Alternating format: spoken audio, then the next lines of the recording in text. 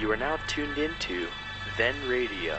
If you enjoy our videos, we ask that you consider joining our Patreon to support our channel. Don't forget to like and subscribe so that you never miss a new video. We hope you enjoyed today's episode, and as always, thank you for watching.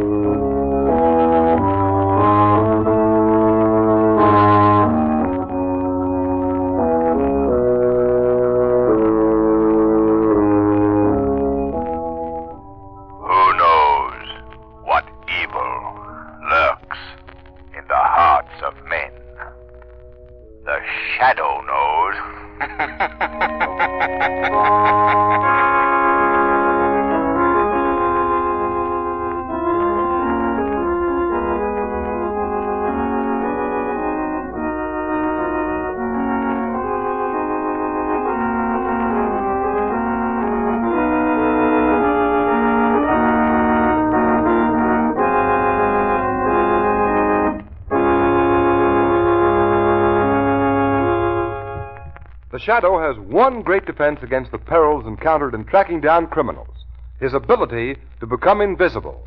And we'll hear how he puts this ability to use in just a moment. But first, I want to tell you about a tire that has two great defenses against the two most common perils that threaten every motorist: skids and blowouts. This tire is the new Goodrich Safety Silvertown, and its first line of defense is the Lifesaver Tread.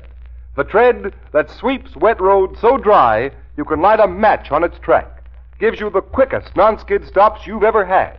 And its second great life-saving feature is the famous Golden Ply that provides motorists with scientific protection against dangerous high-speed blowouts.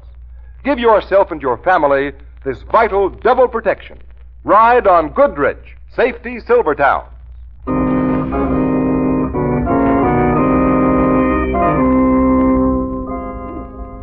The Shadow, Lamont Cranston, a man of wealth, a student of science, and a master of other people's minds, devotes his life to righting wrongs, protecting the innocent, and punishing the guilty. Cranston is known to criminals as the Shadow. Never seen, only heard, his true identity is known only to his friend and companion, the lovely Margo Lane. Today's story, Fountain of Death.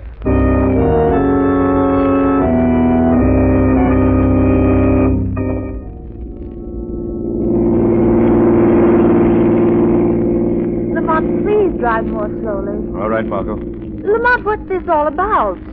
Well, Margo, I'll tell you. We're on our way to prevent a murder. Murder? Whose murder? Well, that's just it. I don't know. Lamont Cranston, what are you talking about? 20 minutes ago, I got a letter telling me that a murder was about to be committed. The note was signed Dr. Anna Marler. Anna Marler? Who's that? Dr. Marler is one of the greatest research workers in medicine this world has ever known. The last time I met her was in Europe. And if ever there was a woman with a love of mankind in her soul, it's Anna Marler.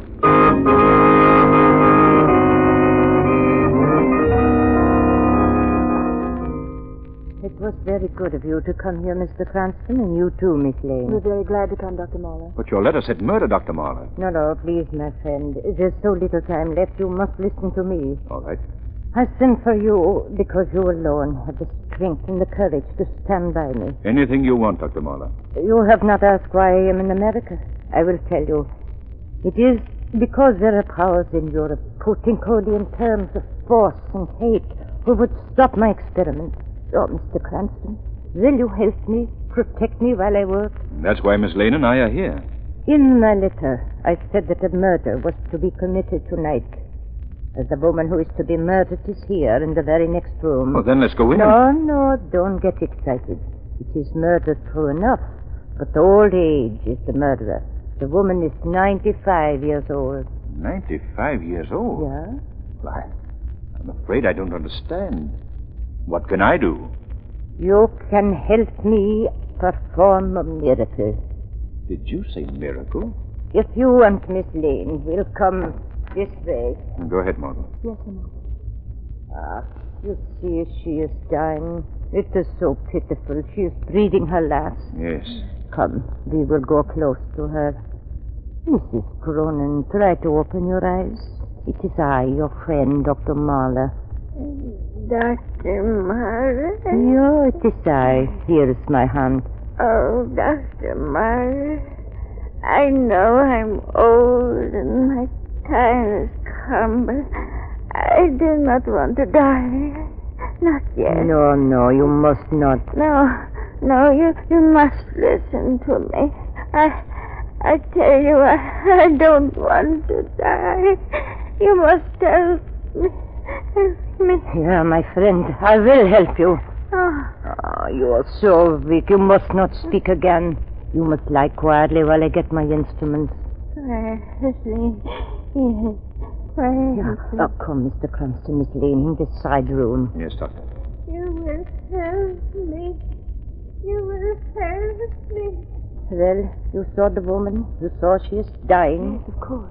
Dr. Mahler, what can you possibly do for her? That is what I wanted you to hear and see.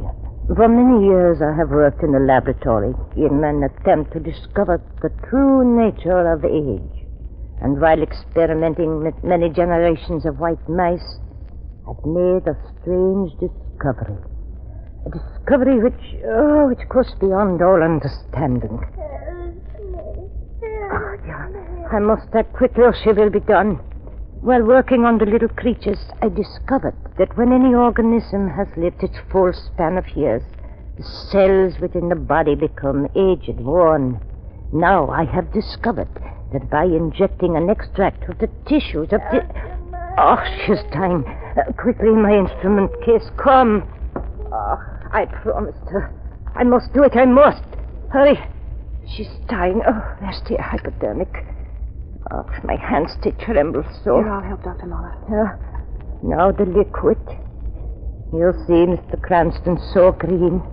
Let it give this old woman a little more of life. My hands, they must be sure. No, she must live. Only a few seconds more until... there. The needle into her arm.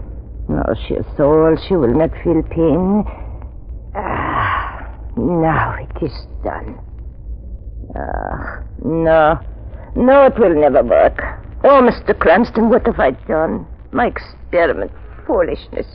The reaction of the mice, only the illusions of my own hope. Oh, I should never have done this to the old woman. Her pulse. It's almost gone. Oh, old friend, forgive me. And your death, do not hate me. Dr. Mahler. Huh? Look. She's not dead. Not dead. Margo's right. She's not dead. Listen to her. Look at her. Her lips, her cheeks. Her skin was old and wrinkled. And now look. The color's coming back into it. Her eyes. They're opening. She seems to be growing younger. Younger. Dr. Mahler. I feel better. Oh, Dr. Mahler.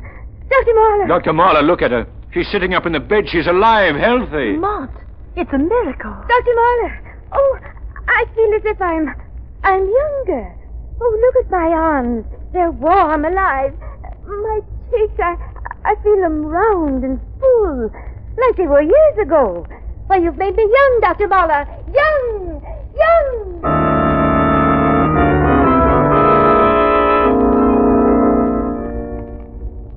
These days now since I restored that woman's youth.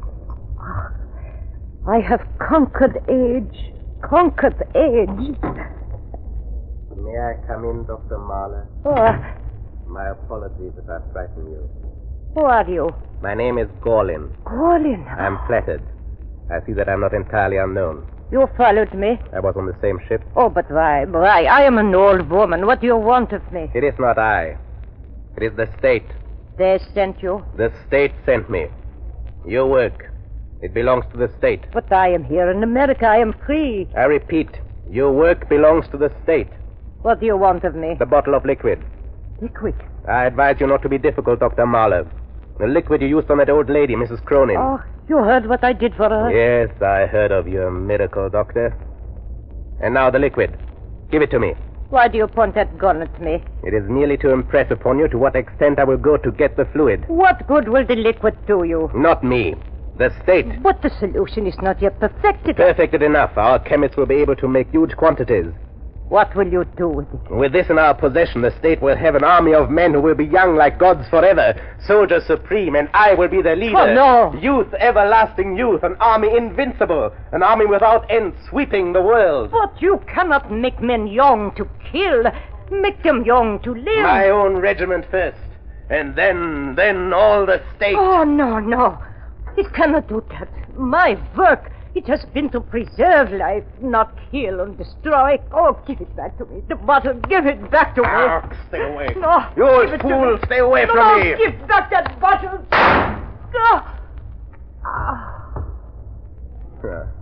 What a pity.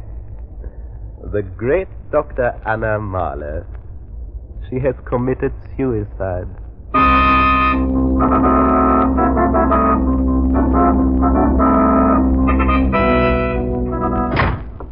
Dr. Mahler?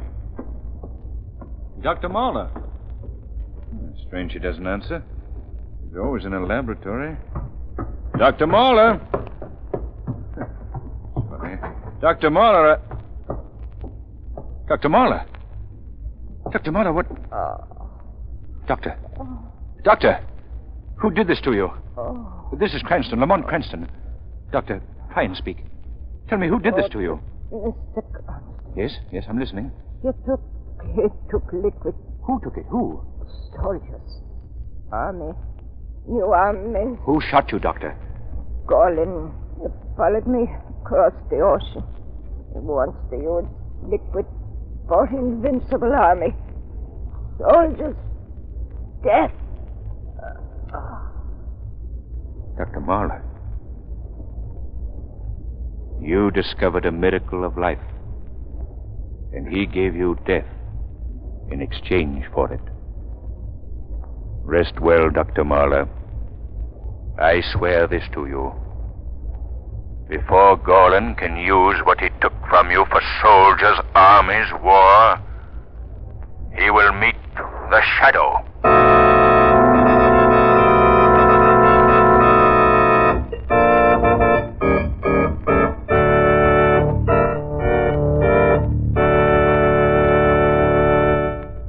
There's more thrilling action on the way in Act 2 of The Shadow's Adventure. In the meantime, motorists, have you ever thought at what speed danger takes the driver's seat in your car? The shadow knows. The minute you hit over 40 miles an hour, your chances of a serious accident grow by leaps and bounds. Yes, danger begins at 40. Play safe. Slow down. But motorists, if roads are wet and slippery, can you slow down in time? Will your car skid, spin, swerve? Don't take chances. Equip your car now with the new Goodrich Safety Silvertown tire. Remember, this new Silvertown is the only tire that has the Lifesaver tread with its amazing road-drying action. Like a battery of windshield wipers, the Lifesaver tread sweeps the water right and left, forces it out through the deep drainage grooves, leaves a track so dry you can actually light a match on it. And when the tire leaves the track that dry, you can depend on it that it will stop you quicker, safer on a wet pavement than you've ever stopped before. And remember, when you ride on Silvertowns, you get still another life-saving feature, the famous golden ply to protect you against high-speed blowouts. Yet these life-saving Goodrich Silvertowns are yours at no extra cost.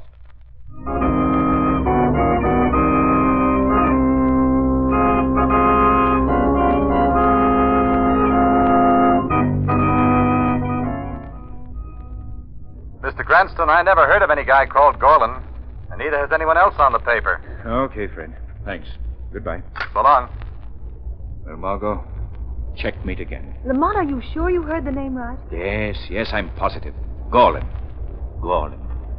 Name's been ringing in my head every minute since the dying Dr. Mahler whispered it. Gorlin is someplace in this town, and by all that's holy, I'm going to get him. But you've been trying for hours to locate someone who's heard of him. Oh, Lamont, you've tried everywhere, and no one has even heard of him. But he does exist. He killed Dr. Mahler. Her own lips said so. Margo, I've got to get my hands on this doctor. I've got to get him on Marlin. It isn't the doctor's murder alone I'm concerned with. I've got to prevent his using that discovery of hers to create huge armies. Armies of old men made young, and young men always young. I've got to prevent that. All sounds very noble, doesn't it? Here, 5 hours have gone by. But I haven't got the slightest idea who or where the man is. I'll answer it. Hello? Hello, is this Lamont Cranston? Yes, this is Cranston. Well, my name's Tom Brady, Mr. Cranston. I don't think you know me. Yes, I know who you are, Brady. Foreign correspondent on the Examiner. Yeah, that's right. Reason I called you, Cranston, is that I just got down to the paper. They were telling me that you're looking for a man named Gorlin. Is that right? Yes, I am. Do you know him? Well, to tell you the truth, Mr. Cranston, Gorlin isn't exactly the kind of fellow I'd admit to being my friend. Do you know where to reach him, Brady? No, not exactly, but I saw him coming out of a travel agency about an hour ago. And if there's a boat sailing for Europe tonight, Gorlin's on it. He had a handbag in his hand and a going-away look in his eye. Well, is there anything else I can tell you? You've told me plenty. Thanks and good night. Lamont, you found him. Margo, quick. The newspaper. What ships are sailing tonight? There aren't any boats sailing to Europe tonight. Margo, don't talk nonsense. Give me that paper. There must be at least half a dozen boats sailing. Lamont, if you listen to me, you haven't seen tonight's papers, but I have. The ship's loaded. They're striking. No ships are sailing. I can't understand it. From what Brady said, Gorlin must be trying to skip the country. Oh, Lamont, please don't look like that. You've tried everything. You've done all you can. But that isn't enough, Margo. I've got to get him. If he gets to Europe with that bottle of liquid, I've failed so completely that any good I might have been able to do in my life up to now is wiped clean off the slate. And I'm not going to fail, Margo. But Gorlin can't sail tonight, Lamont. Well, how do I know he isn't going to some other city and sailing from there? Oh, because he'd have no reason to. As far as he's concerned, no one's after him. Oh, stop worrying, Lamont. You've got time yet. There's tomorrow. He can't get away tonight, not unless he hires a plane and flies the ocean, and I don't think he'll do that. Margo, wait a minute. He doesn't have to hire a plane, not a bit of it. What are you talking about? The new giant clipper ship. It's flying to Europe tonight. Quick, Margo, is your car outside? Yes, Lamont. We've got 15 minutes to get to the airport. We can't possibly make it. It's 10 miles. We will make it. We've got to. That murdering devil Gorlin has a rendezvous with a shadow, and I must try and keep it.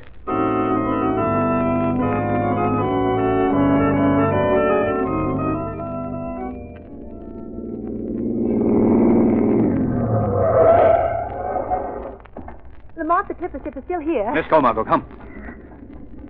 Hurry, Margo. Hurry. Oh, not so fast. I can't get it. We've got to make it. Come. How soon is she going? Right away, sir. Lamont, what are you going to do? I'm getting on board, Margo. But what if he isn't aboard? There's no time to find out. Have to take a chance. Lamont, the flight to Europe. Hurry up, sir, if you want to make a plane. Got to be done. Goodbye. Wish me luck, Margo. Not Lamont. You just made it, sir.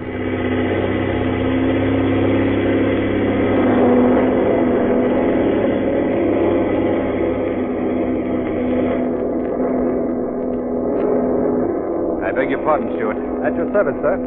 Is there a passenger on board by the name of Gorlin? Yes, sir. Mr. Gorlin is in cabin 3 on the corridor to the left, sir. I see. Thank you, Stewart.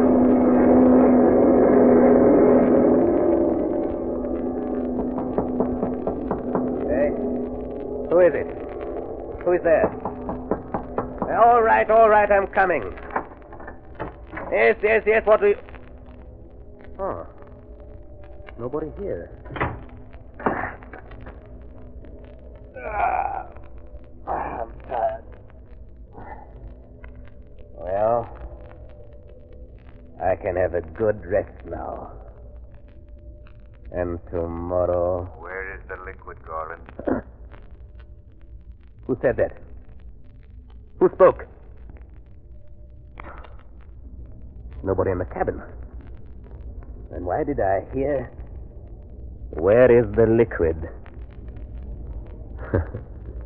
Must have thought that myself. The liquid. My suitcase. I'm a thief. If the bottle is broken... No, quite safe. Ah, you sound good in my ears. In a few hours... In a few hours.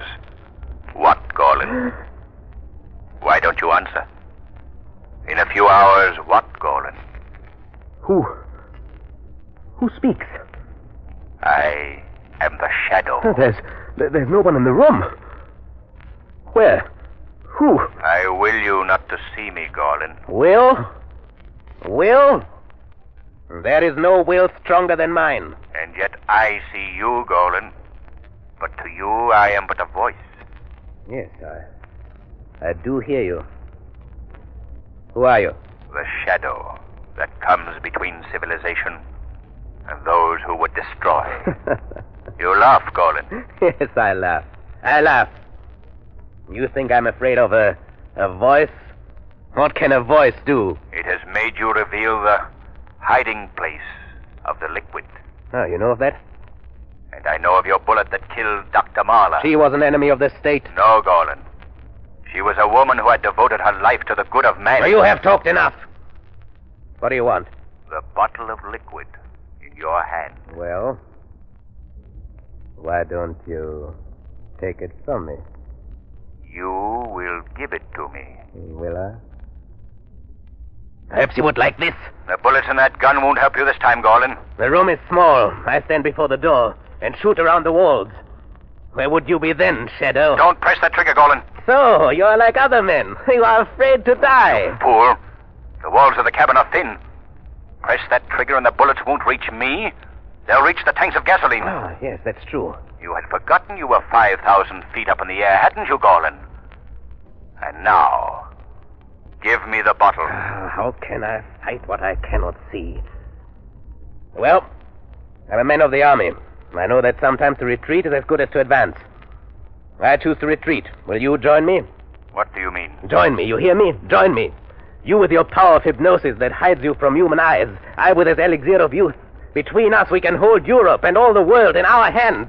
Shadow, join me. My answer is, give me that bottle, Golan. It won't do you any good. Why do you say that? Because, with the liquid or without, the power of everlasting youth is mine. What do you mean? A few hours before leaving, I had the poor lamented Dr. Marla's discovery analyzed. The ingredients of the liquid were remarkably simple. I could give you the bottle, but the formula remains in my head. So you see, my mysterious friend, you have no choice. You must join me. You are silent, eh? So we will drink to the future. A future of might and power and glory. Your glass, Mr. Shadow. I will set it here and mine here. All quite friendly. You will find this wine most excellent. And now, my glass. So, now, lift your glass. We will drink. Still silent. You will not join me. You are completely defeated, eh, Shadow? Very well, I drink alone. Ah, good wine, Shadow. It is a pity you do not drink. The pity is for you, Golan. For me? But I drank. But what did you drink? I drank wine. You thought you palmed the little bottle very cleverly, didn't you? I do not know what you're saying. I am saying that as you poured the wine for me, the other liquid joined it in the glass. Dr. Marla's liquid. How clever of you to see that. Such a large dose of the rejuvenation liquid, it might have been most unfortunate for you. You should be very happy you did not drink. But you drank. Huh? You didn't see my hand reverse the glasses. Reverse? No. No, you lie. Smell the glass you drank from. No, you lie! I did not drink the liquid. Oh, I'll kill you. Where are you? I'll kill you. I'll cut my throat. Now you know I spoke the truth. Oh, no, I am all right. I must be all right. My destiny to lead great armies. No, you are wrong, Shadow. I suddenly feel stronger. Ha! You see, I am always victorious, Mr. Shadow. We shall see, Golan. What's happening to me? My head, it suddenly spins. That is the liquid beginning its work. No, it can't be. You should see your face, Golan. It's growing rounder, younger, like that of a young man. No, and it will grow even younger as the seconds tick by until you become a 16-year-old, then a small boy, then a baby, and finally depart from this earth. Do you hear me, Golan? You will vanish from this earth. No, you lie. You look about 16 now, Golan. I won't die this way. I won't. Don't open that window, you fool. I choose my own death, Shadow. I choose my own death. Ah!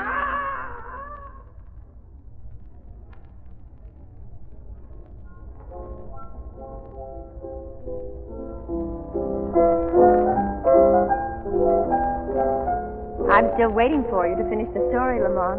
Wouldn't you rather hear me play, Margo? It's really much more interesting. No, the story first, please. Well, really nothing more to tell. Gorlin was killed when he leaped from the window of the plane. Oh, it must have been a horrible experience, Lamont. But did he really drink the rejuvenation liquid? No. However, I did fill his drink with a few drops of this harmless stimulant that I had in vial in my pocket. That exhilarated him, and the power of suggestion did the rest. Then Dr. Mahler's secret is still safe? Yes, Marlowe. But I destroyed it. You see, there was good and bad in that liquid of youth. Dr. Mahler wanted to give the world the good, and Gorlin sought to spread its evil. Spread it with an army of deathless soldiers marching like a scourge across the face of the earth. They're both dead now, and their secret has died with them.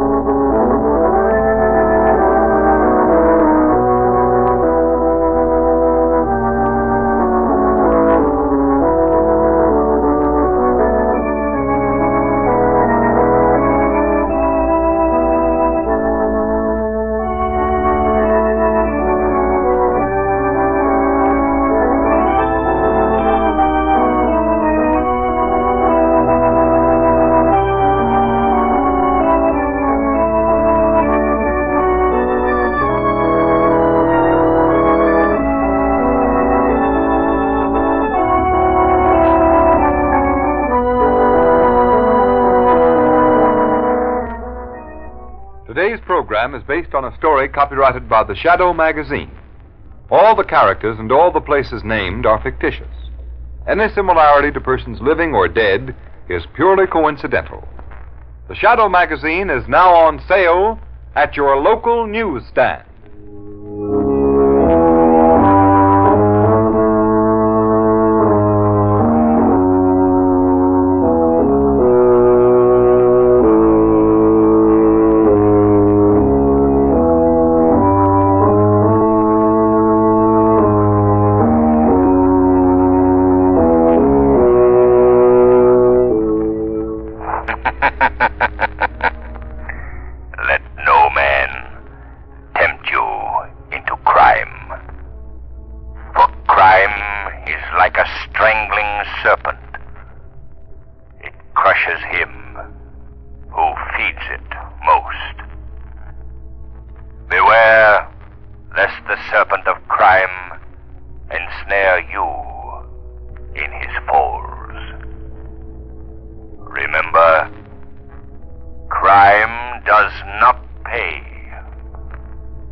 Shadow knows.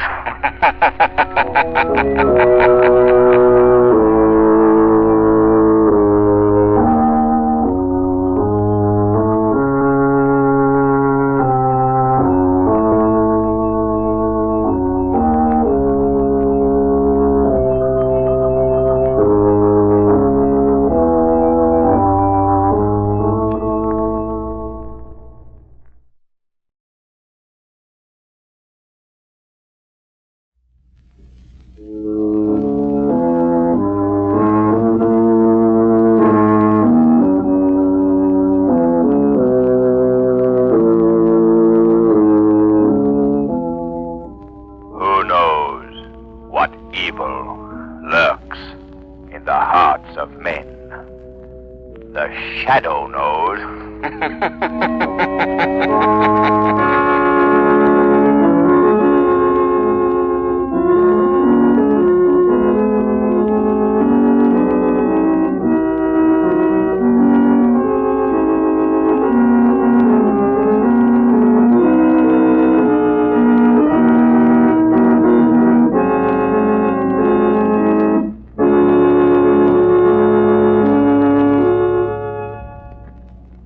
Before the Shadow's latest adventure begins, here's something every motorist should realize.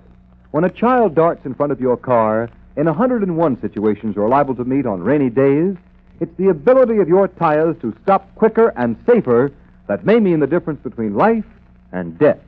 It pays to play safe. Equip your car with the new Goodrich Safety Silvertown. This new kind of tire is the only tire that has the Lifesaver tread. This amazing tread acts like a whole battery of windshield wipers, actually sweeps wet roads so dry you can light a match on its track. And that, in a nutshell, is the secret of why this new Silvertown gives the quickest non-skid stops you've ever seen. For safety's sake, get Goodrich Safety Silvertown.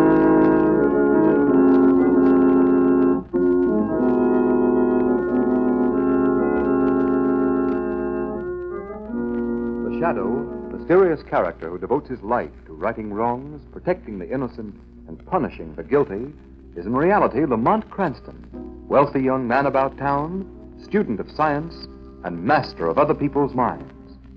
Using advanced methods that may ultimately become available to all law enforcement agencies, Cranston is known to criminals and evildoers as the Shadow.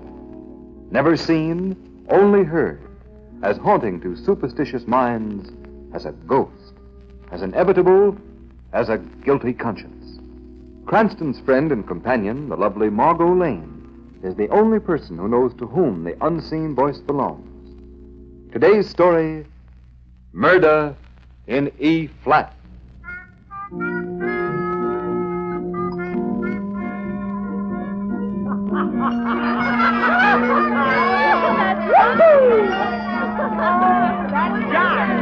Eddie, look. Yeah? Isn't that Martin Charlie sitting over there? Well, doggone if it isn't. Hey, Charlie! Hi, Eddie! Come on over here, you and Marge. Okay, come on, Marge. Never expected to see them here. Well, hello, Helen. Hi, Helen. You got room for us? Oh, sure.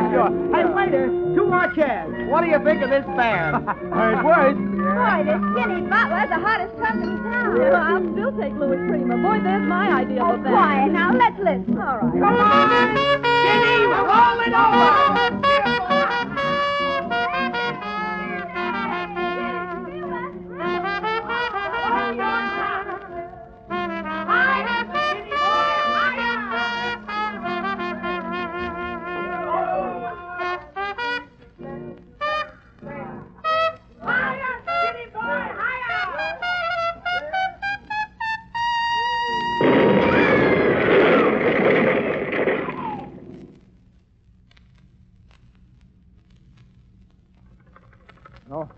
Hello? Yeah, Chief. I thought it was cut off. Yeah, that's the place. That new swing joint on 50th Street. Yeah, the jitterbug. Oh, nobody seems to know what happened. The band was playing and the joint just blew up. Now, we don't know yet how many were hurt. Our thing was, we found a note nailed over the bar. It'll make much sense, though. Read it? Yeah, sure, here it is. It says, the only real music is the music of silence. Yeah, funny business. Okay, I'll report back to headquarters as soon as the ambulance is come over.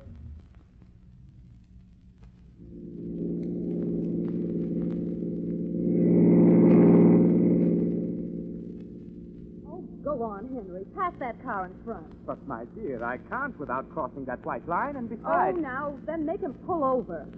Oh, Henry, blow your horn. But you're not supposed to blow your horn in the city, my dear. You know that. The Anti-Noise Committee says I don't care what the Anti-Noise Committee says. Blow your horn and make that fellow get over. Just as you say, my dear.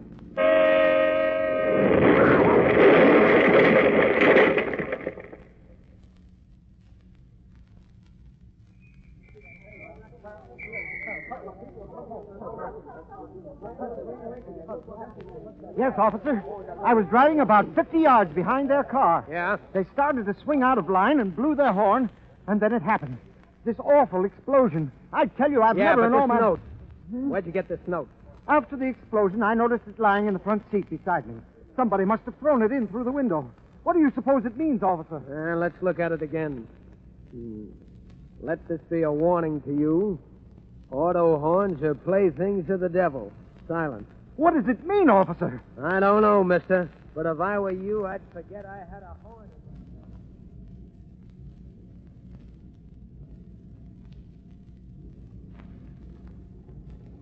You know, Margo, there's something very peculiar about these bombings. Mysterious explosions, I believe the paper here calls them. There's another one last night. You mean that freighter that blew up in the river?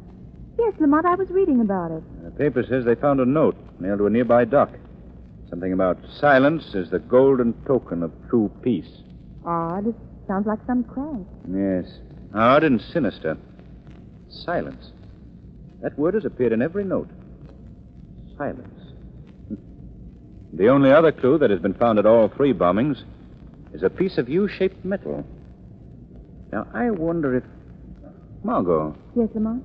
You know what a tuning fork looks like, don't you? Why, certainly. It's shaped like a U. Exactly. A piece of metal shaped like a U. Look at this picture here in the paper. Divers found that in the hold of the bombed freighter. Yes, it certainly looks like a tuning fork, all right, but I don't see what... Neither do I, Margo. Yet I feel there's a link between the word silence, these tuning forks, and the bombings. Yes? And if there is a link, Margo, I've got a hunch that this city may be in for one of the most terrifying ordeals it has ever experienced.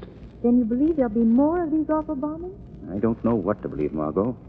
I don't know what to believe.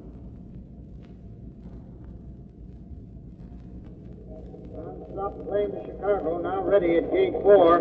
Non-stop plane to Chicago, now ready at gate 4. Goodbye, John. Don't forget to wire me. Bye, dear. See you Thursday.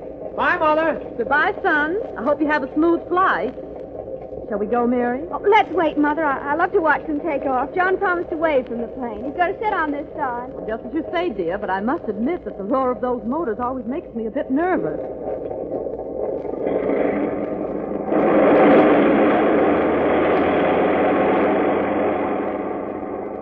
There he is, Mother. There's John. Bye, John. Bye.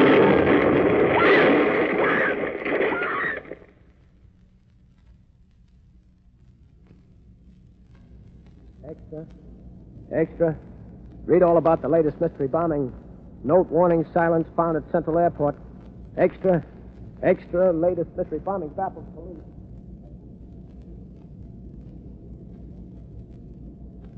Sergeant, you say Traffic Officer O'Grady found this bomb? Yes, Commissioner Weston. It was stuck in a refuse basket. And this note here was pasted on the police phone box next to the basket. I see it. The roar of traffic is a roar of doom. Silence. That infernal word's been in every note we found. Yes, sir. What's the laboratory report, Sergeant? What explodes the bomb? The bomb's attached to a photoelectric cell. One of these here U-shaped pieces of metal like we've been finding at all the bombings.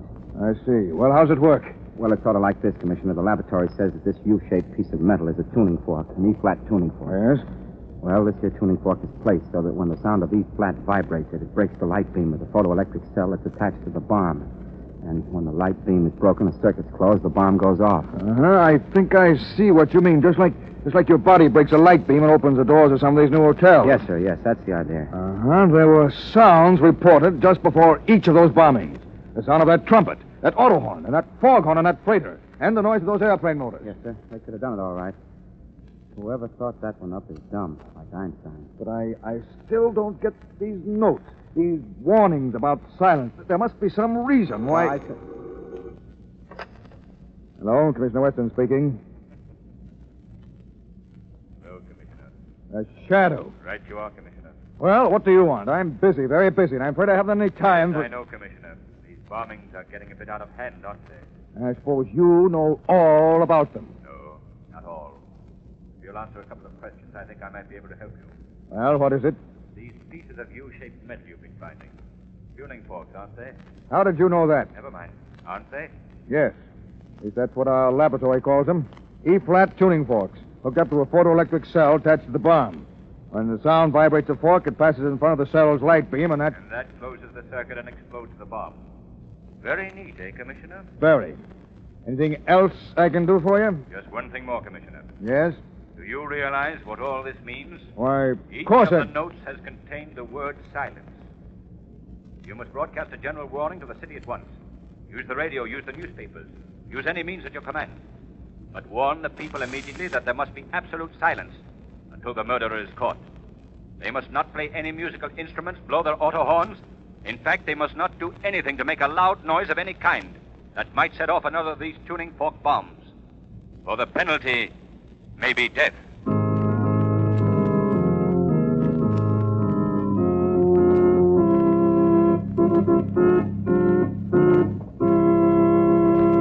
That's the end of Act One. While we're waiting for the second act, here's a question I'd like to ask you. What problem facing America today has been called worse than war? The shadow knows. Since 1922, the number of people killed in automobile accidents far exceeds the number of American soldiers who were killed in action or who died of wounds in all of America's 6 major wars. Play safe. It pays. And remember, motorists, safe motoring begins with safe tires. Don't risk your neck in a skidding accident or blowout accident that may put an end to your driving days. Equip your car now with the new Goodrich Safety Silvertown tire. This new kind of tire is the only tire that gives you the skid protection of the Lifesaver tread. Like a battery of windshield wipers, this amazing tread sweeps wet roads dry. So dry that you can light a match on its track. So dry that it gives you the quickest non-skid stops you've ever had. And just as this new Silvertown gives you the greatest skid protection ever offered, it gives you still another feature that for years has saved motorists' lives. The famous Golden Ply blowout protection. But remember, to protect yourself against a possible skid or blowout tomorrow, you must act today. You can put these life-saving Goodrich Silvertowns on your car at no extra cost.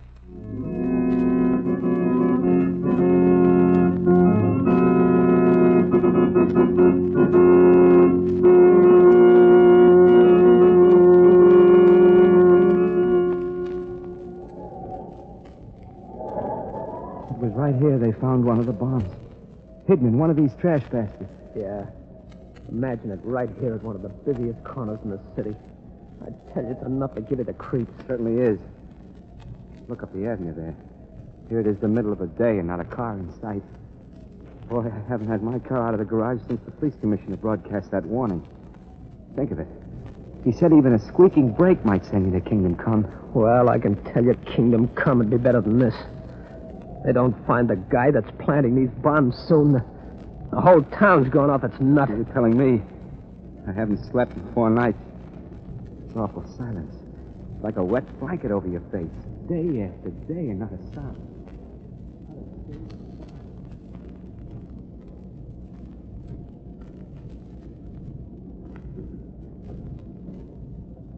Stop pacing that floor, Robert. You're making me so nervous I could scream. You nervous? That's good. How about me? I tell you, I can't stand the silence much longer. I tell you, I can't stand... Quiet, Robert.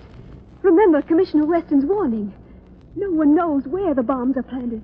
Even a shout might... I know. Even a shout might be an E-flat.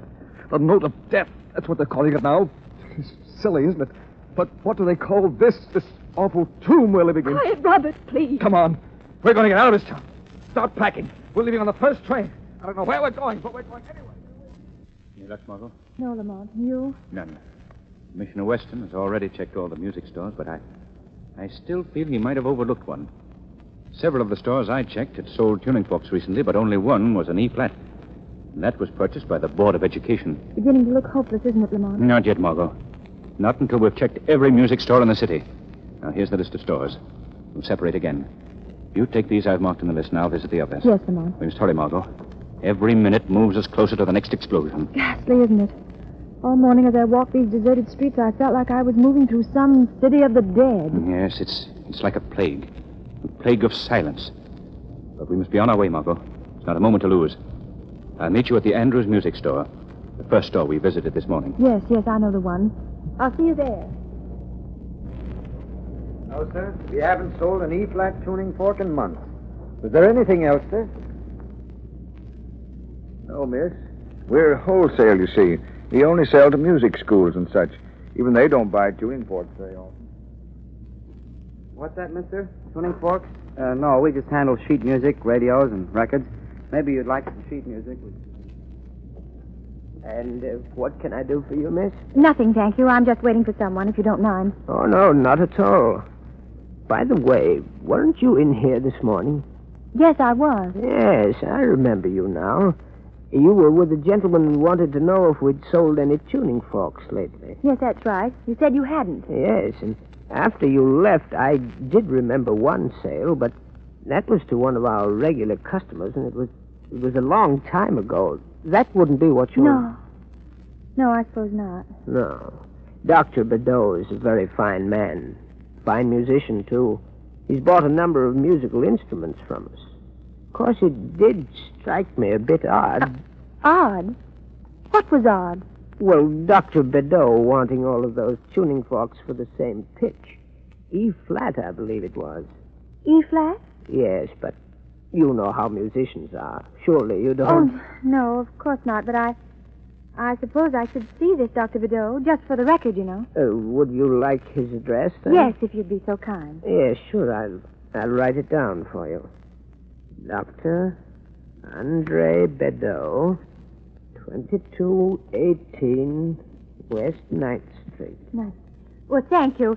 And if the gentleman I'm waiting for should arrive while I'm gone, tell him to wait, please. Yes. His name is Lamont Cranston. If I'm delayed, tell him to meet me at Dr. Bayloe's.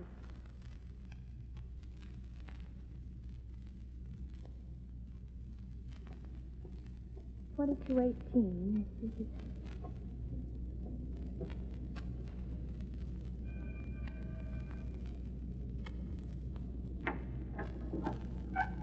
Yes? Dr. Bayloe? Yes, that is right. Dr. Bayloe, Doctor of Music, Bachelor of Arts. And you, my dear? My name is Margo Lane, Doctor. I'm a voice student. Oh, musician. And so beautiful. Do come in. Thank you. This is my studio. Oh, it's charming. You teach here? Oh, no. I seldom teach, my dear. I'm composer. Great composer. Though I'm afraid that is still my own little secret. Well, then you wouldn't have time for a simple student like myself. No. On the contrary, my dear. It has always been my special pleasure to encourage real talent. Especially beautiful talent. Yes.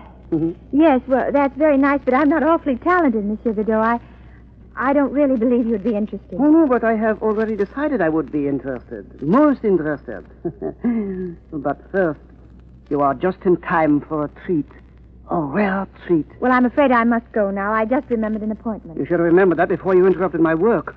Now that you are here, you shall remain on until it is my pleasure to dismiss you. But you can't do that. Quiet. Sit down. There. I did not ask you to disturb me, but now that you are here, you shall share a secret with me. You like secrets, no? Most young women like secrets, but can't keep them.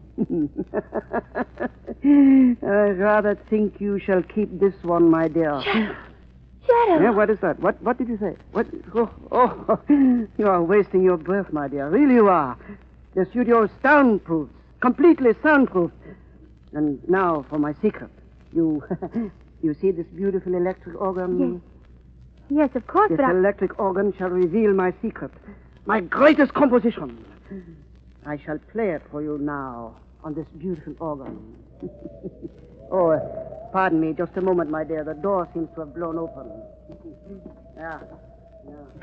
Turn of the lock will guard us against such interruption. Don't lock that door. You hear me? Let me out of here. Quiet! Really, you don't seem to realize what a great honor I am to bestow on you. For you shall be my first and the last to hear my greatest composition. My Symphony of Silence in E-flat. No! Do I frighten you, my child? I'm so sorry. But you are my uninvited guest, aren't you? My only guest. The lighting is quite poor for shadows, my dear. There are no shadows in my studio. Oh, one thing more. Before I play my symphony for you, you see the black box on that pedestal there? Answer me, do you? Yes, I see it. That box is my invention. It is a bomb, the same as others I have placed about the city. and it shall permit you and me to die. You see, my dear, into the final climax of my symphony, I have written the final climax of life itself. Yeah. Yeah, but enough of this program notes. Yeah, let us begin the performance.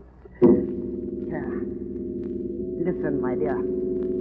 Listen to the pale beauty of the whole tone. Truly a feast, isn't it? A feast for just the two of us. 3, Dr. Bayloe. 3 of us. Shadow, they told you where I was. 3. No, who speaks? I am the Shadow. The Shadow. Oh, yes, of course, my inner voice, my shadow. The shadow of my poor, weak conscience. Yeah, of course, Shadow, the 3 of us. Yes, that's right. We've had an exciting time lately, haven't we, Bayloe? You, the master. I, your shadow. Quite exciting, my shadow. And it has led us to victory. Yes, we have at last won our war on noise. The silent city pays tribute to our cause. But why, Bayloe? Why have we waged this war on the city? Why these bombings? Why this terror? You forget so soon. What a poor conscience you are, Shadow. Yeah. But once more, I will tell you. We have been waging the war of wars, the war for peace. For only the true peace is a simple peace of silence. Yes, Bayloe, but... Quiet, my conscience. Silence is the only way to fight the unhappiness in the world today. This world of ours with its war, its chaos, its noise. Yes, above all, its noise. How many of our bombs are still unexploded, Bayloe? How many? 3 throughout the city, my forgetful Shadow. And 1 here on the pedestal, waiting to play its part in my symphony of silence. Waiting for me to play E flat. But the 3 in the city, Bayloe, where did we leave them? Oh, what a poor conscience you are, Shadow. One's conscience should not forget so often. Yeah, but I will forgive you. Don't you remember the one we left in the elevator shaft of the State Building? Oh, yes, I remember now. Very clever of us, wasn't it, Bayloe? Yeah. And another we planted behind the Timer's Bell in the Sports Armory. Oh, but of course. How stupid of me to forget. And the 3rd in the Grand Terminal. 3 noisy places, without a doubt. Yeah, but noisy no longer. The city is as silent as a tomb. And so long as it remains silent, so too will the bombs. Yeah, but now my symphony reaches its climax. My work is finished. Listen to the compelling beauty of the finale. Hear those whole tones marching up. It is the work of a master. I, Bayloe, the greatest of them all. And now the final suspension. And the final resolution. The finality of my symphony in silence. In E flat.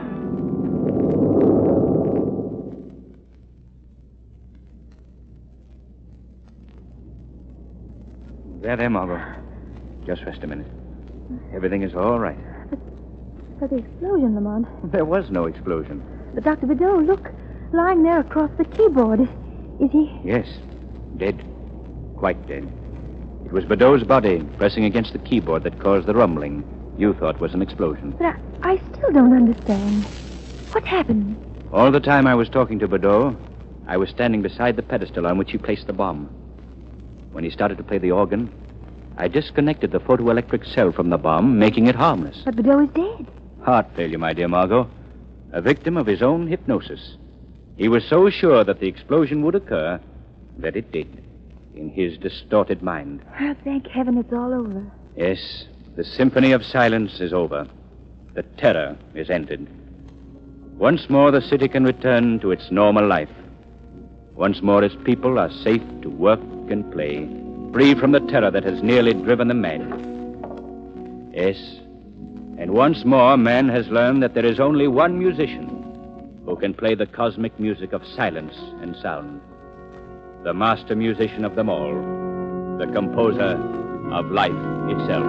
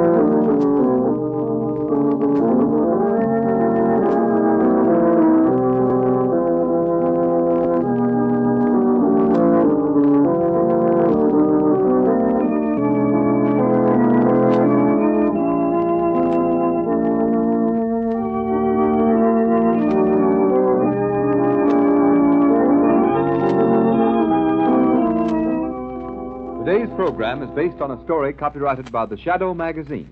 All the characters and all the places named are fictitious. Any similarity to persons living or dead is purely coincidental. The Shadow magazine is now on sale at your local newsstand.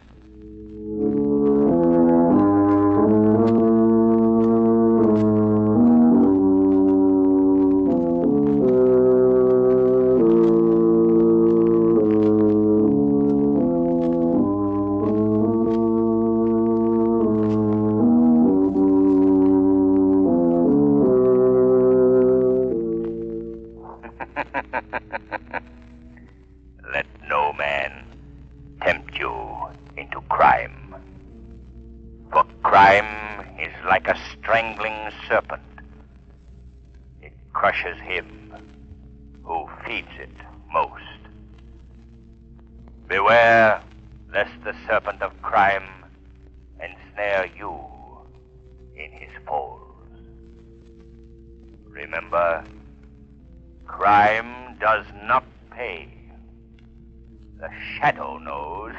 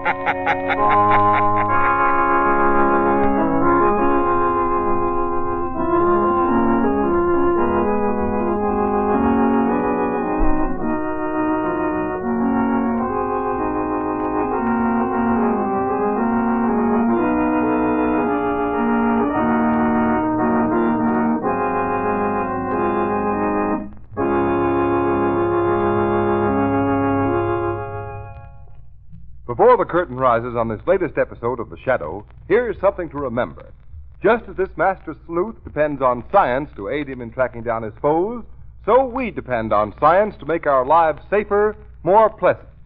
Outstanding among recent scientific inventions is a new kind of tire with a tread that sweeps wet roads so dry you can light a match on its track. It's the new Goodrich Safety Silvertown with the Lifesaver Tread. Because of its amazing road-drying action, this tread gives you the quickest non-skid stops you've ever had. Provides you with the greatest skid protection ever offered. For your own safety, your family's safety, equip your car with Goodrich Safety Silvertown.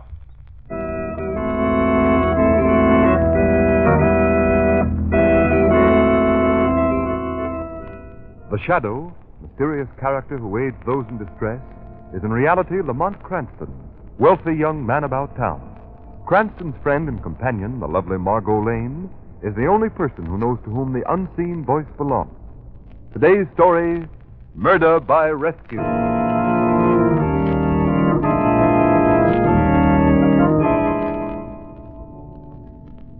Yes, this phonograph record does sound like an automobile motor, but I must have more speed. Shut it off, Ellen. All right. Very useful to have some sound such as a bell or automobile to operate on the mind to help create the hypnotic state. Lord, if you take my advice... My dear wife, who is the expert scientist in this family? I am. Yes, but when are you going to get busy? That precious nephew of yours, Warren, will be 21 in another month. Yes, even though my training has deliberately kept him almost a child, Warren will soon be of age. If he lives, Ellen. And if he does, he gets all his father's estate, and we'll be paupers living on his charity. You promised we'd get that money. We will, my dear. Warren, unfortunately, will meet with a, shall we say, an accident. But when? Where? Soon, my dear. But Claude, are you sure this hypnotizing trick of yours will work? Yes. I've not been a professor of psychology over 20 years for nothing. This experiment will be the greatest I've ever done. You've seen how Warren reacts to our little phonograph record of the car when we played for him. Yes, but will your experiment show how one can train the human mind? Yes, train it to do anything, Ellen, even die. My dear, we are trustees of my nephew's estate. We have the use of the money until he's of age. Now, if he were gotten rid of in an awkward manner, the police might ask questions. But this way, no one will know. Oh, I suppose you're right. That must be Warren now. Close up the phonograph. Quick, he mustn't see that record. Yes. Come in. Hello, Uncle Claude. Aunt Ellen? Well, how are you, Warren, dear? Oh, fine, Aunt Ellen. Going for your walk, my dear? I hope you're dressed warmly enough. Oh, I'm fine. Say, Uncle, can I take Jiggs along? The poor pup's been cooped up in his kennel all morning. May I take him out? I guess so, Warren. He won't go far. No, just around the estate. Oh, then that's all right. Well, I'll go get Jiggs. Be careful, Warren, darling. Yes, Aunt Ellen. Bye. Bye, Warren. Come on, Claude, let's get busy. That young fool annoys me. He'll be better off dead, and we'll be better off when he is.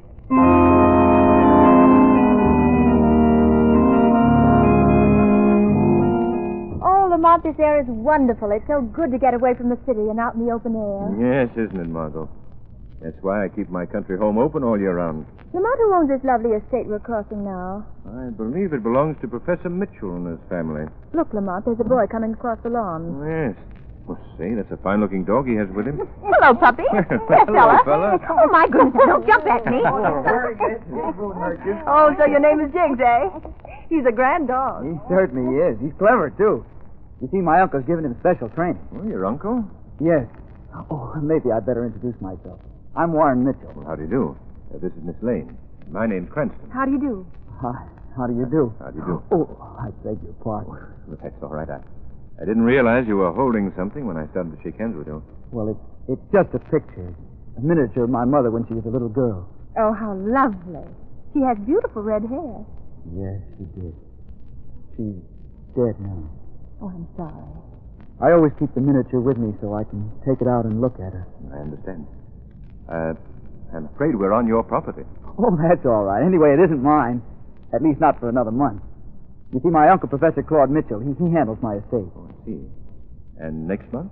Then I'll be 21 and I'll control my own affairs. That'll give Uncle Claude more time for psychology. Oh, that's what he's a professor of? Yes, they say he's good at it, too. Oh, you'd like to see something he taught Jiggs? Why, yes. All right, look. First I ring this little bell.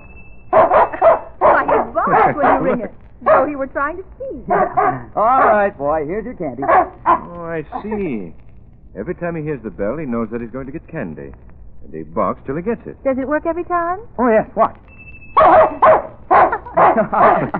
Here you are, Jiggs. Candy coming up. Well, your uncle should be congratulated on a successful experiment. Warren? Warren? Oh, here's Uncle Claude now. Warren, what are you doing with that bell? Why, I was just playing with Jiggs, Uncle. You have Jiggs very well conditioned, Professor. Condition? What do you know about conditioning?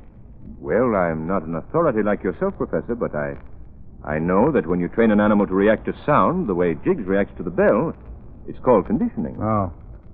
Could you do something like that with human beings, Professor? Why, one doesn't experiment with humans. Come, Warren. We'd better get back to the house. All right, Uncle. Good day, sir. Good day. Madam. Goodbye, Mr. Cranston. Goodbye. Lane. Goodbye. See you again sometime. Come on, Jiggs. Here, Jiggs. Yes, young man. I think you will see me again. Why, Lamont, what is it? Oh, nothing, Margo. Just a feeling. A feeling that Professor Mitchell, in spite of his words, might not stop at experimenting with people's lives.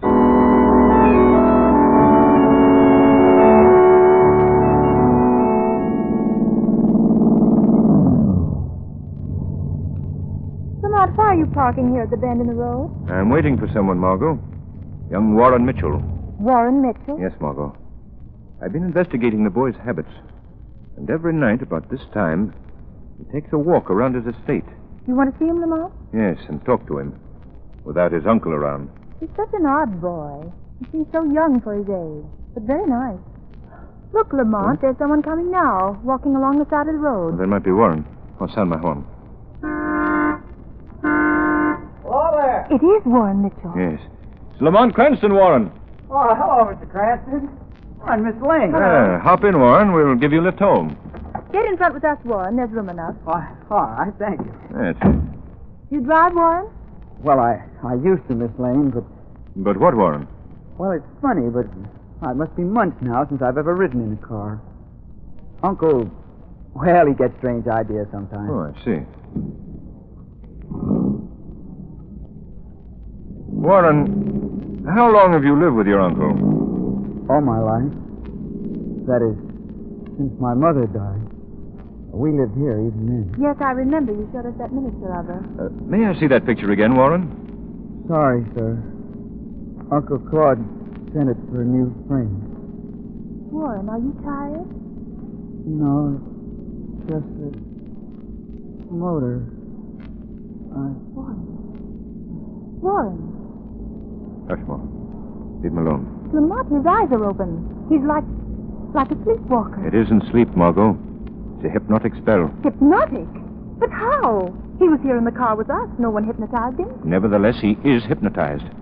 I don't know what did it, but I intend to find out. At the bend of the road, long ago, my mother... What did you say, Warren? Quiet, Margo. He can't hear you. Listen. My mother, a little girl with bright red hair. Lamont, what does it mean? He's repeating a story, Margo, about when his mother was a little girl. At the dangerous bend of the road, a car. Margo, that's the curve we were just parked on. A car came fast. Mother ran in front of it. But Grandfather, he jumped, saved her. I must be brave like Grandfather. Save little girl with red hair. Here's the boy's house, Lamont. What are we going to do? We'll stop the car. See if we can wake him out of this. What? Oh. Warren, are you all right? Why, yes, I must have fallen asleep. I remember getting into the car, but that's all. I see. Well, that was a silly thing to do. I apologize. That's all right, Warren. Good night. Good night, and thanks for the lift. No, don't mention it. Good night, Miss Lane. Good night. Lamont, what a strange boy. It isn't Warren's fault, Margo. Can't you see it? He was hypnotized by the car motor. By the motor? Yes. That's why he came right out of it when I turned off the engine. Somebody has trained Warren to react like that to the sound of a car. Trained him? Yes, Margo. The way Professor Mitchell trained the dog Jiggs to react to the sound of a bell. Margo, there's some reason for hypnotizing Warren like this. A reason that may interest the Shadow.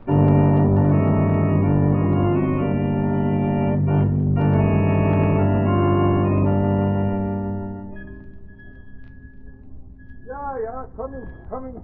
Just a minute, please. Oh, it is you, Professor. Yes. Come in, Professor Mitchell. Are you alone? I am alone, always here, Professor.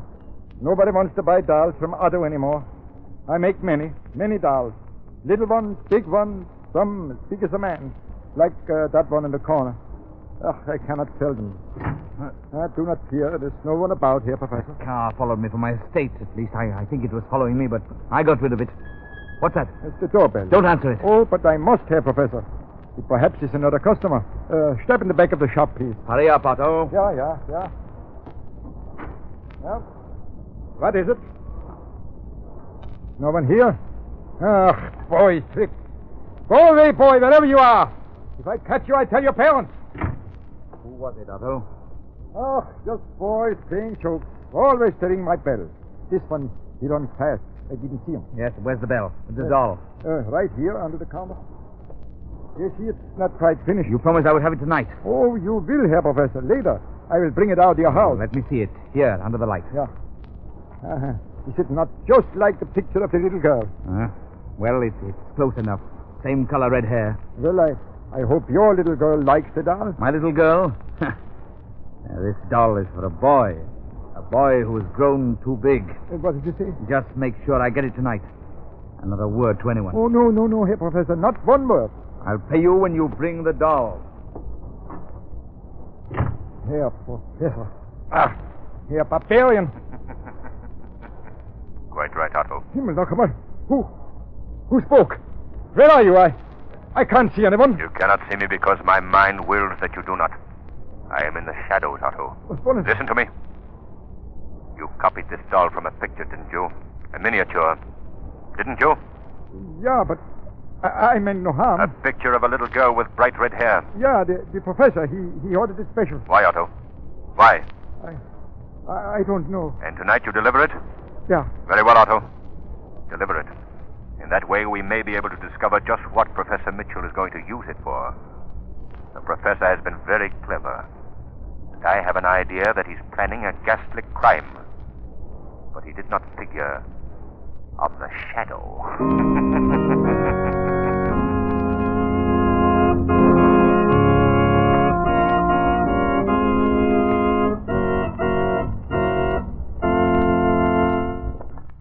Before we bring you Act Two of the Shadow's adventure, attention motorists. Do you realize the main cause of the thousands of auto accidents that happen every year? The shadow knows. Carelessness and carelessness alone is the answer. Everyone knows the automobile is a wonderful invention, but it has no power to think for itself. It's up to you, the man behind the wheel, to do all the thinking for your car and yourself. Drive carefully. Yes, motorists. And it pays to do plenty of thinking about tires, too. You certainly owe it to yourself and family to give them the amazing skid protection of the new Goodrich Safety Silvertown.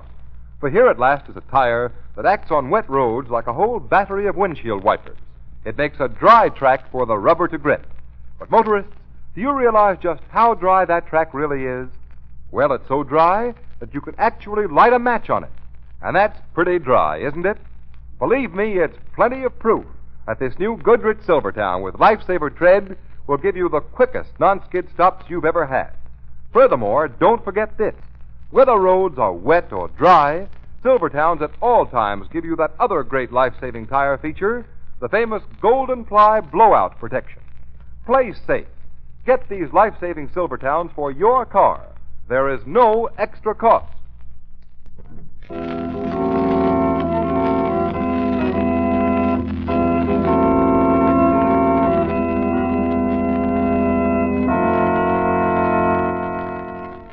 Margo, don't step into the moonlight. Are you afraid Professor Mitchell may be watching from his window, Lamont?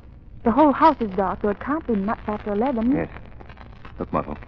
That first floor window is where young Warren sleeps. I'm going in to speak to the boy.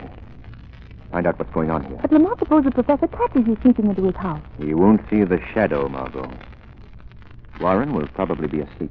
If he is, I'll imitate the professor to learn what's happening. Imitate the professor? Why not? Warren's uncle has victimized him by hypnotism created by the use of a phonograph record. The basis of the shadow secret is also hypnotism. You wait here, Margo. I think the shadow can beat Professor Mitchell at his own game.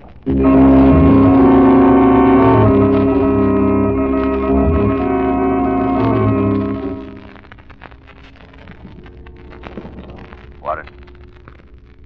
Warren. Hey, the little girl. Warren, listen to me. Listen. You must do as I say. Hey, the little girl. Warren, listen to me. Do exactly as I say. Warren, I want to save you. Save the little girl. No use. Mind is completely controlled by Professor Mitchell. This tragic experiment must run its course. Lord, I know I heard a voice. Quiet, Ellen. Warren must have been talking in his sleep. He's in a hypnotic sleep right now. Put on the phonograph record. I want to rehearse the accident again. The accident which will make us wealthy. Don't start the record until I signal to you. All right. Now, Warren. Warren, listen to me. Listen to me. When the clock strikes 12, you will dress and go to the bend in the road where your grandfather saved your mother when she was a little girl. A car comes down the road. A little girl with red hair, your mother, suddenly runs out in front of the moving car. Then you jump to save the little girl with bright red hair. Save the little girl, Warren. You must. Hey, the little girl with red hair. You must be brave, Warren. At the bend of the road. The bend of the road. Save the little girl. There is a car coming. Listen. Ready, Ellen? Listen, Warren. Car coming. Car coming. Closer. Closer. What do you see now? A little girl. My mother. In front of me. You jumped to save her. You jumped, Warren. Say it. I jumped. What? What is it? What happened? Nothing, Warren. Nothing. You were having a nightmare. It was just a dream, Warren. You must go back to sleep. To sleep at once. To sleep. To sleep. Now, Ellen, you see, with my hypnotic power plus the sound of a car, it will work perfectly. But Warren screamed and woke up. I shan't mind his screaming when the time comes. And he won't wake up.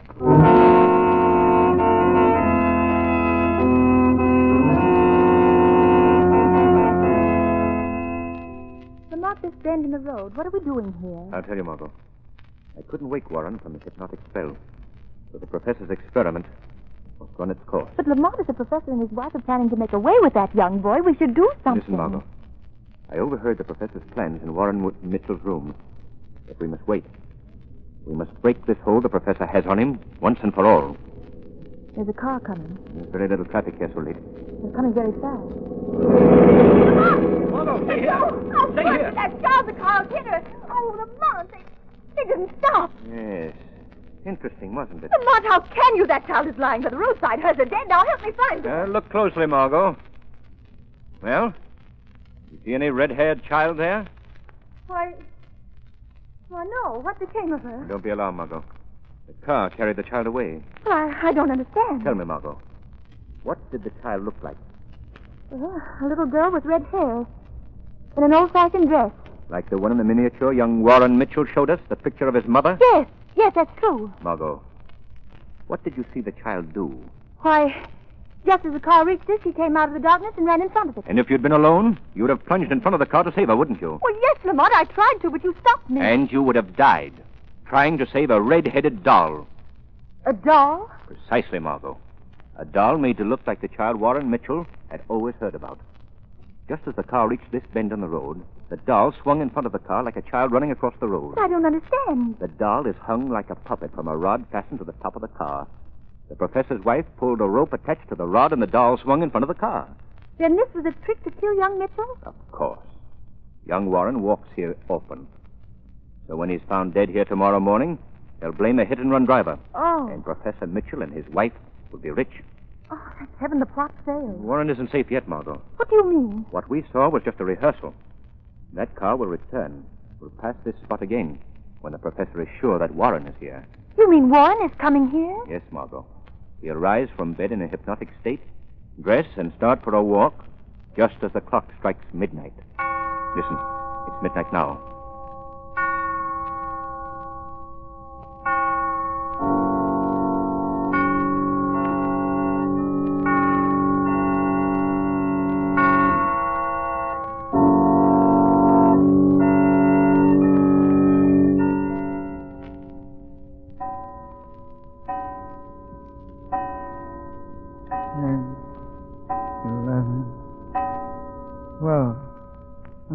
I must go when the clock strikes 12. Walk to the bend in the road. The bend where Grandfather saved Mother. I must go. I must be as brave as Grandfather. The little girl. The little red-haired girl. At the bend of the road. The car will come. Be brave.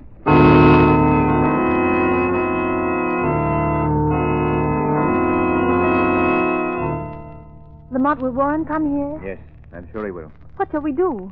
Keep the boy from leaping in front of the car as I tried to do? No, Margo. We must let Warren see the doll and try to rescue it. I would have kept Warren from coming, but this is the only way Warren can break the spell his uncle has cast on him. Here, take these. What are they, handcuffs? Not exactly. They're made to fit around a man's ankles. When Warren comes here in a hypnotic state, you must slip these on him. But Lamont, that'll waken him. Not if you're careful. Remember, he's in a trance. When he sees what he thinks is a red-haired child about to be killed, he'll try to leap. But with his ankles bound, he can't move. I might fumble.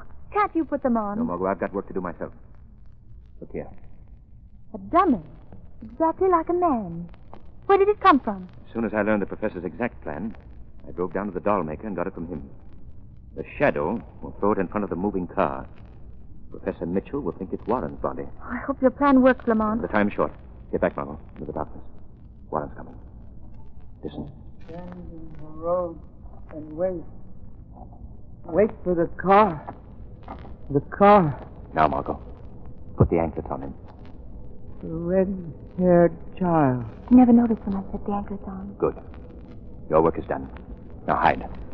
I'll speak to them as the shadow. The car. The car is coming. Coming nearer. Nearer. Be brave. Save the child. Look out! What? What happened? I tried to jump, but I fell. What's this chain on my ankle? Quiet, Warren. Silence and watch. Who are you? Silence. Listen. Ellen, that scream! Did you hear Warren scream when we hit him? You fool! Pull yourself together. Let's get out and make sure he's gone. Why, we hit him squarely. He must be done for. Well, make sure. Turn him over on his face.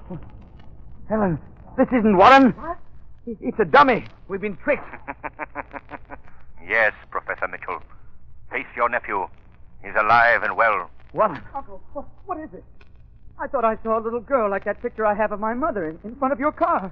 But it's just a doll. Warren, this fiendish mechanism makes the doll look like a real child running into danger. They hypnotized you, taught you to obey the sound of the car. They meant to run you down and kill you when you leaped to save the child. They wanted to get your money. Warren, you must stop them. No, let them go, please. Their hypnotic hold on me is broken. They'll never be able to harm me. Look, Warren. The car's out of control. But it headed for the bank. Look out! Oh, they plunged right over the bank. Wait, Warren. Useless to go there. They must be dead. Dead? Yes. They were desperate with fear, blinded by the knowledge of their guilt. Fate took matters into her own hands and proved again that the guilty shall be punished.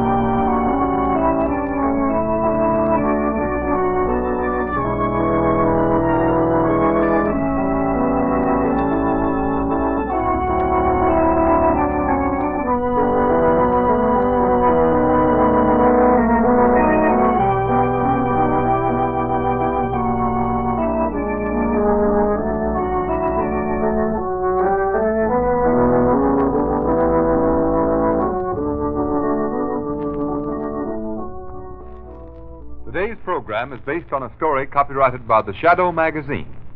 All the characters and all the places named are fictitious. Any similarity to persons living or dead is purely coincidental. The Shadow magazine is now on sale at your local newsstand.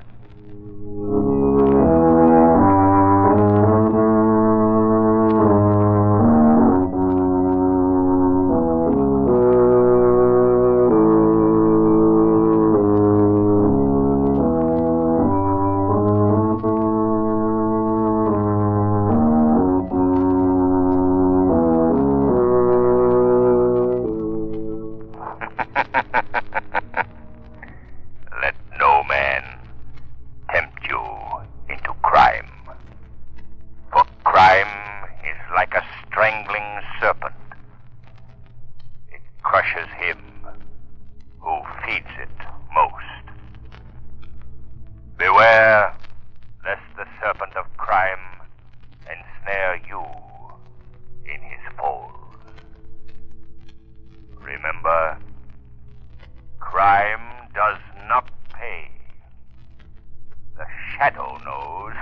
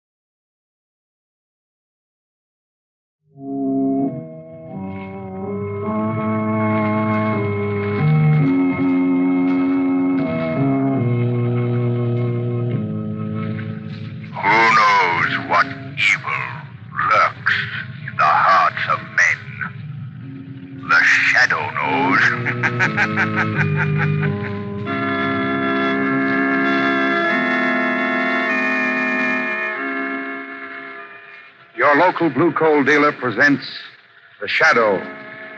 These half-hour dramatizations are designed to forcibly demonstrate to old and young alike that crime does not pay. Today, at the close of our Shadow adventure, we have a distinguished guest whom we are very anxious to present to our audience. Our guest is a very charming young lady who spends her time preventing crime. I know you will all be interested to hear what she has to say, so be sure to listen. Before today's exciting adventure with the Shadow, a word with you homeowners. Wouldn't you welcome steadier, more healthful heat throughout your home this winter? Wouldn't you like to put a stop to colds in your family brought on by on and off variations of heat?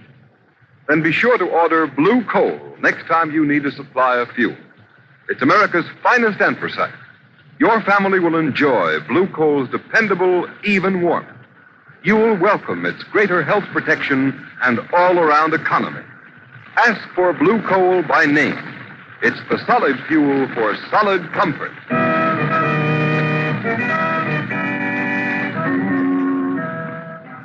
The Shadow, mysterious character who aids those in distress and helps the forces of law and order, is in reality Lamont Cranston, wealthy young man about town. Cranston's friend and companion, the lovely Margo Lane, is the only person who knows to whom the unseen voice belongs. The only one who knows the true identity of that master of other people's minds, the Shadow.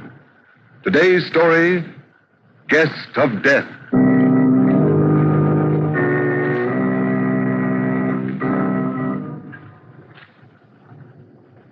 Guard, this is certainly a tremendous prison, isn't it? I had no idea it was so big. And this is your first visit here? Yes, Mr. Kesey. I'm in town on a convention. Here, one of the boys gave me the pass to the prison.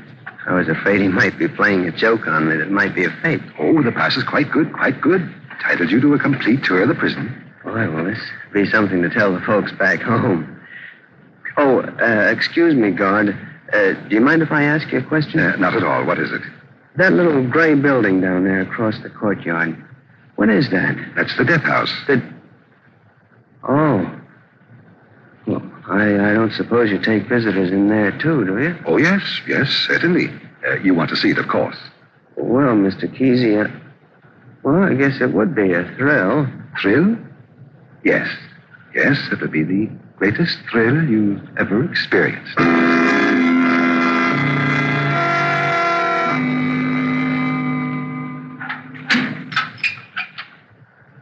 And now, here's the last sight on your tour. Step right in, please. Thank you. What place is this, Mr. Kesey? The building you saw across the courtyard. The death house. Oh, I see. Oh, don't be afraid. Step right in. Well, thank you.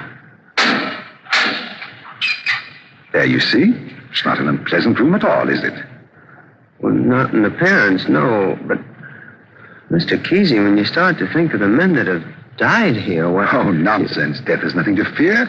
There's a majesty, a nobility about it that makes people's revulsion stupid. Those benches there are the observer's seats. The pre-execution cells are just beyond that door. And this, as you see, is the electric chair. Yeah.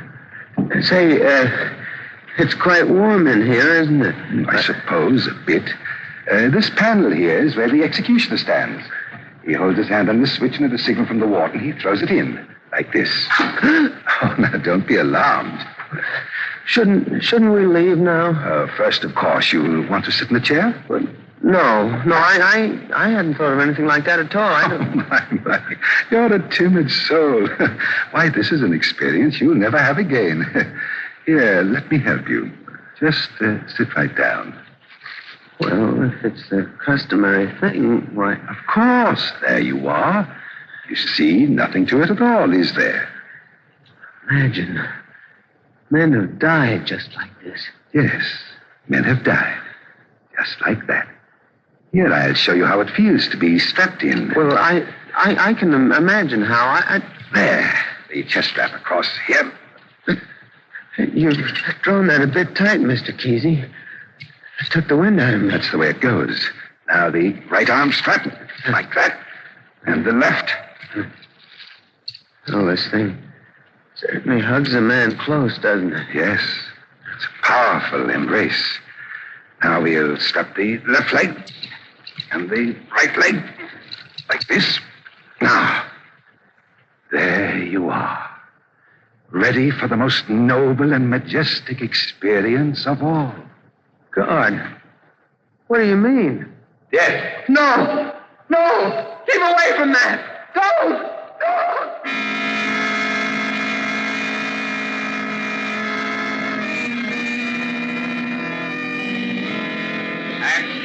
X-ray, visitor dies in death house. Read all about it. Visitor dies in death house. X-ray, visitor dies in death house. Read all about it.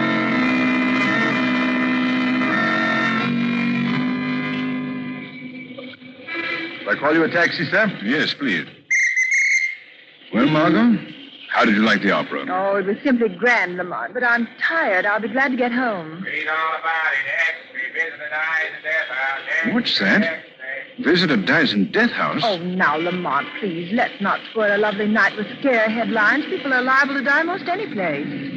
Your cab, sir? Read all about it.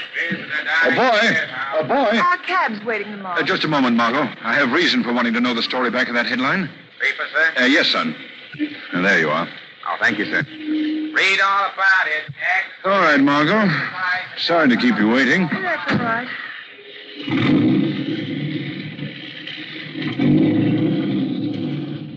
Oh, I know you're just dying to get to your story, so go right ahead, Lamont. Go ahead, read it. Here, I'll switch on the light. Well, thank you, Margo.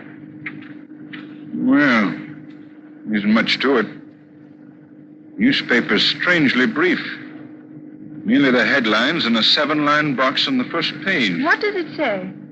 Simply that a visitor died in the death house on a tour of inspection. There doesn't seem much in that to excite the imagination of the shadow. I'm not so sure about that, Margo. Surely you don't see anything sinister in such a bare announcement, Lamont? That's just the point, Margo. The account is too bare. What do you mean? Well, the newspapers don't seem to know anything.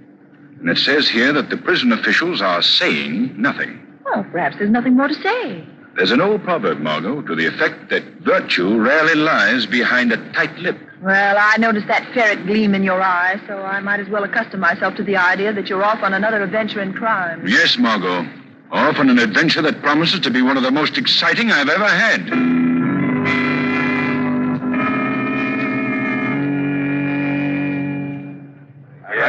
What they going to do about it like that? Quiet, boys. Hello? Commissioner Weston speaking. What? You can't get the warden on the phone? Yeah, I can't. This is the police department. He can't ignore us. Well, you try him again, and keep trying until you get him. Now, hold it a minute, boys. Brophy. Yeah?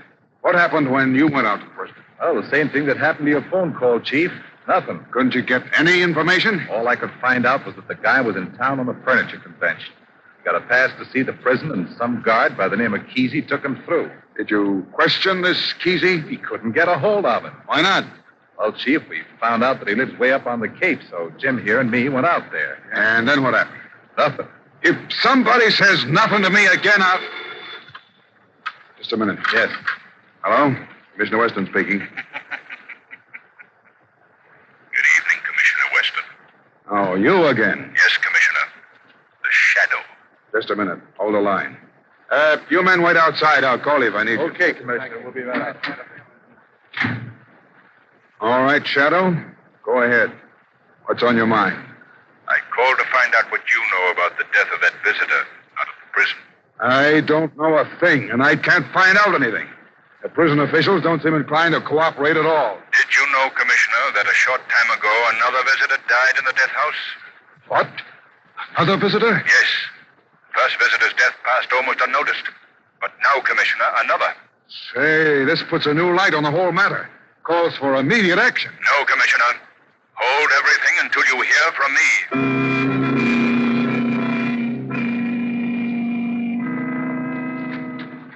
Oh, hello, Margo. Come in. And don't take your hat off. We're leaving right away. I just get to your house, and then we have to leave. What's all the haste about? We're driving up to the prison. Oh, Lamont, don't tell me you're still thinking of that visitor's death. Thinking of it. Margo, I've discovered some things that make me feel I've got a big job on my hands. For one thing, I've discovered that another visitor died in that same death house. I've come to the conclusion that there's only one way I can find out what's back of it all. And how is that? Here. See this? It's a visitor's pass. Yes. I'm going up there and go through that prison, just as those other men went through, as a visitor. Oh, no. No, Lamont, you mustn't. I've got to, Margo. It's the only way. I'm not usually given to superstition, Lamont, but there's something supernatural, something unearthly about those deaths. I don't want you to expose yourself to the same fate that overtook those poor men. I won't let you do it. Come now, Margo. Don't let this get the best of you. Oh, Lamont, I'm afraid. I'm afraid.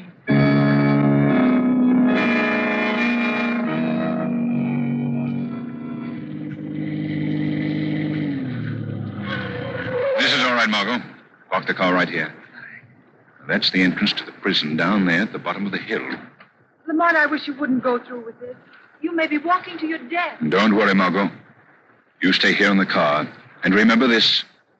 Don't lose your courage, no matter what you may hear or what you may see.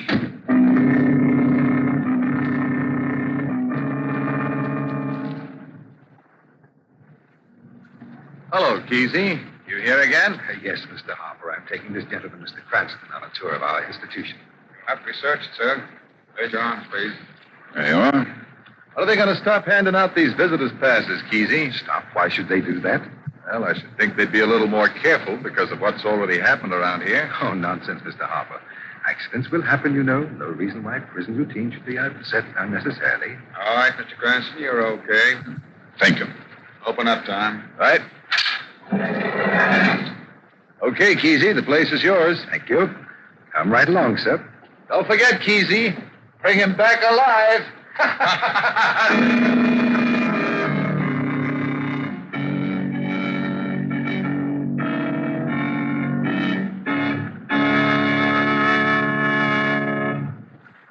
We'll return you to the second half of the Shadow's exciting adventure in just a moment. In the meantime, homeowners, let me remind you that there's one sure way to save yourselves time, trouble, and money in heating your homes this winter. And that's by insisting on blue coal when you order your next supply of anthracite.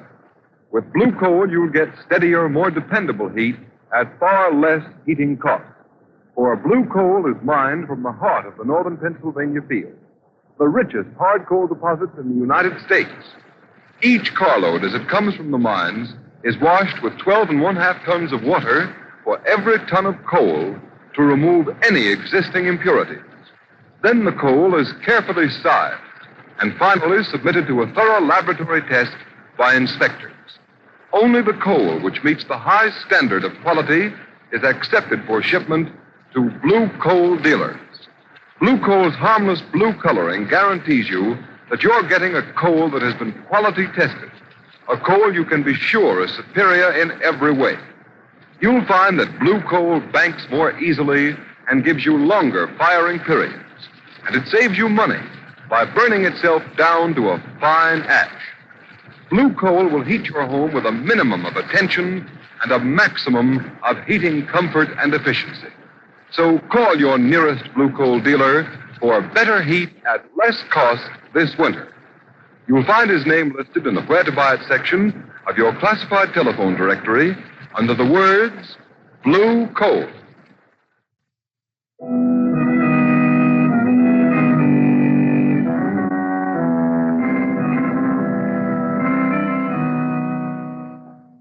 So, this is the death house, eh, Kesey? Yes, Mr. Cranston. The end of your prison tour. Eerie sort of place, isn't it? Oh, that depends on the viewpoint. You've worked in this prison a long time, haven't you, Kesey? I've been here 35 years, Mr. Cranston. Really? Yes, sir. 35 years in the service. Yeah. Is this your regular job, taking visitors through the prison? Yes, I've been doing this for several years. But it's a poor substitute for the place that rightfully belongs to me. The place that rightfully belongs to you? What do you mean by that? Nothing. Nothing at all. I shouldn't even have mentioned it.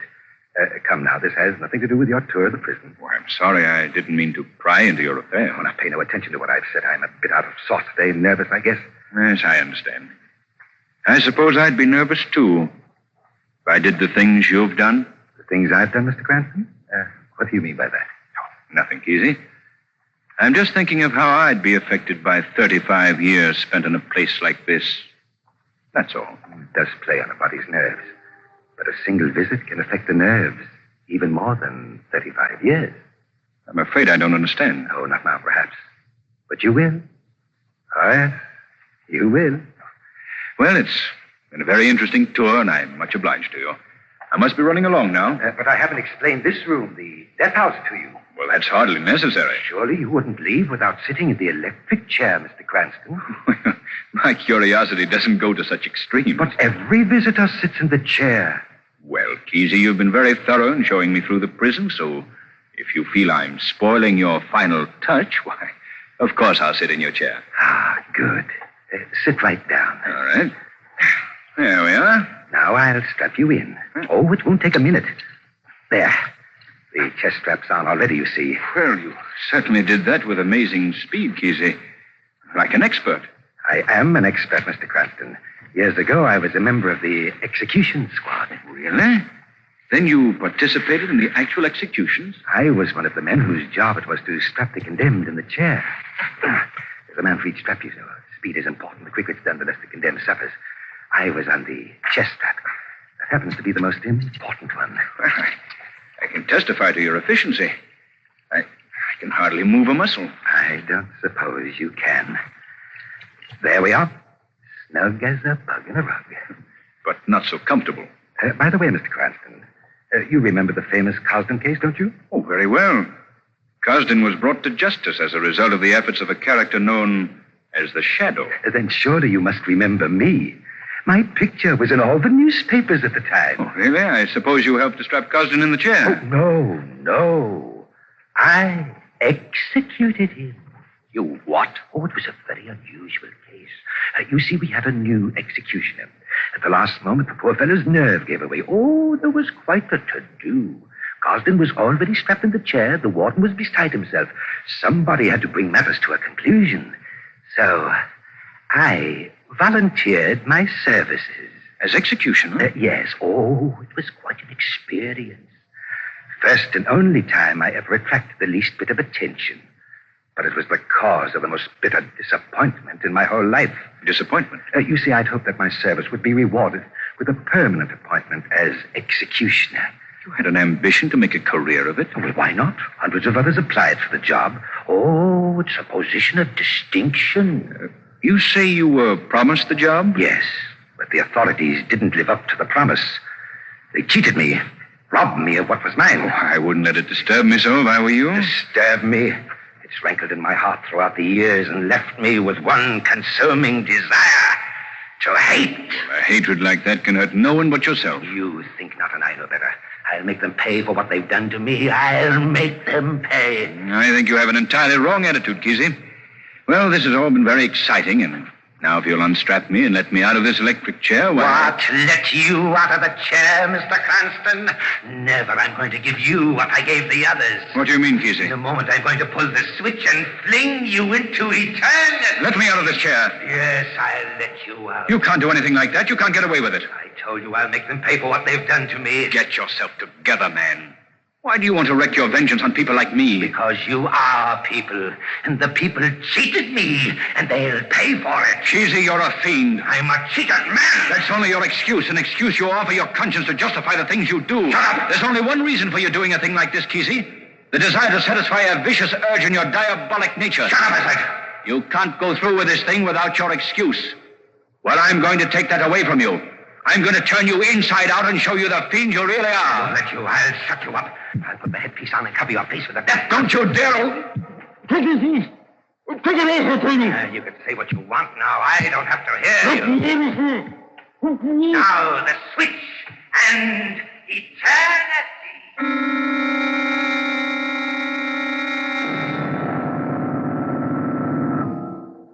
You wanted to get out of the chair. Very well. I'll take you out now, Mr. Cranston. I've killed him. He's dead.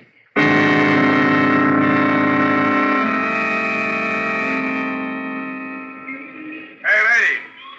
You can't park here all day. You'll have to move along. I'm waiting for a friend, officer. Don't you know you're not allowed to park within 500 feet of a prison? But my friend should be along any minute now. Where is he? He's in the prison. He's a visitor. Visitor. Did you say he's a visitor? Yes. What's the matter, officer? Why do you stand there like that? Tell me what's the matter. Officer!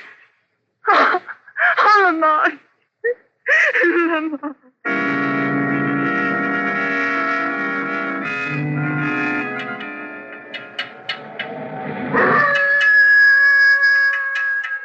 Can't figure out why people have their water pumps outside the house so they'll freeze.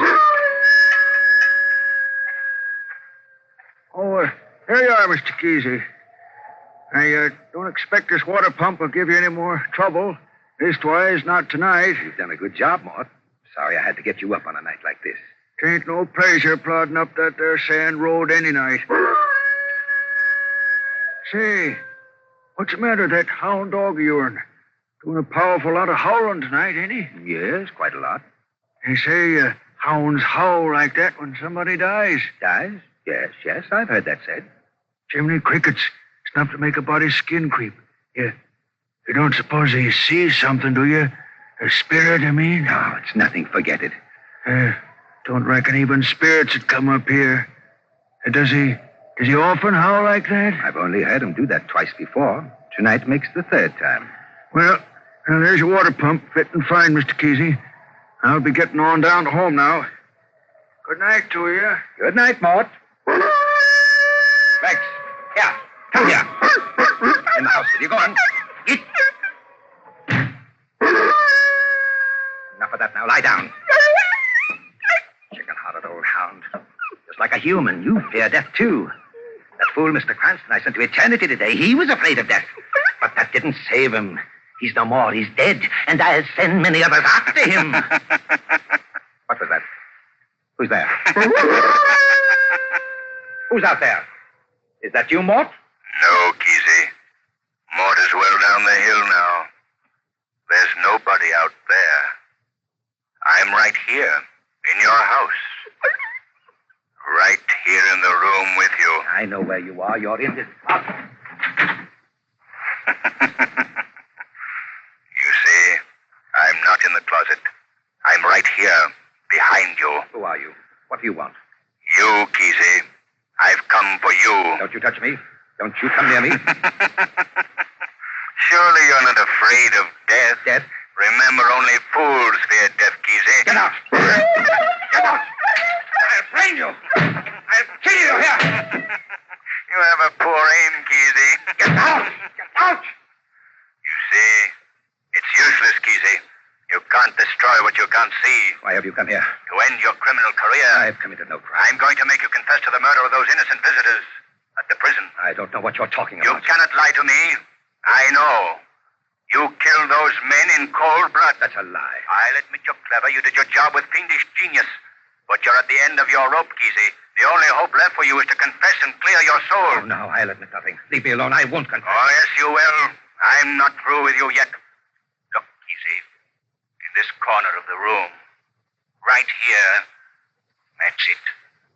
Now watch carefully, and you'll see someone you met not many hours ago.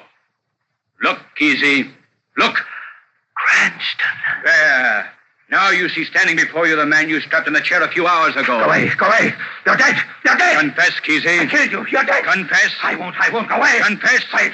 Confess. All right. I killed him. But I'll never be taken alive. Never.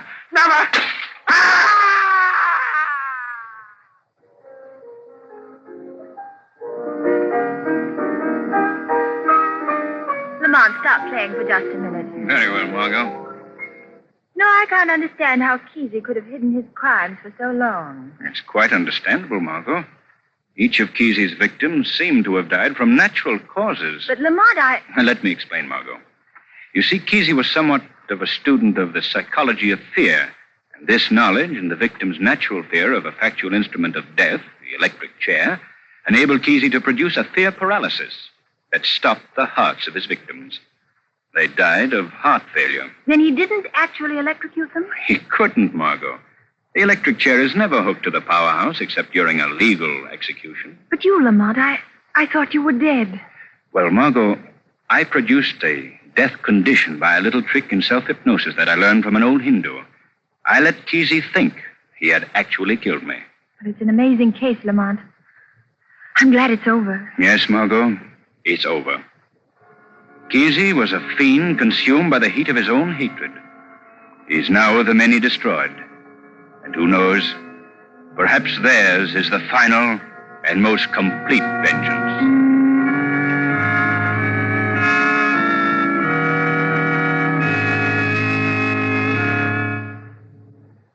In a moment, we shall present to you our charming guest of the afternoon. But first, here's John Barclay, Blue Coal's heating expert, with an important message. Thanks, Ken Roberts. Friends, I'm not going to do the usual thing and remind you just how many days are left before Christmas. But I do want you to know that a Blue Coal heat regulator is one present a man can give that he and everyone in his family will certainly appreciate this year and in the years to come. A Blue Coal heat regulator is a thermostat which automatically controls your furnace dampers. It enables your family to keep the entire house at just the temperature they wish, day and night, by simply raising or lowering the thermostat control. And a Blue Coal heat regulator is one present which will pay for itself in the long run.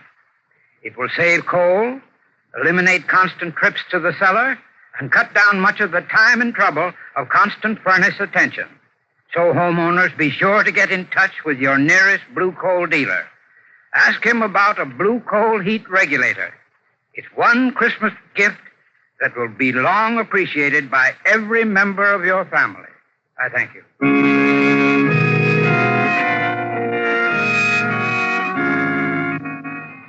Ladies and gentlemen, the sponsors of The Shadow are extremely happy to introduce to you a young lady who devotes her time to the problems of New York City's maladjusted families, from which so often spring undesirable citizens and lawbreakers. It is with great pleasure that I introduce to you Miss Ann Halperin, probation officer of the Family Division of the Domestic Relations Court of the City of New York. Well, that sounds like a big job for such a little lady. Trying to help other people adjust their difficulties is always a big job, Mr. Roberts.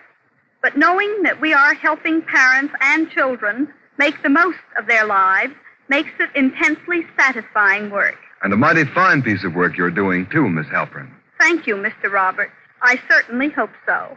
I feel that I cannot stress too strongly the part that an unhappy or broken home can play in the formation of criminal habits.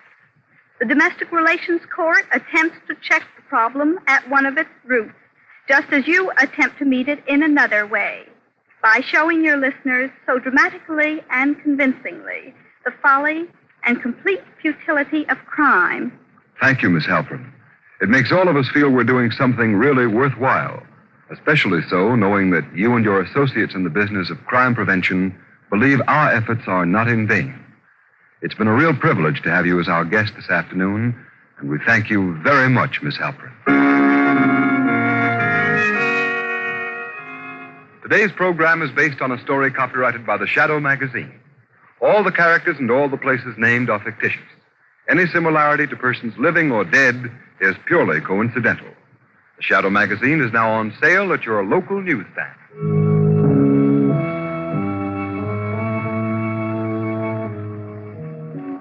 The weed of crime bears bitter fruit. Crime does not pay. The Shadow knows. Next week, same time, same station, Blue Coal, America's finest anthracite, will again present another thrilling adventure of the Shadow. Be sure to listen and be sure to burn Blue Coal.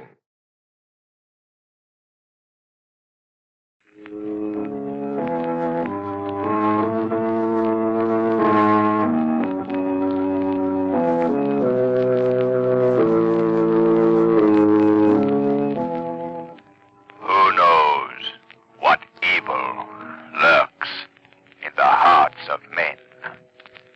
The Shadow knows.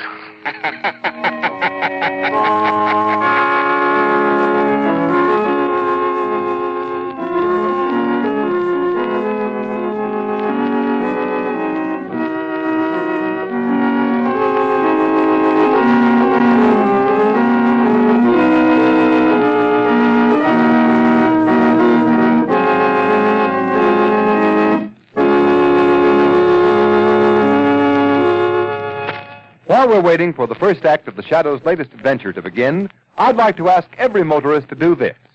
Take a ride on the new Goodrich Safety Silvertown tire. See for yourself how it grips wet, slippery roads like you never felt a tire grip before. That's because the amazing Silvertown Lifesaver tread acts like a battery of windshield wipers.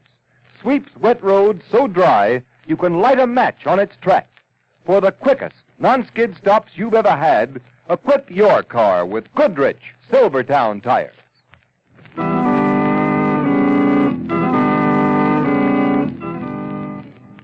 The Shadow, mysterious character who aids those in distress and helps the forces of law and order, is in reality Lamont Cranston, wealthy young man about town. Cranston's friend and companion, the lovely Margo Lane, is the only person who knows to whom the unseen voice belongs. The only one who knows the true identity of that master of other people's minds, the Shadow. Today's story, The Man Who Murdered Time.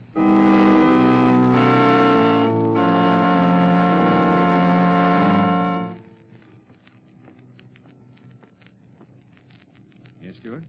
Mr. Cranston, on behalf of all the employees of the club, I wish to thank you for your generous New Year's gift to the personnel. It's quite all right, Stuart. Happy New Year. The same to you, sir. And may I thank you, too, Mr. Hughes, for your gift. You're very welcome, Stuart. Happy New Year. Happy New Year, too. I wish I could have made it more, Cranston, but it hasn't been a terribly good year for me. Well, I'm sorry to hear it, Hughes.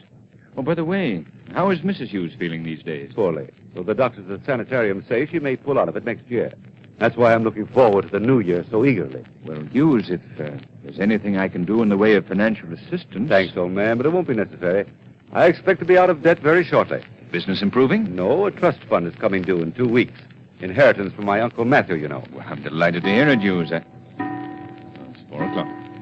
Well, only 8 hours to a brand new year and new hope for all of us. Amen to that. You're coming to my New Year's Eve party tonight, aren't you? Oh, I meant to tell you, Cranston. I'll be late. I got a call this morning from a second cousin of mine. Wants me to come to see him this evening. Brilliant scientist, but I suspect he's losing his mind. Oh? Know what he claims to have invented? A time machine. A time machine? Yes, fantastic, isn't it? Well, come, Hughes. Is anything really fantastic in the modern world of science? 30 years ago, the notion that a human voice could circle the Earth without the aid of wires would have been called not only fantastic, but impossible. Radio, electric light, airplanes, all were called fantastic in their time, but today they're accepted facts. Why not the time machine? Well, I'm from Missouri. Anyway, I'm really going to see my cousin, not because of his alleged invention, but, well, because he's dying. Oh, that's too bad. Yes, the poor chap's got an incurable heart condition. He told me his doctors don't give him more than a few days to live. Well, I've got to be off. See you tonight, then, Hughes. Only a miracle will keep me away, Cranston. A miracle like the time machine.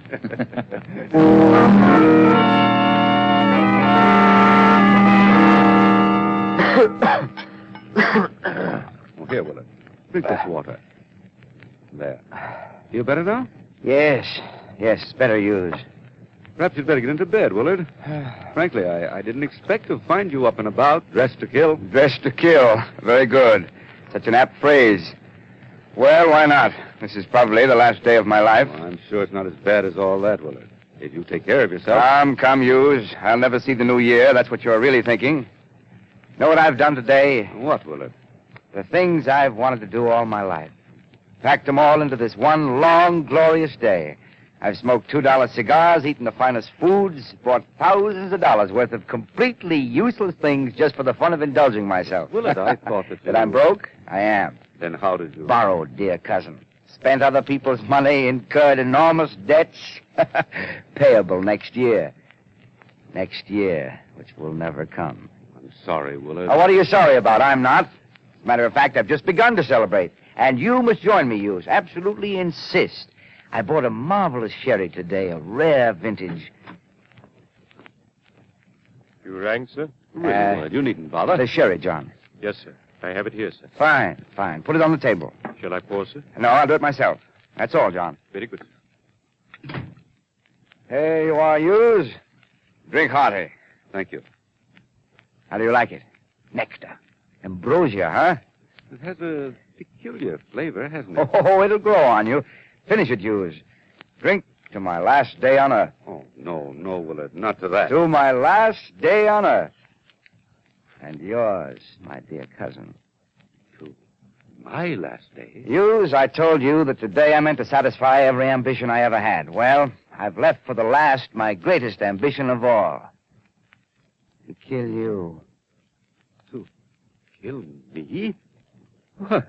Why, you're joking. Think so, Hughes? But why? What have I ever done to you? What haven't you done to me? You've been a bone in my throat ever since we were boys together. I believe you're really If it serious. hadn't been for you, I'd have been Uncle Matthew's fair-haired boy, his favorite, his pet. He would have raised me in luxury instead of you. You quarreled with him. You were He would have left me his money, not you, you Judas. You had everything while I starved, scraped, suffered. I've brooded over that, my fine cousin, a whole lifetime.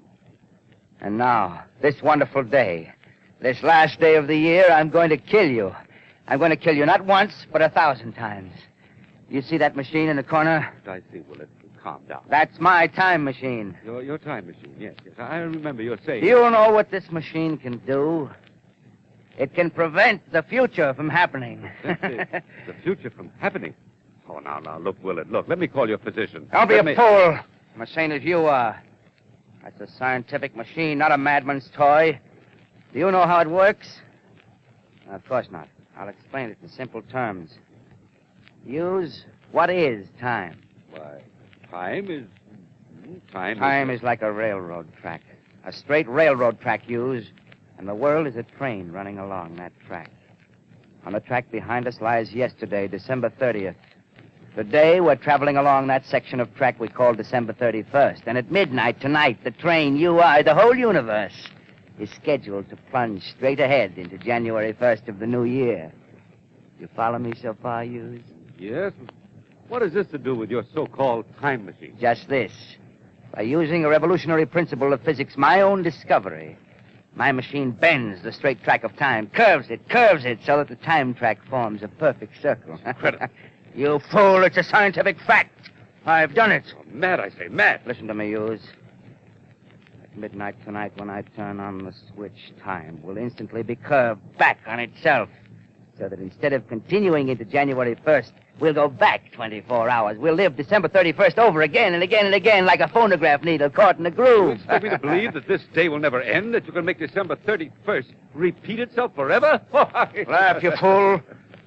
You won't laugh long. Today, I've been especially careful to make it the fullest, happiest day of my life because I'm going to live this wonderful day forever. I'll catch time in that groove and hold it there. The future will never come. I'll never have to pay my debts. Despite my bad heart, I'll never die. I'll have to be as insane as you to believe that. Would you like a demonstration? Playing the farce out to the end, are you? Well, go ahead. Demonstrate. That's the proper scientific spirit used. I'll set the machine to affect merely this house and ourselves. What incident of the last half hour do you want me to make repeat itself? Choose. Oh, the butler and the sheriff. John and the sherry, eh? Very good. And I want you to bear in mind that just as time will be repeated here in this room for the next few moments, so can I repeat time throughout the whole world, not once, but again and again. Now, let me adjust my machine. There. Now to close the circuit.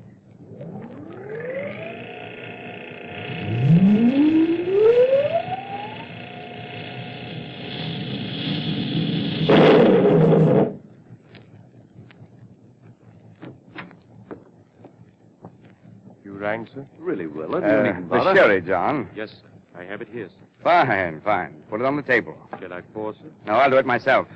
That's all, John. Very good, sir.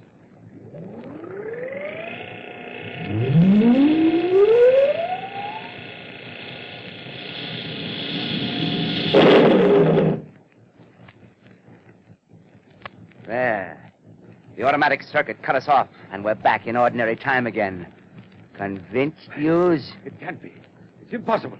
It's a trick, a dream, a nightmare. You'll be saying that for all eternity. I'm getting out of here. Are you, cousin? Try it if you can. I can't. I'm paralyzed. I can't get out of this chair. You feel pain now, don't you, Hughes? Yes. Yes, horrible pain. You shouldn't have drunk the sherry, Hughes. Your glass contained the slow poison, you see. No! No, help! Help! There's an antidote on the table. You see that little green bottle, Hughes, just beyond the reach of your fingers? Isn't it ironic? If you could only move your arm 5 inches. Try. Oh, you can't. Dear me, how very, very sad. All you can do is look at the antidote while you die in agony. Please, will it help me?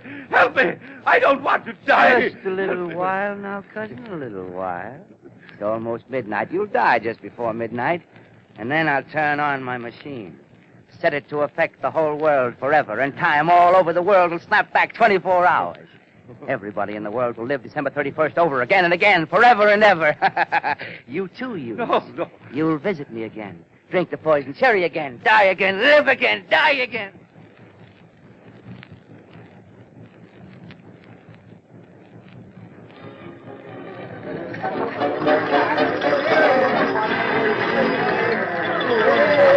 Oh, Lamont, this party of yours is the loveliest New Year's Eve party I ever attended. Margo, you danced beautifully. Thanks, Lamont. I wonder what's happened to yours. He said he'd be late, but I didn't think... Hold it, everybody! Here comes the new year!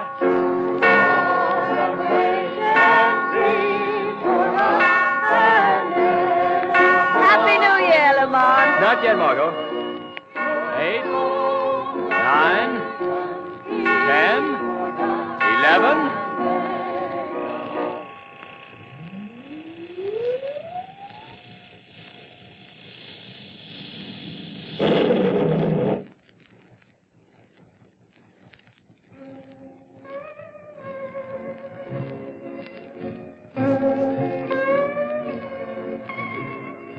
Why, Lamont, where are we?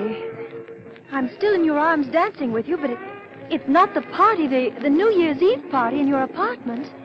How could that be? I don't know, Margo. What was that awful crash? I don't know. But look around you, Margo. We're dancing in the Honolulu Club. But we were dancing in the Honolulu Club right here last night. Last night at midnight. I mean, 24 hours ago. Oh, I don't know what I mean. Keep dancing with me, Margo. I've got to figure this out. It seems like a dream, and yet... That's it, Lamont. It's a dream. I dreamed through the whole day, December 31st, right up to midnight. Then that crash, and I woke up here in the Honolulu Club. Margo, it wasn't a dream, I tell you. Then what was it, Lamont? I don't know. But something's gone wrong, Margo. Something's gone wrong with the whole world. But everything seems all right, Lamont. Margo, hold on to me. Don't let go. Let's walk back to our table. Well, all right, but I don't understand. Keep holding on to me. Margo, do you remember last night, just about this time as we were dancing, a waiter accidentally dropped a whole tray full of dishes? Well, yes, that's so, Lamont. Lamont, it's happened. He dropped it just as he did last night. Yes. I see it all now, Margo. We actually lived through December 31st. We, everybody, the whole world. But just as the last stroke of midnight came, something happened to time. Time? Yes. Time snapped back 24 hours. Instead of going on to January 1st, the world went back to the first moment of December 31st. But nobody else seems to realize what's happened. Yes, that is strange. Apparently everybody's forgotten that they lived through the last day of the year. Why do we remember? Margo, I believe that the same power that makes me invisible to others has something to do with this. What do you mean, Lamont? Years ago in India, I was studying with the yogi priests. I developed my powers of concentration, my power of will, to such an extent that apparently this accident of time doesn't affect me. How long I'll be able to fight against it, I don't know. But I haven't your power, Lamont. Why do I remember, too? Margo, because at the instant time flashed back, you happened to be dancing with me. You were in my arms, within the aura of my will, my influence. No. Just so long as you're touching me, you'll remember, too. Oh, Lamont, I can't believe it. I can't. Well, then try it. Let go of me. Go on, let go, Margo. Well, all right. You're right, Lamont. You remember the Higgins, don't you? Margo. Yes, that's the Margo, family. stop. Well, they're very Margo, anxious listen to that me. you and I go south Margo. with them this year. What am I saying? What happened? Oh, Lamont, you're holding me again. Margo, the instant you let go of me, you said exactly what you said 24 hours before. When I grabbed you, you snapped back, free of the new time spell. Then it's true. Oh, Lamont, I'm afraid. Don't let go of me. Steady, Margo. Oh, but it's horrible. People will go on living through December 31st to eternity, never knowing, never realizing. Lamont, there'll never be a new year. You're absolutely right. Unless this can be stopped. But how can anyone stop it? Nothing human could have caused a thing like this to happen. I'm not so sure, Margo. Hughes told me that a cousin of his, a brilliant scientist, claimed to have invented a time machine. That cousin of Hughes may be responsible for what's happened to time. But who is this man? Where does he live? Hughes didn't say. I'll have to find him some way. And when I do, Margo, it'll be as the Shadow. Perhaps the Shadow will be able to switch time back to normal. Bring the new year to a world doomed to live a day which never ends.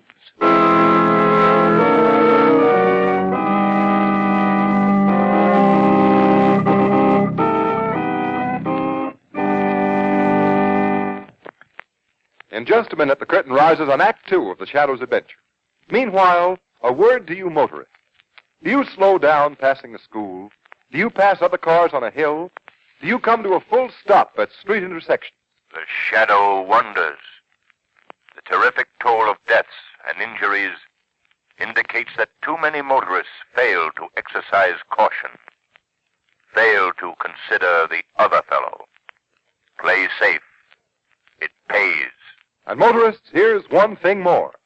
If you only realized the importance that safe tires, too, play in safe motoring, you wouldn't hesitate a minute to put the new Goodrich Safety Silvertowns with the Lifesaver tread on your car. For remember, this new Silvertown is much more than a new tire. It's a new kind of tire safety. On the inside, it has the famous blowout protection of the Goodrich Golden Fly. And on the outside, it has the amazing new Lifesaver tread. The tread that sweeps wet roads so dry, you can actually light a match on its track. Yes, sir, that's plenty dry. So it's hardly surprising that Silvertowns will give you the quickest non-skid stops you've ever had.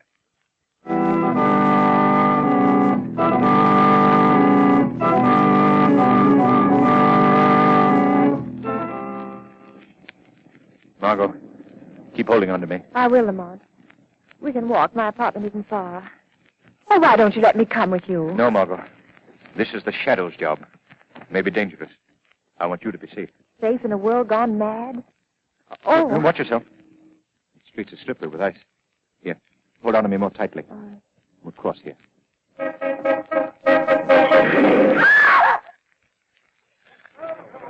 What happened? He might have hit by a cab. Hey, here comes a cop. Somebody call an ambulance.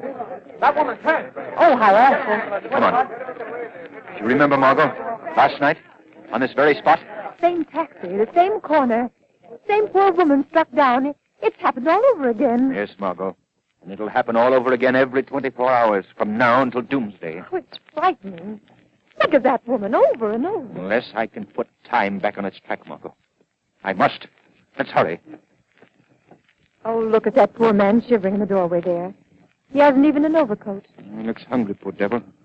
Margo, remember last night?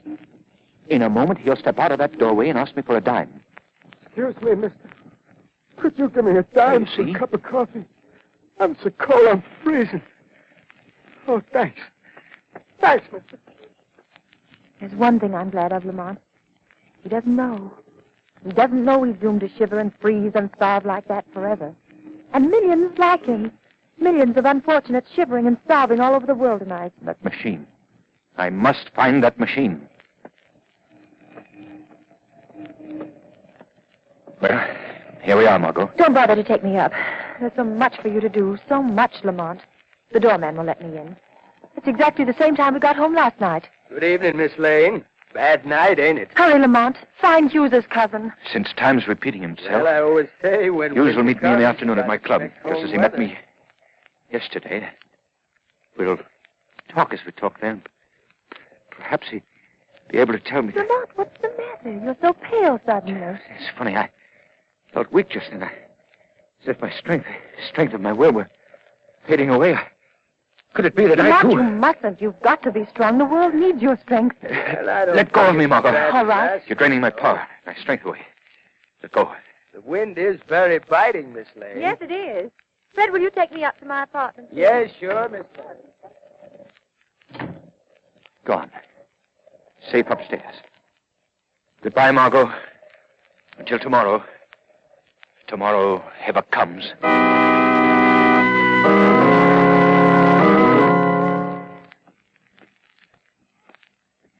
Mr. Cranston, on behalf of all the employees of the club, I wish to thank you for your generous New Year's gift to the Listen personnel. to me. Can't you hear? Don't you understand what I'm saying to you?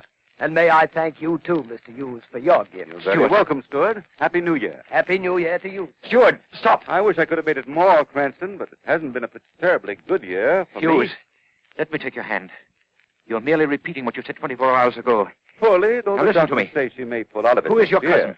That's why Who I'm is he? looking Where does forward he to live? the New Year so eagerly. Oh, hopeless. He's not attuned to my will. I'll have to follow him. Make him lead me to this cousin of his, Expect to the to be time out machine. of debt very shortly. I must concentrate. My willpower seems to be failing. I must hold on until Hughes visits his cousin.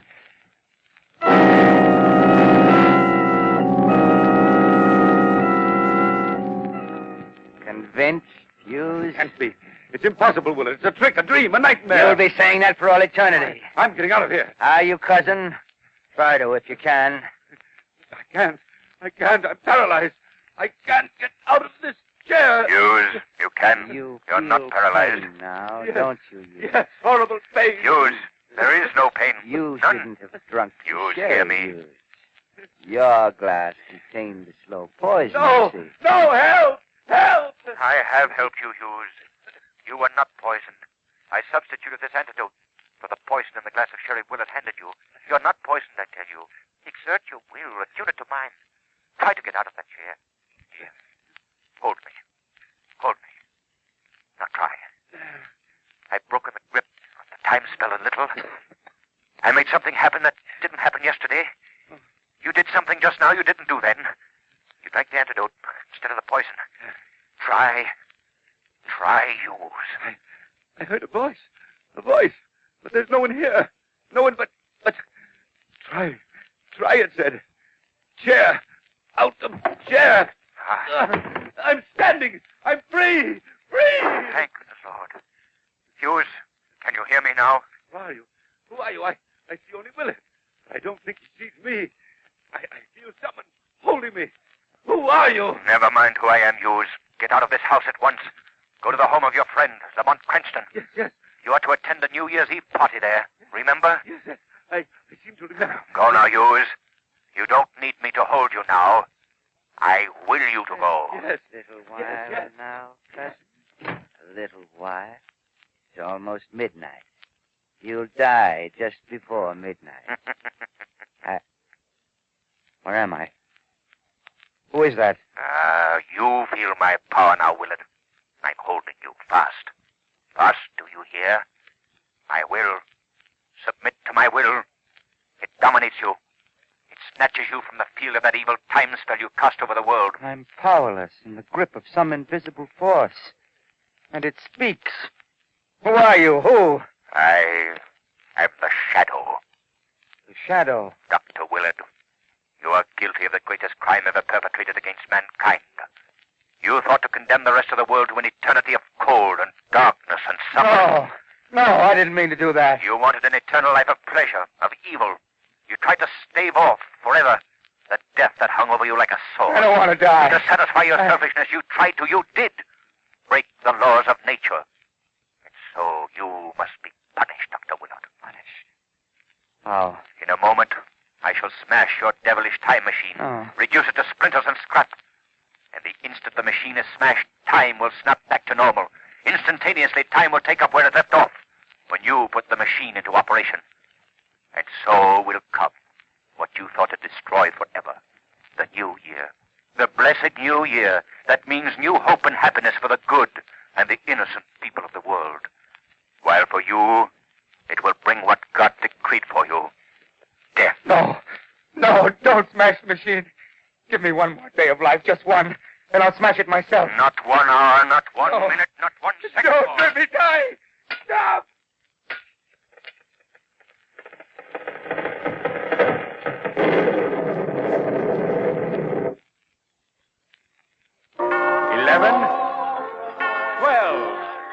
It's the new year, Lamont. Yes, Margo. The new year. At last.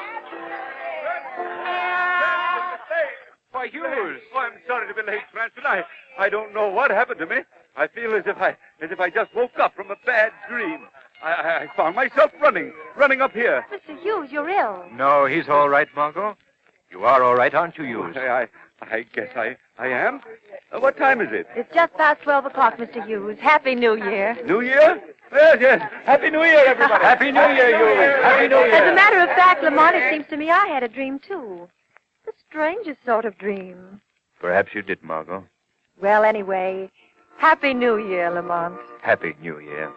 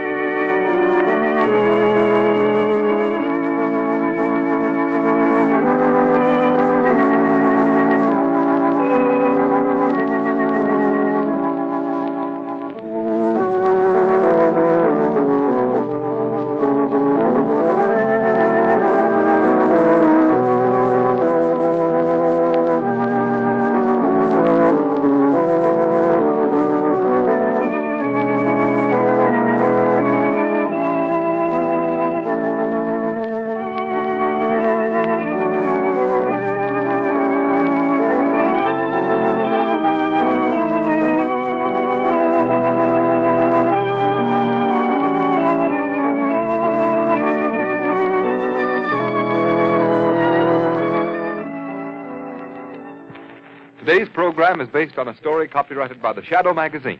All the characters and all the places named are fictitious. Any similarity to persons living or dead is purely coincidental. The Shadow magazine is now on sale at your local newsstand. The weed of crime bears bitter fruit. Crime does not pay. The shadow knows.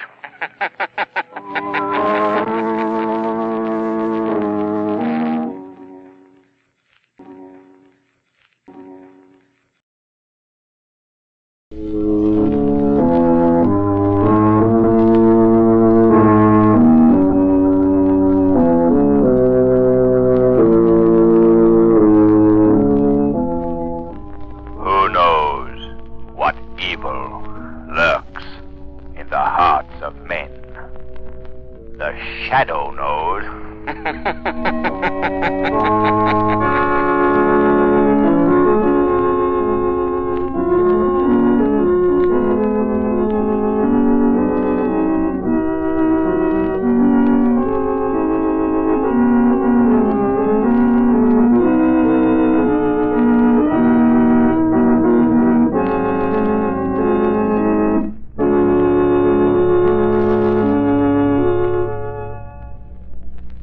Today's adventure of the Shadow is about to start. But first, I want to tell you how you can start out on a trip and be protected against both punctures and blowouts. Equip your car with the Goodrich Seal-O-Matic Safety Tube, the sensational two-way lifesaver tube that automatically self-seals punctures while you ride. Yes, this tube will protect you against the trouble of changing tires along the road. But what is even more important to your safety, the special plastic rubber compound inside this tube also fills up rips and tears. Thus, serious tube injuries which would normally cause blowouts are changed into slow, safe leaks. Get Goodrich Seal-O-Matic Safety Tubes. They'll save you time and trouble, and they may save your life.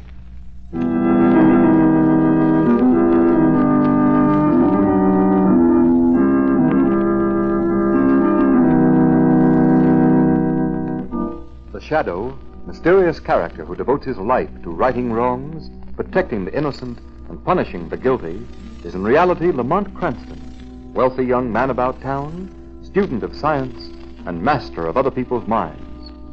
Using advanced methods that may ultimately become available to all law enforcement agencies, Cranston is known to criminals and evildoers as the Shadow.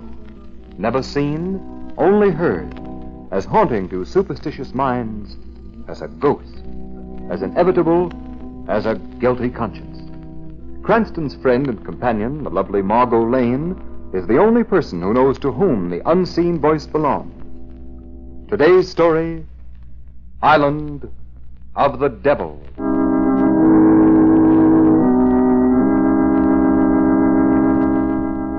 Is he really dead? Mon Dieu, do you think I have eyes like an owl?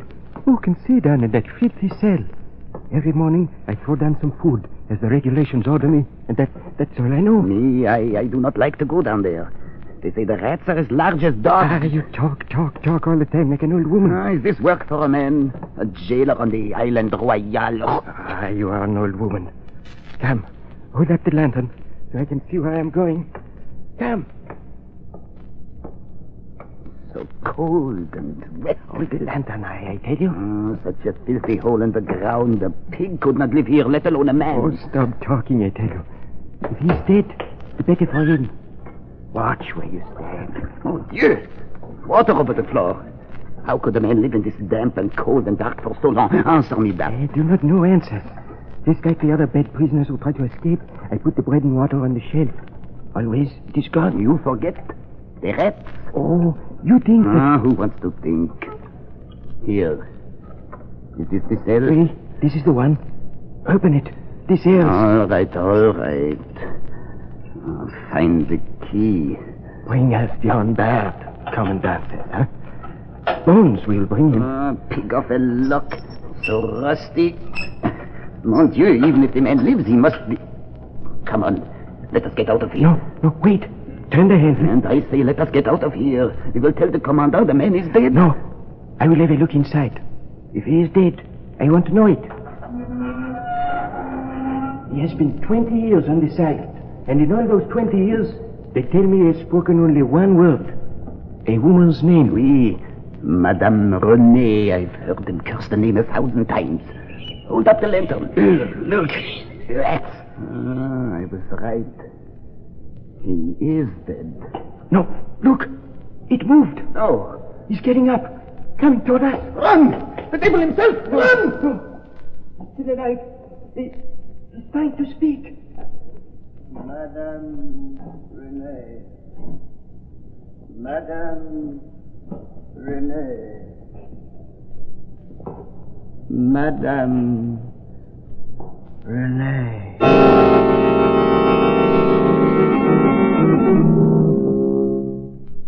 Madame Renee, more coffee? No, thank you, Monsieur Cranston. It was very kind of you to take me along on your beautiful ship. Is that not true, Mademoiselle Lane? Not at all. There are few enough interesting people in this world. Lamont has the good sense to recognize one when he meets her. Well spoken, Margot. You are both too kind to an old woman. There I was, bored to death in Havana, praying for excitement, and then you two come along. A mutual friend, an introduction, and here I am on your beautiful ship, drawing closer and closer to the island of the devil. It is the island full of the devils. Why should you say that, Madame Renee? They're criminals, true enough, but they're human beings. They're suffering far from their homes and friends. I'm afraid you are both too sentimental, my friend.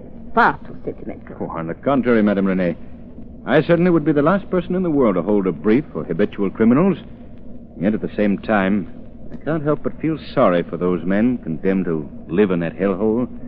Don't you agree with that, Madame Renee? I repeat, Monsieur Cranston, you are far too sentimental. For my part, whoever goes to the island of the devil can stay there and rot.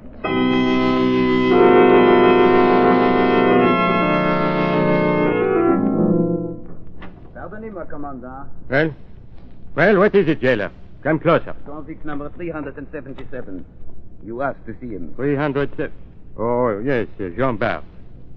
He can walk? Oui. He can walk. The devil bred a tough one.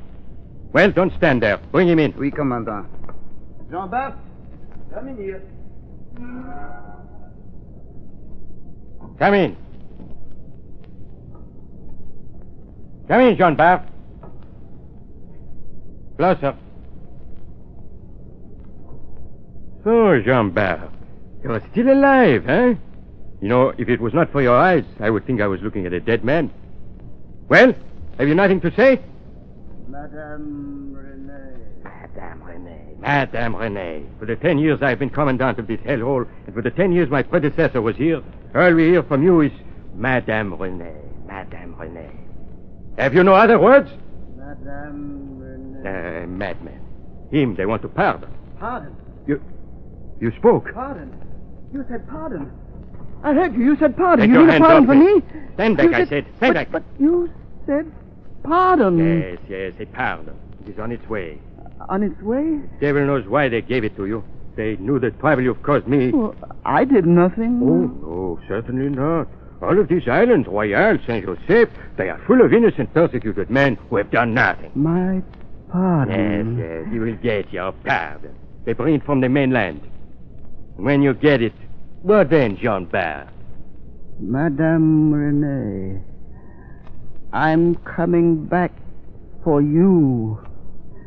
Madame Renee.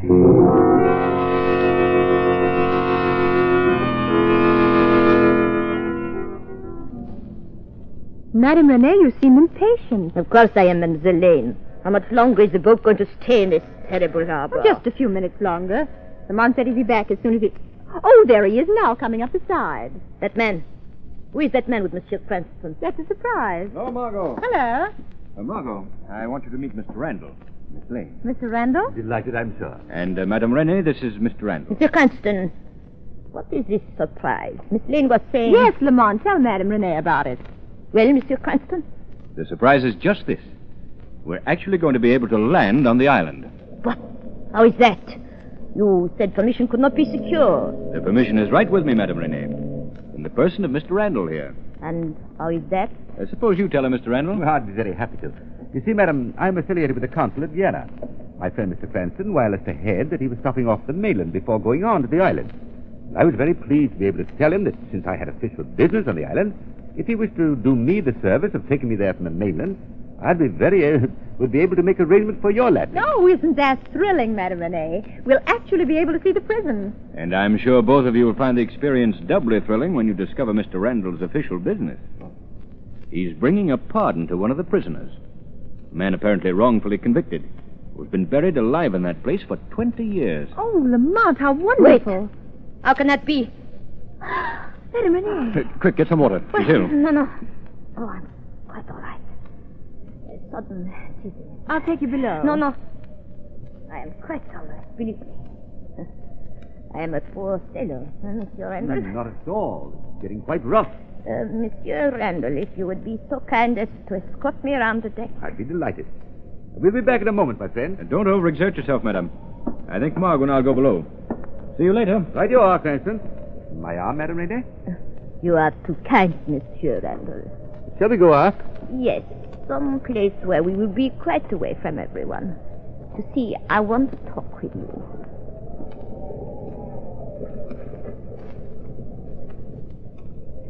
So, let me stand here by the rail, Monsieur Randall. Just as you say, Madame Renee. So you go with us to this island on a mission of mercy, monsieur? Yes, a very pleasant mission, I assure you. Pardon, may I ask who it is for?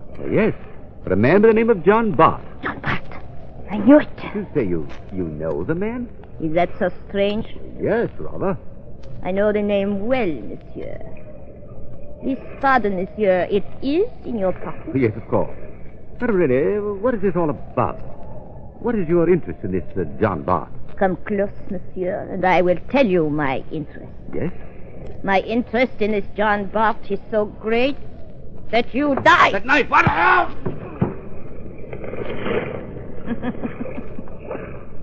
Swim, monsieur, if you can. The fog. No one will see Mr. Randall. How unfortunate for you, Jean Bart.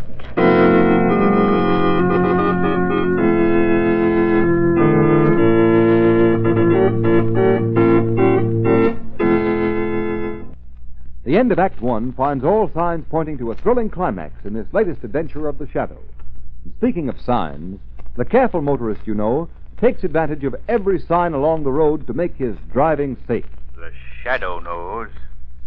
Stop street signs, railroad crossing signals, signs that warn of slippery pavements and dangerous hills are put up with one idea in mind: to save your life and the lives of everyone who drives.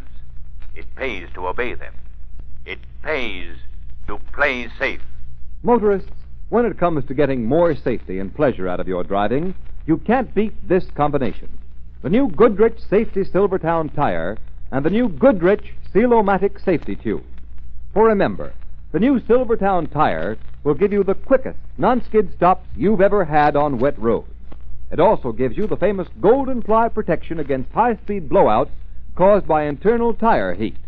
And the new Goodrich Seal-O-Matic safety tube automatically self-seals punctures while you ride. Furthermore, this amazing tube gives you additional protection against blowouts caused by serious tube injuries. Thus, rips and tears that would normally cause a blowout are turned into slow, safe leaks. If you want real protection against skids, blowouts, punctures, get this safety combination now. The new Goodrich Safety Silvertown tire with the new Goodrich Seal-O-Matic safety tube.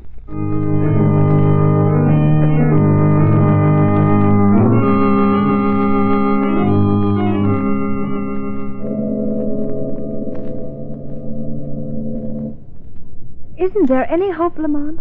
See for yourself, Margot. Fog throws the searchlights of our ship back in our faces. Poor Randall's in the water. Oh, no, Lamont. It can't be true. It can't. You know the truth as well as I do, Margot. We've searched this ship from stem to stern. He's not on board. But how could it have happened? That's a truth that I can't answer, Margot. But perhaps the Shadow can. But what can the Shadow do? Madame Renee is below deck, sleeping quite calmly. But what is she to do with all Perhaps this? nothing, Margot. Perhaps everything. When we discovered that Randall was missing, she alone was calm, unconcerned. Yes, even amused. I think it's time the Shadow paid a visit on Madame Renee.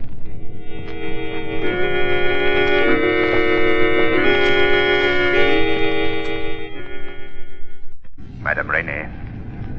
Madame Rene, wake up. Yes. Wake up. Yeah. Come, Madame Rene. Wake up. Oh. Who spoke? Someone spoke. Yes, Madame Rene. Someone in my room. Who is it? Who? I have questions to ask you, Madame Rene. How dare you come into my room? Light. I'll make a light and see. No one. No one here. I am close to you, Madame Rene. The voice. Close to me. I see no one. I will it so. Who? Where are you? I am here in this room. I cloud your mind so you cannot see me. But you saw a man die, and yet you did not help him. I saw a man die. In the sea. And you did not raise your voice. You did let Randall die. But why? Why did you do it, Madame Rene? No. I won't answer you. Just a voice. Madame Rene. Stop talking to me. Tell Stop me it, I why. tell you. Stop it, You've got to tell me why, Madame Rene. Talking to me, I go crazy. Tell me why, Madame Rene. Stop it, I tell you. Randall Why had did to you die. tell Randall? He had to. He was going to let Jean-Bart go free. Jean-Bart, he must rot there. Rot there on the island of the devil. Wait. Where are you now? Wait! Where are you now?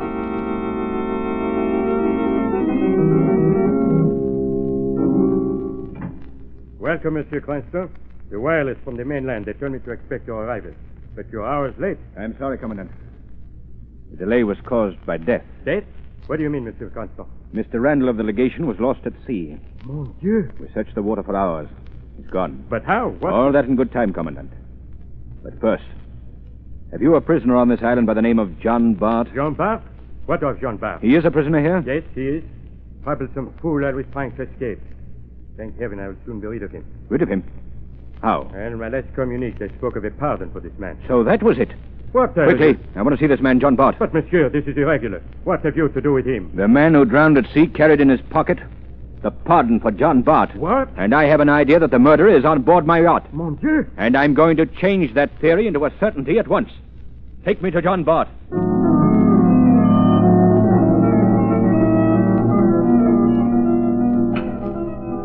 Come, John Bart. The commandant was... Commandant! Commandant, he's gone! No, he's gone!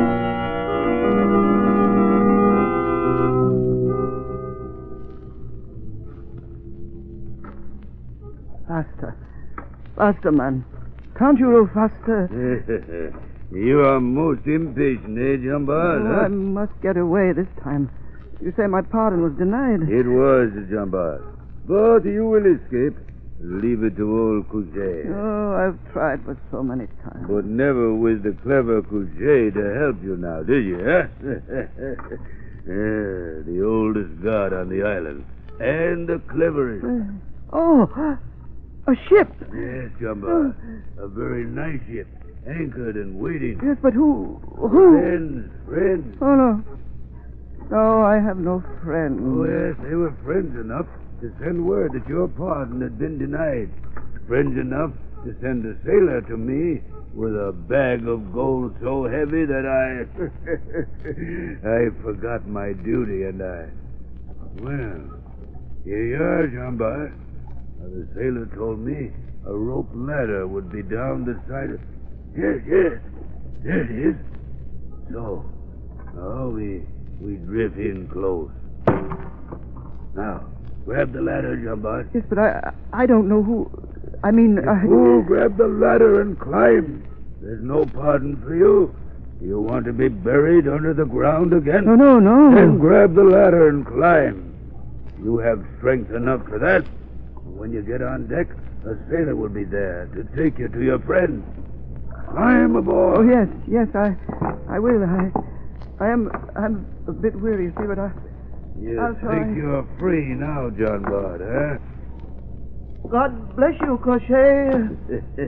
No. Bless the gold, your friend.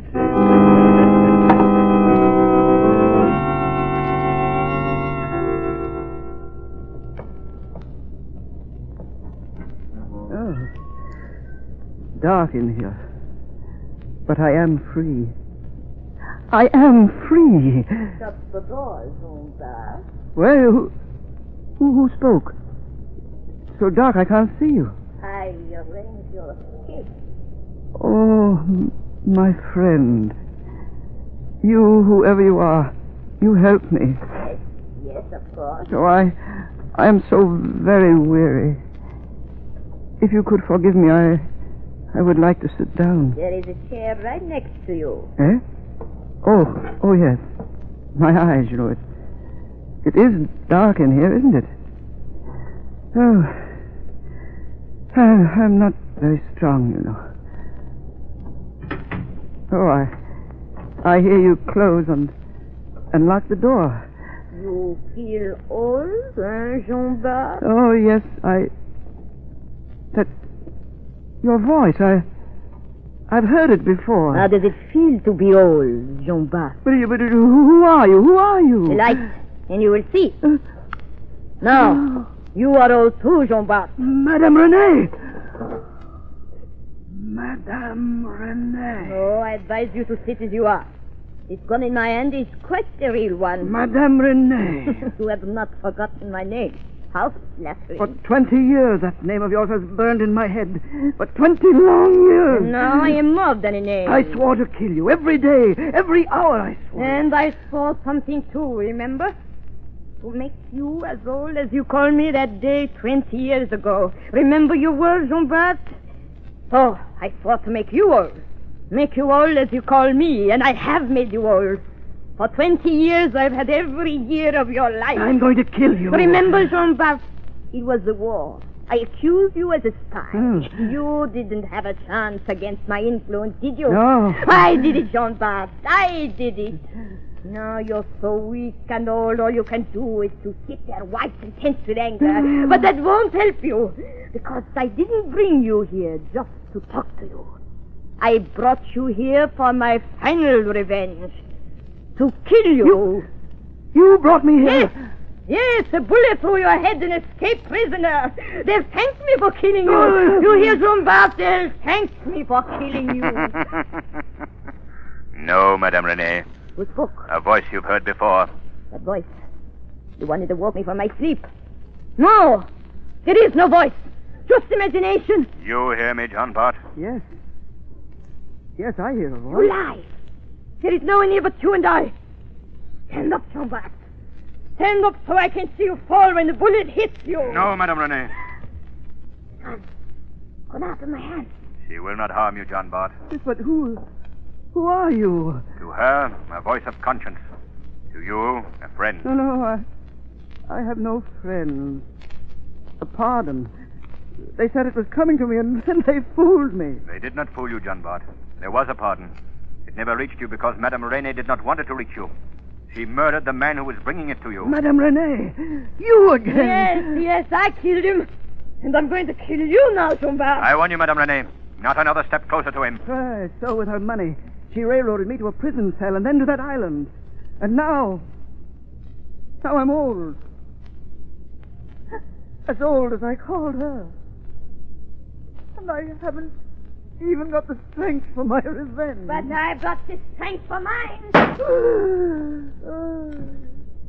gun. In the folds of your dress. Yes, you voice in the shadows. I had a gun in my dress. Yes, indeed. Now it's dead. Look, dead. And I've had my revenge. I'm still alive and you're dead, Jean-Bart. You're dead. What are you going to do now, voice? Don't move. But he's dead. Look at him. He's dead. I failed him in life, Madame Renee, but I will not fail him in death. I'll stick close by you, talking to you until you can stand it no longer. No. Get out of here. No, I will always follow you. I'll tell you of your crime, the torture and murder of a living being. Stop. Get away from you. I will. This ship, no, the world is too small for you to escape. My voice close to you. I'll get away from you. I won't listen to you. I won't listen. And I'll stay close to you forever, Madame Renee. I'll be the voice of John Bart calling you. No. I'll get away from you. Away from you.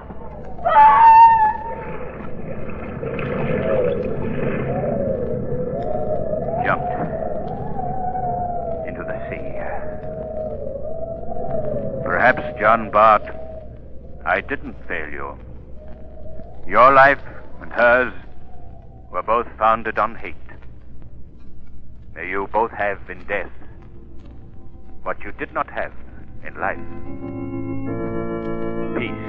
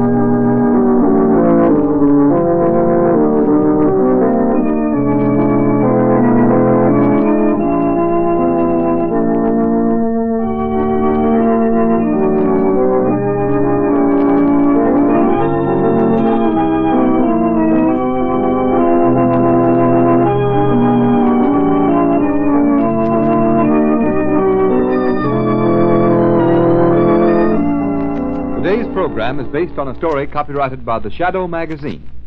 All the characters and all the places named are fictitious. Any similarity to persons living or dead is purely coincidental. The Shadow magazine is now on sale at your local newsstand.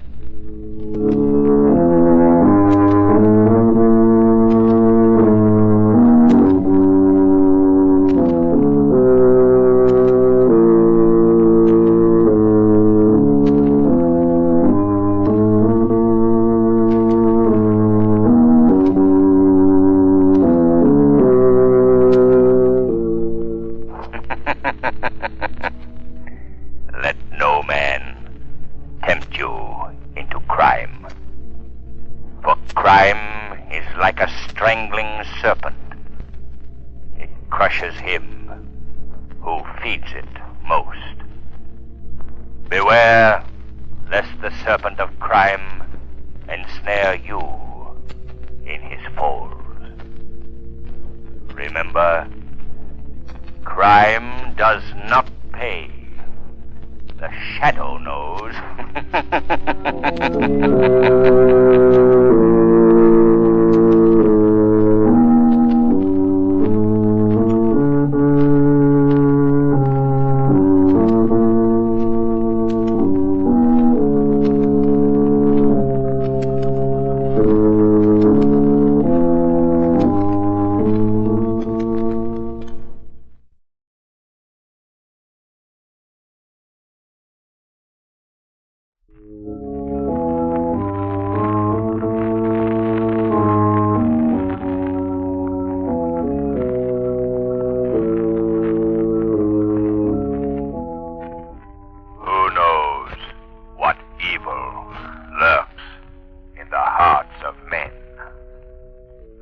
Shadow knows.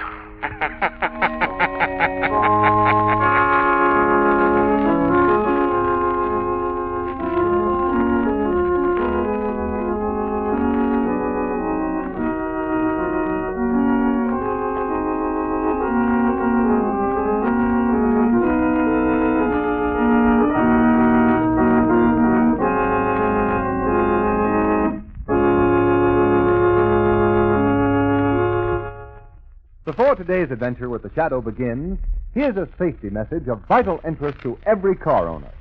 Once a tread-worn tire starts to skid over a wet, slippery road, trouble can happen in the wink of an eye.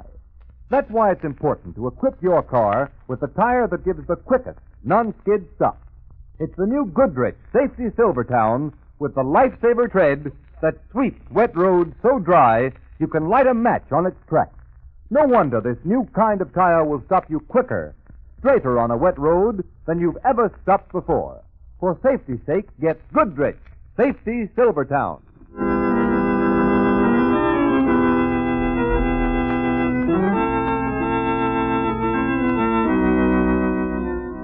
The Shadow, mysterious character who devotes his life to righting wrongs, protecting the innocent, and punishing the guilty, is in reality Lamont Cranston, wealthy young man about town, student of science, and master of other people's minds. Using advanced methods that may ultimately become available to all law enforcement agencies, Cranston is known to criminals and evildoers as the Shadow. Never seen, only heard, as haunting to superstitious minds as a ghost, as inevitable as a guilty conscience. Cranston's friend and companion, the lovely Margo Lane, is the only person who knows to whom the unseen voice belongs. Today's story, Ghosts Can Kill.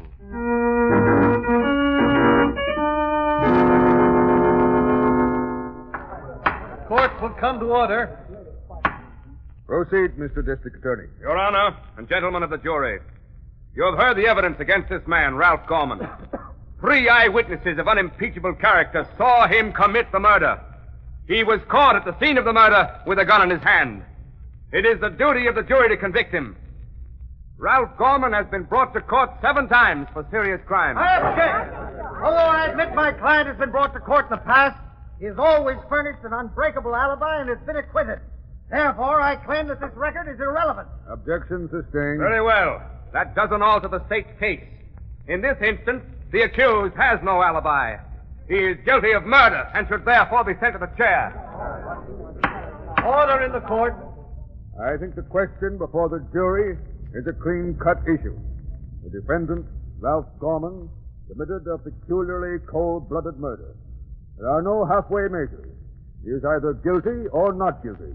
I therefore instruct the jury to return a verdict of acquittal or first-degree murder. The jury will retire to consider the verdict.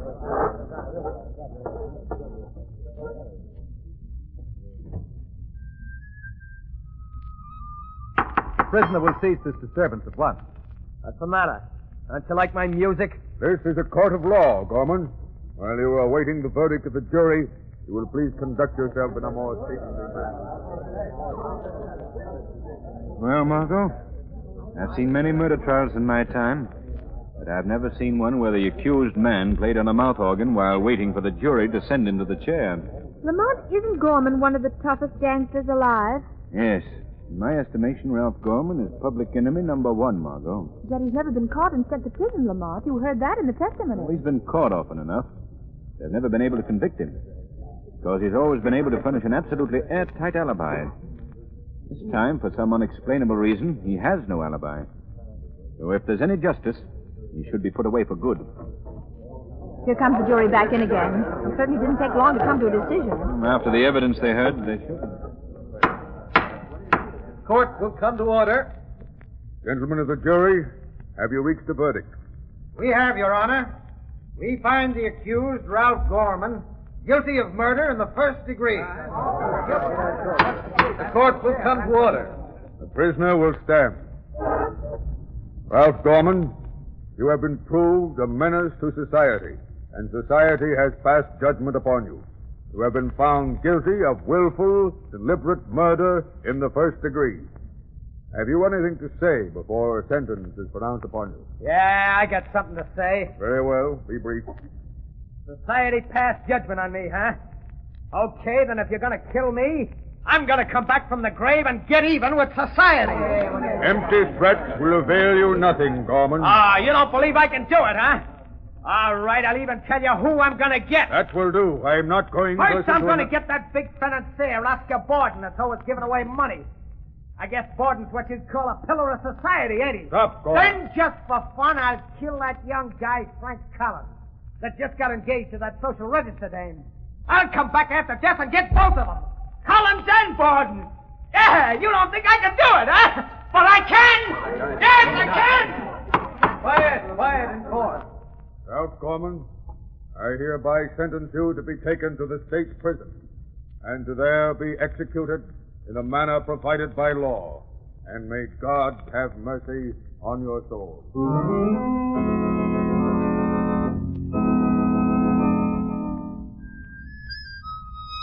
Hey, get it, will you, Gorman? Bad enough being in prison without having to listen to that. Lay off the music, there. Come on, shut up. Hey, what's going on here? Hey, listen, guys, make that guy Gorman stop playing the mouth organ. He's driving us all nuts in here. What do you think this is, Carnegie Hall? No, I don't think this is Carnegie Hall. It's the Death House. And you guys are in it just like me. Stop it, you guys. Or you'll all get solitary. Gorman, you've only been allowed to keep your mouth organ as a special favor. If you're going to make trouble, I'll have to take it away from you. Have a heart, will you?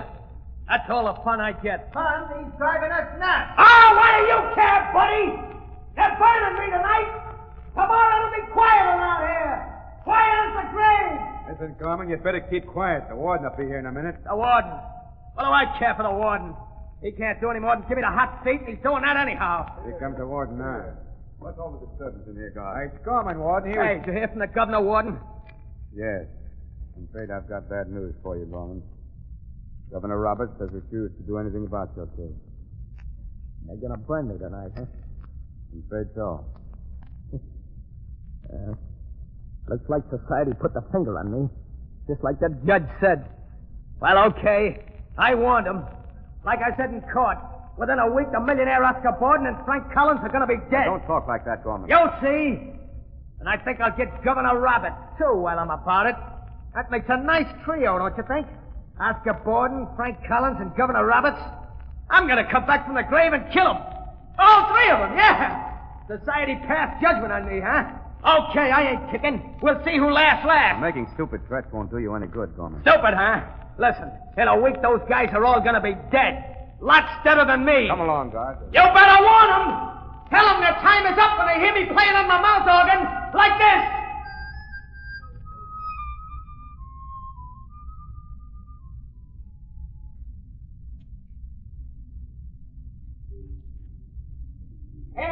Extra, hey, read all about it. Ralph Gorman electrocuted. Ralph Gorman threatens life of Oscar Borden, Frank Collins, and Governor Roberts before he dies. Gorman executed. Hey, read all about it. Mesmerize.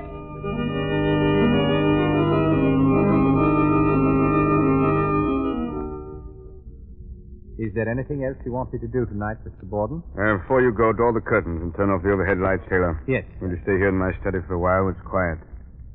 There's some things I want to look over. Yes, Mr. Borden. You won't be disturbed, sir. I think everyone else has gone to bed. There's a newspaper here. I haven't had a chance to look at one all day. Right on your desk, sir. Oh, yes. Well, good night, Taylor. Good night, Mr. Borden. Well, I'll glance at the headlines before getting down to work. Let's see. Rebels pushing the province. Merging relief agencies. Gangster executed amid great interest. Dramatic scene in the death house last night. Ralph Gorman threatens to come back after death and murder. The philanthropist, Oscar Borden, Frank Collins, millionaire sportsman, and Governor Roberts. And let's see. On the way to the chair, Gorman warned his intended victims that they would know of his presence by hearing him play a mouth organ. These were his last words, after which he was electrocuted. From his picture here, I'd say he was of rather low mentality. The mouth organ, well, that's a bizarre note. Oh, I wonder. Wait a moment. I can hear a mouth organ now. No, it must be my imagination. That's odd. I could swear I hear it again. Seems to come from the other room. Who opened that door? Why, you're Ralph Gorman. You see me, Mr. Borden? This is impossible. I've come back from the dead to keep my promise to society. You're mad. Ghosts ain't never mad, Mr. Borden. Ghosts? Preposterous. We'll see about this. Don't touch that bell, because it ain't going to do you no good. Well, that's one of them. Two more to go.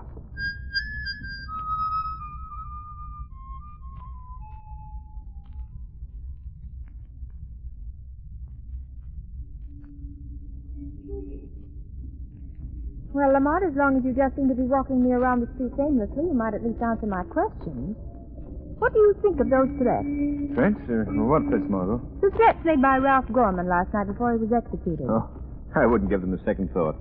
6-year-old child knows it's impossible to come back from the dead and murder people. The ex-Oscar Borden murdered, famous philanthropist found in his study, shot to death. Yes, I hear it, too. Boy, give me a paper. Yes, sir. Keep the change, son. Oh, thank you, sir. Taxi. Yes, sir. Where are you going, Lamont? I think this will bear a little investigating. I'll see you later, Margo. I'm going to drop in on the scene of the crime. Our friend Commissioner Weston should be there.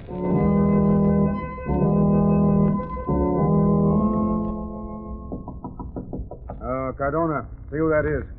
Whoever it is, don't let him in this study of Mr. Borden's until I get through questioning these people. Okay, Commissioner.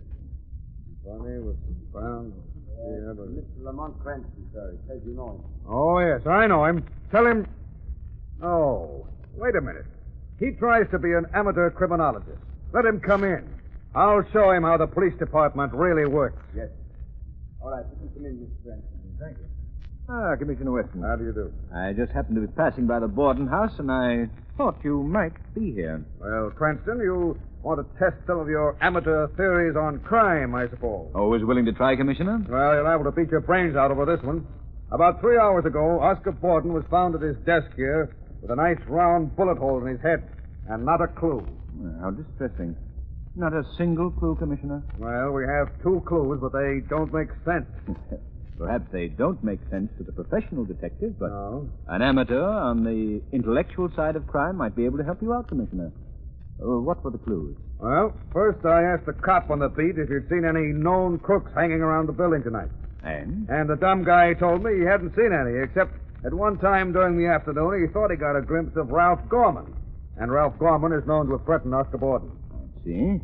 And the other clue, Commissioner? The other clue was even slimmer. One of the maids says she heard a mouth organ being played in Mr. Borden's study about the time the murder must have been committed. Why, it all hinges together perfectly, Commissioner, don't you see? Ralph Gorman has threatened Oscar Borden. He plays the mouth organ, and he's been seen hanging around the house. Why, he's your murderer. Very pretty theory, Cranston. The only hitch is that Ralph Gorman was put to death last night at 11 o'clock in the electric chair at State Prison. Well, he was. Yeah, you should read the papers. You see, as an amateur criminologist, you're not so hot after all, Cranston. Well, have you solved Oscar Borden's murder? No, not yet. Well, you're no better than I am, then. Commissioner Weston, if I were you, I'd put a guard of large, solid policemen around anyone Ralph Gorman might have had a motive to kill. Oh, yeah? And then what? Then I'd look for the ghost of Ralph Gorman. It's lucky you're not police commissioner. Now, you'd better get out of here, Cranston. I've got important work to do.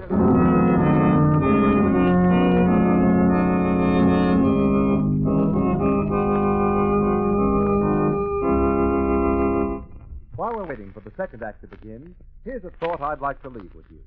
There would be far less wrongdoing in this world if those tempted would heed the Shadow's familiar slogan, crime does not pay. Yes, and there would be fewer accidents on our highways if each and every motorist obeyed traffic laws. The Shadow knows. Don't try to pass a car on a curve. Don't pass a streetcar that has come to a stop. A few seconds lost is better than a lifetime of regret. Play safe. It pays. And here's another motoring don't that every car owner should obey. Don't gamble on tires. Don't risk life and limb from skid and blowout when you can get life-saving protection from these 2 dangers at no extra cost. The tire for your family's safety is the new Goodrich Silvertown with the Lifesaver tread. Here's how it works. The spiral bars of this new tread act just like your windshield wiper. They sweep the water right and left, force it out through deep drainage grooves. In fact, this new tread sweeps wet roads so dry you can actually light a match on its track. But that isn't all the freedom from driving jitters that Silvertowns give you. Every tire has the famous golden ply, your constant protection against that eternal fear, blowout. For the quickest non-skid stops you've ever had, for real blowout protection, equip your car with Goodrich Safety Silvertown. That's the way to play safe.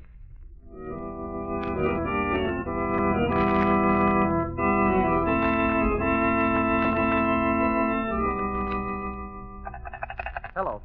Hello. Oh, I thought we were cut off, darling, but now I tell you, I'm all right. Oh, but Frank, I'm so worried. If only I were in town so I could be with you. But what is there to worry about, darling? Why, those threats that awful man Gorman made against you. Oh, that was just nonsense. I never even knew him, and besides, he's dead. Yes, but Oscar Borden was threatened, too, and he's dead. Oh, now, Ruth, darling, please stop worrying for my sake.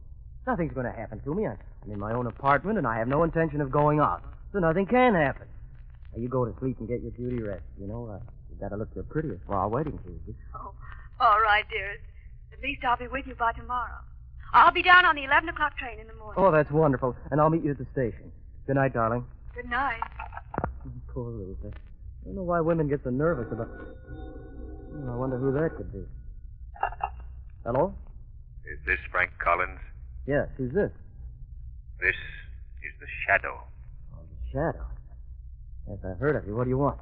I want to warn you, Collins. Warn you against a death. Whose death? Yours. And why should you be warning me? Because if you're not very careful, you'll meet the same fate as Oscar Borden, and for the same reason. Oh, nonsense. Furthermore, I would suggest that if you value your life, you will apply without delay for police protection. Look, I don't know who you are, Shadow, or what your game is. But I'm not afraid of you or anybody else. Have it your own way, Mr. Collins. Have it your own way. Wait a minute. Wait, listen. He hung up. I wonder what that was all about. Well, certainly wasn't a very cheerful person to talk to. Maybe I'd better get... You know, what's Commissioner Weston's home number? Yeah, I think I've got it in here someplace. Oh, yeah, here it is. Maine 999.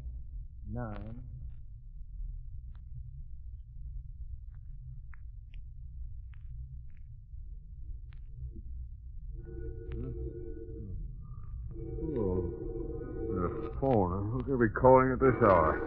Now, where's that phone? Hello, Commissioner Weston speaking. Commissioner, this is Frank Collins. I just received a threat. Frank? Oh, you did? Yes, I was informed I'm about to meet Oscar Borden's fate. How are you warned? Over the telephone just about 5 minutes ago. By a man who calls himself the Shadow. The Shadow? Is he mixed up in this? How should I know? Wait a minute. What's the matter? I thought for a minute I heard a mouth organ play. Mouth organ? Oh, that's just your nerves, Collins. Is your door locked? No. Go lock it quick. All right, just a minute. Good Lord. I can hear the mouth organ myself over the phone. Collins! You're too late, Collins. Collins! You should have locked that door before you made the call. Ralph Gorman's voice. Collins! Who are you? Maybe you heard of me, Collins. I'm Ralph Gorman. Gorman! What? Don't shoot! Don't! Oh! Now only one more to go. Operator! Operator, this is Police Commissioner Weston. Get me headquarters. Hurry, operator. Hurry!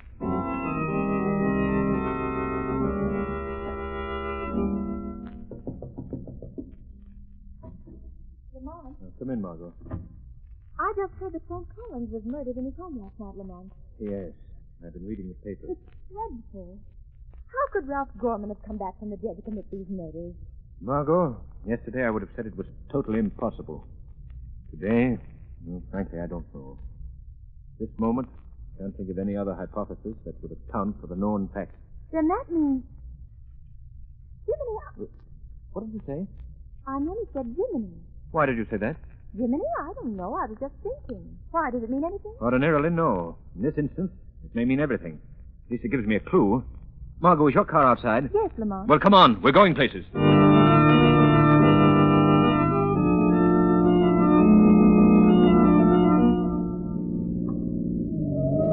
Hey, be careful, Margo. Watch how you're driving. You told me to step on it. I thought you wanted to get to the Regal Hotel in a hurry. I do, but I'd like to get there all in one piece. This is a fine time to tell me that. Incidentally, why the Regal Hotel? Governor Roberts is staying there. He's addressing the manufacturers' dinner at the Colossus Club tonight. I'd like to be sure he lives to make it. Oh, Lamont, now you're being mysterious again.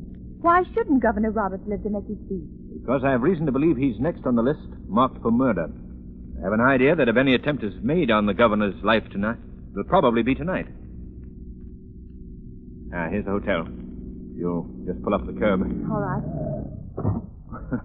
I said up to the curb, dear, not over it. Oh, I think you're horrid. If I'm not mistaken, so will somebody else before the night's over. Well, goodbye, Margo, and thanks for the ride.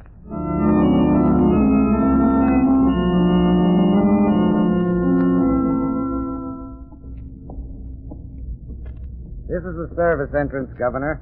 Go right through that door there. You will be on Marine Street. Good, thank you. That's where I told my car to wait. Governor Roberts, do you think this is wise? Wise, Latham? Of course it's wise. What danger can there be? I'm going straight to the dinner at the Colossus Club alone in my own car with my own chauffeur. Well, just as you say, sir. Through this door to the street, you said, Porter? Yes, sir. Thank you. Now, where's my car? I told Henry to wait. Oh, there he is. To the Colossus Club, Henry.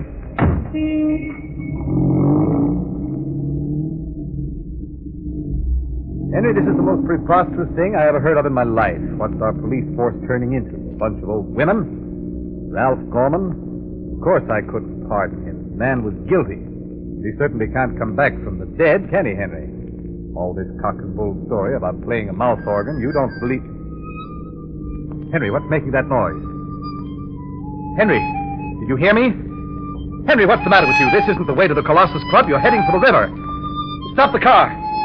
Henry, Why, you're not Henry. That's right, I ain't Henry, Governor. Don't you remember me, Ralph Gorman? Ralph Gorman? No. No, it's not possible. Well, you see me, don't you? And you remember how I used to play the mouth organ in the death house? Like this. Stop the car. Let me out. I'll let you out, all right, in 10 feet of water when we get to the river. No. Let me out. You didn't let me out of the chair, did you, Governor? I burned, remember? Well, you'll drown. Stop the car! Stop it, I say, you'll kill us both! You can't kill a dead man, can you, Governor? The old fool went and croaked by himself. Scared to death. It saves me the trouble. I wouldn't be too sure of that, Gorman. Hey, what's that? Governor Roberts is unharmed. He's only fainted. He has a weak heart. Who's that? Where are you? You didn't know you had the Shadow as a passenger? The Shadow, huh? Well, you can't hurt me. Even a shadow can't harm a ghost. But you're not a ghost, Gorman. Yeah, that's what you think. Don't you know that Ralph Gorman is dead? Certainly. But you're not Ralph Gorman. You're his twin brother, Arthur. That's a lie. No, it isn't, Arthur. I went down to the city records office and checked up on the birth certificate. A very pretty little story. Your mother had twin boys and concealed the fact from everyone. She brought you two up deliberately for a life of crime. Very convenient, wasn't it, Arthur? No matter what crime one of you committed, the other was always seen somewhere else at the same time to furnish a complete alibi. Yeah, I'm Arthur Gorman, Ralph Gorman's twin brother. But if we hadn't got the hour mixed up, they'd never have convicted Ralph that last time. Too bad, wasn't it? After all the trouble your mother had taken for years to conceal the fact you were twins. How did you get onto it? Why, a friend of mine used the expression Gemini. And I naturally connected that with Gemini. I don't get it. You wouldn't. Gemini is the sign of the zodiac, which means the twins. Well, Arthur, this is a very interesting discussion. But I think now you'd better stop the car. Oh, yeah? What do you think I am, crazy? They're never gonna burn me. That's a matter of opinion. All right, you got me, but I got you, Shadow. Got you where I want you.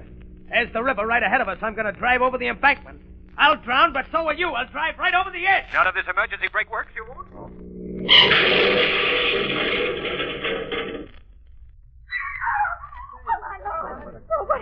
Look at that smasher. Those drunken drivers, they ought to be put in jail. He ran head on into the warehouse wall there. Did you see it? Men in there. Here's the doctor. Let me through. Let the There they are, doctor. Jack. I see. Stand back, please.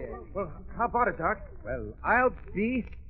The man in back is Governor Roberts. Hey, Governor Roberts? Is he... No. He's all right, I think. Just fainted. Shocked, probably. Yes. Doc, how about the other guy? The chauffeur here is dead. Dead?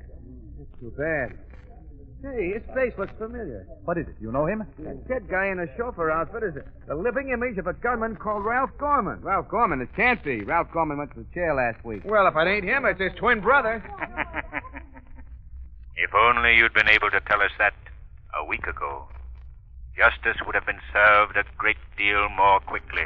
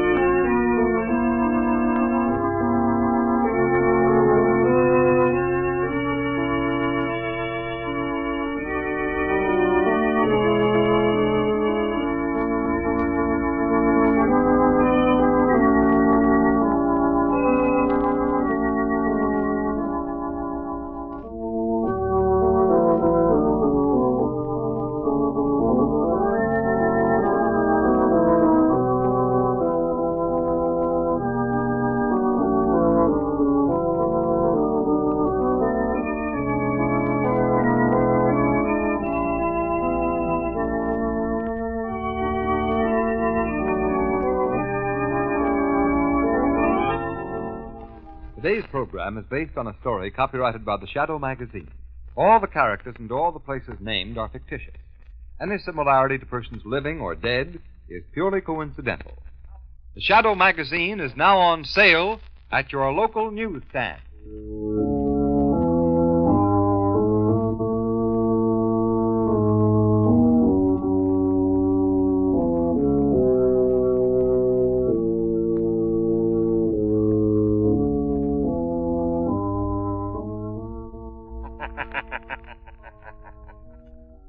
Let no man tempt you into crime. For crime is like a strangling serpent. It crushes him who feeds it most. Beware lest the serpent of crime ensnare you in his folds. Remember, crime does not pay. The shadow knows.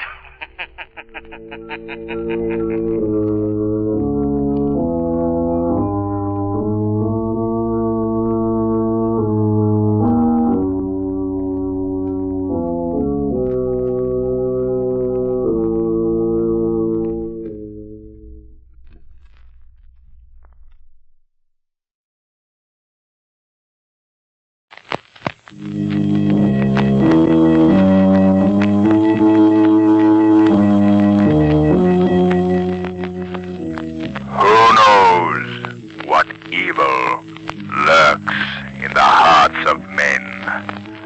The shadow knows.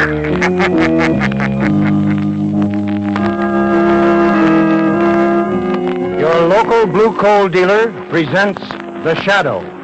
These half-hour dramatizations are designed to forcibly demonstrate to old and young alike that crime does not pay.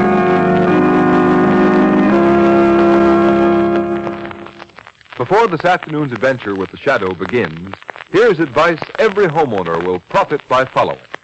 When you order your next supply of fuel, ask for blue coal.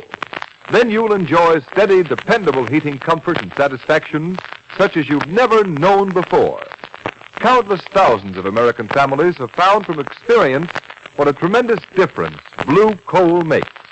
It burns down to a fine ash, leaving no wasted, unburned coal. And it gives steadier, healthier heat with less furnace attention.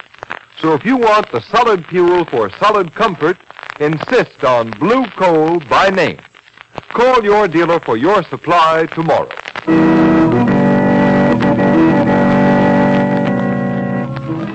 The Shadow, mysterious character who aids those in distress and helps the forces of law and order, is in reality Lamont Cranston, wealthy young man about town. Cranston's friend and companion, the lovely Margo Lane, is the only person who knows to whom the unseen voice belongs, the only one who knows the true identity of that master of other people's minds, the Shadow. Today's story, Valley of the Living Dead.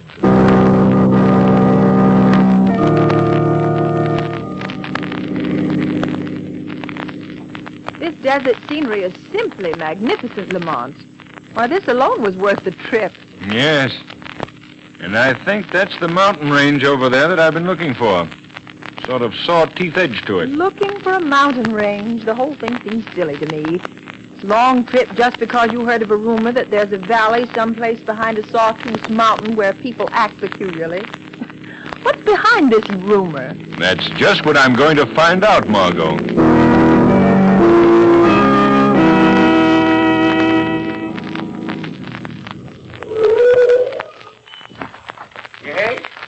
Yes, sir. What can I do for you? I want some gas. Huh? And I also want to know the best road up that mountain over there. Oh, there ain't no road over that mountain you can drive on, mister. No road? Well, what's the matter with that one right ahead there? That's no good. Dangerous. You see, ain't many folks besides me has been in that valley. And, brother, I'm going to live there someday. Well, if you go, you can go alone, Timothy Hicks. I'll have plenty of time to rot when I'm dead and in my grave. What's that you said? I said I'd have long enough to rot when I'm in my grave. Don't pay no attention to Mrs. She don't know nothing. Why, on the other side of that there range, they got the slickest place you ever seen. Pretty little round valley. There's only one thing, though. Got to be busted to live there. You can't have any money? Yep, busted. Why, the folks in there get their houses given to them and food, everything. You mean a sort of a state poor farm? Nope, nothing like that. It's private. Owned by Mr. Maxim. Kindest man that ever was. Yes, indeed.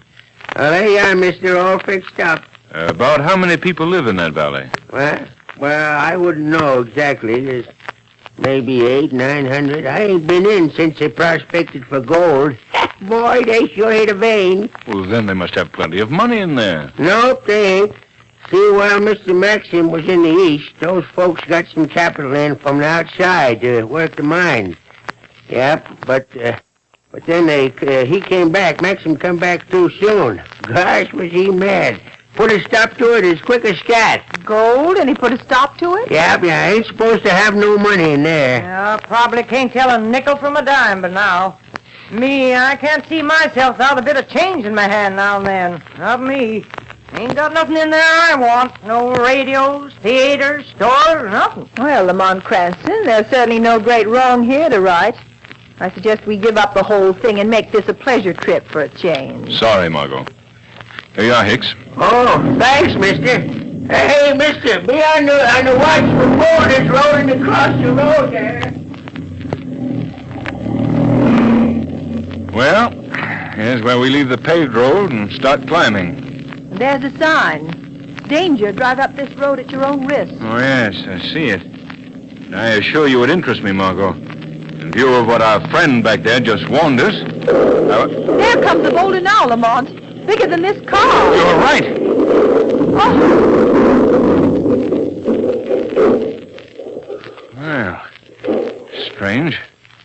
He missed us anyhow. Now will you turn back? The road isn't safe. Well, that one might be just coincidence, Margo. It's a fine road. Nothing wrong with it. Good all the way up, far as I can see. There's another boulder. Yes, coming right down this path. Yeah, hold fast. Oh, thank goodness that missed us, too. Lamont, there's no coincidence about those boulders rolling down. No, you're right, Margo. Unless I'm mistaken, it's an electric eye. And it starts them as surely as it would open a door. Well, then, for pity's sake, let's get out of here. We'll be smashed to bits. I've had enough of this whole thing. Before the sun sets, Margo, we're going to be in that valley. But we're going in by plane.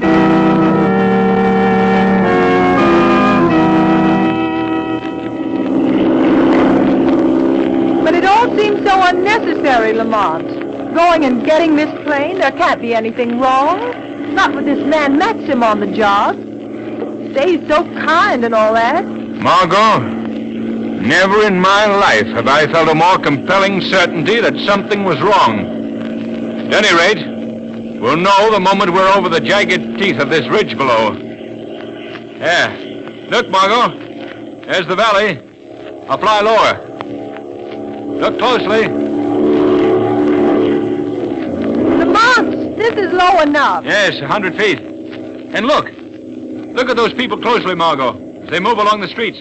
The lifelessness of them. Well, no traffic to keep them jumping. Doesn't mean there's anything wrong. Children half-heartedly at play. No work being done anywhere. Men sprawled on the grass. Well, what of it, Lamont? Cut off from the outside world. No work to do, no amusements, nothing for mind or muscle to feed on.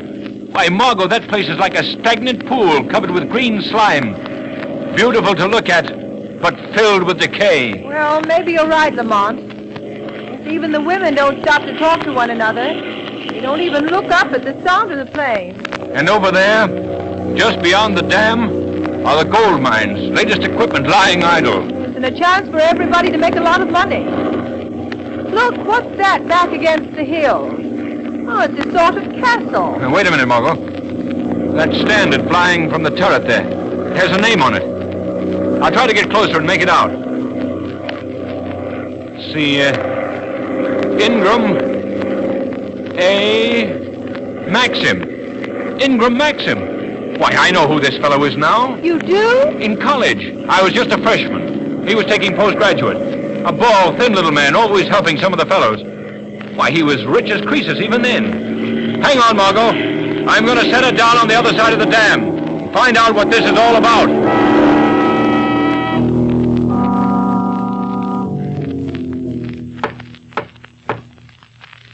Why don't they answer, Lamont? We'll keep on knocking until they do. Oh, wait. I saw the curtain move from the window up there. Please, Lamont, let's go back to the plane. I feel weak. What was that? I don't know. It's horrible. Margo. Good heavens, Margo. Here, you're not fainting. Oh, the lady has fainted.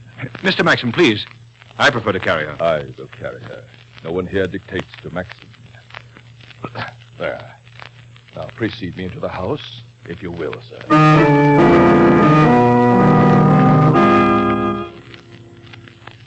And now, with the little lady well taken care of, we shall dine together. Cranston, we talk over the old days. You see, I remember you. Indeed, I have the faculty of remembering everybody I ever see. I couldn't forget you, naturally. Always doing such kind things to help the less fortunate chaps at college. That was nothing. Nothing at all. Now, here, of course, I have much larger opportunities. Yes, undoubtedly. Something's been puzzling me, Maxim. Those boulders rolling down into the road. I'm curious to know how you work that. I have my own ways, Mr. Cranston, of protecting this valley of mine from intruders. I want nothing from the outside world to touch my people. Nothing. Well, Mother, I can't move. You're all right, Margo. I'm right here. Keep your arms under the blankets, little lady. That's it. But I'm not cold. I'm smothering. Too much exertion, my dear, coming down that steep path from the dam. Women's delicate bodies were not built for harsh exertion. You see, Serena, what are you doing here? Why did you leave your room in your wheelchair without my help? Is the lady sick, Maxim? Are you sick too, my dear? No, nothing wrong with me. Just a little chill. Miss Lane, my wife, How do you do? Mr. Cranston. How do you do? Did you suffer an injury of some sort, Mrs. Maxim? That you should have to be in a wheelchair? No. Oh, no, I've always been strong. But after the birth of my son, I think that was when My dear, you are exerting yourself too much. You must go to your room. But Maxim's always taken such good care of me. I never have to lift a hand. He carries me, puts me in my bed. He feeds me. He's always so kind. Kind. It is the privilege of all strong people, my dear, to take care of the weaker. Come, my dear Serena. Off to bed with you. Maxim, the lady heard it too. It's not my It is imagination. the wind, my dear, in a faulty flue. I shall have it fixed tomorrow. I tell you, it has the sound of my son's voice. Now, that imagination of yours again, my dear. You know that Paul is off at school. Now, say good night to Miss Lane and Mr. Cranston. Good night, Miss Lane. Mr. Cranston. Good night.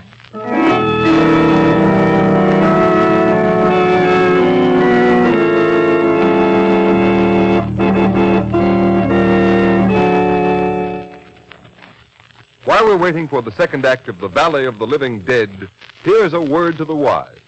Homeowners, when you order fuel, keep in mind that there's just as much of a difference between the quality of various kinds of hard coal as there is in an automobile, radio, or washing machine. This difference lies in the location of the fields from which the coal comes and the care in mining and preparation. That's why it will pay you to insist on blue coal when you order your next supply of fuel. For blue coal is a guaranteed product of the nation's largest hard coal producer, the Glen Alden Coal Company. Their mines are located in the richest part of the northern Pennsylvania anthracite field. Each ton of blue coal as it comes from the mines is screened and rescreened many times for perfect sizing. Then it's washed to remove any existing impurities and laboratory tested by trained inspectors. Only the coal which passes this thorough laboratory test and meets Glen Alden's high quality is shipped to blue coal dealers. That's why you can be sure of perfect heating comfort and satisfaction when you order quality-tested blue coal by name. You'll find that blue coal gives you steadier, more dependable heat. So call your nearest blue coal dealer tomorrow. His name is listed in the Where to Buy It section of your classified telephone directory, under the words Blue Coal.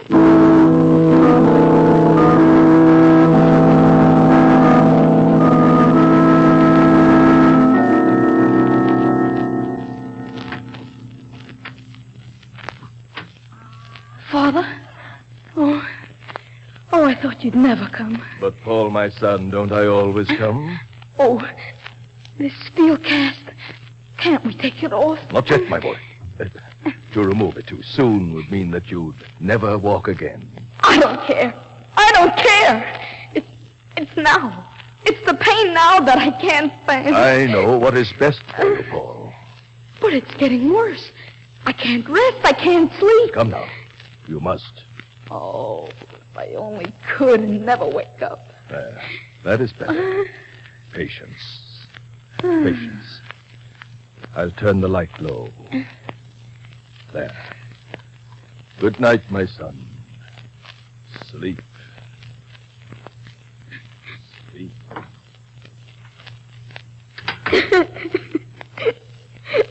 I'm glad he's gone. I'll get this cast off somehow. Even if it does cripple me. I don't care. Let me help you, Paul. Who's spoken? Where are you? Don't be frightened. I've come to help you. Nothing can frighten me anymore. But I can't see you. I can sometimes help people better because I'm not seen. Oh, I don't know what you mean, but can you really help me? I mean, take this cast off. Yes, Paul, right away. Tell me, how long have you had it on? Nearly 2 years. I was away at school and had an accident. My father came to see me. Well, I don't remember much about that part.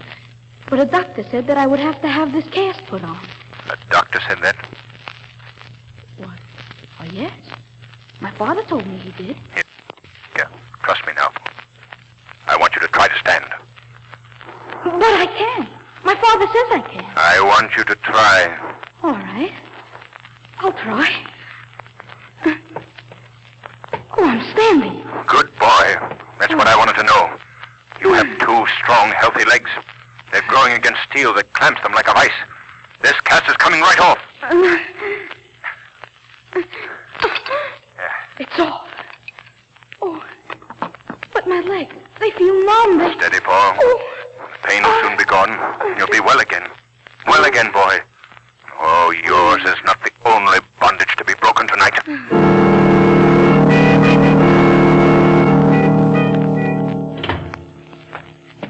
Ah, Margo, it's good to get out in the air. Now, down these stone steps. Watch out. It's steep. Lamont, tell me, that dreadful cry, was that... Yes, his son, Margo. I was able to relieve his sufferings, though. thank heaven for that. But down in the village, all those people, what can you do for them? Their suffering has been great enough. I'll make them help themselves. Watch out. It's the last step. Yeah, that's it. There isn't a light anywhere. Everyone in this village is asleep. That's it, Margo. Everyone has been asleep too long. But with luck, I hope to awaken their minds to this living death.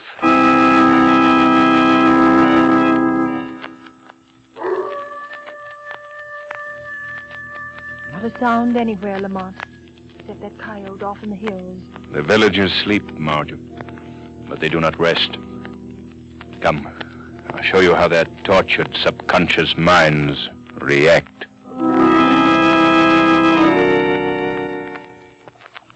This place of living dead, this silence beats on my ears like the drums of eternity.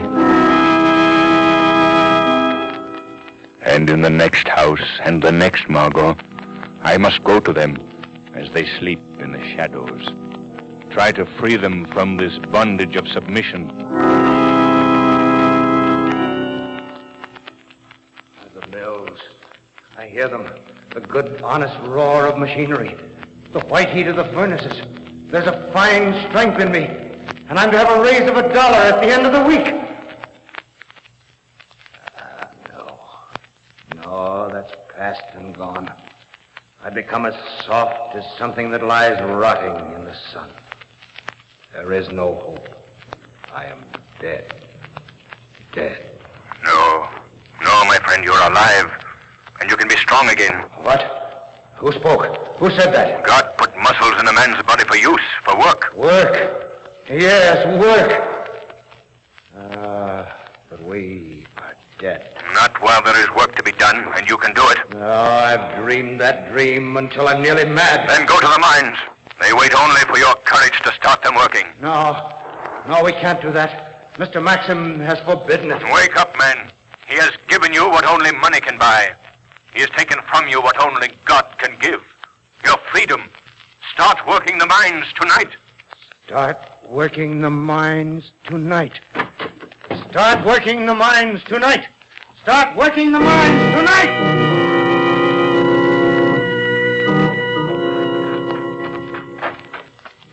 Lamont, there are lights now in every house. Yes. And over there, lanterns swinging to the quick step of men hurrying to the mines. Give me your hand, Margo. We've no time to lose. We're almost at Maxim's castle. To think in a single night you will have destroyed Maxim's self-created world. As well as that, Margo, everything on which his ego has fattened. Listen, the people are wasting no time. Hurry. Here, I'll help you. Up these steps. Quickly. Quickly, Margo, quickly. This is Maxim's room, Margo. You stay back. I don't know what danger lies behind this door. But as the shadow, I'll soon find out. After all I've done for them, they betray my generosity. Men and women alike. They're crowded down at the mines by the hundreds. I'm going out to the balcony to observe them more clearly. Maxim, what's happened? Why are you so angry? Mrs. Maxim. Oh, Don't be startled. I'm here to help you. Listen closely. This is a fight for freedom. Who speaks? It's all such a strange dream. Do as I tell you without questioning. Rise out of your bed, out of your weakness, and fight as those people down at the mines are starting to fight. But I can't rise. I can't walk. Not without Maxim's help. You can. You shall. You've got to fight out of the weakness to strength and freedom. Yes. Fight out of weakness to strength and freedom. I can. I will stand. I see their game. They want a freedom apart from me, but they shan't have it. I stopped them before. I'll stop them again. No, Maxim. Don't stop them this time. Don't. Serena, you standing alone. How dare you stand alone without my help? I'd rather die, Maxim, standing alone as God intended me to stand, than go on in a living death of the weakness that comes of your constant support. You two, after all I've done, devoted my life to you. What madness is in this place tonight? Madness is lifting from this place tonight, Maxim. What is that voice? Who speaks? Perhaps it is your conscience speaking, Maxim. Your conscience. Serena, what is that voice? Do you hear it? Or is this whole thing some crazy dream? I only know that I can stand alone and move alone. And if it's a dream, I hope I never wake. Listen closely, Maxim. Your conscience speaks again. You gave these poor creatures the things your millions could so easily buy. You felt great and noble and princely in the giving. And for that you robbed them of their strength of will and muscle and heart. It is a crime. Just as stealing money is a crime. This is how they repay me, is it? They hurl my liberality back into my teeth and make it a reproach. Maxim, you are consumed by selfishness. A selfishness so great that it has sacrificed 1,000 people and your wife and your son to its greedy demand. It's a lie! My whole life has been devoted to others. My people know I love them. I'll go to them. I'll talk to them. Will you also listen to them? They will listen to me. And I will give them their choice of life or death.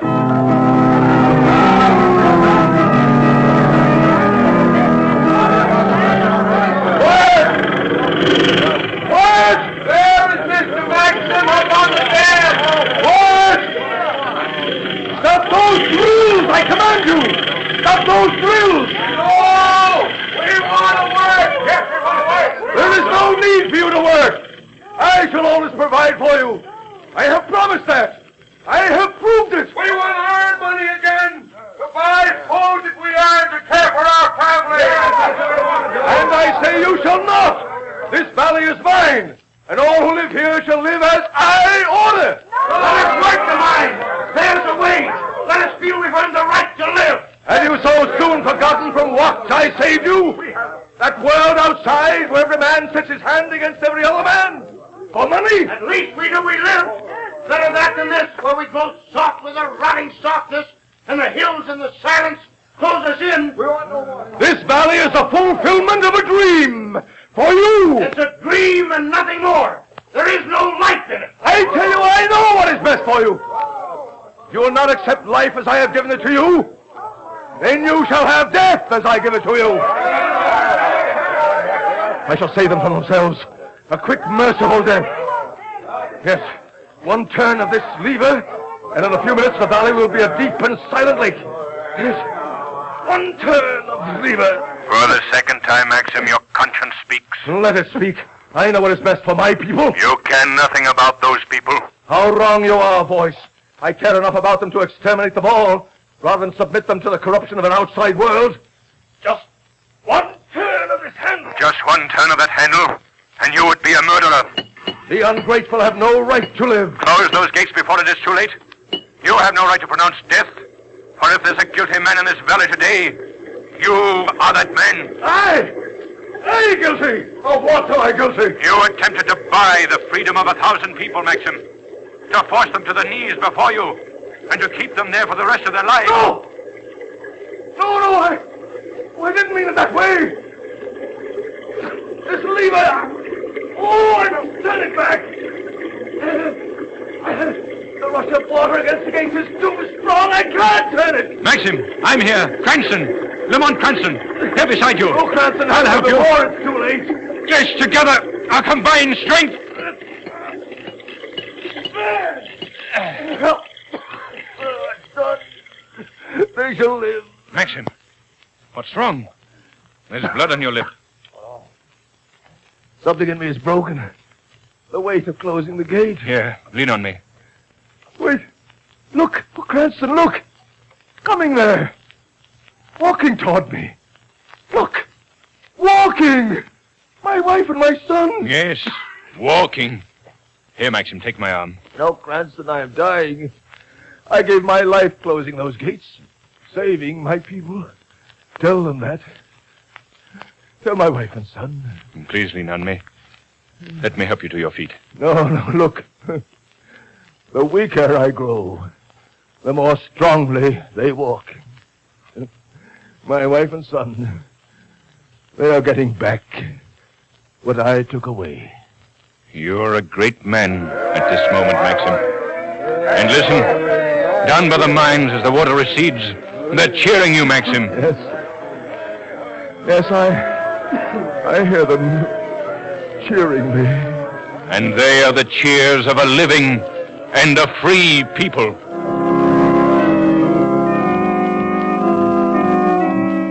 Before you hear a preview of next week's Shadow story, here's John Barclay, Blue Coal's heating expert, with more of his time and trouble-saving hints on furnace care and attention. Mr. Barclay. Thank you, Ken Roberts, and good afternoon, friends. A great many homeowners are under the impression that they can save money by putting only a little coal on the furnace. On the contrary, that's one of the surest ways I know to actually waste money. A flimsy, shallow fire is apt to go out. It won't give you enough heat, and it causes constant trips to the cellar to refuel the fire. The economical way to fire your furnace is to keep a deep fire bed at all times. Build the fire up to the level of the bottom of the fire door. Of course, in milder weather, you can leave a little heavier layer of ash on the grates. This keeps the fire burning slowly, yet it keeps enough coal burning to give plenty of heat if the temperature should suddenly drop. And remember, if you feel your furnace isn't giving you 100% heating results, here's what you do. Phone your nearest blue coal dealer. Ask him to send a John Barclay serviceman to look over your furnace. These men are trained heating experts. They're fully qualified to locate the source of any possible furnace trouble and show you how it can be corrected. This John Barclay service is yours without any charge or obligation of any sort on your part. So always feel free to call your blue coal dealer. I thank you. And now for a preview of next week's exciting shadow adventure entitled Prelude to Terror. The eminent scientist, Professor Baker, is sitting in his study late one night when there is a knock on the door. Thinking it is his butler, Cooper, he says, "Come in, Cooper." "Oh, I thought it was Cooper. Shut up, Professor Baker. I got a present for you. Here's what the boss wants. And before he's through, the people of this city will wish they were dead like you, Professor Baker. Why did this man kill Professor Baker? For what reason does he say an entire city will welcome death? Be sure to find out next week when you hear the Shadow's newest adventure, Prelude to Terror.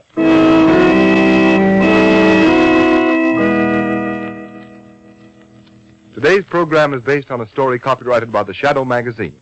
All the characters and all the places named are fictitious. Any similarity to persons living or dead is purely coincidental. The Shadow magazine is now on sale at your local newsstand.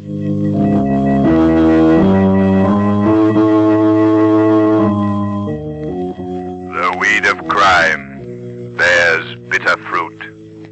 Crime does not pay. The Shadow knows.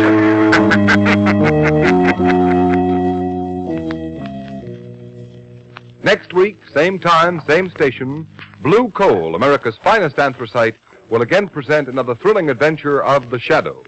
Be sure to listen, and be sure to burn Blue Coal, the solid fuel for solid comfort.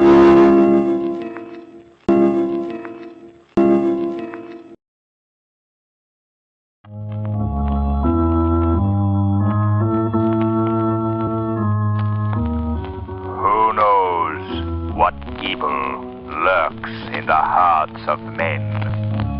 The Shadow knows.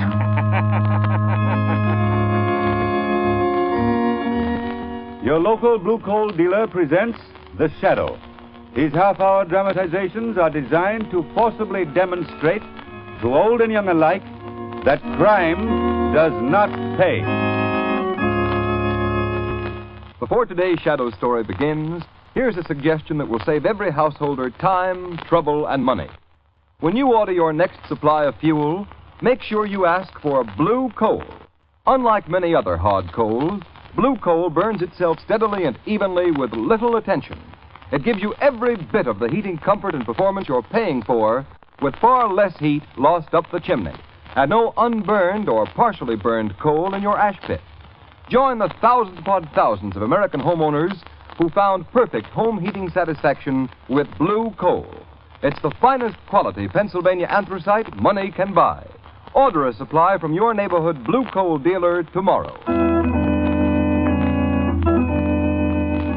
The Shadow, mysterious character who aids those in distress and helps the forces of law and order, is in reality Lamont Cranston, wealthy young man about town.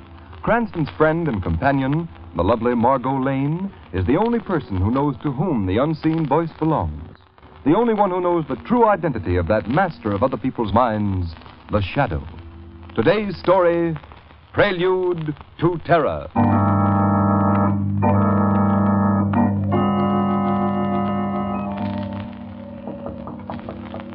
Come in. Oh, it's you, Cooper. Yeah, Professor Baker. I thought you'd like this cup of hot tea, sir. Yes, thanks. Helps to keep me awake. And I have a lot of work to do tonight. Shall I pour it, sir? Yes, please. Well, isn't this your night off, Cooper? Yes, sir. I passed the house on my way home and saw your lights on. I know how you enjoy a late cup of tea. Very considerate of you, Cooper. Very. But it's late, and you must get your rest. Oh, the doorbell. I wonder who that could be at this hour of night. Shall I answer it, sir? Yes, Cooper, yes. I'll take care of the tea.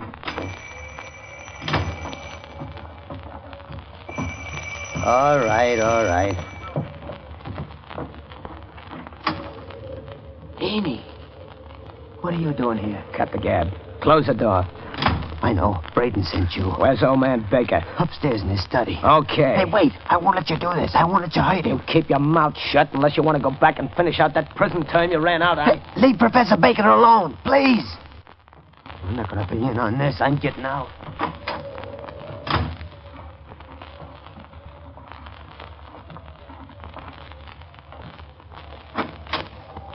Well, who was the late call? Oh, I thought it was Cooper. What do you...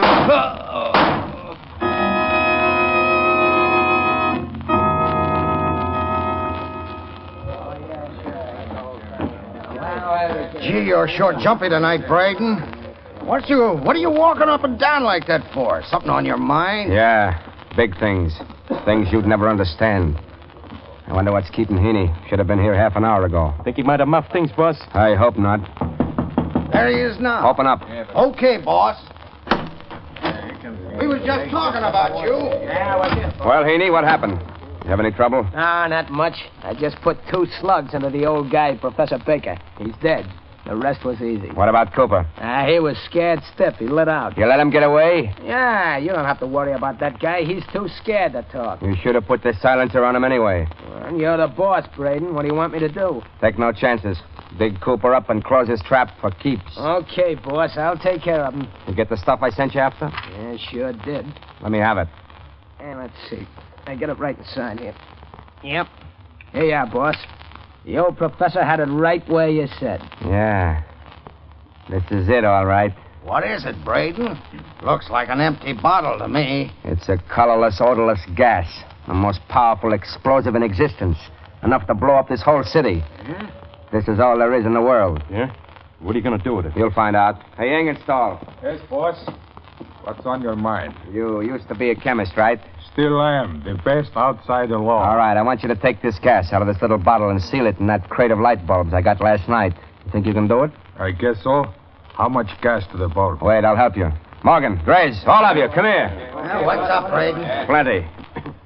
When we get these explosive light bulbs fixed up, I want you to go out and plant them in light sockets everywhere. In stores, houses, public buildings, all over the city. Well, what's the big idea, Braden? I'm going to plunge the city into total darkness for one night. Total darkness? How are you going to make them douse their lights? Look, we get these bulbs planted before noon tomorrow.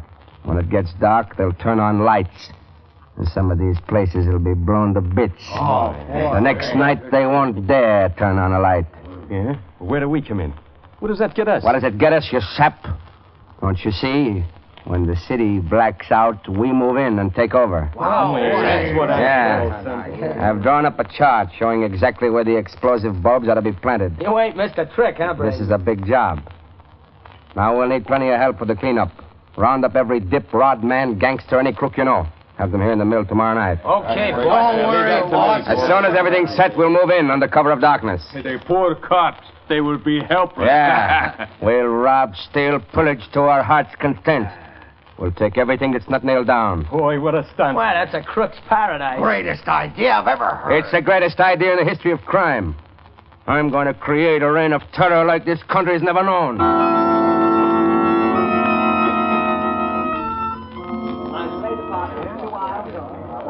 Something for a youngster, you say, madam? Yes, I don't exactly know what I want. Well, is it a boy or a girl? A girl. I'm her grandmother. Oh, is that so? Well, I have a little girl, too. How old is your granddaughter? She's just 4 months old. Oh, well, then you must see our modern nursery. The infant things are all in there. Will you come right this way, please? Sure, why would I come this way? You step right in. Thank you.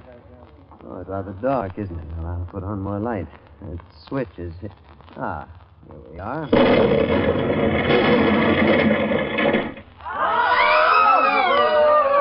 out, that pillar! Coming down!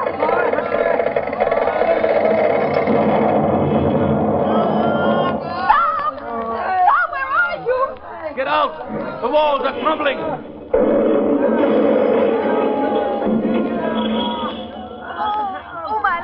I can't move. Somebody, please give me a hand. There's a child buried under here.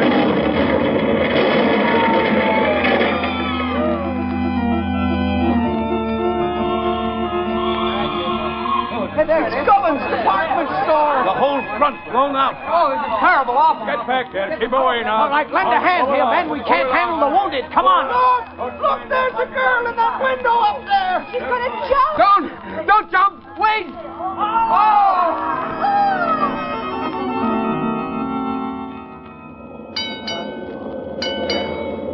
All out. Castle Street car burns. Last stop. But, Conductor, I'm going all the way to Henshaw Terrace. There'll be another car right behind you, mister. What do you know about Hey, you folks can sit in the waiting room over there. pretty dark in this waiting room. How about some light? Yeah, there's a switch right behind you. Oh, yes. I'll turn it on.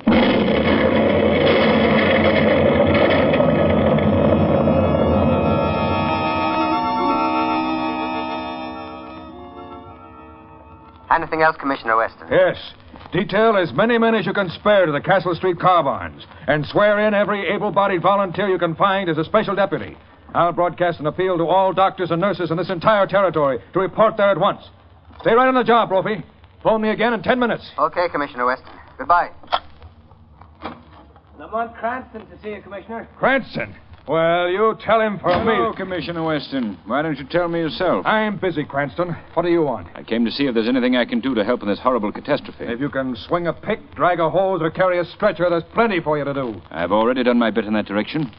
For the moment, I'm interested in the reason for these awful crimes. Now, wait a minute, Cranston. I've got more on my mind than just sitting here and satisfying your curiosity. This is not just curiosity, Commissioner. I've got a theory. So has everybody else. I've got no time for crackpot theories. You certainly are flattering, Commissioner. Well, I'm not running a school for amateur detectives. No, I'd never suspect you of pedagogic inclinations, Commissioner. But tell me, do you know how the explosions occurred last night? No, I don't. All I know is that the two places went up when the lights went on. Then I'm sure I can help you. If you have any evidence, any facts, I'm willing to listen. But I don't want to hear any more theories. All right, Commissioner. Calm yourself and I'll explain. I am calm. Of course you are. Now, my theory is this. What? Oh, all right, let's put it this way. My hunch is this. Go ahead. Get it off your chest and let me get back to work. You want to clear up the mystery of these explosions, don't you, Commissioner? That, Cranston, would seem to be the general idea. Then you must first find out who killed Professor Baker. Are you trying to tell me that there's a connection between the death of Baker and these explosions? I'm not just trying, I'm telling you. There is, definitely. What makes you so sure about it? I happen to know that Professor Baker was experimenting with an explosive, such as might have been used in these two blasts. Where does your theory go from there? Professor Baker was killed for possession of that explosive. Find his killers, and you found the men responsible for the other crimes. But where's the motive? What reason could they have had for blowing up those places and killing all those people? That I don't know. There you are, in a blind alley. You have a theory and nothing to support it. Now run along, Cranston. My nerves won't stand any more of this nonsense. You must listen to me, Commissioner. You've got to. Now I've got... Hello? Hello, Commissioner Weston. Yes, who's this? Never mind that. I got some dope for you. What do you mean? Those two explosions last night were bad, huh? Well, that's only a little sample of what's coming tonight. What? What did you say? You heard me. You're going to have a worse mess on your hands if you don't carry out my orders. Orders? I want this city in total darkness tonight. Total darkness? If there's an electric light, auto headlamp, or even a flashlight turned on, you're going to get a bouquet of explosions worse than yesterday. You must be stark mad. You'll never get away with this. Try me and see. Either the lights go out or the city goes up. Hello. Hello, hello.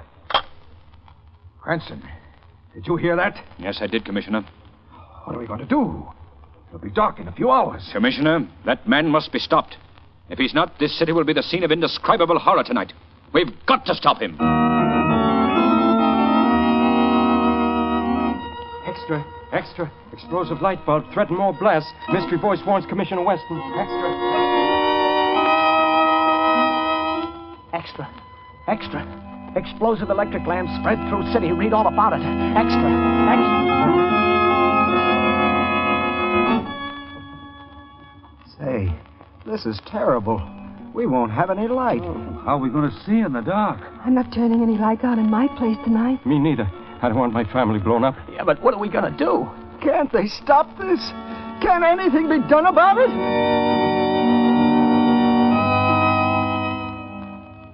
Emergency. Calling Dr. Martin. Dr. Martin. Emergency. Calling. Oh, Dr. Martin, do something. Please save my little Bambina. Well, I'll do all I can, Mrs. Vanetti. Your child is very sick. Oh, my Bambina, my baby. What are we going to do, Doctor? That child won't last an hour if we don't operate at once. We can't do that. We don't dare turn on the light. Well, we've got to do something. Couldn't we operate by candlelight? Oh, that's impossible. The operation's too delicate. Oh, please, Doctor, help my baby. Nurse. Yes, Doctor. I'm going to operate. But the light, Doctor. I can't stand here and see this child die. We've got to take the chance. Turn on the lights. But Very well, Doctor. I'll turn them on.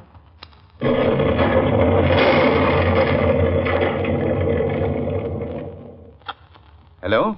Mayor Hamilton, Yes. Who is this speaking? this is the Shadow. Shadow? Oh, yes, yes. What can I do for you? Mr. Mayor, the hospital has just been blown up. What? The hospital? Good heavens, that can't be possible. It's true, Mr. Mayor. I can hardly believe it. What hellish fiend can be responsible for this? Mr. Mayor, you've got to act at once. You must make any other explosions tonight impossible. Of course, but how can I do that? Order the city power plant to cut the main switch. The main switch? It's the only way. You can't depend on all the people keeping their lights out. But cutting the main power switch will tie up everything in the city. It's that, Mr. Mayor, or death, destruction, and panic. Very well. I'll order the power cut at once.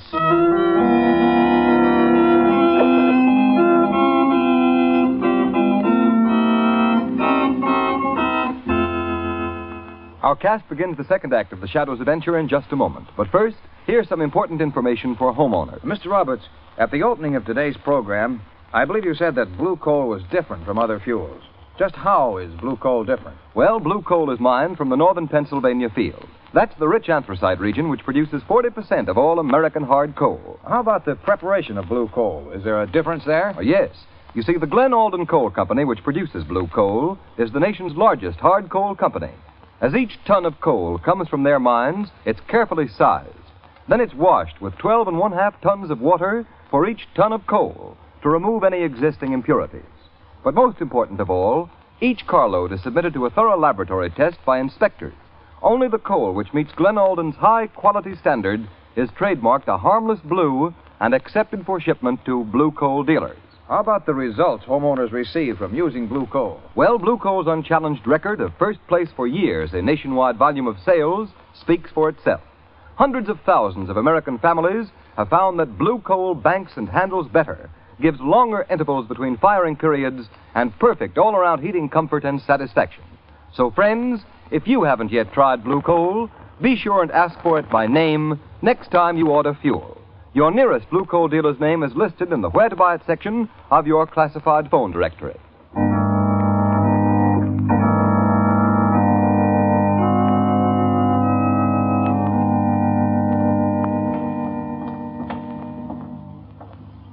Gosh, it sure is dark. I can't see where I'm walking. Wonder what street we're on now. Well, does it matter? I'm lost. We're all lost. I'm sorry, lady. I didn't see you. Hold that lantern higher, Bill. We don't want to walk off the viaduct. Okay, Fred.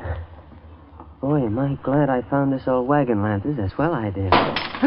Yeah, it's a swell target. It shot right out of my hand. When that gang said the city would have to black out, they meant black out.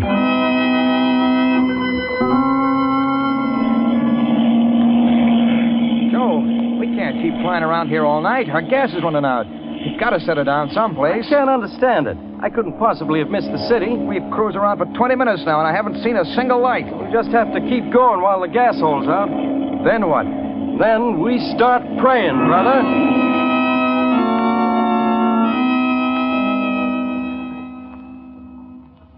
Well, Margo, main switch is turned off. No lights, no power, nothing but bewilderment, uncertainty. Oh, this is awful, Lamont. What are people going to do? I'm afraid this is all leading to something worse, Margo. A prelude to a greater terror. Lamont, you must do something. I've racked my brain for a solution, some faint clue, and I'm stuck. I don't know what to do. But we just can't sit and wait for some new terror to strike, Lamont. There must be some loose thread that might unravel this whole vicious pattern. Margo. Yes, Lamont? I've got an idea. Yes? Professor Baker's hired man, Cooper. The police released him. They said he proved that he was not in the house the night the professor was killed. Yes? It just struck me. The killer's fingerprints were on the handle of the door to the old man's study. But there were none on the knob of the street door. Don't you see it, Margo? Somebody opened the door for the killer. Cooper. Perhaps. But Lamont... Come on, Margo. We've got to find Cooper. The Shadow has got to talk to that man. He may be the thread I've hoped for.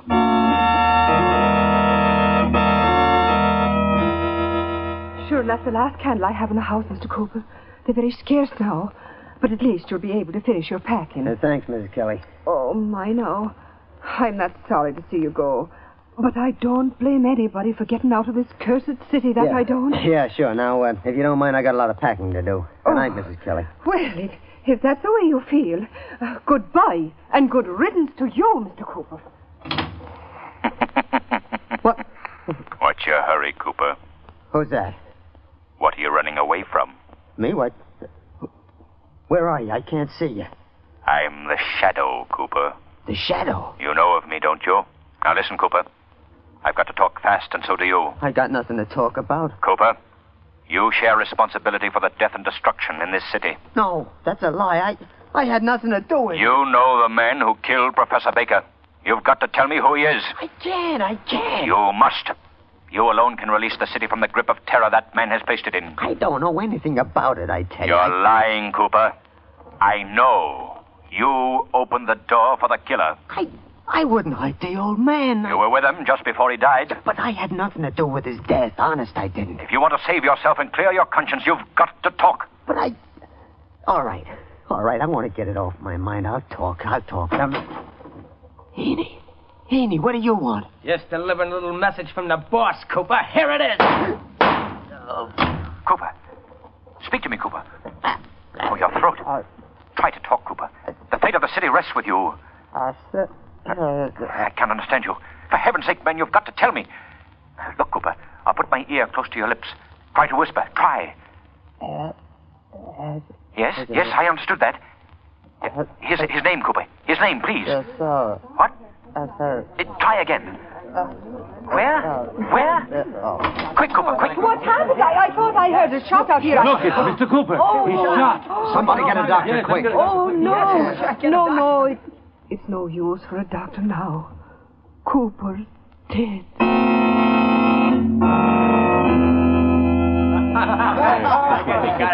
Hey, Engenstall, bring me that chart. Yes, boss. Here you are. Have you checked off every place where we planted bulbs? Every one. They're all marked in red. What are we waiting for, Braden? Yeah, let's go. Come on. I'm waiting for the boys to come back from the city and give me the lowdown on how things stand. Say, Braden, how come we got lights with the city power plant turned off? I've been planning this job for over a year. I put in my own power plant. Well, that's smart, I'll say. Yeah, but how did you manage the explosions? See this bulb? Well, it was one of these that blew up the Gullens department store. Oh, hey! All right. Don't worry. You're all safe. This won't go off unless it's put in a light socket and the switch is thrown. Just the same, I feel better if you didn't wave it around like that.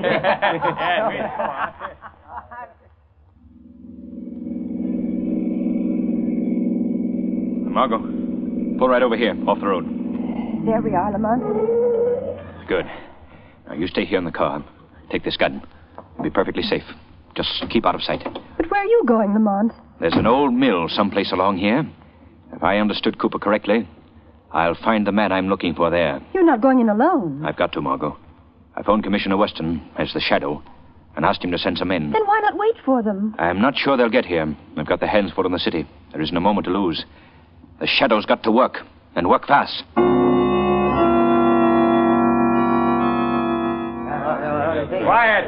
Quiet, all of you. Okay.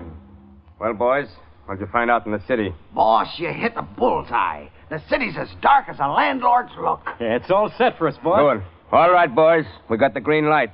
Time to go. Boy, this will be sweet picking, huh? Morgan, you take 6 men and go to the Macy Street Bank. You know what to do. Yeah. Drays. Right, boss. Take 20 men and clean out the Imperial Hotel. Go through the rooms. Don't leave anything you can carry. Right. You, Engenstall, the post office. 5 men can handle that. I'm all set. The rest of you got your spots. Work fast. If anyone crosses you, use your guns. Let them have it. Yeah. I'm shooting and asking after. All right. Grab your flash lamps and let's go. What was that? Am I hearing things? Did anybody hear that laugh? Yeah, I did. So did I. Quite a nice little thing you've cooked up, Braden. But here's where there's another ingredient added to your unholy brew. Say, what is this? It's the Shadow. Right you are, Braden. Well, you're not scaring me. You're not stopping me either. I wouldn't be too sure about that, Braden. Hey, I don't see nobody. Men, this guy's right here in the room with us. He's got some trick so we can't see him. But that don't mean we can't get him. Drays, stand by that door. Okay. Keep your back against it and don't let anybody or anything open it. Now, Morgan, pick up that machine gun and spray the other end of the room where that voice came from. Right. Somebody's doused the lights. Hey, I'm getting out of here. All right, quiet. Don't be afraid. Take it easy. Somebody switch on that light. You don't dare turn on those lights. What do you mean? If you do, every man here will be blown to bits. What are you talking about? I took that explosive bulb you had on the table in front of you. What? When I turned out the light, I put it into one of the light sockets. Now, Mr. Braden, do you want to turn on the lights? You're bluffing, Shadow. All you have to do to prove that point is to throw on the light switch. Hey, what's that? It's a lot of cars driving up outside. It's the police, gentlemen. They'll never take me alive. Alive or dead, Braden, you've got to be taken. Hey, what are we going to do? This guy's dynamite. Get in there. Come out in 10 seconds. I will come in after you. You might as well do as Commissioner Weston commands. Walk out the door with your hands in the air. There's nobody walking out of this place. I know I'm chair bait. I'll die anyway. But there's one thing I'm going to do first. I'm going to take you along with me, Mr. Shadow. Hey, keep your hands off that switch! Get out of my way!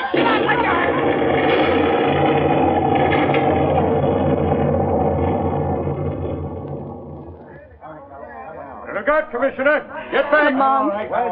Oh, Lamont. Lamont. Anyone alive in there, Captain? Not a single one, Commissioner. It's all right, Margo. I'm safe. Oh, Lamont, thank heaven. I thought you'd been killed in that explosion. It was close, Margo. But I got out when they were trying to keep Braden away from the light switch. You go back to the car now, Margo. I'll be with you in a minute. Commissioner Weston. Commissioner Weston. Hello, is that you, Shadow? Yes, Commissioner. Well, we're in a fine jam now. They're all dead. How are we going to find out where the other explosive bulbs are planted? It's all right, Commissioner. I got Braden's chart showing the location of the explosives. Where is it? You'll find it in the front seat of your car. Then the city is safe. Yes, Commissioner. Good. All right, men, get in your cars. We've got to gather up those lamps right away. And my gratitude, Shadow, for a job well done. Come, Margo. We're going home. The Shadow's work is done for tonight. The reign of terror is ended. Thanks to you, Lamont. It was bound to end this way, Margo. The plots and plans of criminals are the devices of their own destruction. Law and life know no compromise with the evildoer.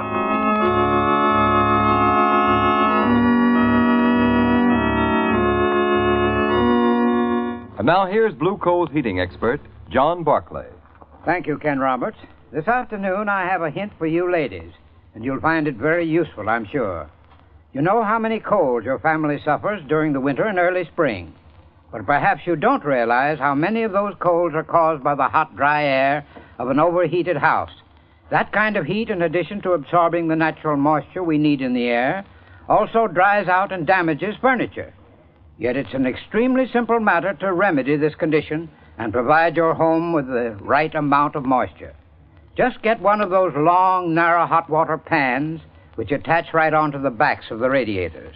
They're designed to hang out of sight, and the water they contain is gradually evaporated by the radiator heat, and so provides the needed moisture in the rooms. You'll find that these pan humidifiers really do a wonderful job of keeping rooms far more comfortable with helpful moisture. And in this way, they reduce the chance of catching or spreading colds and illness. And friends, remember this.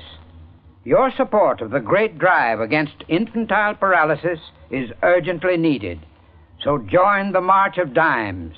Send your contributions to the White House, Washington, D.C., today.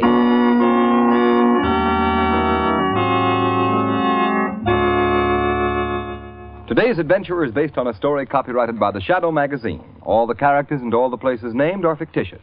Any similarity to persons living or dead is purely coincidental. The Shadow magazine is now on sale at your local newsstand.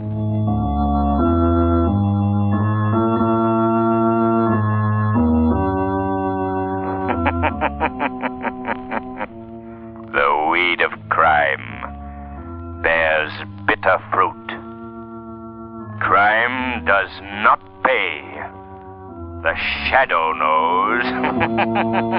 Next week, same time, same station, Blue Coal, America's finest anthracite, will again present another thrilling adventure of the Shadow. Be sure to listen and be sure to burn Blue Coal, the solid fuel for solid comfort.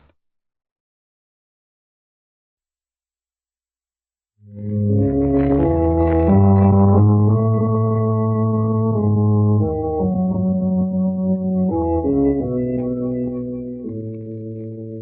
knows what evil lurks in the hearts of men? The shadow knows.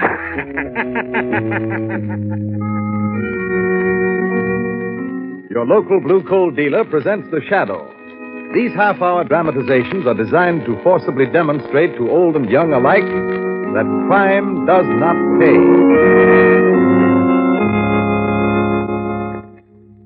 Our cast begins the first act of today's exciting adventure with The Shadow in just a moment. But first, a word to all you householders. If you want perfect home heating results with steady, dependable warmth throughout every room, then ask for Blue Coal by name next time you order fuel. Then you'll get a trademark product that has been carefully prepared and thoroughly laboratory tested for quality. You'll find that Blue Coal's perfect sizing makes it easier to bank.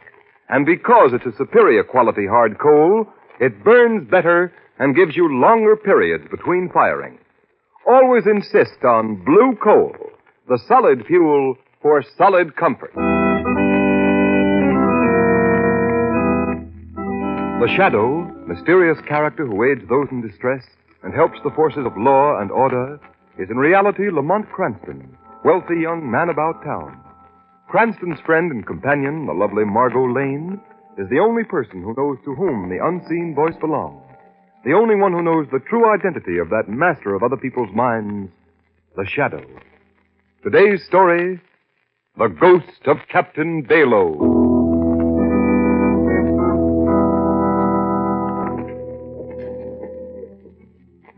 Come along, Cranston. We ought to find the mate of the Northern Queen and one of those waterfront saloons around here. I know you'll be interested in hearing his story. I'm sure I will. Tell me, Mr. Ware, what happened to the rest of the crew when the Northern Queen went down? Lost, every man jack of 'em. This mate we're looking for is the only survivor. He just got port. The Northern Queen was your biggest freight ship, wasn't it? Biggest and best in the whole fleet, Cranston. It was smashed to bits. How did it happen? I don't exactly know. I've heard some crazy explanations, but no facts. That's why I'm so anxious to talk to this mate. Maybe he can clear things up. You say the Northern Queen was smashed to bits. Where did it happen? On an uninhabited island off the ship lanes in the middle of the Pacific. Uninhabited? Off the ship lanes? Then what was your freighter doing there? That's just what I've got to find out. There's something strange about this whole business. 10 liners have been wrecked in the same spot during a score of years in the same manner. Here, Cranston. Let's see if we can find the mate in this place. Hey, bartender. Fill him up. All right. What do you have? There'd be little trouble mustering a ship crew in this saloon, eh, Mr. Ware? Yeah, a shout would bring you enough men to man a boat from keel to bridge, Cranston. Here's my mate. Hi there, mate. I see you're still fit to ride a gale. Commodore Ware, sir. It's right pleased I am to lay an eye on you again. I want to talk to you. Can we go in the back room there? Aye, sir. Right in here. It'll be nice and quiet. Yes, this is better. Sit down, mate. Have a seat, Cranston. Thank you. I know you want to hear about the wreck of your ship, the Northern Queen. Yes. Mate, give me the fact. That I will, sir. And it'll likely raise the hair on your head just as it's whitened mine. What happened? What caused the wreck of my ship? 'Twas Captain Bayloe stayed her on the rocks, sir. Well, Captain Bayloe wasn't master of the Northern Queen, was he? No, but he rode the bridge the night she broke up. Leastwise, his ghost did. Ghost? Aye. The ghost of Captain Bayloe held the wheel, and all the men aboard couldn't budge it from his grip. That strong he was. Now, what I want to know, mate, is what the Northern Queen was doing off her course. We'd sprung a leak in our freshwater tank, sir. The nearest land point was Bayloe Island. The skipper set the Northern Queen to the wind and steered a course for the island. The crew was agin it, but it was that or die of thirst. Gentlemen, if I knew then what was before us, I'd have died 1,000 times. What happened? Nothing, sir, till we were a few miles off the island. Then, Captain Bayloe's ghost took command. I most forgot, Mr. Cranston. I don't suppose you know about Captain Bayloe. No, but I'm very much interested. Well, sir, Captain Bayloe's been dead these 20 years or more. He was the last of the old square rigger skippers. It was the China trade he was in.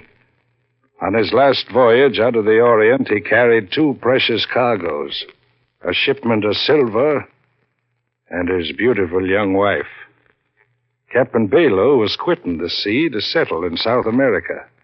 A happy pair they were, sir, none happier. His crew, though, was the motliest collection of sea scum ever to sail afore the mast. Well, sir, they were just off the island that's now called after him. Captain Bayloe was at the wheel, his wife beside him. The sea spray was washing her lovely face, and she was laughing into the wind. The crew was aft, heads together. We're fools if we don't, I tell you. We could do it easy. Captain Bayloe's got the silver locked in his cabin. Now, we could make him give up the key. He'll never do it. Are we weaklings that we can't make him do it? He's only one man, and we're a whole crew. There's enough silver to make us all rich for the rest of our lives. There's a much prettier cargo on the bridge beside him. His woman, eh? Aye. Silver comes from the earth. But a pace like that could only come from above. I want silver. Yeah, well, my share goes for the other cargo. We share alike. Avast there. We get the prize first. We argue about it afterward. Come on. Right. While a happy woman laughed beside a contented man, the crew crept slowly toward the bridge. The laugh was cut short by the sight of the hard-faced men. Captain Bayloe asked them what they wanted for. We want the key to your cabin, Captain Bayloe, and we mean to get it. Give us the key. Save yourself. He ordered the men below, but... We came for that silver cargo, and you ain't putting us off. Better give us the key peaceful, or we'll take it away from you. The skipper reminded him it was mutiny. We know what it is. You don't have to tell us. Mutiny or not winning, Commander, and you're We've doing... heard enough talk. Out with that key. Captain Bayloe told them they'd get the key over his dead body. All right, then. Over your dead body it'll be, Captain Bayloe. Come on, men. Grab him. Hey! He's choking me! Bash him. Bash him. He's through there, you swab. While the men fought like hungry wolves, Captain Bayloe's wife stood frozen in horror. Hand me that belaying pin. There you are. That ought to settle the swab. The blow from the belaying pin stunned the skipper. He fell to the deck. The crew were on him, snapping like a bunch of jackals. All right, lift him up. Up he There's goes. no more trouble. Heave him over the side. Captain Bayloe was half conscious when they threw him over the rail. He revived a bit when his body hit the water. He saw his ship with his wife aboard sailing away. Above the surge of the sea, he heard coming back on the wind the pitiful wail of his lovely wife. Before the waters covered him up, Captain Bayloe, with an oath on his lips, swore eternal vengeance on all men who sailed the sea.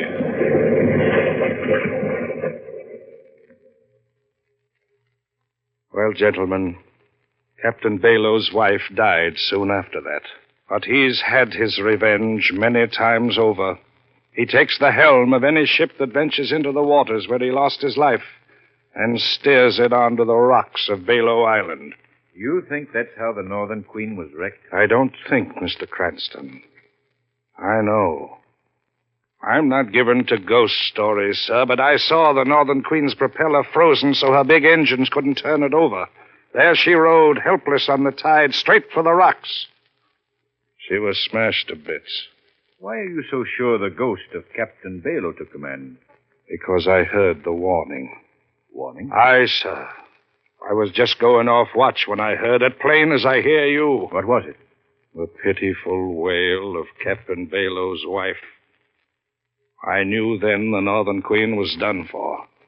Another seaman and myself put a small boat over the side and rowed away. The other man died from exposure. I was picked up 5 days later by a liner. That's why I'm here now, gentlemen.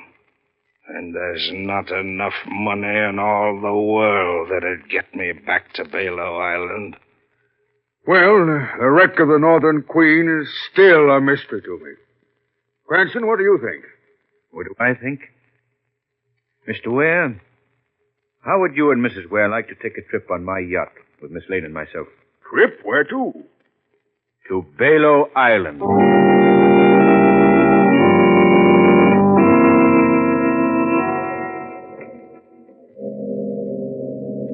By George, it's funny. Here I am, owner of a fleet of ocean liners I haven't been to sea in years. Cranston, I'm glad you suggested this voyage. Well, I'm glad you're enjoying it, Mr. Ware. Yeah. Oh, this salt air makes you sleepy. Mrs. Ware and Miss Lane have turned in long ago. Guess I'll follow suit. Coming, Cranston? Yes, I'll join you below in just a moment. All right. Oh, good evening, Captain. Good evening, Mr. Ware. Mr. Cranston. Yes, Captain. Any orders for tonight, sir? No. Told to do the same course. Well, you haven't yet told me where we're heading, sir. No. But so? You mind, sir? Not at all, Captain. We're heading for Bayloe Island. Bayloe Island? Yes. You've heard of the place, I suppose? What seaman hasn't? And why in heaven's name do you want to go to that place, sir? I want to convince myself of something. It's a dangerous voyage, sir. You think we might be wrecked, is that it? Not only that, sir, but it means trouble with the crew. When they find out we're heading for those haunted waters, well, I hate to think of what may happen. Tell me, Captain, do you believe in this legend? Do you fear the ghost of Captain Bayloe? Yes, sir. I certainly do.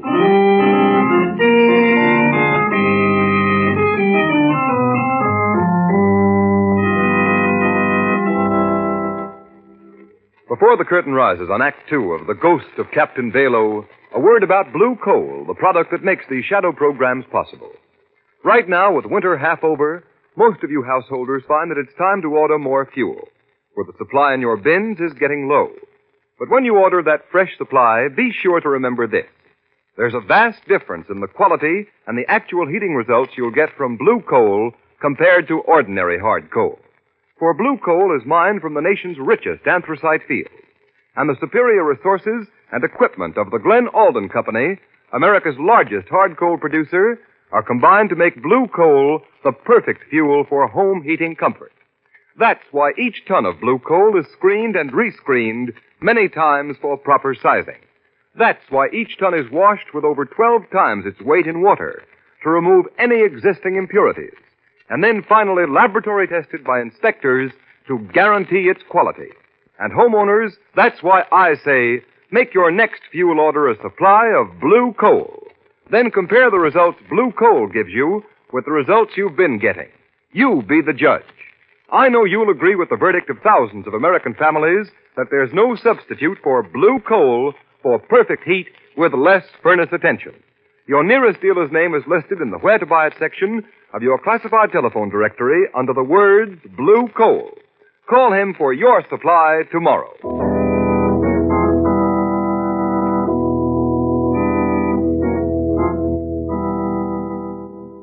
Quiet, men. Quiet. I tell you, I saw the sailing orders. The chief engineer told me. It's a fact. We're off for Bayloe Island. Mr. Cranston must be crazy. Well, Mr. Cranston may be crazy enough to come here, but that don't mean we have to stay. What do you mean? We can make Mr. Cranston turn the ship back. That's mutiny. You can be jailed for that. Got any worse than what may happen? We gotta do something. No crew's on watch tonight. Leastwise, not a man's asleep. We can't be far from that cursed Bayloe Island now. If it wasn't so dark, you could see it off the port bow. That close? Aye. Suppose Captain Bayloe took command. I've asked you, fool. Yes, but I don't want to talk about it. What's that? Hear something? Yes. Listen. Hear it? Yeah. Sounds like a woman. That's it. It's her. Who do you mean? Captain Bayloe's wife. That's the warning. He'll come out of the sea now any minute. The ghost? Yes. We're lost. We're lost, I tell you. Avast there. Keep quiet. There it is again. We've got to turn back. We've got to get out of these waters. I'm going to tell the skipper. We've got to get out. Captain. Hello there, you swab. Over the door. Quick, Captain. Here. What's going on here? I heard it, Captain. What are you talking about, man? What did you hear? Captain Bayloe's dead wife. You men are letting your imaginations run away with you. Now get below and stay quiet. No, I hear it as plain as a ship's bell, sir. We got to get out of these waters. We'll all be lost. What's going on, Captain? This man thinks he heard the wail of Captain Bayloe's wife, Mr. Cranston. I don't just think, sir. I heard it. The other men heard it, too. Oh, that's nothing, man. Just the wind and the rigging, that's all. No, you've got to believe me, Mr. Cranston. There's still time to save ourselves. You've got... What's that? Our engines. They've stopped. Call the engine room. Aye, sir. There, you see, sir. Boy, hello, Smithers. Aye, sir. What's happened to the engine? We don't know, sir. They just stopped dead. The motor started smoking all of a sudden. Stand by. I'm coming below. Aye, sir. Strange. The motors have all been shorted. They can't feed the engine. I knew it. It's the ghost. He's taken over. We lost. The ship's lost. Keep quiet, man. I'm getting out of here. The ship's haunted. Don't go out there. Come back here. Captain, we've got to stop that man. He's gone mad. Stop that man! Stop him! We lost, I say. Ahoy there, mate. Turn on the searchlight. Aye, sir. You went off the board, bow. Swing that light this way. Lamont, what's happened? One of our men leaped over the side, Margot. Leaped over, you say, Cranston? Yes, Mr. Ware. Why? Our engine stalled. Poor fellow became crazed with fear. Oh, this is frightful, Lamont. I only hope we can find him in this heavy sea. Cranston. Yes, Captain. Have you found him? No, I'm afraid, sir, there's not much of a chance in a sea like this. There's no sight of him. We've got to find him. We must. The men will do all they can up here. I've got to go below and see what can be done about our engine. What's our position, Cranston? We're just off the island, Mr. Ware. Is there much of a drift? Pretty heavy one, and it's toward the island. That means we may crash if the engines aren't started. Mr. Ware. Yes, Cranston? Help me lower one of our small boats. Small boat? What for? I'm going over to that island. Lamont. But what good would that do? The place is uninhabited. Nevertheless, I've got to see what's there. This is too dangerous. I don't want you to go out there alone. You and everybody else on this yacht are in great danger, Margot. I've gotten you all into it. I've got to try and get you out of it. Well, if you're going out there, Lamont, I'm going with you.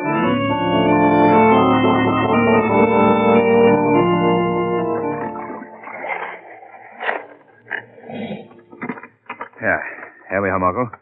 We'll leave the boat beached here while we look around. Not much to see in this darkness. No, desolate place, isn't it? It's foolish of you to come, Margot. You should have taken my advice. Lamont, Huh? look. Look over there. What is it, Margot? Something's coming out of that clump of bushes. Oh, it's coming toward us. A man. Lamont, could it be the ghost of Captain Bayloe? Don't be frightened, Margot. I've got my gun. Stand where you are. I'll shoot. What do you want? Do you hear me, men? Keep away, I said. Who are you? I've come from that yacht off there. Then you're not one of Yandy's men. Well, who is Yandy? A devil. A monster. Do you live on this island? I die on this island. We understood it's uninhabited. Oh, there are people here, but not above the ground. What do you mean? They're buried in dark, damp dungeons. Yet they live. Who are these people? Survivors of ships wrecked on the rocks here.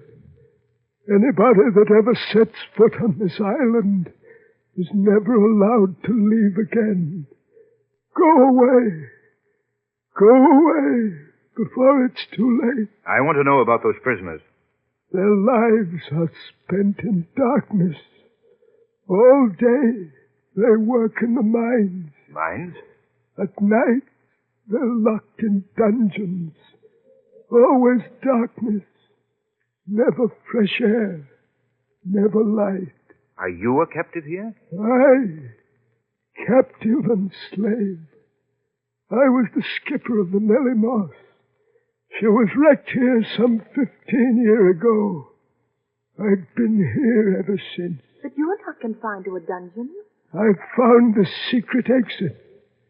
I steal out at night to watch the sea and hope. Lamont, something will have to be done for these unfortunate people. There's nothing you can do. Go away. Go away. Can you take me to the dungeons? I can, but I don't think I should. Please. I think I can help. No one can best Yandy. Perhaps I can. All right, then. Come along and see how dead men live.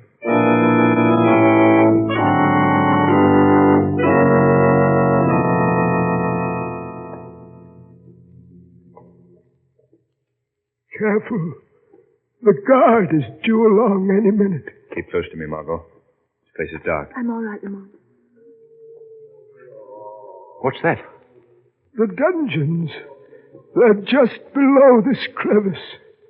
You have to jump here. Let me help you, Marco. There we are. This is all the light we ever see. A single flare. Lamont, look. Good heavens. Are these men? These are the ones that have gone blind from the dark. They can't work, so they must die of slow starvation. How horrible. How many men are here? 100. This is awful, Lamont. Men! Men! Look! 2 from the outside world.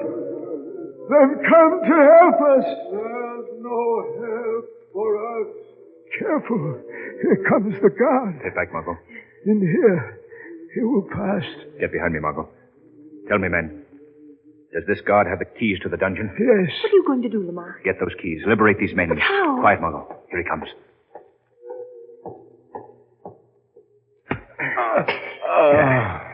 There. That's done it. Now the keys. Here they are. Open the dungeons quick, Lamont. Yes, Margot. There we are. All right, men. Come on out. Come out, you're free. Don't you understand what I mean? It's no use, Lamont. These men are afraid to move. There's only one way to free them.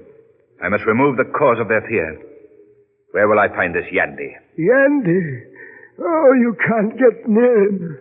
He lives and works in rooms carved out of solid rock. Where? Show me the rock. It's useless. But if you want to try, come with me. Margot? You go on, Lamont. I'm going to open the rest of these dungeons and try to coax these men out of this place. Yes, she will be safer here. There won't be another guard along before morning. Come along. Very well. But you will never get near Yandy alive. He's guarded day and night. I've got to get him. The lives of those men, the lives of my friends and crew depend on it.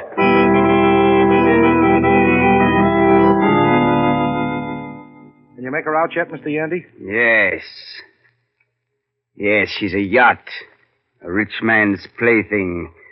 It'll soon be his coffin. They got the engines going again, sir. Very well. Turn on the black beam. Short the motors. Yes, sir.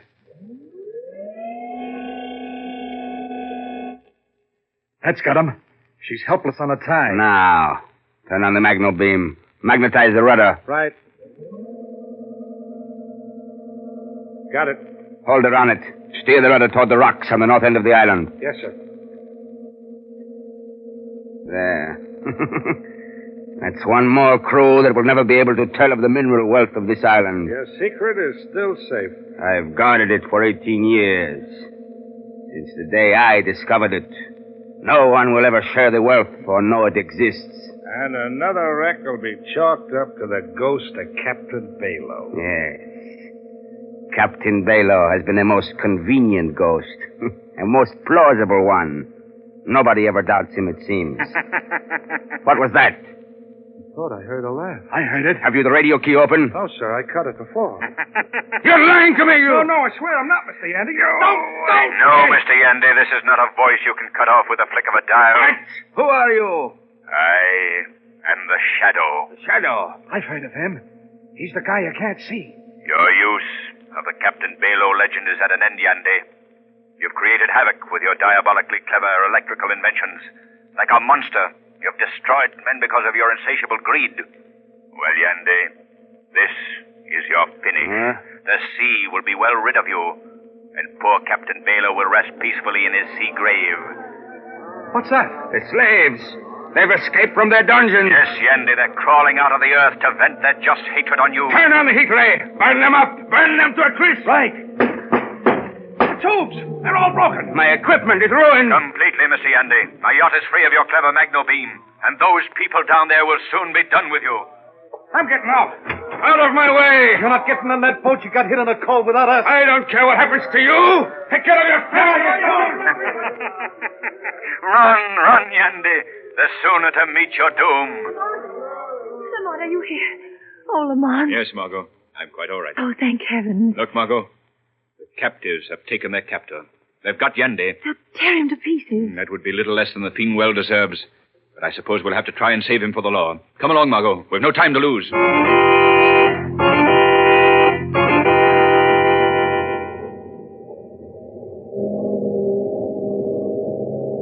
Well, we've got all those men you saved from the dungeons berthed below deck, Mr. Cranston. The poor devils don't know how to thank you. Take good care of them, Captain. Aye, ma'am. You found out yet what happened to Yandy and his men, Lamont? Yes, Margo. One of the men just told me. But he waited until we were well out to sea first. What did they do with them? Well, they didn't pitch them into the sea, as they told us. They locked them in their own dungeons. And it's too late for us to do anything about that now. So we'll have to leave Yandy and his Confederates to suffer, as long as their lives last, the terrible fate they design for others.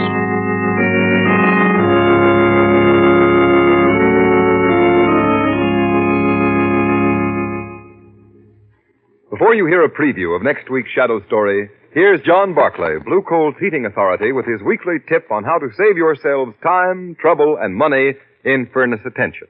Mr. Barclay. Thank you, Ken Roberts, and good afternoon, friends.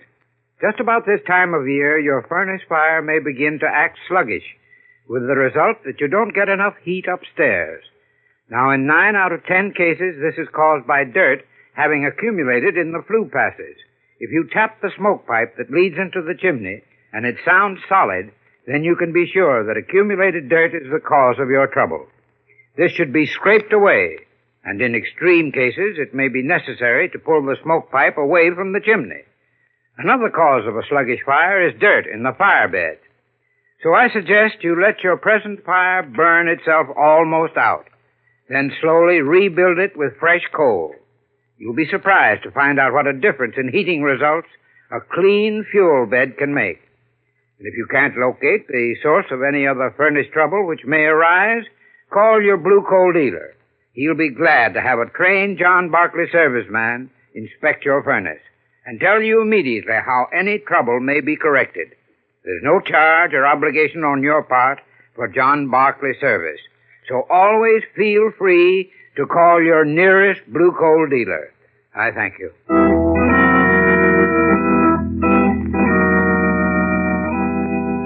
Next week, Blue Coal brings you one of the strangest of all shadow adventures. At this time, we present a dramatic moment from this new Shadow Story. The scene is a hospital consulting room. Margo is speaking with Dr. Anthony. Doctor, you've got to do something. You've got to save Mr. Cranston. Miss Lane, I hate to tell you this, but Lamont Cranston can't live through the night.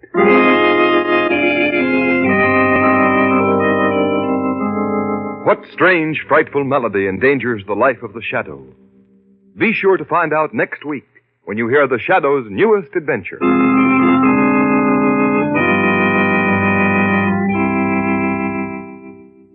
Today's program is based on a story copyrighted by the Shadow magazine. All the characters and all the places named are fictitious. Any similarity to persons living or dead is purely coincidental. The Shadow magazine is now on sale at your local newsstand.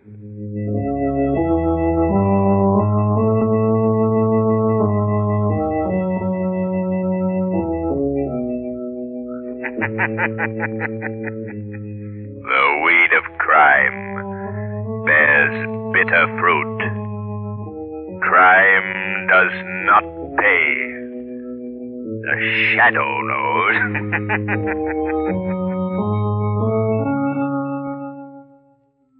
Next week, same time, same station, Blue Coal, America's finest anthracite, will again present another thrilling adventure of the Shadow.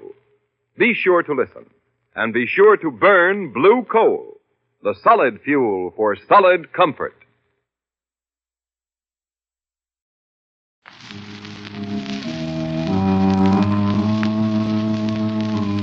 Who knows what evil lurks in the hearts of men? The Shadow knows.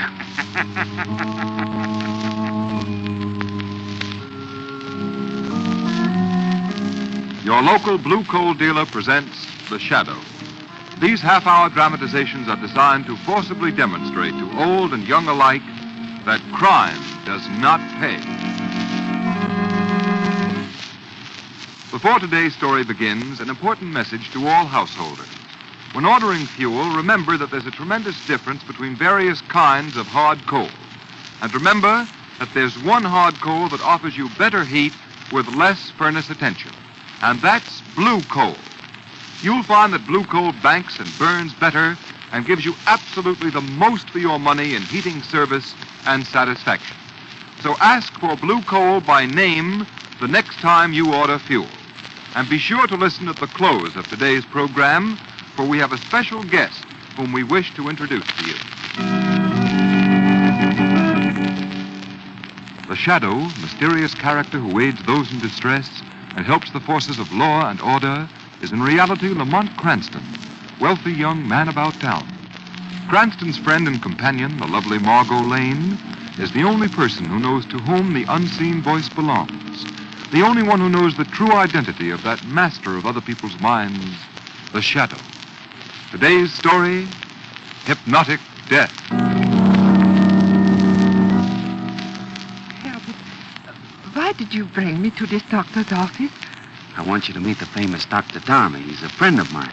We might even get him to be my best man. Oh, Herbert, it makes me so happy to hear you making plans for our wedding. Martha, dear, you stay here a minute. I want to prepare Dr. Dharma for the big surprise. Yes, Herbert.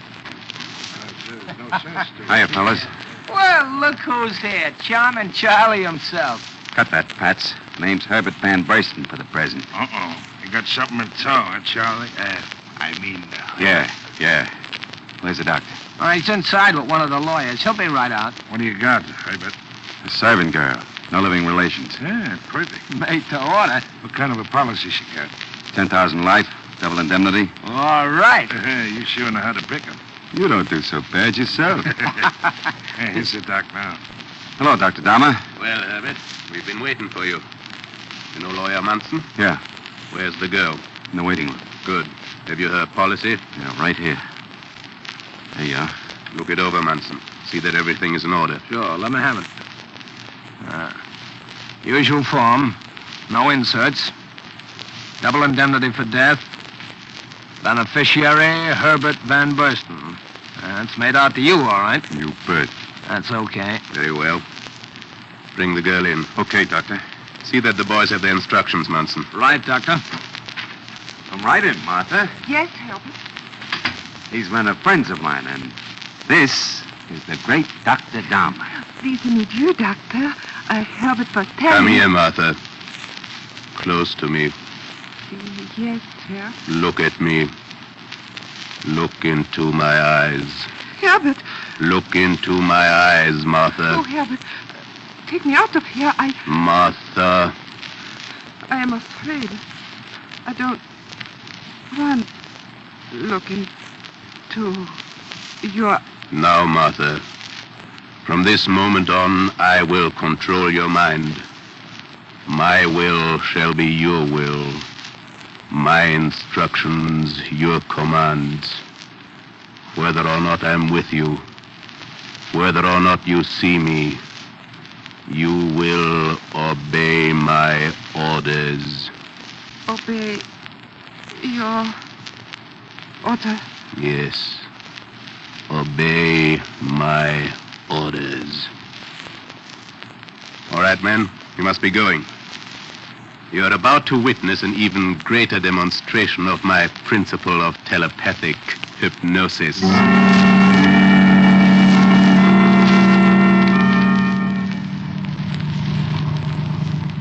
The car with Herbert and the girls just pulling over to the curb, Dr. Dharma. Where are the boys?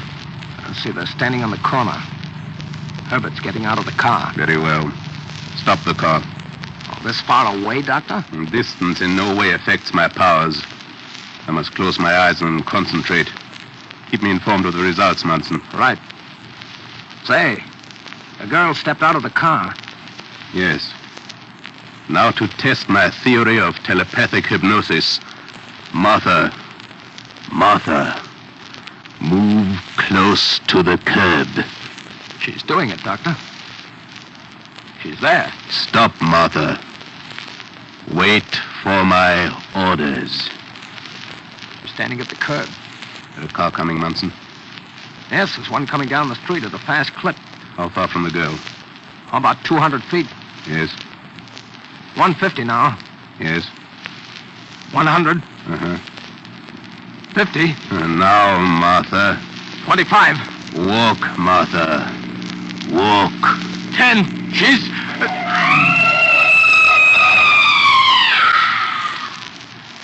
Well, that's done, Dr. Dahmer. Yes, it is quite done, Munson. Quite. Look, she's dead. Dead. You murderer. You killed my fiancée. I didn't mean to do You it. killed her, you Get murderer. back there, you people. Stand back. Now, buddy, what happened? The girl stepped right in front of my car, officer. I couldn't stop. Yeah, of course you couldn't. You were going too fast. All right. We can't argue that out here. I'll have to place you under arrest, young fella. Just a moment, officer. What do you want? I saw what happened. That young man is not to blame. Why? The girl walked right in front of the car. Well, you'd better let me have your name. Cranston. Lamont Cranston. Say, officer, this man's talking through his hat. This woman was killed by a reckless driver. Officer, there's something very peculiar about this whole thing. I beg your pardon. Excuse me, officer. I'm Dr. Dharma. But what is it? You witness to this? No, I'm not. I didn't see it. But as a citizen, I feel that reckless driving must come to an end. You say you didn't see what happened? That is correct. Then you'll pardon me, but I hardly think you're in a position to voice an opinion in this matter, Dr. Dharma. I see. You, of course, are a witness for the driver. Exactly. Very noble of you. Very. I assure you, sir, that you and I will meet again. Yes, I'm sure. We will meet again.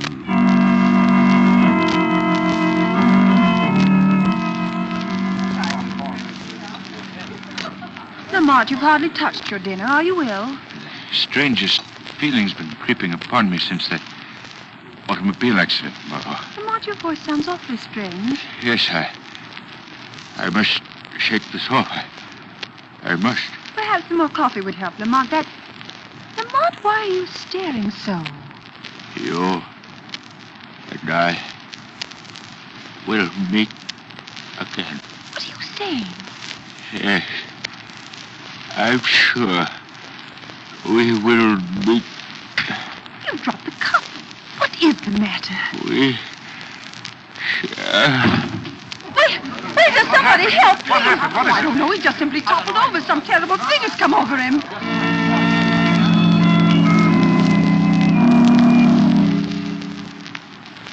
Now, Miss Lane, try and calm yourself. Nurse, how long will I have to wait for some news about Mr. Cranston? Dr. Anthony and Dr. Whitman are with him now. You must be patient. I don't understand it. He was so well only yesterday, and now I just can't believe it.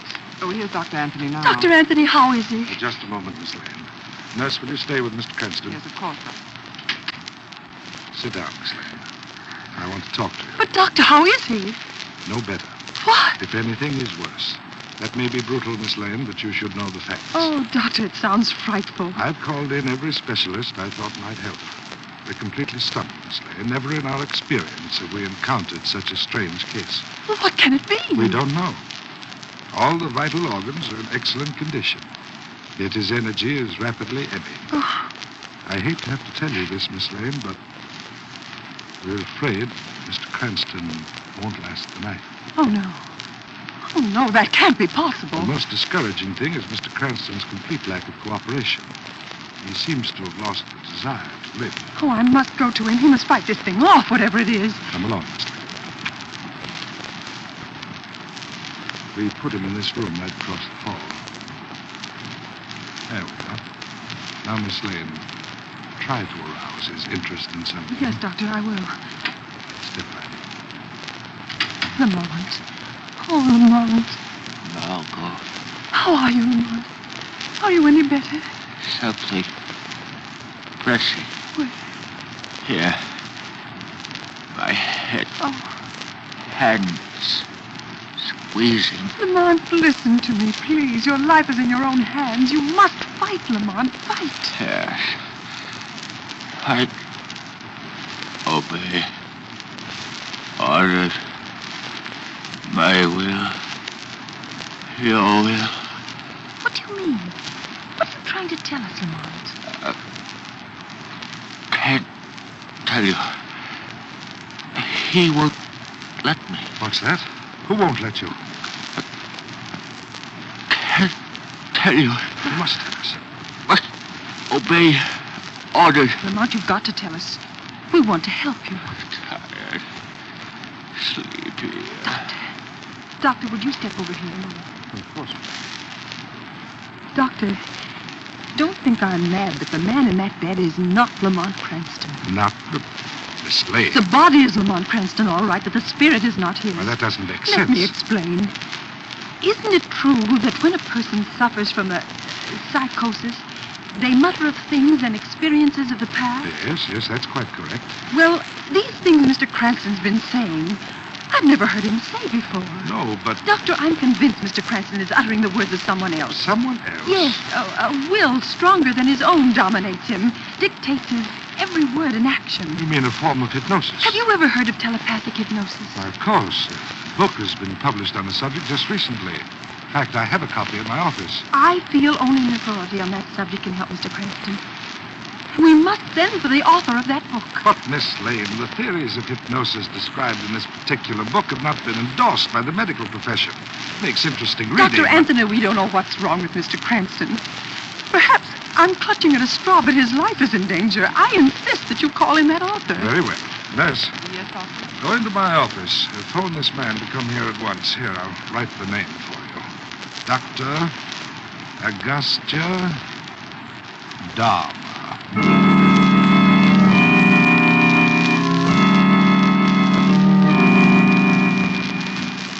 Yes, nurse, what is it? Dr. Dharma here. Oh, thank heavens. How do you do, Dr. Dharma? I'm Dr. Anthony. Pleasure. This is Miss Lane, a friend of the patient. I'm honored, Miss Lane. Oh, it's good of you to come, Doctor. I hope you can help Mr. Cranston. I shall do everything in my power. I suppose you've come in contact with similar cases. Frequently, Miss Lane. Is it possible, then, that Mr. Cranston's will is dominated by another? Quite possible. His very existence is in the hands of, master mentality. Oh, Doctor, please help him, please. Yes, of course, Miss Lane. I'll awaken the patient. No, Doctor. I'll awaken him. Mr. Cranston. Yes? Open your eyes. Eyes. Why, Doctor, that's an amazing demonstration. Lamont, this is Dr. Dharma. He's come to help you. Obey. Obey. Don't you understand? Why do you stare like that, Lamont? Dr. Anthony, Dr. Dharma, that's the same expression he had on his face just before he collapsed in the restaurant. He seems frightened. Dr. Dharma, do you... Miss Lane, Dr. Anthony, I think it best that you leave me alone with the patient. Of course. It's a little cool in this room. Would you mind closing that window behind you? The window? Window? Of course, I'll take care of it. Now, if you please. Certainly, Doctor. We'll leave it. Come, Miss Lane. Dr. Dharma, I place my last hope in you. Mr. Cranston will be well taken care of. Thank you. Well, Cranston, we meet again, eh? We meet again. Oh, yes, of course. Your vocal cords. I'd quite forgotten. You can think clearly enough, but can't express yourself. Well, I shall lessen the pressure a bit for the moment so that you and I can have a little tete-a-tete, eh? You may talk, Cranston. You may talk. You murderer? You fiend? Rather a spectacular beginning for a tete-a-tete. There may be a spectacular end to it, too, Dr. Dharma. There's a limit to your control. The facts dispute you, Mr. Cranston. You are helpless. You can speak no louder or no longer than I choose to permit. You've grown rich by murder and fraud. But in some way, I'm going to put an end to you. Come now, Cranston. Your slight respite is over. I returned you to the condition that baffles science and destroys you. My will is your will. My orders, your command. Obey. Obey. My will. Your will.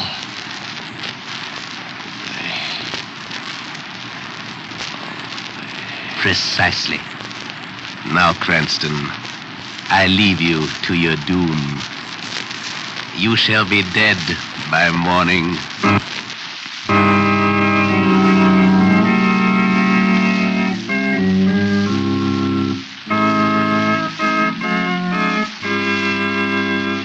Before our second act begins, let me ask you a question. Have you ever talked to an older person who said, well, of course, things are a lot easier for you people now than they were in my day? I guess you can't blame older folks for being just a bit envious, for we have so many new improved products which make present-day living easier. The list is practically endless. Just for example, take blue coal. Now, thousands of you homeowners will agree with me that blue coal has certainly simplified living. Its use has brought home heating comfort that wouldn't have been thought possible a generation or so ago. For blue coal burns so much better, requires so little furnace attention, and it gives you safer, more dependable heating service and satisfaction. You see, blue coal is a guaranteed product of the Glen Alden Coal Company, the nation's largest hard coal producers. All their superior resources, equipment, and care in mining and preparation combine to make blue coal the finest hard coal money can buy. That's why it will pay you to make your next fuel order a supply of blue coal. See what a tremendous difference it makes compared to ordinary anthracite. Then you'll join the thousands of regular blue coal users who say there's no substitute for blue coal for perfect heat with less furnace attention. Call your dealer tomorrow. His name is listed in the Where to Buy It section of your classified telephone directory under the words Blue Coal.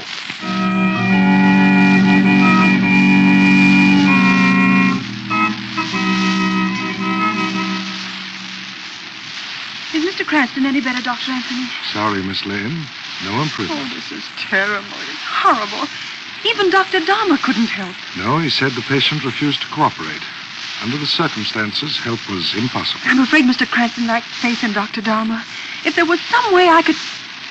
Dr. Anthony, you have a copy of Dr. Dahmer's book. Yes? That might do it. If we show Mr. Cranston the book, he might realize how important Dr. Dahmer is. Well, we can try it. Nurse. Yes, Doctor. Go across to my office. You'll find Dr. Dahmer's book on my desk. Bring it here. Yes, Doctor. Dr. Anthony, the phone line is on. Oh, thank you very much.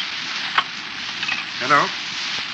Yes, sir. Wants to speak to Mr. Cranston. Well, that's impossible. Well, I see. All right, have him come up. I'll talk to him. What is it, Doctor? The driver of the car that killed the girl goes on trial tomorrow.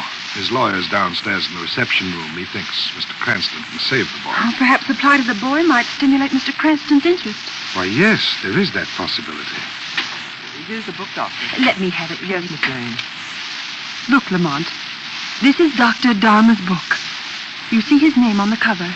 He's a tremendously important man, Lamont. You must let him help you. Miss Lane, I believe we've struck something. He's thumbing through the pages. I think we've aroused his interest. Oh, that's the lawyer. You must put him off, Doctor. Yes, nurse, tell the gentleman we can't see him just yet. Yes, Doctor. Look, Doctor. He's actually reading the book. This is the first break in the case. Oh, I hope so. Dr. Anthony. Yes, nurse, what is it? All that lawyer wants is for Mr. Cranston to establish how far the automobile was from the girl when she stepped off the curb. He brought this enlarged photograph of the scene of the accident in the hope that Mr. Cranston could mark the spot on the picture. Well, I'm afraid that... Doctor, look. Mr. Cranston's reaching out for the photograph. I believe... Do you think he recognizes Apparently. it? Apparently. Nurse, let me have that photo. Yes, Miss Lane. Here, Lamont.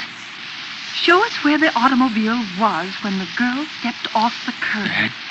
Why, he's drawing his finger over the picture. No, Lamont, not there. The place where the car was. No, he's indicating a spot on the sidewalk. You see, it's useless. His brain isn't functioning. Why, look, Miss Lane. He's pointing from Dahmer's name on the book cover to the spot on the photograph. Doctor, I see it now. What? He's placing Dahmer at the scene of the accident. Oh, Doctor, don't you understand? Lamont has met that man before. That's why he was so agitated when Dahmer came in here. Why, I believe you're right, Miss Lane. That's why he keeps repeating the words, "We will meet again." Do you think Dahmer might be the influence that dominates Mr. Cranston? I don't know, Doctor. Look, Miss Lane. He's pointing to a passage in Dahmer's book now. What is it, Lamont? Read the passage, Miss Lane. Should the controlling mind lose poise for even an instant, in that moment the spell is broken and the will of the subject released. If the controlling mind loses poise... Window. Oh, he's trying to tell something by association of ideas. What significance can the window have? I've got it, Doctor. What? Do you remember when you asked Dharma to close that window? Yes. He lost his poise. He never went near it. He didn't dare look out of this 26th floor window. Of course. I thought his conduct strange at the time. Dharma is a victim of a phobia. The fear of high places. That is what Mr. Cranston is trying to bring out. We shall meet again. Doctor, we've got to get Dharma back up here. We've got to make him lose his self-control, if only for an instant. It's the only way to break Dharma's influence. But will he come? He's washed his hands of the case. I think I know a way to get him here.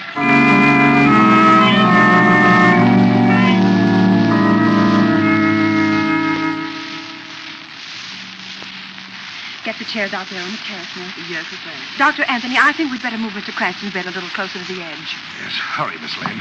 Dharma's already on his way up. Where do you want this chair, Miss Lane? Right over there, close to the parapet. How did you manage to get Dharma to come up here? Well, I simply phoned and told him Mr. Cranston was getting well. He nearly dropped the phone. He was so nervous. Oh, that must be Dharma. Yes. Now, look, I'll go through the next room and leave you and Mr. Cranston alone with him. Nurse, you show Dr. Dharma in, and you can go. Thank you, Doc. Good luck, Miss Lane. I certainly hope this works. Oh, I hope so, Doctor. Hurry, hurry. Lamont, watch him. Watch Dharma every second. This is our only chance to beat him.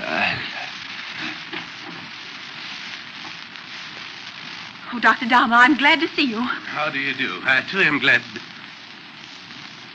Isn't this rather unwise, having Mr. Cranston out here? It's quite windy at this height. Mr. Cranston requested it. Requested it? Mr. Cranston did? Yes, won't you sit down, Doctor?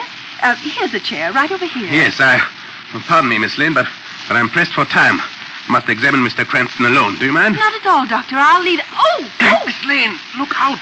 I tripped. How awkward. You nearly fell over the edge. Oh, did I frighten you, Doctor? Oh, come away from there. I'm sorry. I'll leave you now with your patient. Yes, Miss Lane, look. Mr. Cranston's gone. What was that? Should the controlling mind lose poise for even an instant? Thanks for the tip, Doctor. Miss Lane's fake stumble did the trick. You lost poise. Who are you? Your liberated subject, Lamont Cranston. I can't see you. Quite right, Doctor. Nobody ever sees the shadow. The shadow? You? Yes, Doctor. I've heard of you. The invisible. But this can't be. You accomplish this through hypnotism. Correct, Doctor. We're masters of the same art. We apply it quite differently. You have hypnotized me. All my life I've looked forward to an encounter with the shadow. I felt it would be the ultimate test of my hypnotic powers. Well, here we are, Doctor. Quite so. And you shall see who is master. What do you mean? I lost control over your will, but only for the moment. You're a fool if you think you can best me. I have just to touch you, and you will again be helpless. If you can touch me. You have made one mistake, a fatal one. Mistake? Your selection of an arena was thoughtless. This terrace is small. You'll have to pass me to get away. I warn you, Dharma. This may mean your doom. I know where you are now. There. Oh! You've lost the first move. You can't touch me, Dharma. It's useless to try. Your wisest course is to surrender and settle with the law. Never. Ah. You moved that chair. You're in the corner near the wicker fence. Now we'll see whether you can... Get back from the edge!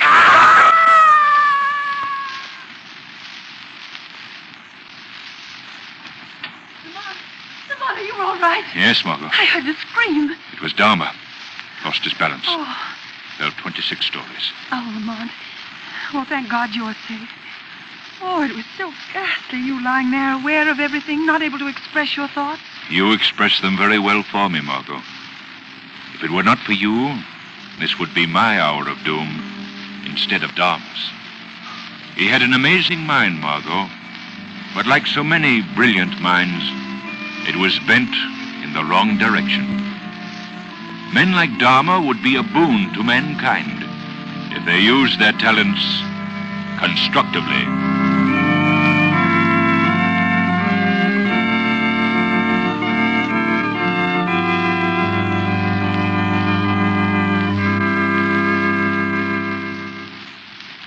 We'll introduce our special guest in just a moment. But first, let's hear from Blue Coal's heating expert, John Barclay. Thank you, Ken Roberts, and good afternoon, friends.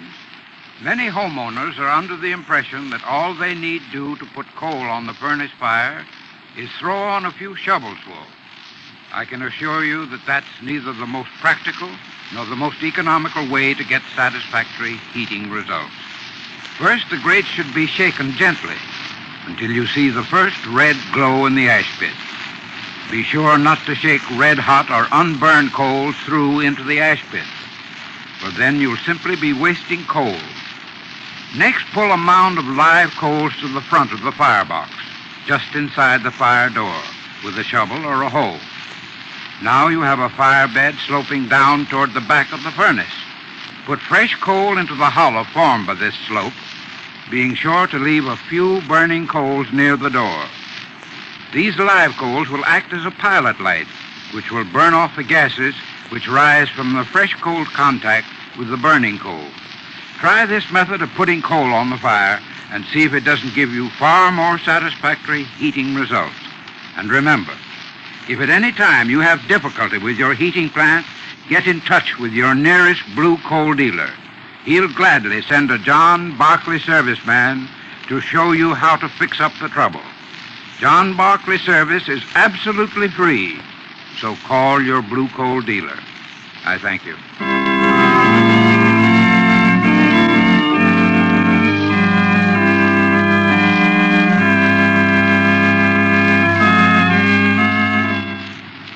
And now I have the privilege of presenting Dr. Lorne W. Barclay, National Director of Camping Activities of the National Council of the Boy Scouts of America. By the way, you're not related to John Barclay, our heating expert, by any chance, are you?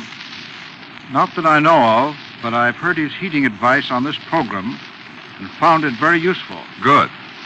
Dr. Barclay, the producers of Blue Coal have asked me to congratulate your great organization, the Boy Scouts of America, on the 29th anniversary of its founding. Through the years, the Boy Scouts have made many important contributions to the finest American ideals. And for that, we salute you. Thank you, Mr. Roberts. And may I say that we are grateful to the sponsors of the Shadow program. They, too, are making a valuable contribution to Americans, young and old, by showing them that crime in any form does not pay. We appreciate having had you with us this afternoon, Dr. Barclay, and we sincerely hope you will visit us again.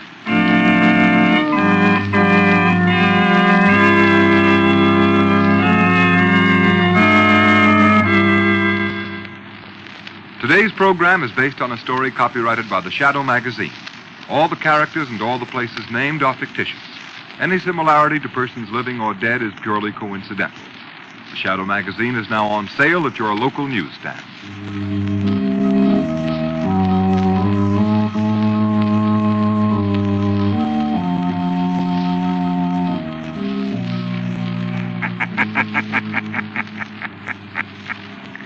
The weed of crime bears bitter fruit. Crime does not pay. The Shadow knows.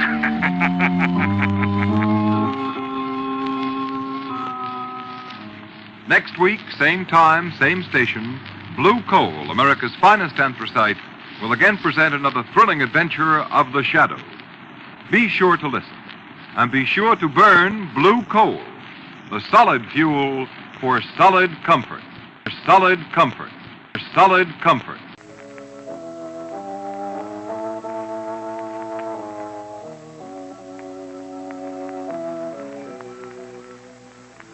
Who knows what evil lurks in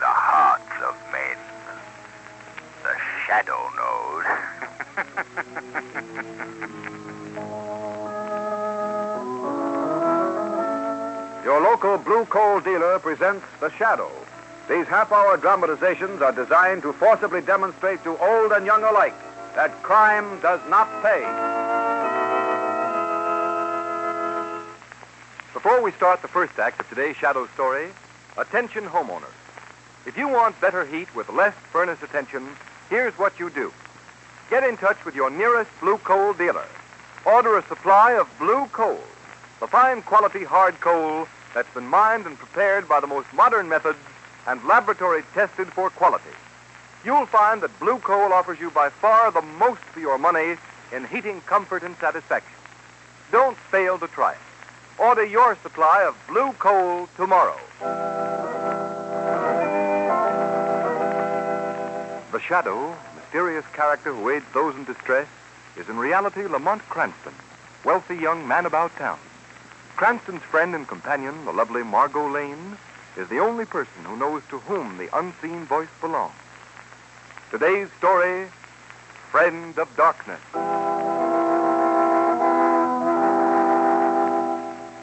is not enough that you, ladies and gentlemen, give the blind no sympathy. They hardly need that, and most would rather not have it. They would rather win an appreciation of their attainments and talents. When one faculty is denied us, nature compensates by developing others. To illustrate that point, I've invited here to my home a young man who has been blind from birth. I take pleasure now in presenting to you Mr. Peter Blair. And, oh yes, I want you to meet Peter's best friend, his guide and companion. Ladies and gentlemen, meet Rex. Peter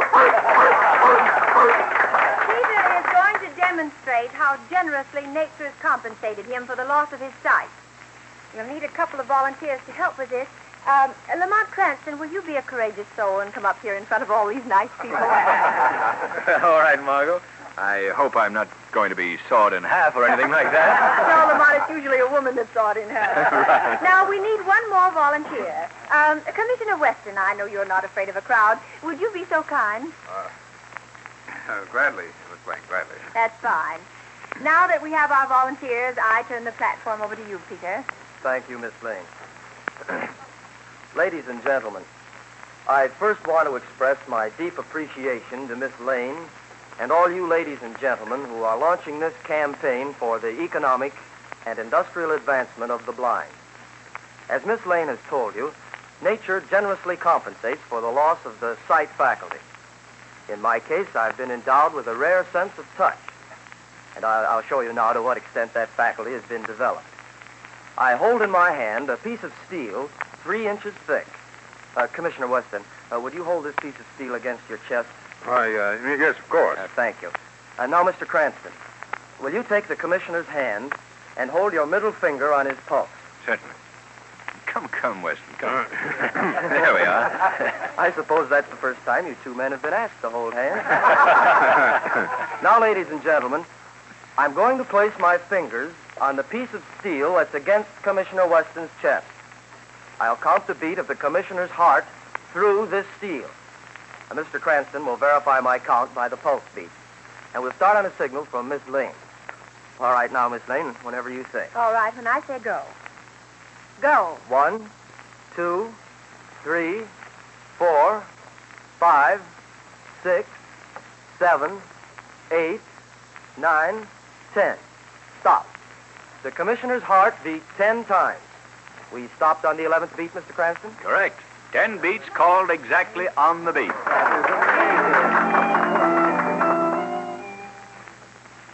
Where's the Skinner, Joe? He's out with that police dog Princey boy, teaching him something, he says. I wonder what the Skinner has up his sleeve. He's been training that mutt for the past month. I don't get it. First he holds us up in his shack, and then he goes in for dog training. It's got me. Shut up. Here he comes.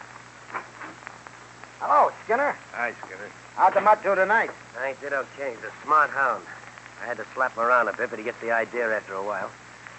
Give me a smoke, will you? Certainly, Skinner. Hey, Well, I guess this is the night. Night for what? To pull the stunt I've been planning on for a couple of months. You mean you got something on the fire? Yeah. You're gonna make some real dough. No penny ante stuff this time. Gee, I thought we was going to spend our lives just training that mutt. That hound is gonna be more important to the stunt I've got in mind than either of you guys. What's on the slate? You'll find out. There's a clipping I cut out of a paper about a month ago. What is it? The popular and beautiful Margo Lane launches Society for the Economic and Industrial Advancement of the Blind. Oh, that's very interesting. You ain't going into society, are you? Shut up, dope. There's a lot of stuff here about this Margo Lane, but here's what interests me. Among the demonstrations that amazed the guests was the feat performed by Peter Blair. Blind from birth, Blair registered the heartbeat of a guest through a thick piece of steel. This he did by placing the steel over the heart of one of the guests with his own fingers on the outer side. So what? So we can use that guy. Anybody that can feel a heartbeat through a piece of steel could feel the tumblers fall in the safe. That's swell, but how you going to get the guy? Kidnap him? Next. That carries a death sentence in this state. Yeah. If you take a guy by physical force, it does. But it wouldn't be kidnapping if the guy walked in here without us laying a hand on him, would it? You think the guy's nuts enough to do that? I'm going to make him do it. How? Prince here will do it for us. This guy Blair is led around by a big police dog, just like Prince here. Rex is his name. Takes his dog to the park for exercise every night. We're going to watch for him tonight. When he lets his dog off the leash, we grab him and leave Prince in his place. To lead Blair here? Right. This shack is between the park and Blair's home. Hey, that sounds all right, but wait a minute. What'll Prince do when we beat it? Prince won't move from where I put him till he hears the name Rex. And he'll go to whoever says it. Oh, that's what you've been teaching him to answer both names, huh? That's about everything Blair's dog does. Boy, that's thinking him up, believe me. Well, when do we go? Right now. We'll drive out of the park and wait for Blair. Come on, Prince. You're one of the gang now.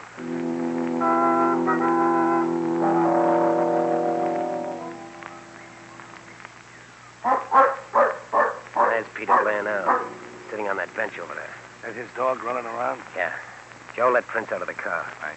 This is where we make the switch. Okay. Come on, Prince. Come on. Now, as soon as we get Rex over here to the car, we'll trade dogs.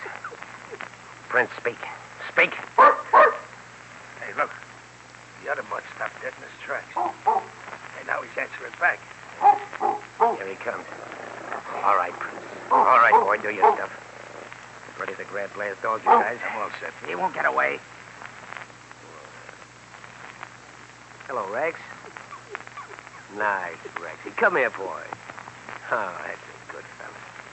All right, fellas, grab and muzzle him. Got him, Skinner. In the car with to make it snappy. Shut up. You'll find your boss in a little while. Okay, Skinner, we're all set. Dog's in the car. Right. Now lie down on the grass, Prince. That's it. Now stay put till Blair calls for Rex. No, boy. Down. That Prince ain't moving a muscle. Boy, you sure got him trained. Red, time to go home. Come on, Red. Look at Prince. You heard him call. Red, Say, look at Prince jump all over Blair. Like he knew him all his life. He'll never know it ain't Rex. Will you look at that? Prince is leading the guy right out of the park. Right out of the park and right into our hands.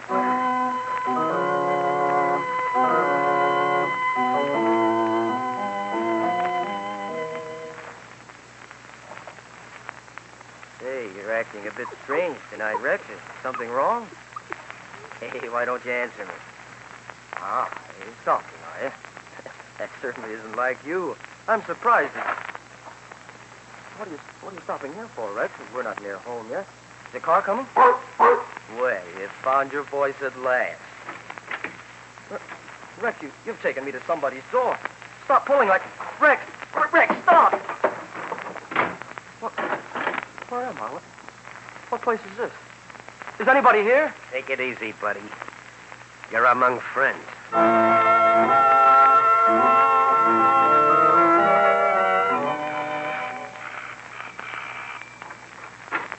Margo, you're all excited. Something wrong? Oh, yes, Lamont. A terrible thing has happened. Sit down and tell me about it. No, Lamont, I can't sit down, and neither can you. We've got to get to work this minute. Oh, what is it, Margo? Do you remember that nice blind boy? Peter Blair? Yes, that's right. He's gone. Gone? I was just talking to his mother on the phone. No, wait, Margo. Wait, calm yourself. Now tell me, where has he gone? Well, I don't know. Nobody knows. He's disappeared. His dog with him. But when did this happen? Well, he left the house last night for his usual nightly walk with Rex. He hasn't been heard from since. His poor old mother's nearly mad with anxiety. Come on, Margo. We've got to start from where Peter Blair started and see if it won't lead us somewhere.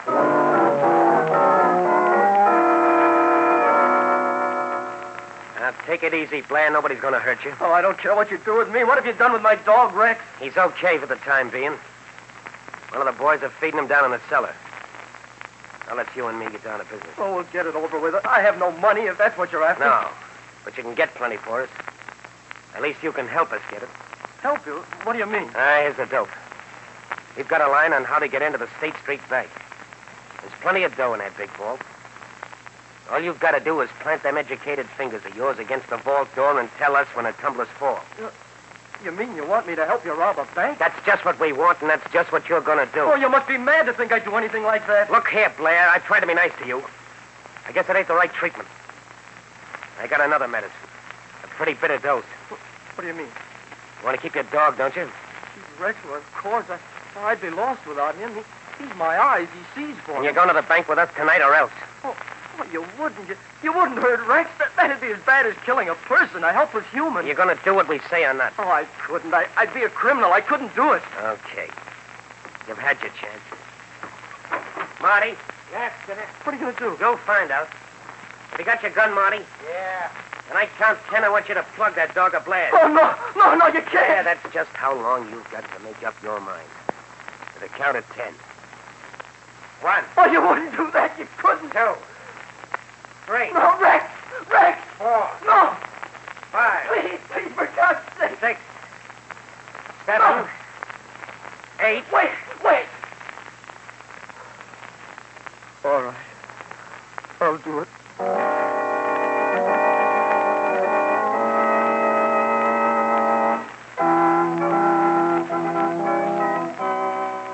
We'll continue with the second half of the Shadow's adventure in just a moment.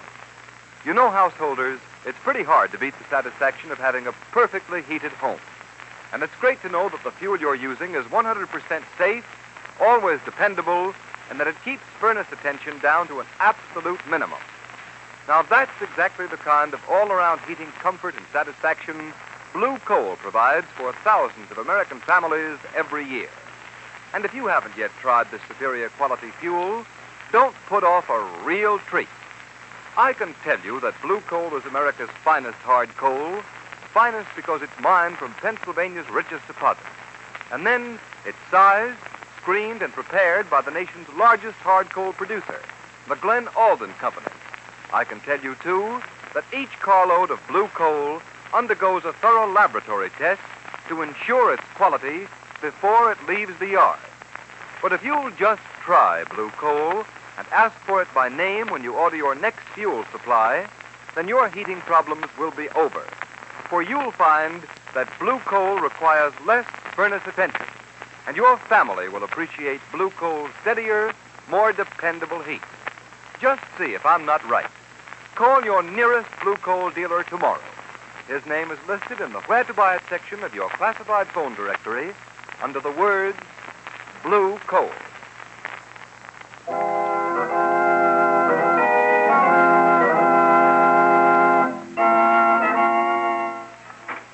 Well, good morning, Commissioner Weston. Cranston, you must have ridden down here with a milkman. What are you doing around at this hour? I've been anxious to know what the police are doing about the disappearance of Peter Blair. Oh, you've got your fist in that now, huh? Very much so, Commissioner. What news have you? None. We've been dragging the river for his body all night, but we've found no trace yet. I don't expect you will. Why not? That's the most likely place to find him.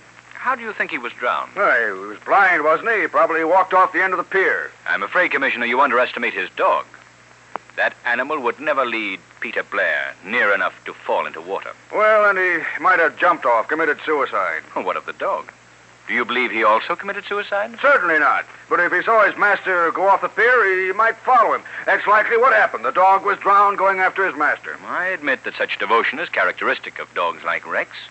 But I'm afraid your water theory doesn't hold water. Cranston, it's too early in the morning to get into an argument with you. I don't want to start my day off wrong. Now, will you... Your phone's ringing, Commissioner. I know it's ringing. There goes your day. Hello. Commissioner Weston speaking. What's that? The State Street Bank. Why, that's it. When did this happen? Yes, I'll be right down.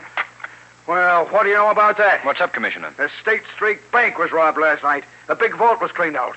Why, I can't believe it. It's impossible. It happened. It couldn't. It did. Oh, shut up.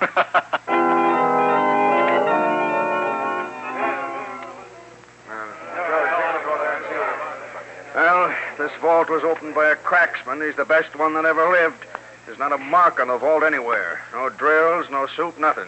Just open, that's all. That seems to have been enough for the gang's purpose, Commissioner Weston. Cranston, if you're going to let loose a theory, I'll lock you in that vault until I've completed this investigation. I wouldn't lock anyone in that one if I were you, Commissioner. It's too easy to open. Then keep out from under my feet. Have you formed an opinion yet as to how this thing was accomplished? Yes, I have. There's only one way it could be done. Only a person who knew the combination could have opened that vault. Then you think it's an inside job? Obviously. It would be impossible otherwise. I'll grant you it has all the earmarks of an inside job. Still, it doesn't seem possible that an employee would take such a chance. No, it doesn't, eh? Well, how do you think it was done, then? It certainly is baffling. Say, Commissioner, I just thought of something. Yeah, what? Do you remember the night Margo launched the Society for the Advancement of the Blind? Yes. Do you recall Peter Blair, the boy who counted your heartbeat through a piece of steel? Yes, I remember that. By George, I see it now. He could feel the tumblers in the safe just as he did the beat of my heart. There may be others with a talent such as that. Cranston, you hit something at last. Oh, thanks. Why didn't I think of him before? Why, he's the only man in the world who could have done this job. Say, just a minute, Commissioner. You don't by any chance think Peter Blair robbed this bank? Why, the whole thing ties in perfectly. He disappears mysteriously. The bank is robbed. Say, Blair's our man, all right. No, Commissioner, he'd never do a thing. Cranston, he's the only one who could do it. I've been hunting him dead. Now I'm after Peter Blair, dead or alive. What are you hollering about, Blair? We're only asking you to do one more job for us. And we'll beat it out of town and you can go home with your dog. Oh, but I can't do it again. I just can't. You'll do it all right. This job is a cinch. We got almost an open door to the National Bank. All right, men, here's the setup. Now, the watchman has coffee delivered from a lunch wagon every night at about 12 o'clock. He takes it from a kid at the side door. All we have to do is follow the kid into the alley, stick a gun in his ribs, make him ring the bell just as he always does. When the watchman opens the door to get his coffee, we go in. Not into it. Oh, you'll be caught sooner or later, Skinner. All right, Blair, it'll be later. Come on, fellas, let's go. Right. Oh, Joe. Yeah? I want you to stay here and get things together for the getaway. We're leaving town right after this job. What do you want me to do? Clean out everything. Don't leave a thing behind, get me? No evidence. Right. Don't leave her things. Yeah. How about Blair? We'll handle him on the way back. Right. All right, you guys, into the car. Marty, take care of Blair. Come on, get going, you. What's the matter, Mutt? You crying for your boss? Well, you won't miss him long. Skinner said clean up everything. That means you too. And you too, Prince. Your number's up. I guess I might as well get it over with. Shut up. Hey, Rex, get back there. Get back. Rex. Holy mackerel, right through the window. Hey, Prince, get down there. Get down. Crazy mutts.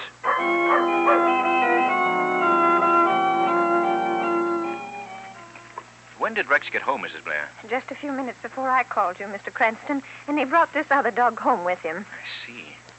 Why, he is exactly like Rex. The same markings. But, no, boy, no. We're not talking about you. See, Mrs. Blair. Yes, Mr. Cranston. Have you noticed that this other dog responds when he hears the name Rex? Yes, he acts like Rex in every way. By George, I see it now, Mrs. Blair. This dog has been used as a substitute to lure your son away. What is it, Rex? What are you trying to tell me? Mr. Cranston, Rex is pulling you toward the door. Yes. You keep the other dog here, Mrs. Blair. All right, Mr. Cranston. Margo. Yes, Lamont? Follow us in the car. All right, Rex, old boy. I think I understand. Come on.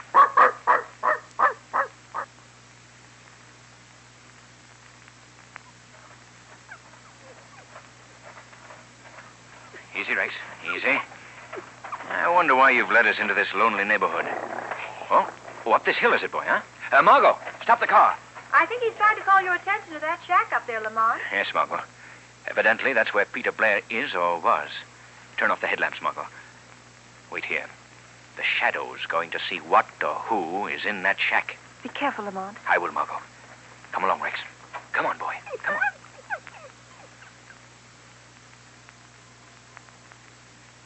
Yeah, somebody's in here, all right. Let's see. The door's locked. Speak, Rex. That's a boy. Yeah, somebody's coming. Well, so you you come back, huh, Mutt? Get in here. Come on. You won't get away this time. The Skinner said clean up everything. Hey, am I hearing things? So the Skinner told you to clear up everything, eh? What? What was that? I don't see nobody. Who laughed? I did. Who are you? I am the Shadow. Shadow? The guy nobody can see. Yes. Where is Peter Blair? I ain't telling you nothing. I'm getting out of here. Stay where you are. I'm getting out of here. I'll shoot my way out. Drop that gun. Let go. Hey, get the mud off me. Drop that gun. All right, I'll stop it. Call the mud off. Let go his arm, Rex. What do you want from me? I want you to tell me where Peter Blair is. I'll tell you if you let me out of here. I won't bargain with you. I'm interested only in Peter Blair for the moment. All right. I ain't going to be the fall guy in this. Blair's with the Skinner. Where? They're robbing the National Bank right now.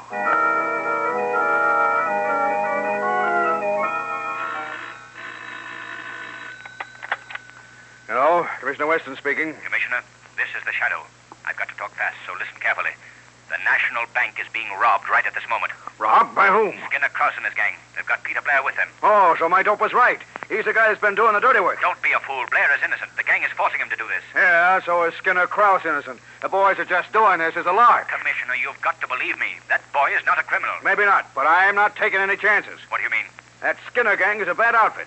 I'm taking a squad of men over to that bank with orders to shoot to kill. Commissioner, you can't do that. You may kill an innocent boy. The order is shoot to kill.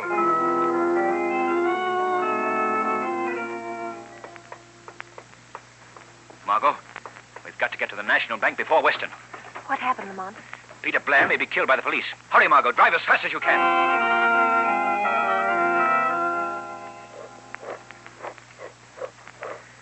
Okay, hold it. All right, Blair, what did you get on that turn? 55. Okay, spin the dial again, kid. Left this time. All right, stop. It's the last turn. We open now. What's the number, Blair? I'm not going to tell you. What? No, I'm not going to be party to robbery anymore. You tell me that number, I'll blow your head off. Go ahead. You'll do it anyway, so I can't give information to the police I'll later. give you one more chance. You going to tell us the number? No, I'm not. Why, you... What's that? Die doorbell. Who could it be? That'd be a friend of the watchman. What are we going to do, Skinner? Gotta answer it, otherwise I wonder what happened to the watchman. Come on, all of you. All right.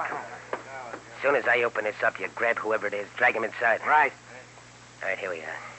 You guys get back there. Palm your rods. I'll open it up. What is this? Nobody out here. What? That's funny. What do you make of it, Skinner? I don't like it. Better finish this job quick and scram. You better not wait to finish the job, Skinner. Who was that? The Shadow. Shadow? Yes. I've got no time to waste, Skinner. Circumstances force me to be here alive for the moment. I've got to warn you that the police are on their way here with orders to shoot to kill. I ain't falling for that, Shadow. Maybe the guy's telling the truth, Skinner. I'd hardly warn you if it weren't necessary to save the life of an innocent man. Listen, Skinner, the cops. You hear him? Yeah, it's a straight guts. Scram, fellas, beat it. Don't leave me here. The police will shoot me. Don't be afraid, Peter. Just do as I say. Follow the sound of my voice and I'll lead you out. Skinner and his gang have run into the police. Come along, Peter. We've got to hurry. This way, Peter. There he is. The real brains of the gang. We've caught up with you, Blair. Just a minute, Commissioner. The Shadow. Yes, Commissioner. You certainly got here fast. Just barely fast enough to keep you from making a complete fool of yourself. Where's my dog? Where's Rex? What's happened to him? He's in a car not far from here. If you call out loud enough, he'll hear you. What? Rex? Rex! Rex! Oh, it's he. It's Rex. He's hurt me. Now, see here, Shadow. I'm not going to let this fellow off so easy. He's got a lot of explaining to do. Very well, Commissioner. It'll all be explained so even you will understand. Oh, Rex, old fellow. Oh, I thought sure you were done for. I'm so glad you're all right. Why, George, I've never seen a dog act so happy. Cute son of a gun. Come on, Blair. I think we can talk this thing over.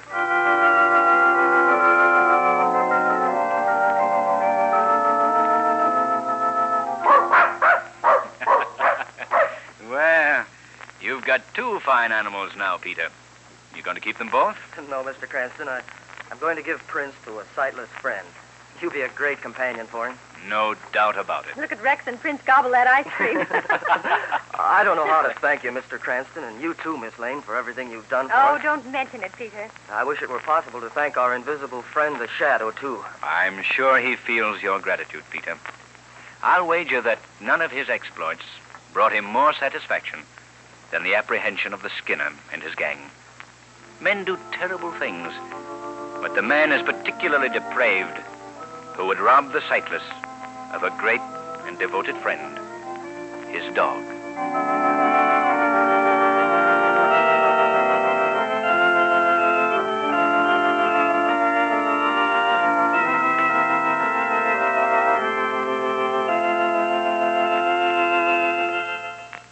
And now here's Blue Coal's heating expert, John Barclay. Thank you, Ken Roberts, and good afternoon, friends.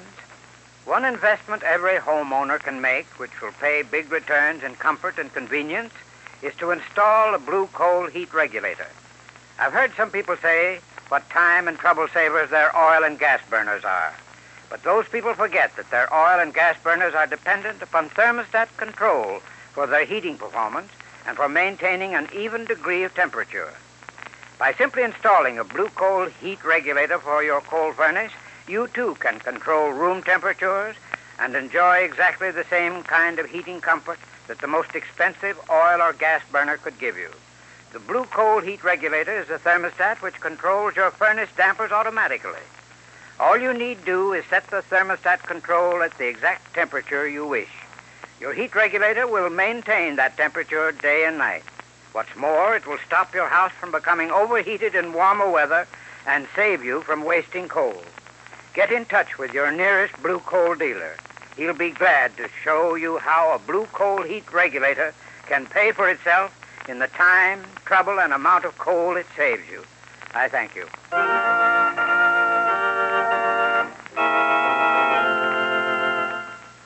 Today's program is based on a story copyrighted by the Shadow magazine. All the characters and all the places named are fictitious. Any similarity to persons living or dead is purely coincidental. The Shadow magazine is now on sale at your local newsstand.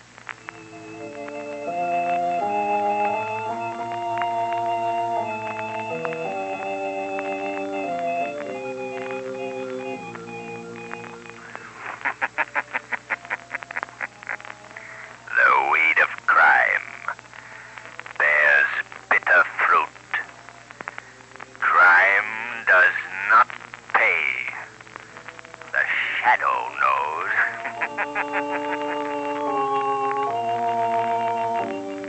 Next week, same time, same station, Blue Coal, America's finest anthracite, will again present another thrilling adventure of the Shadow. Be sure to listen, and be sure to burn Blue Coal, the solid fuel for solid comfort.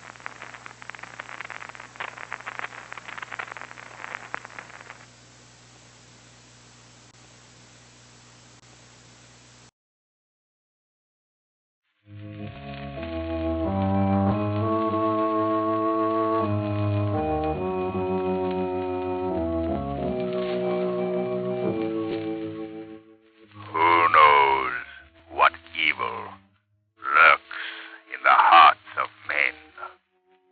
The Shadow knows. Your local blue coal dealer presents The Shadow. These half-hour dramatizations are designed to forcibly demonstrate to old and young alike that crime does not pay. Before the curtain rises on Act One of today's adventure with the Shadow, remember this, homeowners. Because of abrupt changes in temperature, the coming months are the most treacherous of the entire year. So do the safe thing, the wise thing, and order blue coal for your next fuel supply. You'll find that this quality-tested hard coal gives steadier, more healthful heat.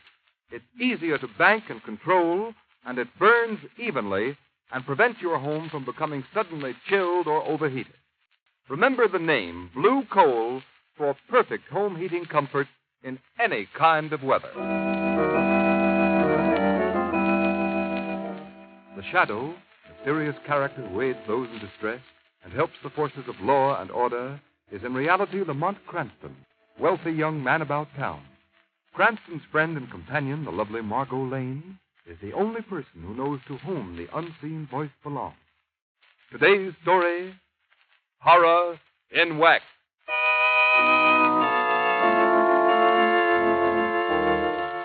Lieutenant Carter, I want you to check that new list of stolen cars with a 4 o'clock detail before the men go on duty.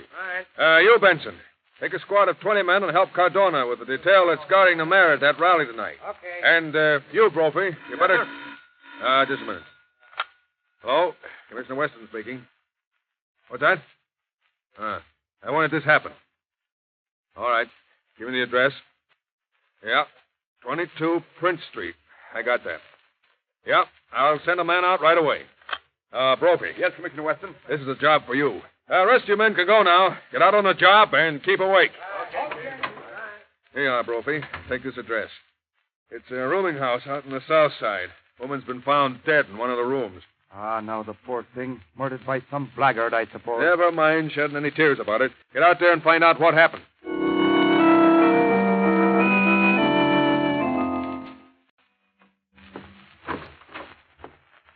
There she is, Lieutenant Brophy. Lying just the way I found her when I came up to clean it up this morning. Who is this woman? I never saw her before. Didn't you enter the room? No. I rented the room to 2 men. They came in last night. They were gone this morning. She must have come in during the night. Did they leave baggage or anything? Oh, they brought nothing with them and took nothing, I guess. Well, I'll look her over and see what they've killed her with, if they killed her. Well, she certainly is a finder. The saints above, what do you call this?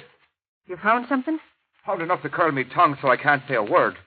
Here, feel that hand there. You want me to touch her? Oh, no, you don't. The hand is as stiff and hard as the rock, and so is the arms and her face. Why, sure, this is no woman at all. It's a wax figure. Wax figure? Certainly. The lads that rented the room and left this here were likely as not a couple of dress salesmen. Nothing more. And she's not really dead?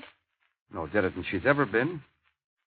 It's the devil's own things they send a police officer out on nowadays. Well, what'll I do with this wax figure? You leave it where it is. We'll send the wagon for it. Maybe the wives of one of the men can cut her clothes on it.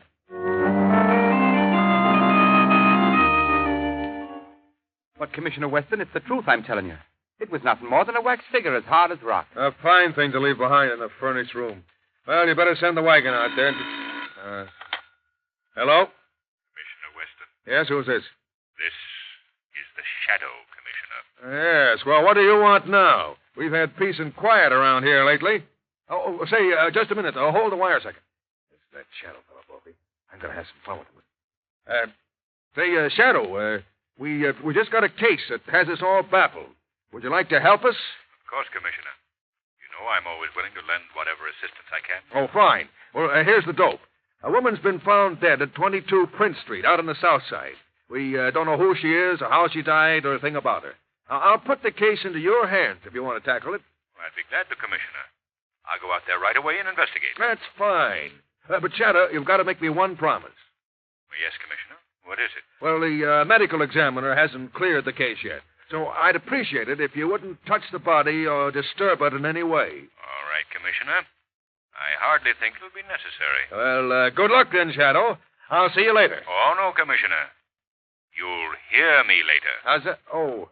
Yeah, okay. I'll hear you later. Brophy, he fell for it. Fell for it. Hook, line, and sinker. I'd give me eye teeth to be there when he examines that dead body. This is funny, Brophy. We've got the Shadow, the great crime expert, investigating the death of a wax figure.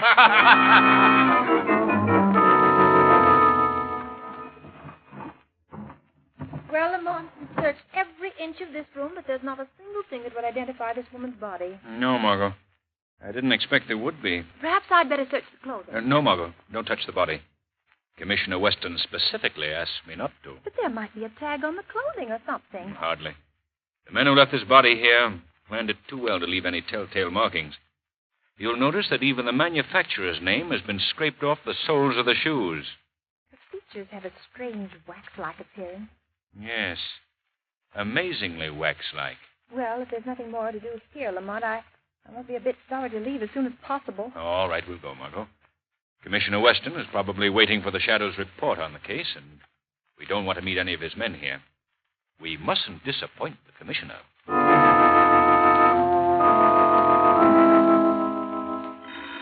Wait a minute, Brophy, till I see who this is. Hello? Commissioner Weston speaking. Hello, Commissioner. This is the Shadow. Oh, yes. Well, Shadow, how did you make out? Have you made any progress on that case I gave you? Yes, Commissioner. A little, I think. The case is fairly obvious. You don't say. The woman did not meet her death in that room. What's this? You're sure about that, I suppose? Positive. She died someplace else and was brought to the room. Well, no, it didn't take you long to figure that out, did it? What are you going to do, Shadow? We've got to find the men who brought the woman there. You're getting off on the right foot, all right. But how are we going to find them? Have you figured that one out? Not exactly. But I'm not going to waste any time. You hold the body until you hear from me. Oh, you're sure we're going to hear from you, aren't you? You'll hear from me a lot sooner than you expect, Commissioner. Well, now, in that case, Shadow. He's hung up. Brophy, did you hear that? Every word, Commissioner. Right word. This is about the funniest thing I've ever run across. You pulled him good, Commissioner. She didn't die there, he says. I was right in that. He certainly was.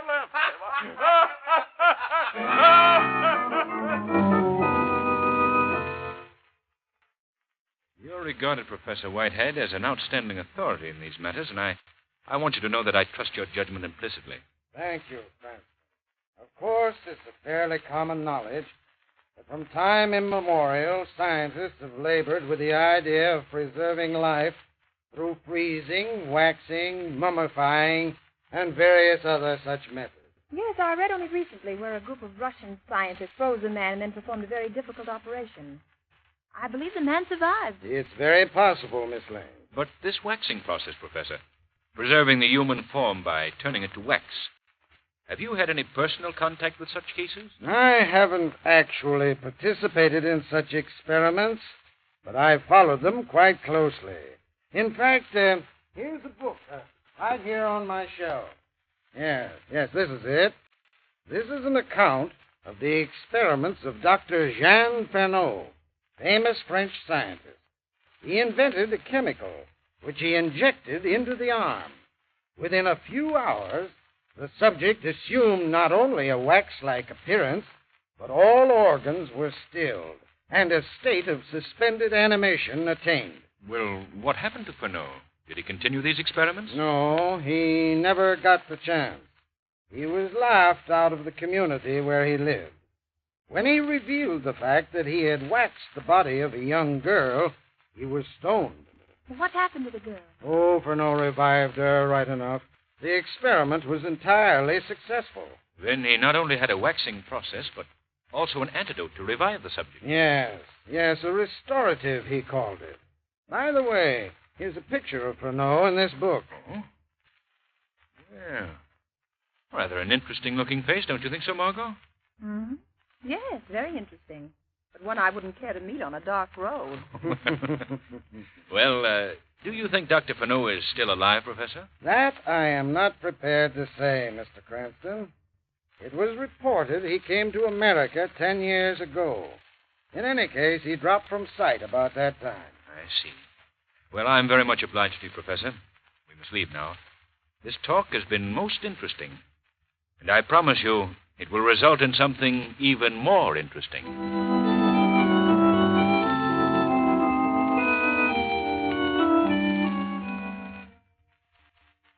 Are you nearly finished, Lamont? Yes, Margo. Quite finished. We've checked every wax figure dealer in this entire territory. Business connections of all of them are easily accounted for. That is, all but one. This Cosmos Wax Figure Company. I can't find a single firm that does business with them. Perhaps there's something in that. I don't know, Margo, but I think that... Oh, that's probably my friend Vic Marquette, the Internal Revenue Department. Hello? Oh, is that you, Cranston? Oh, yes, Vic. Have you found anything?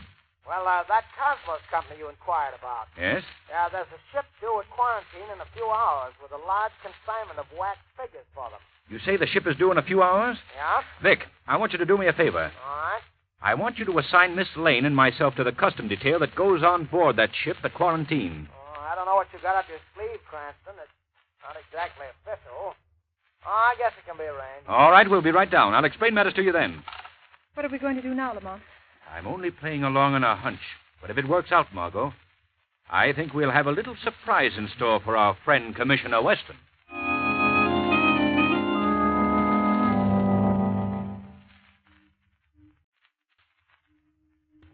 You're the man in charge of this shipment of wax figures? Oui, monsieur. Do you always store them in staterooms? Wouldn't it be less expensive to ship them in the hold with other freight? Oh, but, monsieur, these figures are not freight. They're works of art, as you can see. Yes, they're really amazing. I don't believe I've ever seen such lifelike figures. Yes. The attention to detail is astounding. Even to birthmarks and scars. Well, we're very much obliged to you for letting us see these figures, sir. And good night. Good night, monsieur. Good night, madame. Good night. Don't say anything for a moment, Margo. Let's get down to the companionway. Here, Margo. Now tell me, did you notice anything unusual about those figures? I thought they were simply astounding reproductions of the human features. No, I don't mean that. Did you notice on the left arm of each, there was the tiniest puncture, such as might have been made by a hypodermic needle? No, Lamont, I hadn't noticed. What do you think it means? I don't know exactly, Margo. But we're following that shipment of wax figures to its destination.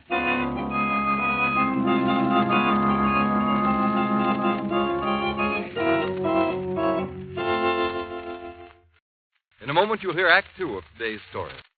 Homeowners, the finest quality anthracite that you can buy is blue coal. It's the only trademarked anthracite.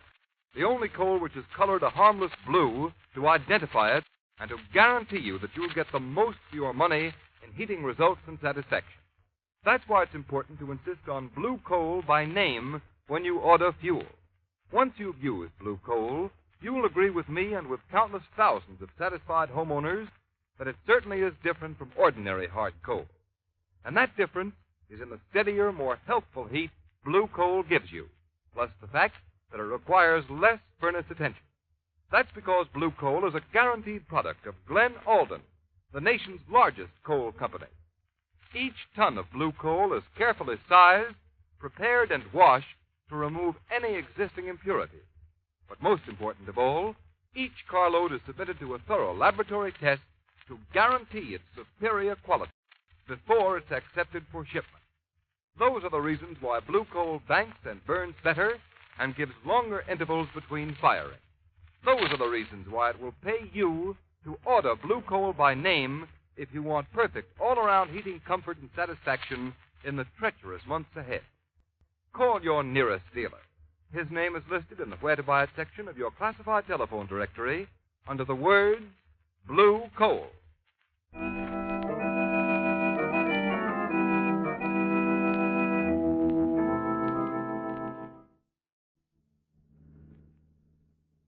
Stop the car right here, Margo. That's the Cosmos building, just ahead there. Dingy-looking place, Lamont. Doesn't appear as though there's anybody inside. Yes, there is, though, Margo. Look down at the back there. You can just see a bar of light filtering through that shuttered window. Oh, yes. What do you suppose they could be doing in there at this hour of the night? They've already gotten the shipment of wax figures from that freighter. That's probably what occupies them now. Better turn off your headlights. All right. We'll sit here and wait a while. Look, Lamont. That side door is opening. Someone's coming out. Sit tight, Margo, and watch. It's a man. He's coming this way. Yes. Quiet. Margo. What? Look at this man. Look at his face. What? Well, Lamont, this is amazing. It just can't be possible. Quite possible, Margo. That man who just walked past was one of the wax figures we saw in the freighter tonight. Why, it's like seeing someone step out of the grave. It may be little less than just that, Margo. Men stepping out of the grave. Lamont, you don't actually... I don't know what it is, Margo. I've only got a hunch. I'm going to see if I can't get a glance through that window back there. I'll come along, Lamont. No, you better stay here. I'd feel more comfortable with you. All right, Margo. If you'd feel better, come along. We'll have to be very careful, Margo. The rest of the building seems to be deserted. All but that one room. Yeah, they're all probably busy in the back. Let me take your hand, Margo. It's pretty steep here. Quiet now, Margo.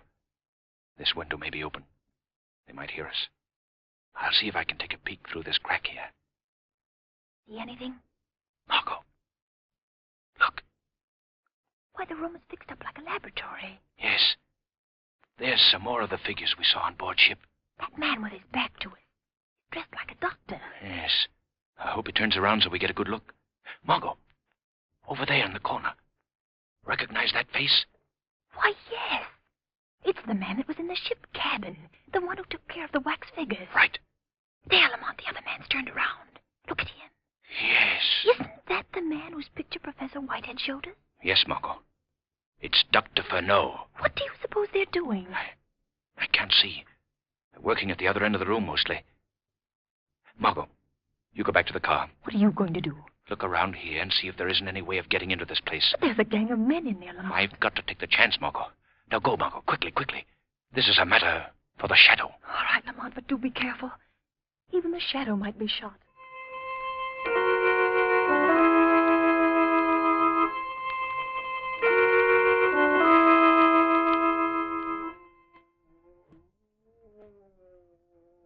Doctor, this one is coming too. Very good. Give the wax figure another injection of the restorative. Half quantity this time. Say, Doc, that guy's groaning like he was in awful pain. That is as it should be, Chip. The muscles and tissues are losing their rigidity. The process is often very painful. Gee, this sure is a great idea of yours, Doc. Imagine turning people to wax with a jab of a needle, and with a jab of a needle bringing them back again. Don't have quite so much to say, Chip. I wonder how people would react if they knew of your great accomplishment, Doctor. They would laugh. Laugh as they always do at things they don't understand. They laughed me out of the legitimate pursuit of my science. But now I have the satisfaction of accomplishment. Where am I? Where am I? Say, that guy's coming too now, Doc. You're all right, my man. You've reached your destination. Then this is America? I am in the United States? Yeah. Put these clothes on. You must leave here at once. You will listen to my instructions, my good man, and be sure you follow them to the letter. Yes. In addition to the sum you have already paid us for smuggling you into this country, remember that our agreement is that you pay us 25% of your earnings for the next 5 years. After 5 years, you will return for another injection of the restorative. If you fail to come back for this injection, you will become wax again, and for all time. If you fail in your obligation to us, or if you ever reveal the means by which you were smuggled into the country, you will be denied the restorative. The effect, of course, will be the same. You understand? I understand. Dress then and go. Monsieur le Docteur, this one, he does not revive. I'm afraid he will not. You men on the boats are becoming very careless with the waxing fluid. We had a girl die on our last shipment. But I assure you, Doctor, I followed your instructions exactly. 1 injection, so much as is in this hypodermic, every 12 hours. You must have miscalculated the time. My solution cannot fail. Here, Chip, this body will have to be disposed of, as you disposed of the girl a few days ago. Okay, Doc, it's as good as done. I want you to... What's that? What's the matter? You hearing something? I thought I heard footsteps outside. I'll take a walk around outside. No use taking chances. I will go with you. Okay. We'll take this guy out with us. Come on, you. Yes. I am dressed now. I go. Be right back, Doc.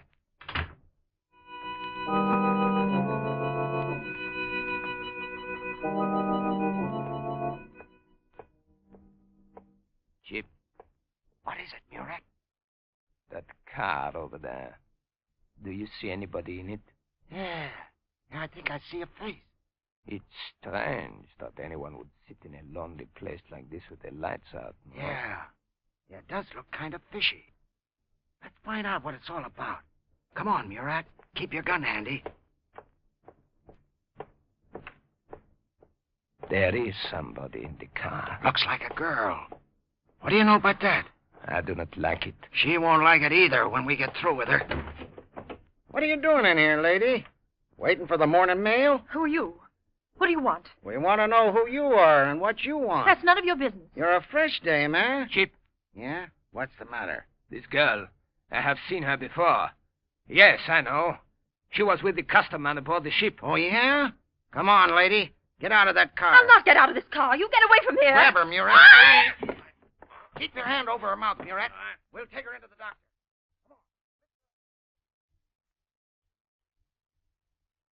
There is no question about it, Monsieur le Docteur. She is the one who came aboard the freighter with the customs officer. A customs mall, huh? You let me out of this place, you hear? You did not come here alone, madame. Who is with you? There's nobody with me. What were you snooping around for? I wasn't snooping around. I was sitting in my car. Madame, you impose a very unpleasant duty upon me. What do you mean? I do not know how much knowledge you have acquired around here, but I must be certain that whatever it is, you will never have a chance to communicate it to anyone else. What do you intend to do? Murat, give me that hypodermic. Wait, Doctor. Don't you dare! Keep your hands off me! Madame, I regret, but I must give you an injection of this fluid. In a few minutes, you will turn to wax. Oh, no. In that condition, you shall remain for all time. No, let me go. Let me out of Chief here. Murat, hold her tightly. Quiet! That gag will keep her quiet for a while. Let's leave up, Murat. Oui, Doctor. That's it. Now the hypodermic. Not quite so fast, Doctor. Who was that? Who spoke? I did, Dr. Furneaux. Who are you? I am the Shadow. Shadow? I do not understand. What is the Shadow? I've heard of this guy. He's the enemy of the underworld. Nobody can see him. This girl, she is with him? Yes. Dr. Furneaux, release her. Take that gag out of her mouth. Ah, you are very clever, monsieur. Very clever. But I think you will find I'm not so easily beaten. Do as I tell you. I don't want to have any fight with this Shadow. Nor do I. You are cowards, both of you. I'm getting out of here. I will go too. Ship, Murat, you will not run out on me. I'm going. Stay where you are. You stay if you... Murat, you shot Murat. Yes. And now you. Oh. And now, Shadow, where are you? Right beside you. And I... Oh, no, you don't. Ow, my arm. There, Furneaux. Your gun is on the floor. You're helpless. Now will you be so foolish as not to do what you're told? Very well. I cannot fight the unseen. What do you wish? Remove the gag from the lady's mouth. Of course. There you are. Oh, get me out of here. Get me out of this horrible place. You're all right, Margo. There's nothing more to fear. Madame, I will get you a glass of water. Oh, no, you don't, Doctor. Be too easy to poison the water.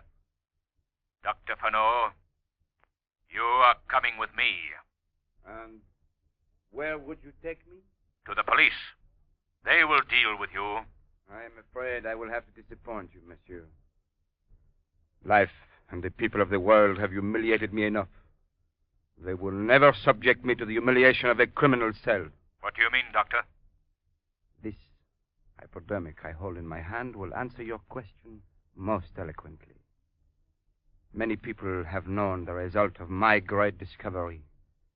Now, I shall know it myself in its ultimate.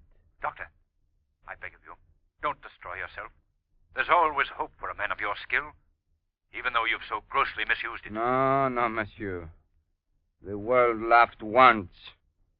Now it will neither laugh nor weep.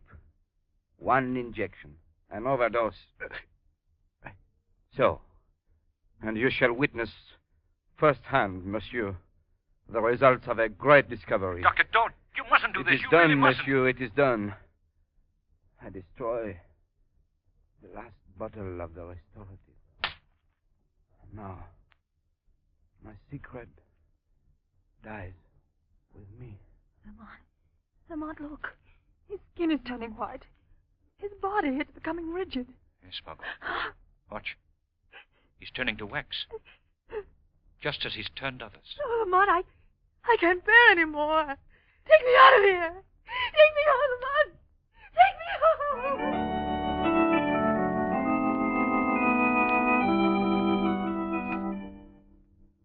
You mustn't worry any more, Lamont. I'm quite all right now. Now, you've given me a couple of very anxious days, Margo, since our encounter with Dr. Furneaux. I'm sure I could never stand such an experience again. Now it appears it's something I've dreamed. Lamont, what of those people Furneaux smuggled into the country? They'll die in 5 years if they don't receive the injection. Why, Margo, that was simply a bluff. I've checked through Furneaux's notes. He used this ruse simply to hold them to their promises. They're quite safe. I'm glad. It's strange, but I suppose, in a way, Commissioner Weston has the laugh on me after all. For my part, I don't feel there's much reason for laughing. As evil as Dr. Furneaux was, And as badly as he misused his great talents, I can't help but feel that his discovery might have had potentialities for good beyond belief. Perhaps it will occur again in a mind worthy of great things.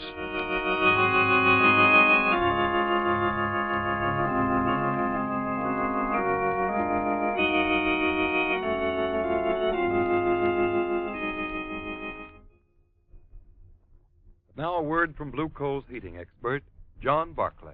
Thank you, Ken Roberts, and good afternoon, friends. You know, you just can't operate your furnace efficiently and economically unless you understand how to regulate your furnace dampers. Every furnace should be equipped with 3 dampers. The ash pit damper, located at the base of the furnace below the grate level. The turn damper, located in the smoke pipe behind the check damper and the boiler. And the check damper, located between the turn damper and the chimney. In milder weather, when you want a slow-burning, lasting fire, the check damper should be wide open, and the ash pit damper closed. It is very important that your check damper be large enough to adequately check the fire. If it is not, it will certainly pay you to have an additional check damper installed by your plumber. If you're having trouble in regulating your furnace, your Blue Coal dealer will gladly send a John Barclay serviceman to give your heating plant a thorough inspection. There is no charge or obligation for this service. I thank you.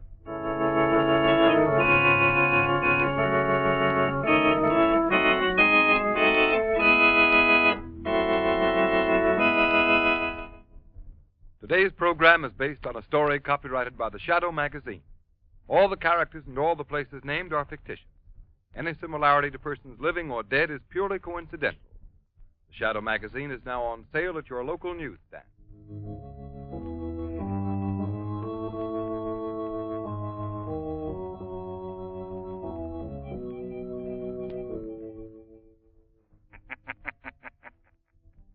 The weed of crime bears bitter fruit.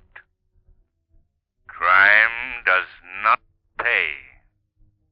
The Shadow knows. Next week, same time, same station, Blue Coal, America's finest anthracite, will again present another thrilling adventure of the Shadow.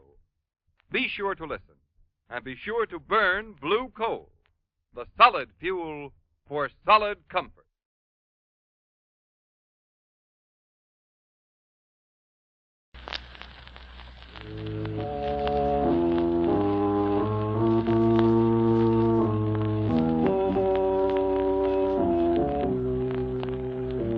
Who knows what evil lurks in the hearts of men? The Shadow knows.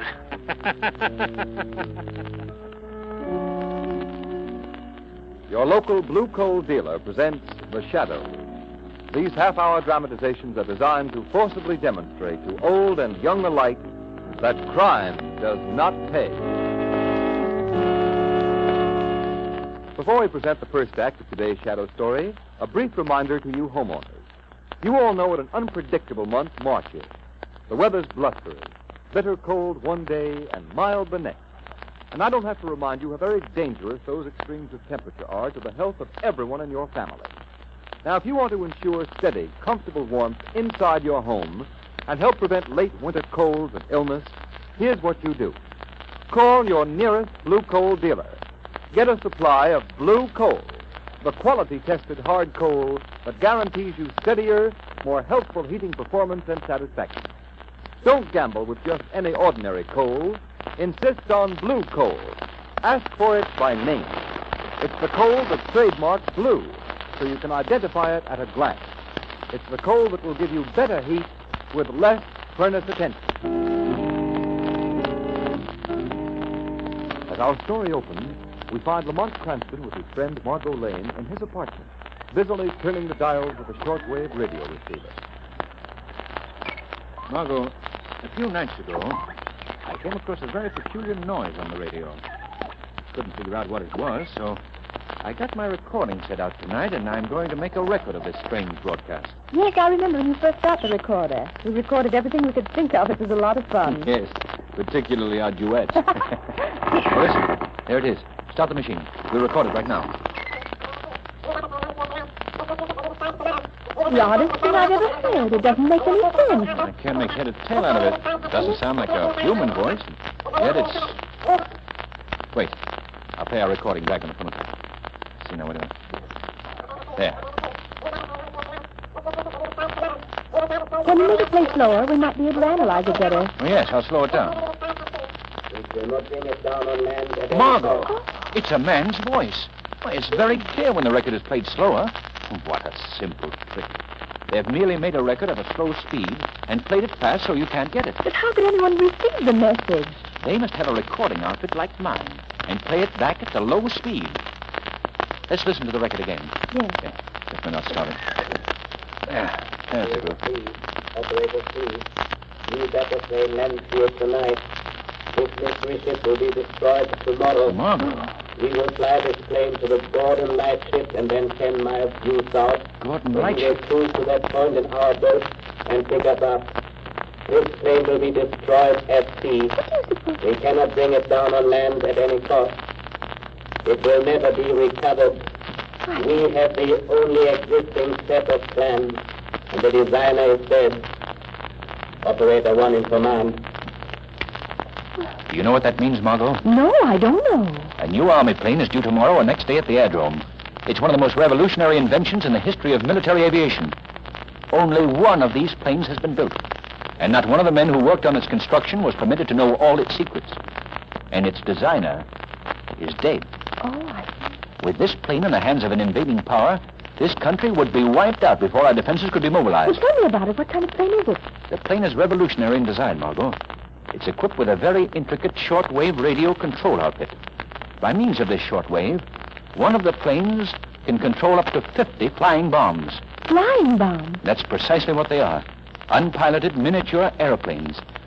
They're extremely fast, can be directed by the mothership at any target, from a speedy bombing plane to an army tank or battleship. As far as I know, they've only built 3 or 4 of the flying bombs. We have so little to work on. What can we do? We've got to find the shortwave station that broadcasts that record. But how can we ever find it? You know, Margo, the closer you get to a broadcasting station, the louder the program comes in. Yes, naturally. In my car, I have a simple device with a needle and dial that shows accurately when you're getting near a radio transmitter.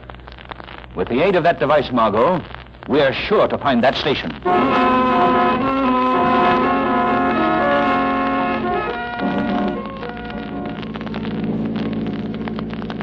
I don't think it's any use to go any further west, Lamont.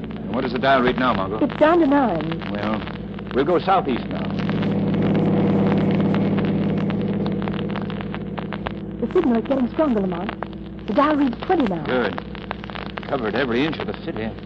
There must be a road that goes further east from here. But the only place I know east of here is Robbers Reef. Do you think it could... Oh, it couldn't be out there. Why, there's only an old tumble-down house on the reef. I think you've hit it, Margo. How do you get there? There's an alley between a couple of these buildings here that leads out onto a sort of short, narrow sandbar connecting the mainland with the end of the reef. Is that it there between those old buildings? It's so hard to see in this fog. There. Yes, that must be it. We'll try anyway.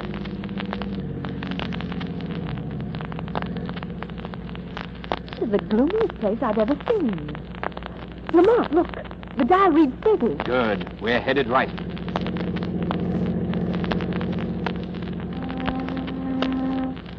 Margo, I'm going to stop here.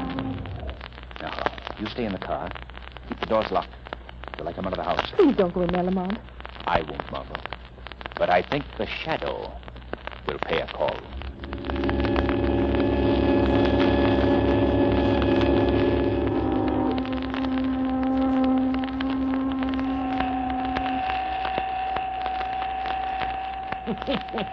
That's awful funny. What was that? Who's there? Only the shadow. The shadow? Well, who are you? Where are you hiding? I can't see you. I'm hiding in the shadows, where no man can see me. What'd you come here for? What do you want? I came to listen to you play that record you have in your hand. You can't do it. Nobody can hear these records, not even my son. Your son? Yes, this is his shortwave radio set. He lets me run it when he's at work night. Did you make these records? You think I'm crazy? Of course not. Well, I don't even make sense. Some darn fool pays me $5 to play him on the air. He says it's just a joke. And they do sound pretty funny. Who is he? And darn if I know, he's some kind of a foreigner. Comes here every so often and leaves me some more of them to play. What's your name? Joe Ryan. Of course, Joe. I knew Joe. It's all about these records. I was just testing you. You and I are going to play a joke on our friend. I'll bring a record here in a little while, just like one of his. And I'll pay you $10 to play it in place of the one you've got there. You'll think it's a great joke. $10. You're twice as much of a darn fool as he is. What do you mean? You're paying me just twice as much. That's why. The joke's on you. Yeah. You'll think it's very funny, too.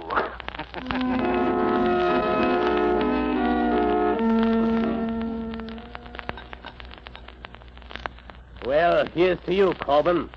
I guess our work's about done. Tomorrow the Army's new plane will disappear, and so will we. Yes, Bayloe. We'll be all finished up. It's been a pleasure working with you. Perhaps your methods are a bit ruthless, but they produce results. Shall we listen into your last shortwave broadcast and record it, just as a souvenir? Well, it's time for it now. All right, tune it in. Such a simple idea, that high-speed recording. No one in the world could understand that. Wait a minute. Listen, there's something wrong with that message. It's a good thing we are recording it. I think it's your imagination, Bayloe. It sounds like all the rest of your records. I know what my voice sounds like even at high speed. Now, play the recording back at the slow speed. Mm-hmm. Listen. Operator 1. Operator 1. Your plan to steal the new Army bomber Sounds has very been discovered. strange. If you do not want this plan not my revealed, voice. come at once to Joe Ryan's shack on Robbers Reef. If you want your secret to remain a secret, come immediately, for I have things of grave importance to discuss with you. I'll be waiting for you, Operator 1. This is the Shadow. Shadow? I've heard of him. He's dangerous. Perhaps we should leave tonight, Bayloe. You have the only plans and the designer's dead. Let's leave at once. Fool, we have yet to destroy the plane. Besides, Corbin, the Shadow knows too much. Bayloe will teach him a lesson he has long needed. Bayloe will teach him not to meddle with affairs of importance. Let's go at once.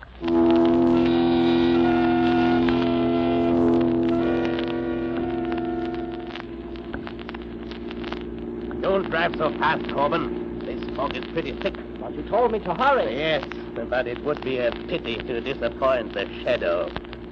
Put out your headlights, Corbin. We turn on to Robbers Reef here. All right. Drive slower, you fool. I'm just barely creeping. No, we can't take any chance on any accident now. Look, what's that? Right ahead of us. It's a car with no lights. Coming in from Robbers Reef. It must be the Shadow. Quick, Corbin, steer out of its way. I can't without going into the bay. It's going to hit us. Look out! Are you all right? Yes.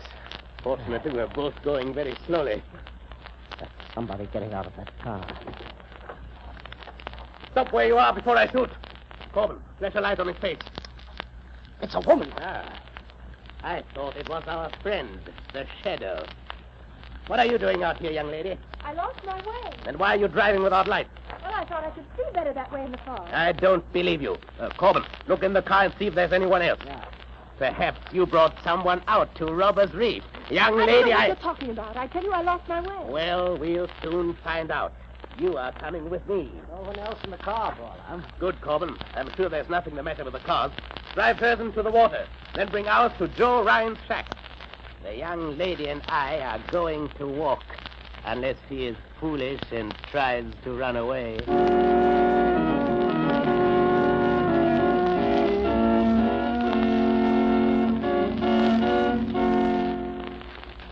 The Shadow's adventure continues in just a moment. You know, friends, it's true that nothing succeeds like success. In fact, nothing proves the merit of a product or the claims made for it as conclusively as its sales records. And the fact that Blue Coal ranks first in nationwide volume of sales is proof that it is a better anthracite. Countless thousands of you homeowners here and in communities the nation over have made that record possible. You've tried Blue Coal. you've compared it with other fuels, and you've kept blue coal's top-ranking position unchallenged throughout the year. Now there's a real treat ahead for you homeowners who haven't yet tried blue coal. There's the satisfaction of knowing you're getting the most in heating comfort that money can buy when you order blue coal by name. For the harmless blue coloring which identifies blue coal also guarantees you far better quality, far better all-around performance. Just try blue coal. Compare it with the coal you're burning at present. You'll see why blue coal is America's largest selling anthracite. You'll join those thousands of satisfied homeowners everywhere who know there's no substitute for blue coal for better heat with less furnace attention. So call your nearest blue coal dealer. His name is listed in the Where to Buy It section of your classified phone directory under the words Blue Coal.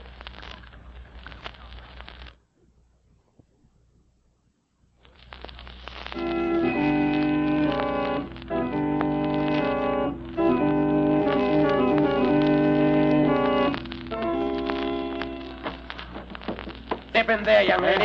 What? Oh, it's you, mister. Hey, did you hear it? Did you hear the funny record? Yes, very funny.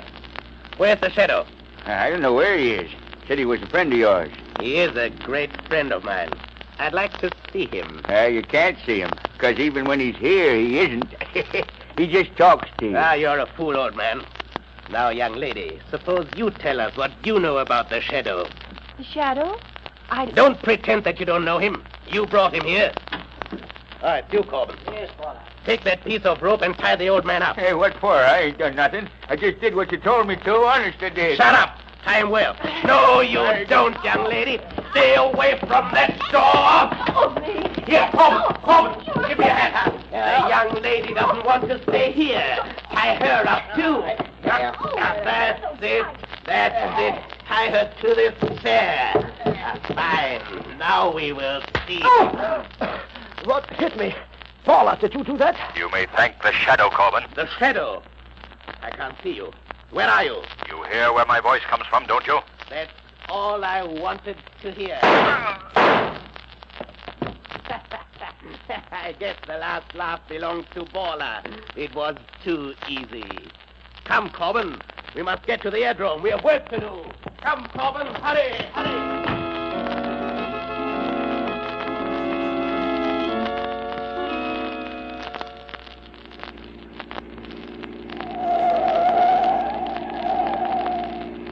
Hurry, Corbin. The X-1 should land just at dawn. It will be light in a few moments. I'm doing the best I can. I'm still worried about that girl and the old man back on Robert's Reef. You should have gotten rid of them. As soon as I leave you at the airport, I will go back and close their mouths forever. Leave me at the airport? Certainly, Corbin. You're a pilot. It's up to you to fly the army ship out to sea alone and bury it. Yes, but suppose something happens when I get out over the ocean. Suppose they don't pick me up. This is dangerous, Paula. Ah, your strong suit is not courage, Corbin. But don't worry. You will be picked up, as will I. The rest of our operatives are waiting even now on the boat, 10 miles south of the Gordon lightship. Do you still have the plans for the plane with you? Those plans have not been out of my sight since the day I got them. There's the entrance to the airport directly ahead. What do you plan to do, Paula? Simply this. The flight of this new plane has been veiled in greatest secrecy. There will be but one guard at the airport to meet us. You and I represent ourselves as inspectors from the War Department. Once we get aboard the plane, it is simple. We'll overcome the pilot and anyone else on board, and the rest will be up to you. Here. We can stop right here now. Look, Paula. Look, there she is now. She's just landed. And look right behind her. There are the 3 flying bombs coming in perfect formation. Come. Let's get over to the plane. Sorry, sir. No one's permitted on this field. Oh, I'm Harry Johnson from the War Department, and this is Mr. Andrews, my assistant. We have been sent out to check the landing of the new plane. Do you have any identification? Identification? Why, the best in the world. Look, here are the plans for that ship. Is that good enough identification? Well, it sure is. Who is piloting her? I believe Lieutenant Flynn, sir. Well, I'd like to get his report as to how she handled on her trip east. Well, there he is, just coming out of the cabin. Oh, Lieutenant Flynn. Yes? Mr. Johnson and Mr. Andrews from the War Department, sir. We came up to get your report on the flight firsthand. Did you fly in alone? Yes, sir. She handled beautifully in the air, and the flying bombs responded perfectly. Yeah, I've gone over these plans here, of course, but I would like to step into the cabin and see what it looks like. Certainly. Right this way, sir. The pilot sits up ahead here in this heavily armored cockpit. Now, by closing this metal door, he can be shut off completely from the rest of the ship. What is the purpose of that, Lieutenant? It's just an added armor protection for the pilot and the shortwave mechanism that controls the flying bomb. But, Lieutenant, can the pilot communicate with anyone in the other part of the ship when the door is closed? Yes. Step into the cockpit here. Now, you see this microphone? Yes. That's connected with a loudspeaker installed in the rear of the ship so that the pilot constantly can be in contact with the rest of the crew, even if the armored door is shut. Where's the equipment for the control of the flying bombs? That's right here, sir. Uh-huh. See this dial with numbers up to 50? You just set the indicator at any one of the numbers, and that throws the flying bomb of that particular number in line with the corresponding controls, so that it can be manipulated separately. And these 3 dials here control speed, direction, and altitude. It's perfectly simple. Is there anything more I can show you, sir? No. You have been a great help, Lieutenant. What is that switch in back of us? What? Oh, this? Why, that's the... Oh! All right, Corbin, take off immediately. As soon as you get in motion, I'll push the pilot out and jump out myself and tell the guard that you are running away with the ship. All right. There. There you go. Now, hurry, Corbin. Take her off.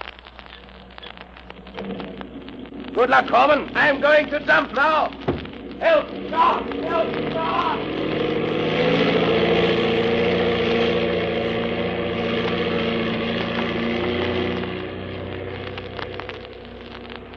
Well, Corbin, your plan has worked perfectly. Up to now. What? Who said that? The Shadow. But how did you get here? I came with you in the car from Ryan's shack on Robbers Reef. You cannot escape from the Shadow. But Paula killed you. No. He only shot at my voice. Where are you now? I am in the shadows of a cabin in back of you, but I can see you well enough to shoot you if you don't bring this plane down immediately. No, don't shoot. I'll bring it down. Only don't shoot. Open that door. Open that door, I tell you. Well, Mr. Shadow, you can shoot your heart's content. Perhaps you heard Lieutenant Flynn say that the pilot's cockpit is well armored. Corbin, bring this plane down. I'll bring it down all right. The 3 flying bombs in the ocean 10 miles south of the Gordon Lightship. But when the plane lands, you will land in it alone. For I will leave it by parachute before it goes into its last power dive. What do you think of that, Mr. Shadow? Why don't you speak? Shadow, can't you hear me? I hear you all right, Corbin. And thanks for the suggestion about a parachute. It was nice of you. I'm going to leave you, Corbin, but not for long. I'll chase you to the ends of the earth. You'll never get away. Goodbye, Corbin.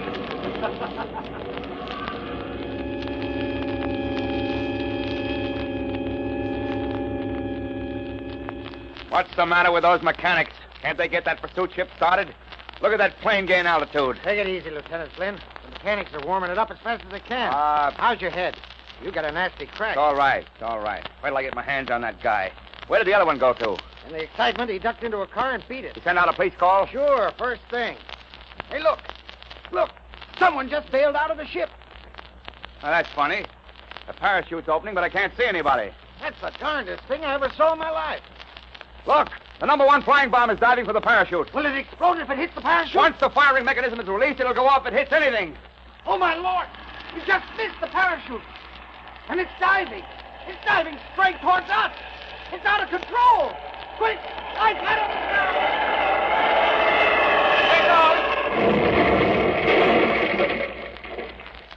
Hey, you all right? Yeah, but boy, I'd hate to be any closer. What happened to that parachute? It came down right in back of it. But I still can't see anyone. Well, I can't stop now. I gotta take off and force that guy down.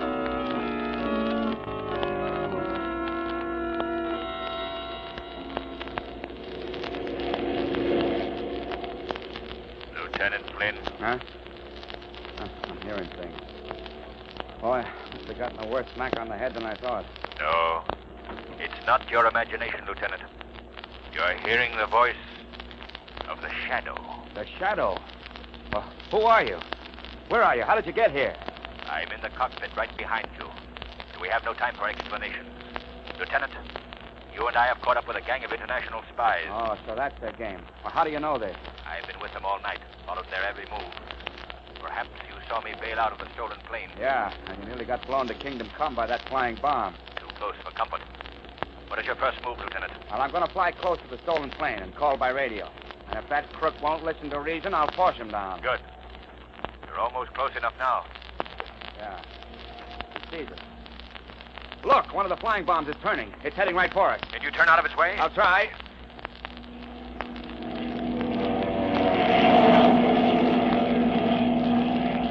Those things are too fast. They can turn on a dime. Look at that thing fly. Your only chance is to shoot it down. Can you hit it? I've got to. Good shooting, Lieutenant.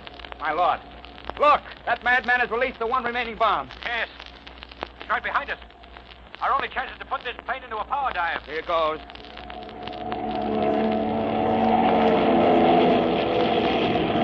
Lieutenant, it's still right on our tail. If I could only get to that rear machine gun. I'll handle it. You know how to use it? Yes. You got it. You got it, Shadow. Wow, that was close. Now I think Corbin will listen to reason. I'll call him by shortwave. Calling plane X1. Calling plane X1. Corbin, this is your last warning. Land that plane. No, don't shoot me down. Don't shoot. I'll land the plane. Only don't shoot. Turn immediately and go back to the airport. All right. I'm turning. Boy, that's a good day's work finished. For you, but not for me. Now, what do you mean, Shadow? There are several things left undone. The Coast Guard must be instructed to pick up a boat 10 miles south of Gordon Light. It has Baller's operatives on board. Oh, we can do that right now. As soon as we see Corbin safely landed in the hands of the guards, you must fly me to Robbers Reef. Baller's headed there and he must be captured. I'll call the ground at once and have the police notified to follow up.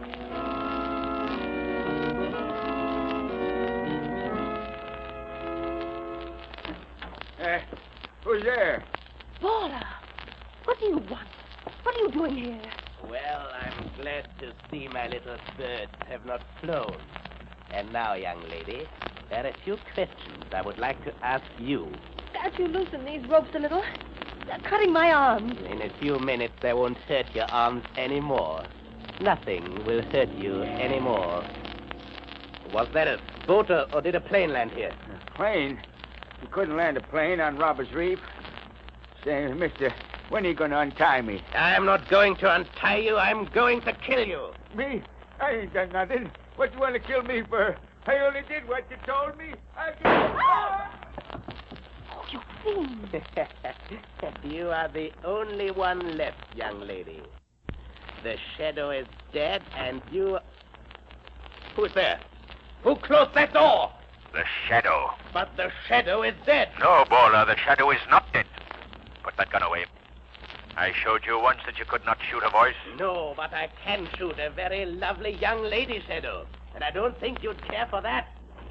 I'm going out this door, and I'm going to shut it after me. If it opens, I shoot. And if I don't hit you, Shadow, I'm going to kill this girl. You can't stop Baller. No one can stop Baller. Not the police. I'll shoot them like dogs. I'll kill every one of them. I'll kill... They got him. You all right, Margo? Yes, Lamont. Here, I'll cut these ropes. We have to get out of here. Thank you, Lamont. Well, Margo, they've killed Baller. I hate to see any man die by violence. But if that man dedicates his life to the evil task of plotting and espionage against a friendly country, he faces but one fate. And that fate is justly death by violence.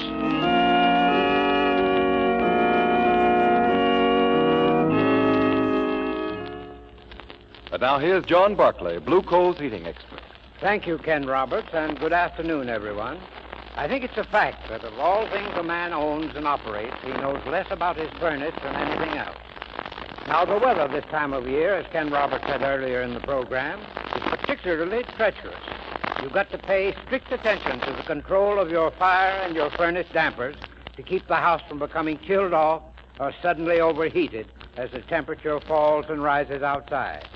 So if you have any question in your mind about damper control, or if you want to be sure you're operating your furnace in the most efficient and most economical manner, here's what I suggest you do. Call your nearest blue coal dealer. Ask him to send a John Barclay serviceman to check up on your furnace. John Barclay men are trained heating experts. They can show you how to get the best possible heating results. And there's absolutely no charge or obligation of any sort for their advice.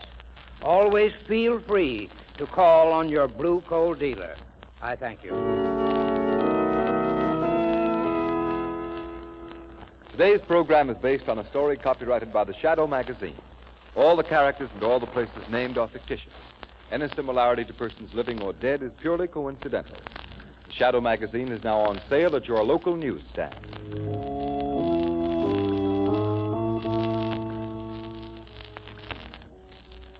The weed of crime bears bitter fruit. Crime does not pay. The Shadow knows. Next week, same time, same station, Blue Coal, America's finest anthracite, will again present another thrilling adventure of the Shadow. Be sure to listen, and be sure to burn Blue Coal, the solid fuel for solid comfort.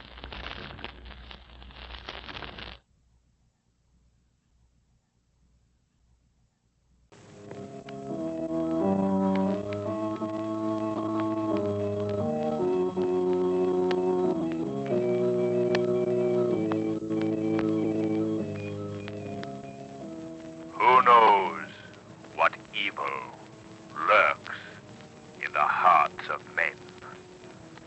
The Shadow knows.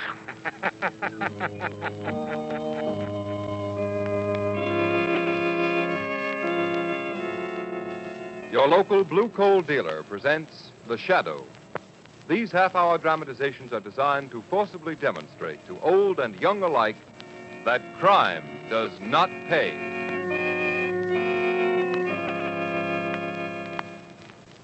In a moment, we begin the first act of today's story. Meanwhile, homeowners, remember that there's only one coal that's color trademarked. It's a coal that guarantees you better heat with less furnace attention. And that's Blue Coal. So when you order your next fuel supply, make sure you ask for Blue Coal by name. You'll see what a difference this quality-tested hard coal makes in heating comfort and satisfaction. You'll join the countless thousands of people everywhere who agree that Blue Coal is the finest American hard coal money can buy. The Shadow, mysterious character who aids those in distress and helps the forces of law and order, is in reality Lamont Cranston, wealthy young man about town. Cranston's friend and companion, the lovely Margo Lane, is the only person who knows to whom the unseen voice belongs. The only one who knows the true identity of that master of other people's minds, the Shadow. Today's story, Appointment with Death.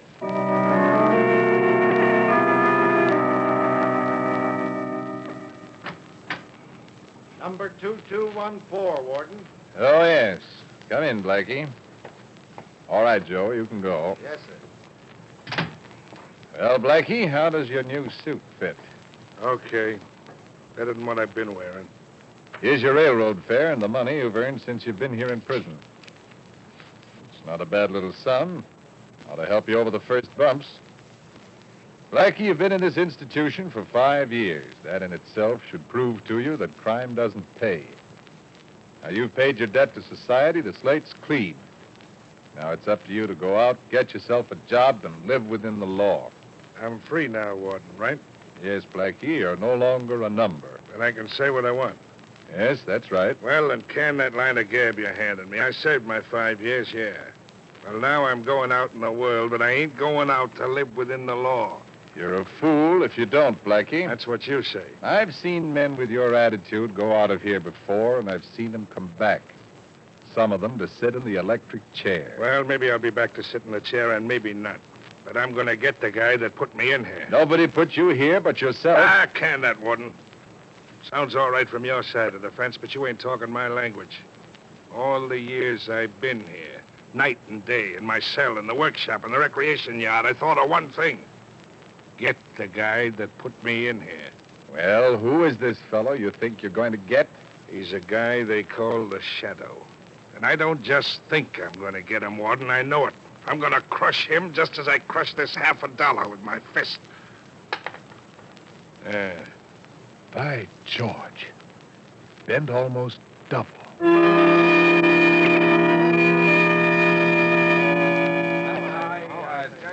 All right. There's no two ways about it. You guys have got to go along with me. You're the big shots of every racket in this town. This Shadow is as much an enemy of yours as he is of mine. If you don't get him, sooner or later he'll get you. Well, what do you say? Well, how do you figure you're going to get this Shadow, Blackie? I'll tell you that later. First, I want to know if you're going along with me. Sure, we'd do anything to get this guy, but how do we know you can do it? I spent 5 years figuring that one out. I got it all set up perfect. Well, can't you give us some idea how you're going to do it? All right. First, I'm going to get the guy on my trail. Yeah, how? I'm going to lay a trail of robbery and murder across the city that'll shake the whole country. I'm going to lead him right to my door. But this time, I'm going to be all set for him. But you can't see this guy, Blackie. Yeah, I know. He hypnotizes you, but he's no further away than his voice. He can be gotten. And I figured out just the way to do it. Well, okay, Blackie. I don't know how you're going to work this out, but we're your friends for life if you do. What do you want us to do? Nothing more than lay out some dough. I want you to buy me an island. An island? What are you That's talking what about? I said. There's a little patch of land no bigger than half a city block. It sits right in the middle of White Lake, right outside of town. There's a shack on it. That's going to be my hideout. That's where I'm going to lead the Shadow. And that's where I'm going to knock him off. Well, if you're sure you can do this, I want to be in on the kill. All right, Frank, I'll need company. You're in. Okay, Blackie, the island's yours. Thanks. You're getting a swell bargain. The Shadow for a piece of dirt.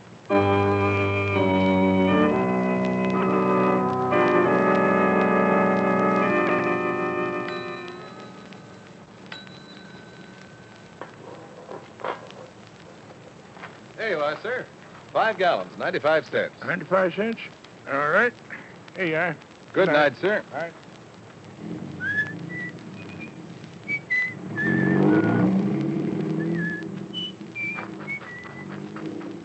Here, little man. You toddle back to the car and sit with Mother till I lock up the gas station. Oh, you want Daddy to carry you back, huh? Lost your tongue? All right, then. Come on now. Up you go. Are you about ready to go, John?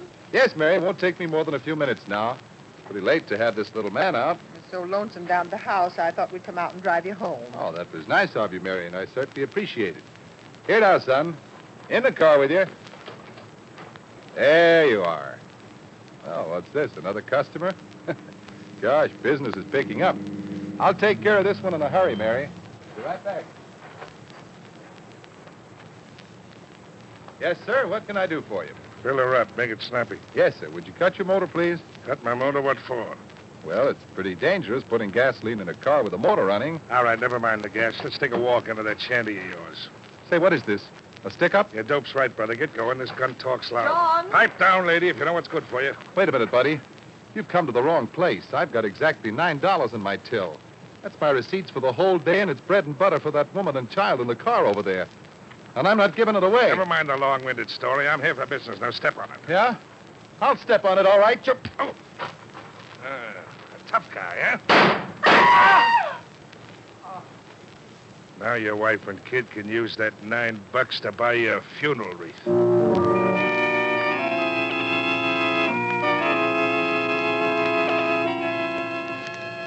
Special extra, wife and child witness murder, extra, wanton killer loose in the city. Read all about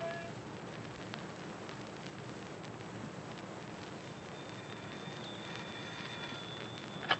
Hello, Commissioner Weston speaking. Who? On the Daily Express.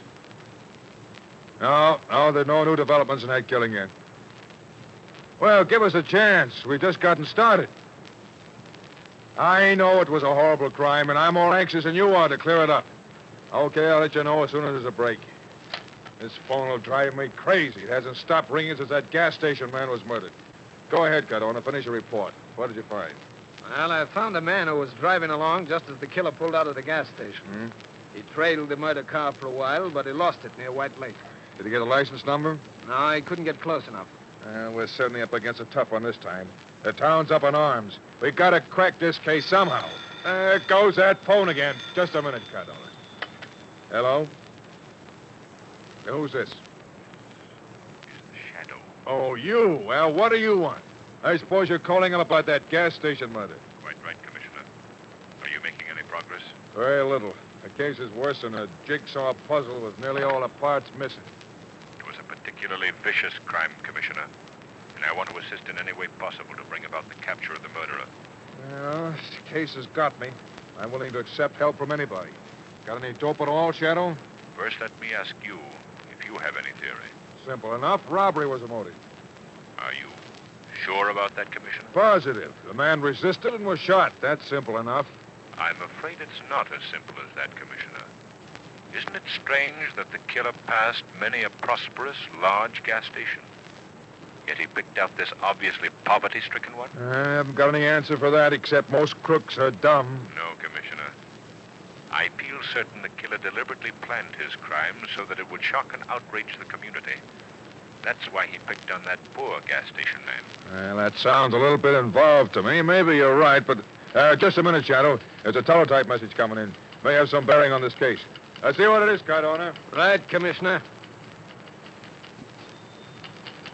Hey, Commissioner, get this. What is it, Cardona? Listen. Mystery gunman robbed and killed restaurant owner at Huster Point near midnight tonight. Crime of the same character and undoubtedly committed by man who killed gas station owner. Good Lord. What is it, Commissioner?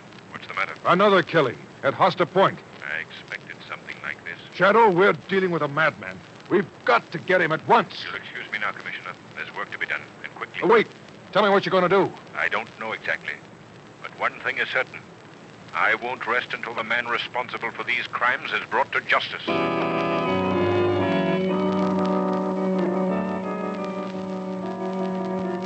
Extra! Couple robbed on Lonely Road. Mystery gunman terrorizing city. Read all about it. Extra! Home a judge bomb. Special extra. Judge's home completely destroyed. Section special. Read all about it. Mystery gunman robs post office. Get your special extra. Mystery gunman robs post office.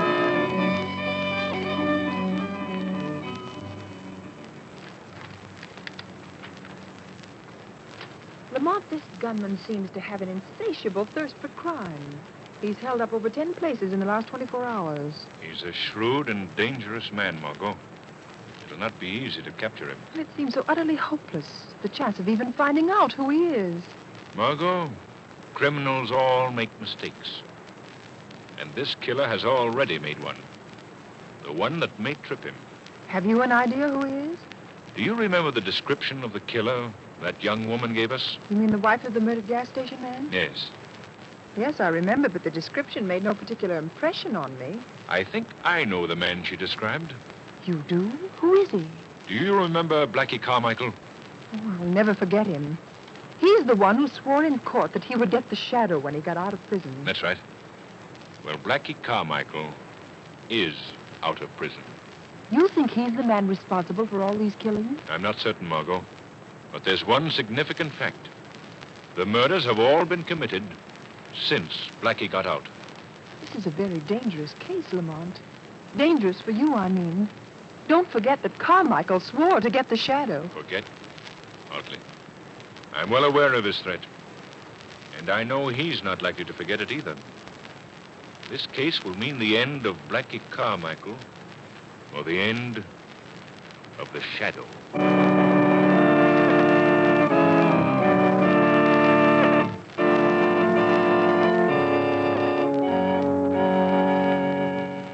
The Shadow's adventure continues in a few moments. You know, friends, if germs could talk, I'll bet they'd say, hurrah for March weather. It makes it a cinch for us to spread colds and illness. If the thermometer outside your window could talk, you'd hear it say, boy, I certainly have my ups and downs this month. And if your furnace could talk, it would say, just keep me fed with blue coal, and I'll keep your house at a steady, healthful temperature, no matter how those March winds blow. Well, that's right. Heating your home with blue coal during these days of quick-changing temperatures and lowered physical resistance helps avoid late winter colds and illness. For blue coal's even, dependable heat stops extreme variations of temperature inside the house. And you know how dangerous to health overheating or sudden chilling of rooms can be. Then, too, you'll find that blue coal banks and burns better. It gives longer intervals between firing and cuts down the time and trouble of constant furnace attention. The harmless blue coloring which identifies blue coal is more than just a trademark of quality. It's your guarantee from the nation's largest coal company, Glen Alden, that you're getting the finest hard coal money can buy. So if you want perfect heating comfort and satisfaction guaranteed, order a supply of blue coal tomorrow morning. Call your nearest dealer.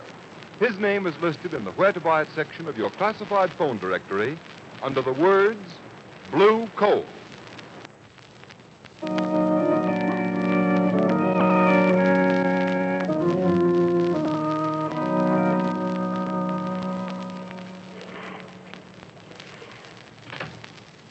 Well, Blackie, did you see anything? No, Frank, nothing.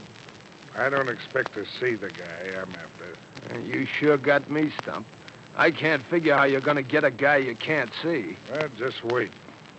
You'll be in on it when it happens. You can tell your grandchildren you saw Blackie Carmichael strangle the Shadow with his own two hands. Well, that'd be something to talk about, all right, but...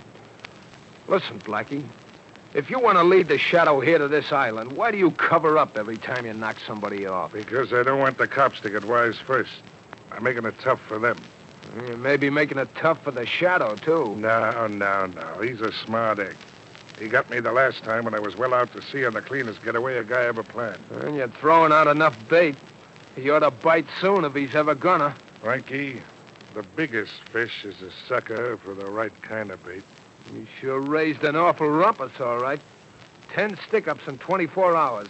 Boy, that's knocking him off. You think that's something? Why, I'm just starting. I'm going to keep pegging them until I wear calluses on my trigger finger.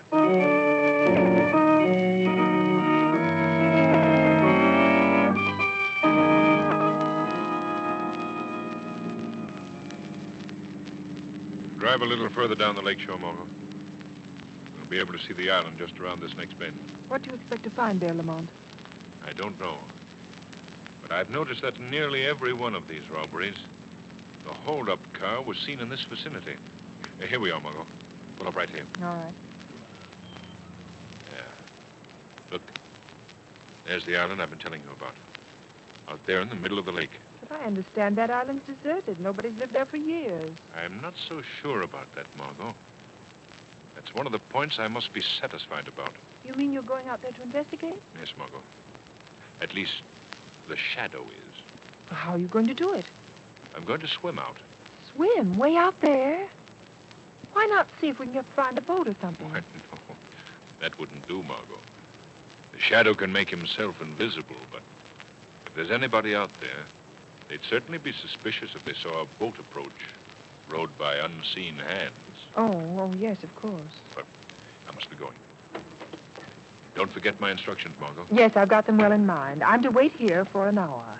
If you're not back in that time, it'll be a signal you found somebody or something on the island.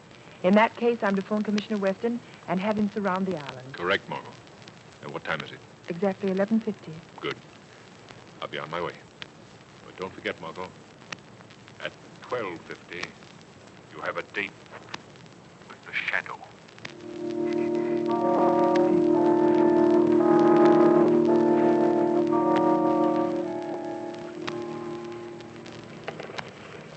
This is getting me, I tell you, Blackie. I can't stand it anymore. Well, go on in the shack and take a sleep. No, I'm getting off this island. Who said you was? I say so. I'm going nuts waiting while you keep staring at that water. You close that trap of yours or you'll be carried off this island. Oh, now, Blackie, be reasonable, will you? This is a screwy idea. We can't wait around here for a guy that may never show up. I got things to do. You're in on this, see? Oh! And you're staying into the finish. You get me? Yeah, for Pete's sake, Blackie, let go. You break my arm. Are you doing as I say? Yeah. Okay. Oh, I don't want to hear no more squawking. You got a grip like nothing human. My arm felt like it was in a steel vise. Pipe down. Quiet. Well, what's up? What's the matter? Look. Right along where I'm pointing. Where the moon hits the water. Yeah? You see anything? Just a ripple in the water, that's all I see. Some ripple. It's the one I've been looking for every night since I'm here. What do you think it is? It's a man swimming. Oh, you're nuts. I don't see no man. Maybe it's just a fish. Fish is good. It's the fish I've been putting my bait out for. What? Say, Blackie, you don't figure that's the shadow, do you? That's my dope. I'm willing to lay a bet on it. I get it now. This is the way you've been planning it all the time. That guy can hide himself, but he can't hide the ripple in the water. That's what I've been figuring for 5 years. I know this shadow can hypnotize you so you can't see him, but he's a body just the same. So I doped out this idea. If I could get him into water, I still wouldn't be able to see him. But I could see where he rippled the water. Then I could grab. Blackie, that's a smart idea. And simple. So simple I was scared some other guy'd beat me to it. That ripple is moving this way. What are you going to do now, Blackie? I'm going out to meet him just as soon as he gets far enough in for me to fetch underwater. Then I'm going to grab him and strangle him with these two hands. You ought to be a cinch for a guy as strong as you at any time. But now, after he swam that distance, he's ducked. It's time to go, Frank. Here. Grab my darts, sir. Take this. Okay, Blackie. You better make it snappy. He's almost out of deep water.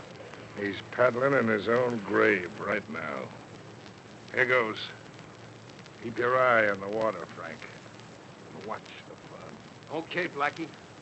I doze on you. Don't disappoint.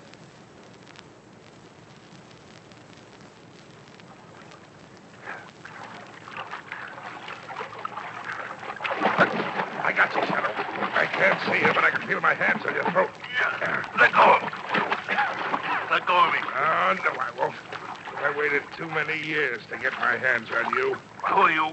I can't see you, but I know you can see me. So take a good look. Do you recognize me? Blackie Carmichael. That's right. Blackie Carmichael, the guy you sent to prison for 5 years. You deserve what you got, Blackie. A lot more. Now let me go. Sure, I'll let go of you after I strangle the life out of you. Pedro, you're joking me. You're finished, Shadow. This is the end of you. Now I'm going to hold your head underwater and drown you. Let go of me.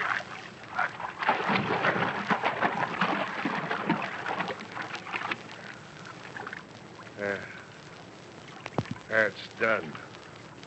Frank! Frank! I done it! I killed him! I killed the shadow!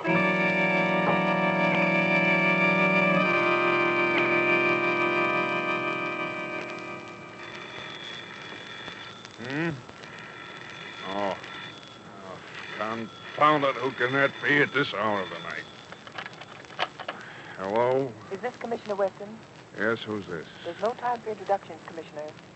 I've got some information I must give you in a hurry. Get all the men you can spare, go out and surround the island in White Lake. The island in White Lake?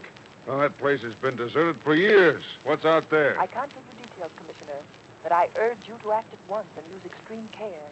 There may be great danger. I can't be going out in the middle of the night on crazy calls like this. You got to give me some definite information. All right, Commissioner. You want to stop this epidemic of murders and robberies, don't you? Of course, but what has that island got to do with it? That you'll find out when you get there. Hello? Hello? Hello?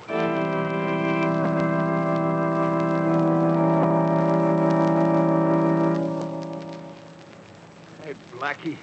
You'll be the biggest guy in the rackets after this. You done something that every guy in the underworld wanted to do. You killed the Shadow. Cut the gab and let's get going. All right, I'm all set. We better bind this shack down. We don't want to leave any fingerprints, any evidence for the cops. No use taking any chances now. Get that can of kerosene. Right, Blackie. Okay, I got it. All right. Pour it all over the joint. Boy, wait till the gang hears about this. It'll knock them all for a twister. Okay, that's enough. Get over here by the door. Okay. Now chuck some matches on it and let it go. Right, Blackie. This'll cover us completely.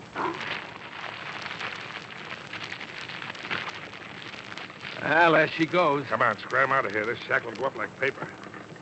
Boy, look at it burn, huh? Never mind that. Load the 2 machine guns in the boat. They're in already. All right, then come on. I thought we'd never get off this island. It's worse than doing a stretch in jail. What are you going to do when you get back to town, Blackie? I've been getting chicken feed so far, but now I'm going out after the real big dough. I ain't going to be too particular about how I get it. Okay, here we are. All right, now get a hold of the other end of the boat and we'll slide her into the water. Okay. There we go. Hey, Blackie, wait. What's the matter?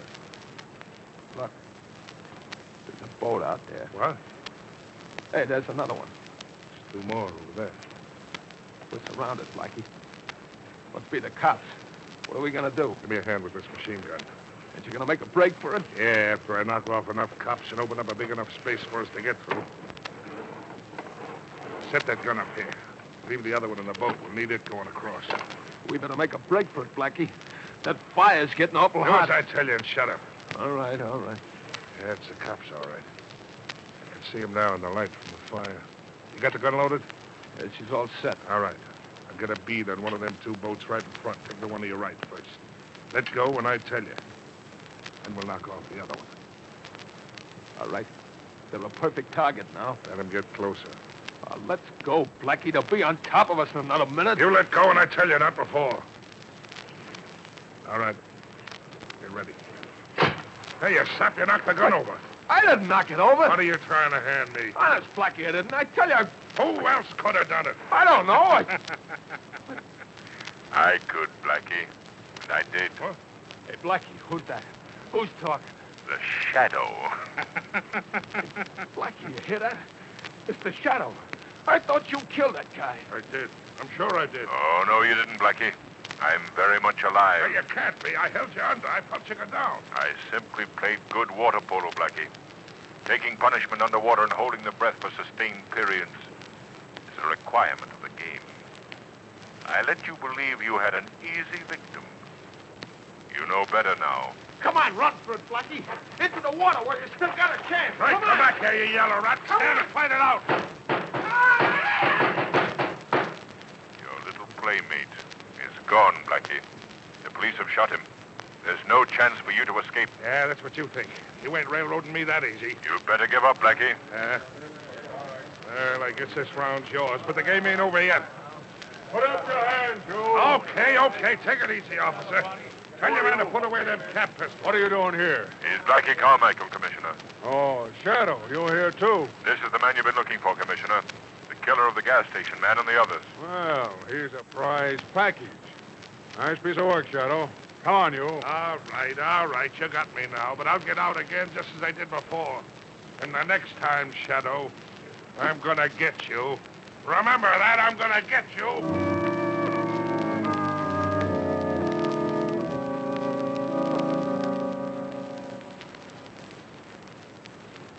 Say, Joe, Yes, Mr. Ward. get Blackie Carmichael's record card out of the big file. Yes, sir.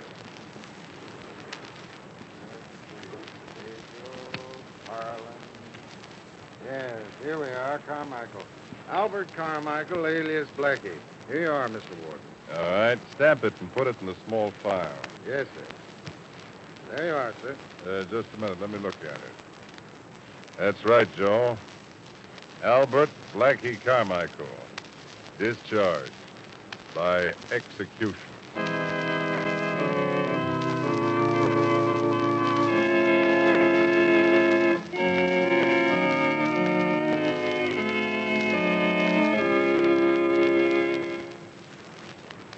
now here's Blue Coal's heating expert, Mr. John Barclay, with a timely hint on furnace care and attention that's bound to save many of you money.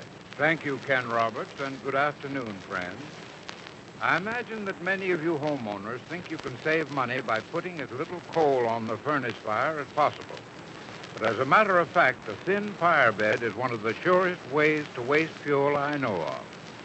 A flimsy fire burns coal quickly and has a tendency to go out easily, which makes repeated refuelings necessary. The really economical way is to keep a deep fire bed level with the fire door. When spring weather comes, leave a heavier layer of ashes on the grates.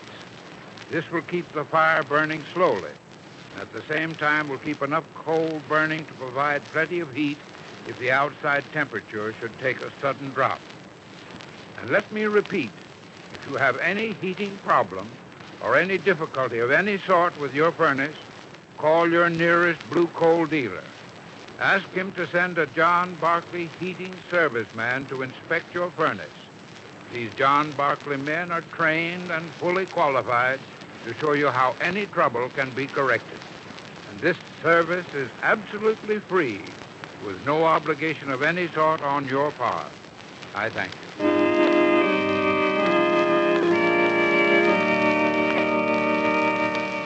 Today's program is based on a story copyrighted by the Shadow magazine. All the characters and all the places named are fictitious. Any similarity to persons living or dead is purely coincidental. Shadow magazine is now on sale at your local newsstand.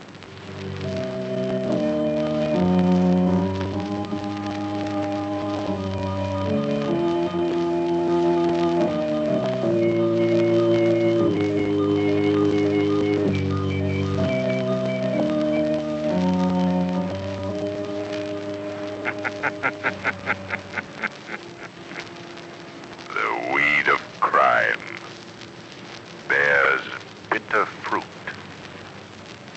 Crime does not pay. The shadow knows. Next week, same time, same station, Blue Coal, America's finest anthracite, will again present another thrilling adventure of the Shadow. Be sure to listen and be sure to burn Blue Coal, the solid fuel for solid comfort.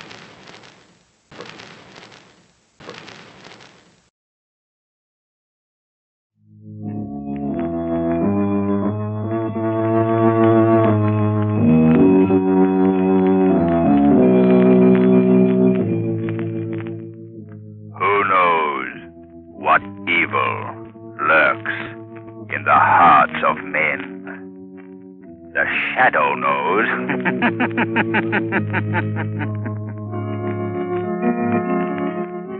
Your local Blue Coal dealer presents The Shadow. These half-hour dramatizations are designed to forcibly demonstrate to old and young alike that crime does not pay.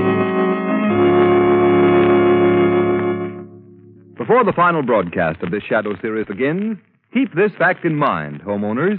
One way to be sure of maintaining steady, even temperatures throughout your home during these changeable days and nights of March and April weather is by burning Blue Coal. Blue Coal is America's finest anthracite. It gives perfect, dependable warmth and stops overheating or quick chilling of rooms. Remember the name Blue Coal for better heat with less furnace attention in all kinds of weather. And be sure to hold on at the close of today's Shadow story, for we have an unusual treat in store for you.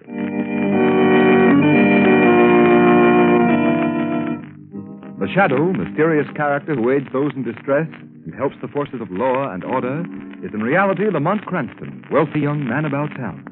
Cranston's friend and companion, the lovely Margo Lane, is the only person who knows to whom the unseen voice belongs. Today's story, Can the Dead Talk?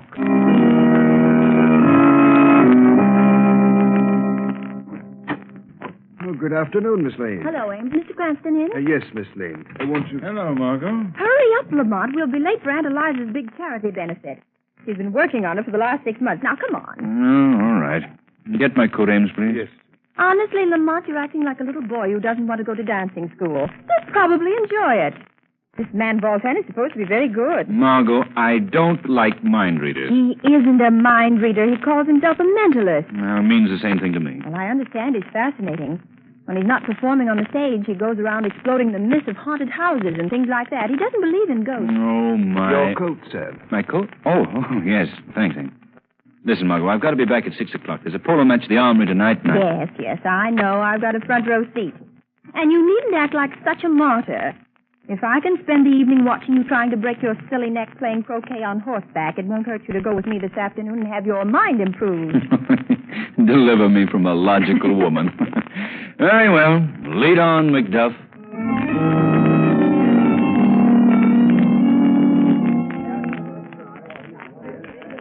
And now I will proceed with my next experiment. See, Lamont, I told you we'd be late. It started already. I'll sit back here and make this as painless as possible. Certain of you in the audience have written on the slips of paper that my assistant distributed questions you would like me to answer. Now, if you will concentrate on what you have written, I will try to get these questions by thought transference. But remember, you must concentrate. I must be in complete accord with your thoughts. I get the initials, E.K. Someone with the initials E.K. wants to know the date of her marriage. I think it was... Yes, I'm sure it was. March 24th, 1903. Is that right? Oh, yes, that's right. Did you hear that, Lamont? He's marvelous, don't you think? That's an understatement. Oh, don't be so superior. Everybody, please concentrate. I cannot conduct this experiment in thought transference without sympathetic cooperation from my audience. Now I get the initials BDM. BDM wants to know the street, number, and city where he was born. Street is Walnut. The number 2124. The city, Philadelphia. Am I right? Gee, he got it. He's marvelous. How do you suppose he does it? Elementary, my dear Watson. Wait, please. Before I proceed further, I feel that in this room there is someone who is not only an unbeliever, but one who is distinctly hostile to me and what I am trying to do. There, Lamont, he must mean you. No, probably part of it. I would like that person to attempt a little experiment with me. If he or she will think of something, some question, the answer to which is known to no one else, I will attempt to answer it correctly without the person having written the question down at all. If I can answer it correctly, it should prove to the skeptic that the transference of thoughts from one mind to another is completely possible. Nice trick if he can do it. You don't think it's possible, Lamont? I won't say it's impossible, but it's certainly highly unlikely. Well, think of something and concentrate on it and see if you can get it. I will not. In the first place, you don't know that I was the one he was referring to. Second place, even if I were, I wouldn't give him the satisfaction. You think of something that no one could possibly know but yourself. I'll bet you 100 to 1 he can't get it. Well, perhaps you're right. Quiet, please. Quiet. Someone in the audience is concentrating on the question, who is the shadow? Margo, did you think of that just then? Yes, but I don't know why. It just seemed to come into my head. I will answer that question. No, on second thought, I believe I will not give the answer after all. Unless I am very much mistaken, the shadow himself is present. And I don't believe this is just the time to remove his veil of secrecy. However, in case the shadow thinks this is merely a sham, I would like to inform him that within an hour he will receive a cablegram from someone he never heard of. What do you suppose that means? I haven't the I faintest will idea. now proceed with the questions that have been written on the papers. Someone whose initials are LTZ wants to know the number of the license plate on his car. Oh, Lamont, let's get out of here. You can go if you like, my dear Margot. But I'm going to stay till the end. For heaven's sake, why? After the performance, I think the shadow will pay a little call on Mr. Voltan. I'm consumed with a burning desire to find out just what he knows.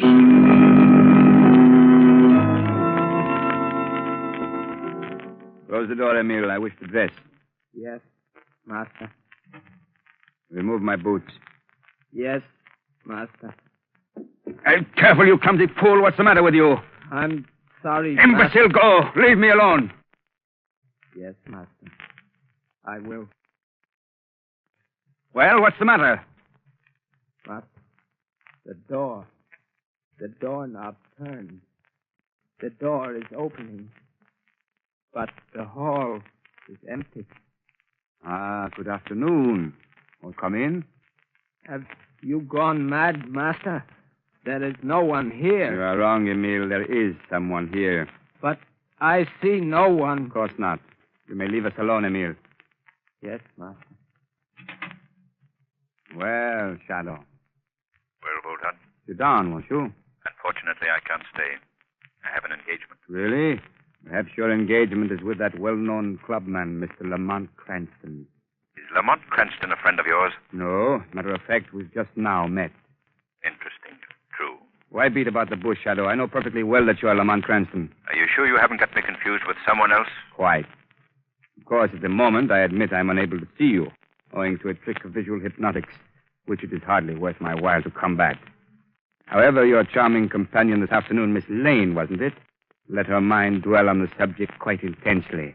Her thought waves were unmistakable. On second thought, I find I can spare you a few minutes, Bolton. Good. My respect for your powers is increasing momentarily. Well, now that you know, what are you going to do about it? I haven't decided yet. Remember, I and I alone know that Lamont Cranston and the Shadow are one and the same, with the exception of your friend Margo Lane. Of course, you realize how much your life would be worth if the underworld should ever learn that you are the Shadow. I have a rough idea. And yet that would be a pity. To terminate so unceremoniously the brilliant capabilities of one who, as the Shadow, is known and feared throughout the world. Just what are you getting at? Let me tell you a little story, my friend. Did you ever hear of Anton Proskovai? Anton Proskovai? The famous anarchist who at one time or another was kicked out of every country in Europe? That's the man. Well, the last I heard of him was some 10 years ago, when he was sent into exile. He's supposed to have died there. Anton Proskovai didn't die in exile. He escaped. But he dropped out of sight for 10 years because he was making a study of that least understood attribute of mankind, the human mind. You mean you? Yes. I am Anton Proskovai. You, Anton Proskovai? The man without a country? I do not need a country. What do you mean? Shadow, when I started my studies of the brain, I quickly found that people mentally are like sheep. They can be influenced, swayed in any direction by a mentality stronger and superior than their own. Of course. That's nothing particularly new. Wait. After I had made my escape for years, I wandered, living in ditches, eating in pigsties, hounded from country to country by government agents. But all the time, I was collecting subjects. Subjects? Yes, Shadow. Among the submerged, ill-used, half-starved rabble of every nation, there are potential leaders. Leaders who, given the opportunity, could be the dictators of tomorrow. Go on. These men I know. I know them so intimately that from wherever I am, I can control their minds. You saw Emile, my servant. He is completely subjugated to my will. But that's hypnotism. Relatively simple. Not at all. It is not hypnotism. Although I dominate Emile's mind whenever I wish, to all appearances, he is a normal human being. He can be released only if I feel fear. And I am never afraid. Only if you feel fear. I put the idea of the Shadow's identity in Miss Lane's mind this afternoon, after which she unknowingly, yet obligingly answered it mentally. Come in. Excuse me, Master. I have a cablegram here. It is addressed to someone called the Shadow in your care. Yes, I will take it and see that it's delivered. Go now.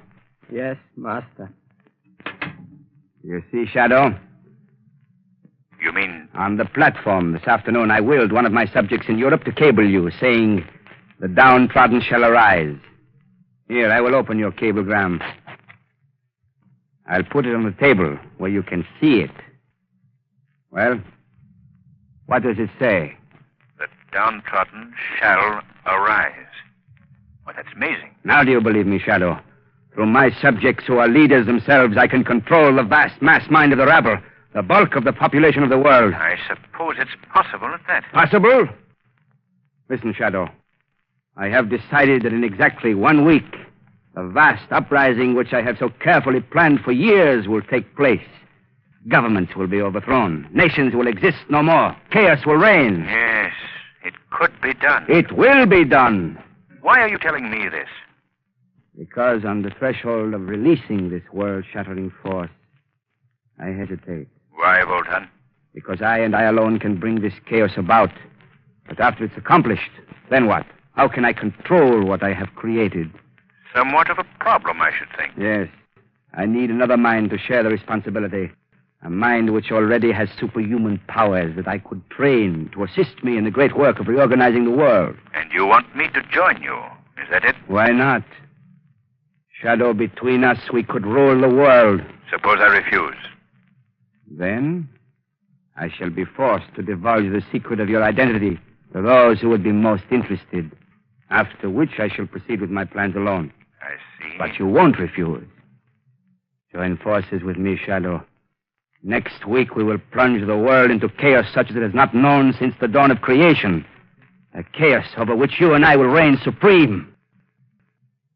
Well, your answer? Give me 24 hours. Can you not answer me now? 24 hours. I will give you 7 hours. That is time enough. Come to me at midnight tonight. Where will I find you? You know the old Murray mansion in the slums over by the river? Of course. It's been boarded up for years. Supposed to be haunted, I believe. Haunted? Yes. That's why I use it for my headquarters. A reputation for ghosts is very convenient for keeping away prying eyes.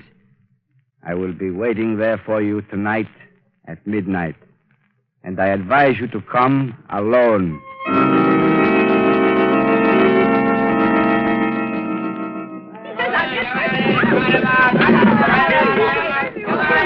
Well, Margo, Lamont is certainly distinguishing himself tonight. I never saw such ride. I wish he wouldn't take such chances. He's not taking any more chances than we are, sitting down here in the front row. He puts you pretty close at these indoor polo matches. Close? Honestly, Margo, any minute I expect to look up and find a horse sitting in my lap. There goes Lamont again. He's got the ball. No, the backman is riding him off. Oh! What happened? Oh, Evelyn, what happened? I don't know. I think Lamont's pony must have stumbled. Lamont's fallen off. The pony's running loose. Lamont's still on the ground. Here, help me over this barrier. I'm going to. Oh, my gracious, I hope that... Hey, stand back. Give him there. Get a doctor. He may be badly injured. I can hear you. Oh, Evelyn, he's hurt. He's lying there so still and white. Lamont, speak to me. Margo, now take it easy. Here comes Dr. Carlson. Oh, thank goodness. He's Lamont's doctor. All right, stand aside, please. I'm the doctor. Oh, Dr. Carlson, thank God you've come. Do you think Lamont's hurt badly? And I can't tell yet. I'll have to examine him. Well, what is it? Tell me, can't you? Miss Lane, I'd rather do anything in the world than tell you this. Oh. Lamont Cranston is dead.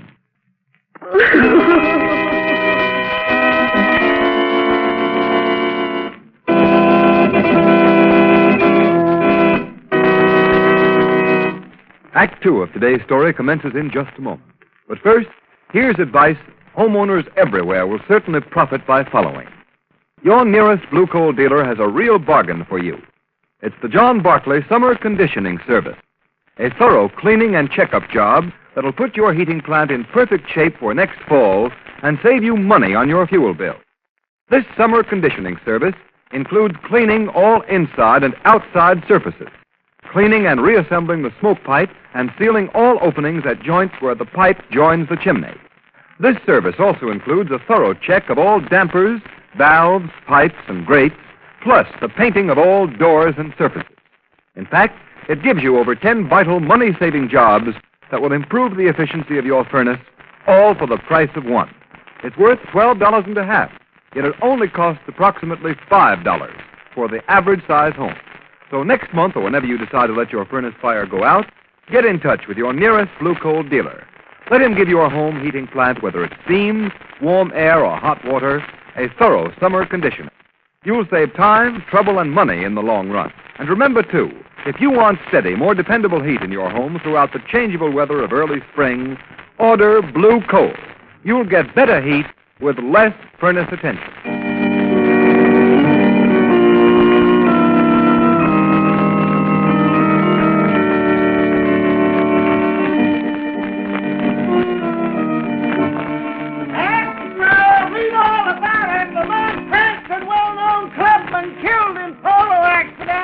Lamont Cranston killed. Read all about it.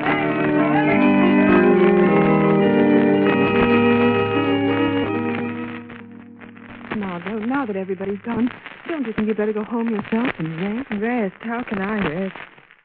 Oh, Evelyn, I can't believe it. I can't believe that Lamont is really gone. I know, dear. Now, come on, Margo. I'll take you home. Oh, but there's somebody in the hall. Evelyn, don't let them come in here. I can't face any more people. It's probably Ames. Come here, Margo, in this alcove. Nobody will notice you. I'm afraid I can't stand much Just more. wait, sir. Mr. Cranston's death was a terrible shock to me. Have you an old friend of Mr. Cranston, sir? I don't seem to remember. Well, not exactly an old friend, but considering the length of our acquaintance, a fairly intimate one. Yes, sir. If you will just step in here, sir, you may view that. Evelyn, that man. Who was it? No one I ever saw before. His name's Voltaire. He's a mind reader. He gave a performance this afternoon at Aunt Eliza's charity benefit. Rather strange looking. But you know, Lamont did have some weird friends. But he wasn't a friend of Lamont. I mean, I don't think he was. I wonder just... Very sad to see a man cut down in his crime. I beg your pardon. Miss Lane, isn't it? Why, yes. I thought so. May I tender my sympathy, Miss Lane? Thank you. I know how you must feel. Great pity. Cranston had a future. Possibly a greater future than even you suspect. Well, what's done is done. I must be going now. I beg pardon, sir. Don't bother. I can find my way out. Oh, now, Margo, darling. Won't you please let me take you home? Ames will take care of everything here, won't you, Ames? Yes, miss. I'll get your things. Oh, all right, Evelyn. I suppose there's nothing more I can do tonight. I'll go. Good. And I'm going with you, just to be sure you get there.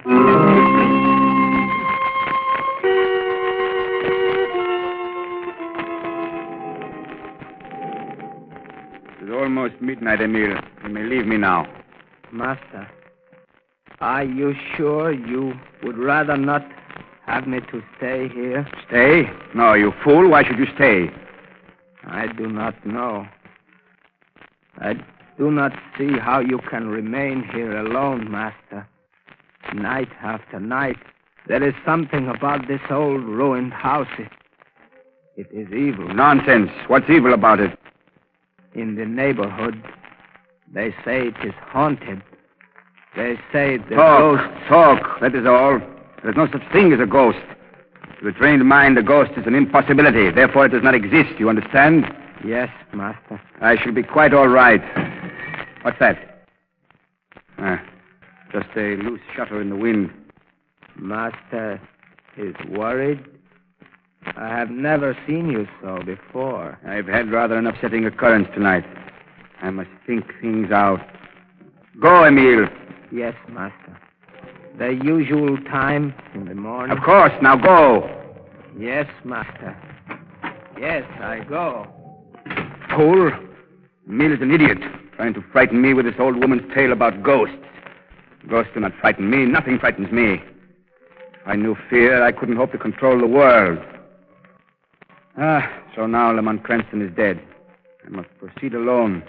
But I must hurry before anything else goes wrong. I will not wait a week. Tomorrow I shall call upon my subjects to arise and kill. Tomorrow. It's a pity the shadow is gone. He would have enjoyed it. I could have taught him so many things. What a magnificent conception. The shadow.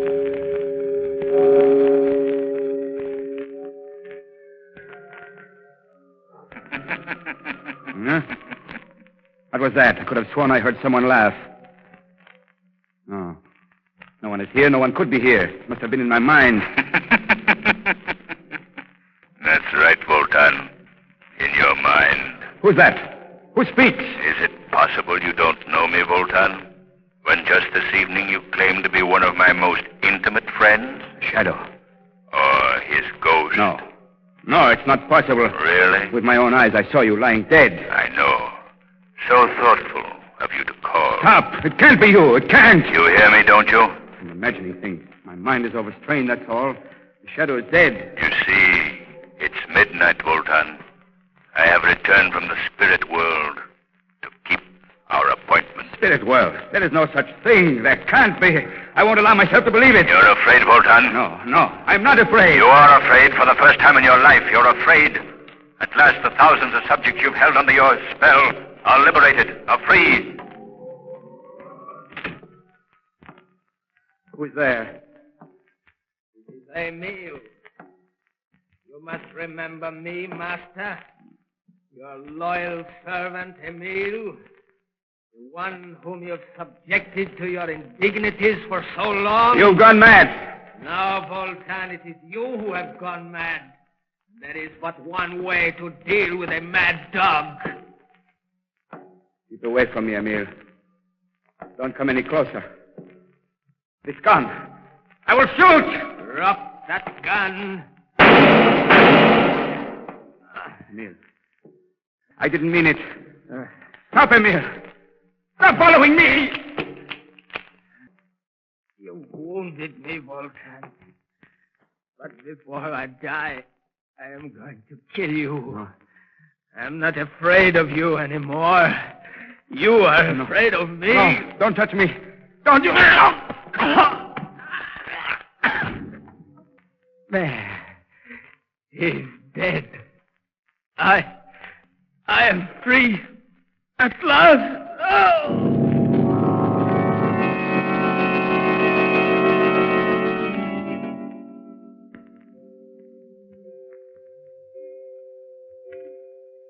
$4:00. It'll be dawn soon, Margo. I'm all right now, Evelyn. Why don't you go home yourself? You don't need to stay with me anymore. Well, if you're sure you're all right. Oh, of course I'm all right. I'll take a sedative and go to bed. Good, and get some rest. I could use some rest myself. Oh, you could. Well, if you want anything, don't hesitate to call me, Margo. If I don't hear from you, I'll drop over in the afternoon. All right, and thanks, Evelyn, for sticking by me. You've been a great help. Oh, nonsense. Get some sleep, dear. I thought she'd never go. Oh. Oh, Margo, don't you know me? Well, Lamont, I must be dreaming. No, you're not dreaming. I'm here. But you were killed. No, I wasn't killed, Margo. Oh, Lamont. But I don't understand. I saw you lying there so cold and still. It was a trick, dearest. A matter of suspended animation. I wasn't even hurt. Well, then how? It's quite a common trick in India, and it's been done in this country on several occasions. I've never had need to use it before. Voltan forced me to. How does it work? Well, I can best explain it by saying I threw myself into a cataleptic trance. My heart stopped. Everything stopped for a short time. I had even fooled Dr. Carlson. It'll be an awful shock to him when he sees me alive and well. You mean you did it on purpose? Of course. I had to. And you didn't tell me? I could tell no one, Margo. Oh, Lamont, how could you? I know what a shock it must have been for you, darling, but believe me, there was no other way. It was vitally necessary that Lamont Cranston should be thought dead, so that Voltan would keep his knowledge of the Shadow's identity to himself, until I had time to figure a way out. But, Lamont, why didn't you tell me and spare me the suffering? I wouldn't have given you away. I didn't dare take the chance. Voltan might have read your thoughts. A sinister man, Margo, with some rather extraordinary mental capabilities. Would it surprise you to know that he had perfected plans for a world revolt? He had? You mean he... Yes. Voltan is dead. As the ghost of the Shadow, I faced him tonight in a haunted house. When he thought his mental powers were going back on him, he shot his servant, who very conveniently strangled Voltan before he died, too. Oh, terrible. I don't think so, Margo. There's quite enough unrest among nations today without the machinations of an insane mental genius. Yes, I think the world will be a great deal better off without Mr. Voltan. It's a pity that others with a like capacity for stirring up trouble can't meet the same fate.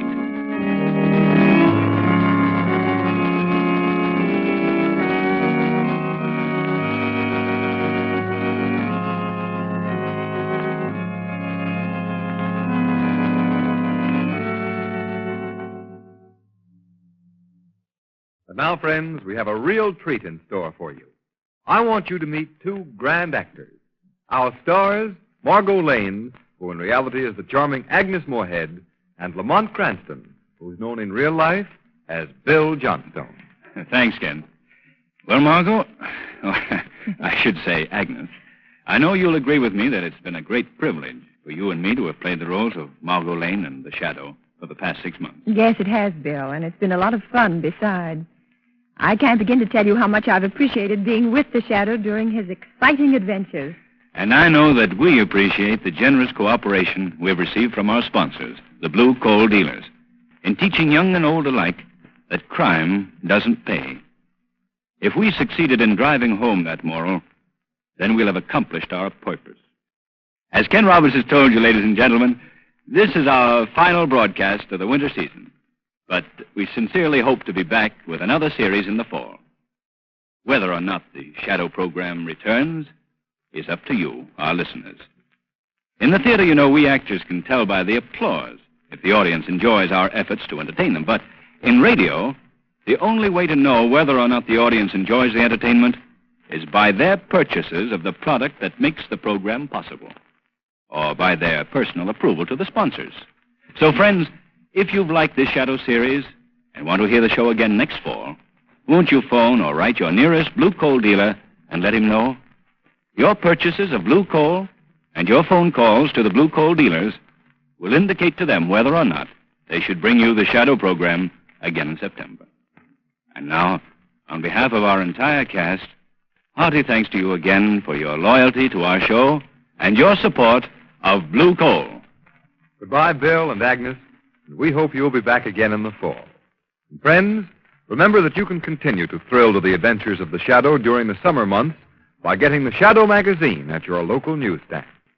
This is Ken Roberts saying goodbye for Blue Coal.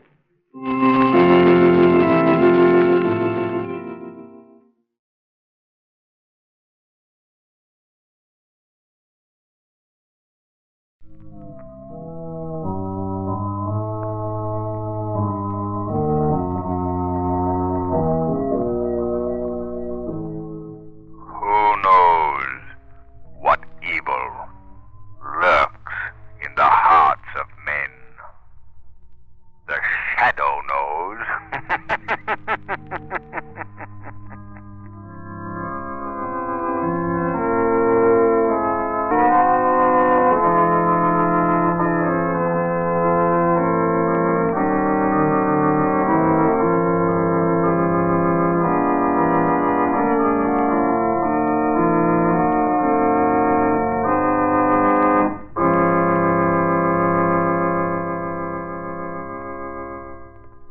Before the curtain rises on another exciting adventure of the Shadow, here's something for you motorists to think about. According to a recent survey made in 50 American cities, nearly one-third of all the tires on the road need replacement right now. One-third of the nation's tires are so worn as to be dangerous. If your tires are among this dangerous third, don't take chances any longer. Get Goodrich Safety Silvertowns now. Silvertowns, you know, are really two great tires in one. On the outside, they have the amazing Lifesaver tread that sweeps wet roads so dry you can light a match on its track, that will give you the quickest non-skid stops you've ever had. And on the inside, they have the famous Golden Ply blowout protection. Thus, you get two great life-saving features in Silvertowns, all at no extra cost.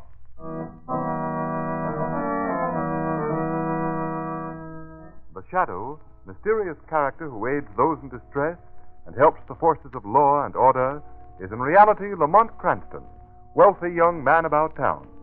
Cranston's friend and companion, the lovely Margo Lane, is the only person who knows to whom the unseen voice belongs, the only one who knows the true identity of that master of other people's minds, the Shadow.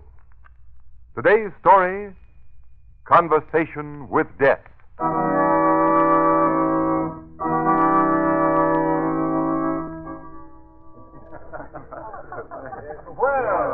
The fair seems to be a popular place tonight.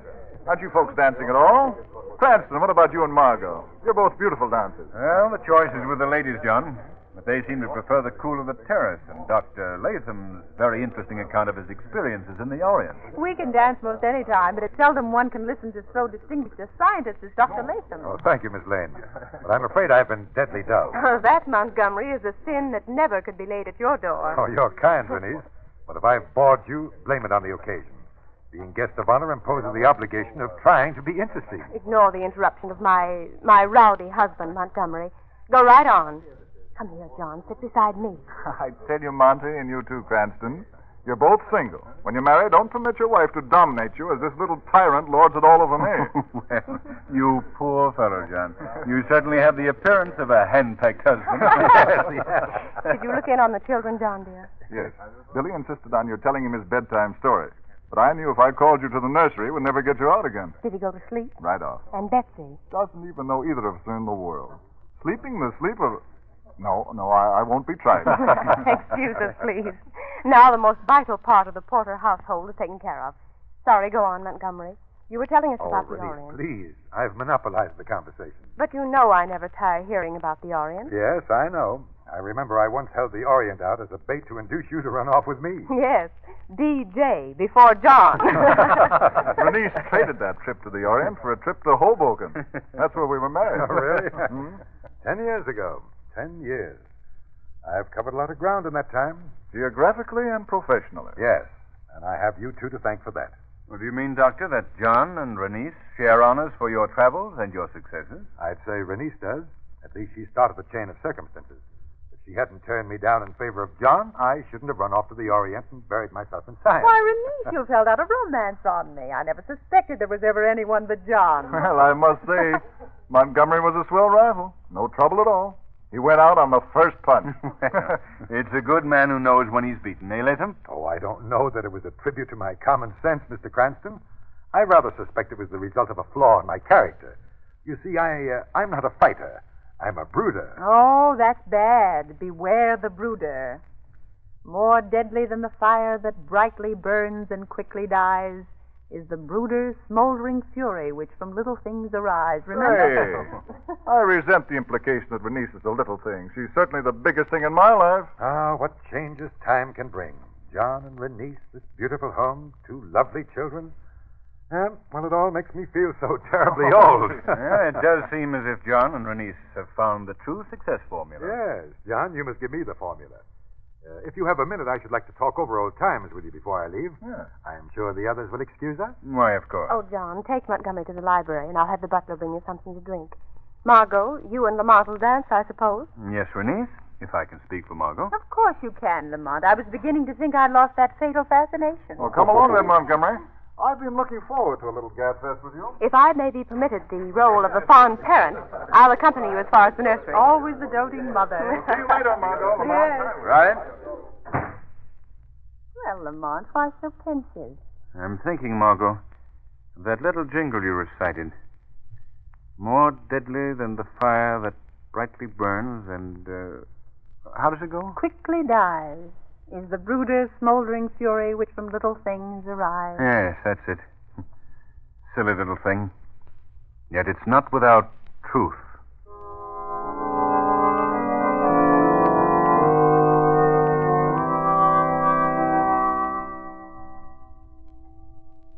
Oh, don't bother pouring, Jensen. We'll serve ourselves. Yes, sir. Is that all, Mr. Porter? Oh, yes, Jensen, that's all. Thank you, sir. Well, John, long time since we've had a drink and a cigar together. Yes, Monty. As I recall, we weren't on such friendly terms the last time, were we? Oh, I suppose I acted the jealous fool when I learned that you and Renice were going to be married. But you know, John, youth and love is a more violent combination than whiskey and gasoline. Well, a well-turned phrase, that. Drink? Eh? Oh, thanks. You don't seem any the worse for your great disappointment. You've done well. I suppose you're one of our most successful modern scientists. Well, professionally, I've done all right, I suppose. But my personal life drags far behind, John. I've been hearing a lot about your progress. Renice keeps me posted.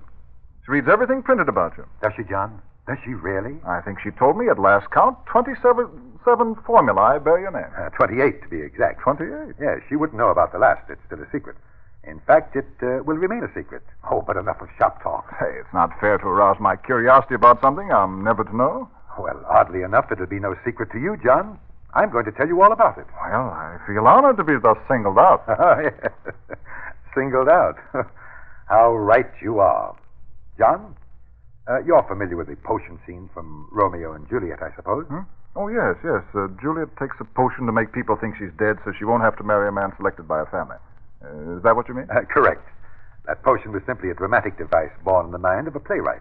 But what men conceives, Men can try. You don't mean to tell me you've actually invented such a drug? Yes, John, I have. Good Lord. I have developed a drug that will bring about the physical characteristics of death. It can suspend all organic action, yet the brain will function though death seems apparent. Well, hold on a minute, Monty. At the risk of appearing stupid, do you mean that a person receiving a dose of this drug could be pronounced dead by a competent physician? Pronounced dead and buried. Yet he would be aware of everything that was going on about him? Fully aware and totally incapable of helping himself. Well, that's horrible. The most horrible thing imaginable. What sent you on a quest for a drug like that? Hate? Hate? Yes. Strange that such an unworthy emotion should be the motivation for a great scientific discovery, eh? I'm afraid I don't follow you. Oh, it's quite simple, John. I said before that I was a brooder. But you were joking. No. I'm not the sort of coward who is afraid to face himself. I am a brooder. You're not, so you can hardly appreciate what that means. But, Now, perhaps I can explain. You've no doubt had a physical injury, a sprained arm, a painful cut. Yes. Well, you can well imagine how you'd suffer if there was no balm, no medicine to relieve that pain. How would it be if it were to go on and on? Yes, I can well imagine. A brooder suffers such pain, but the wound is in the soul. There is no cure except the balm of vengeance. A hate satisfied. Do you mean to tell me that you hate somebody with such an awful intensity? Yes, I do. Oh, you surprise me, Monty. I never suspected you were capable of such a hatred. Why, it surprises me more that you voice it. Well, why not voice it? I know of no more contemptible hypocrisy than the pretense of entirely lofty emotions. Surely you didn't invent this drug with the sole object of satisfying this desire for vengeance. Perhaps not. But my hatred was eating away a part of me. I felt I could never be whole again while the sore persisted. I spent sleepless nights trying to wipe out this spirit cancer. That's what I call it, John. And burying the man you hate alive would wipe it out? Even the knowledge that I possess the power to completely express my hatred brought relief. Really, Monty, you amaze me. Truly amaze me. I refuse to believe you mean all you say. Oh, I see. This conversation distresses you, eh? Yes, it does. I think it's the strangest talk I've ever had. Well, then we'll change the subject. Let's talk about something else. Oh, say, by the way, isn't that a recent photo of Renice on the mantel? Oh, yes. It was taken last year when she was made president of the Women's Progress League. Oh, may I see it? Why, certainly. I believe it's her best likeness. I must have an oil made from it sometime. Here you are. Jove, she gets more beautiful every year. Doesn't she? I know I'm the luckiest man in the world having a wife like Renice. Yes, John. You've been fortunate. Most fortunate. Oh, the picture hardly does her justice. No picture could. Well, shall we drink up? Here's to her. To her. We let our drinks get warm.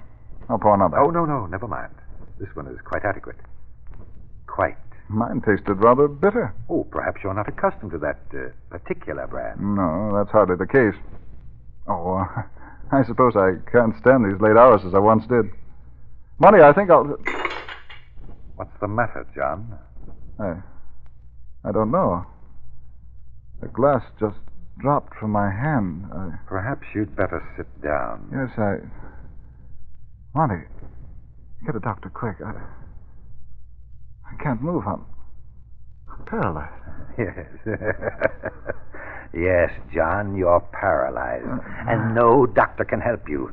Your body will assume the characteristics of death, and I will be a whole spirit again. A drink. You drugged it when I went to get Renice's picture. Yes. You permitted yourself the stupid conceit that nobody could hate you. But I do.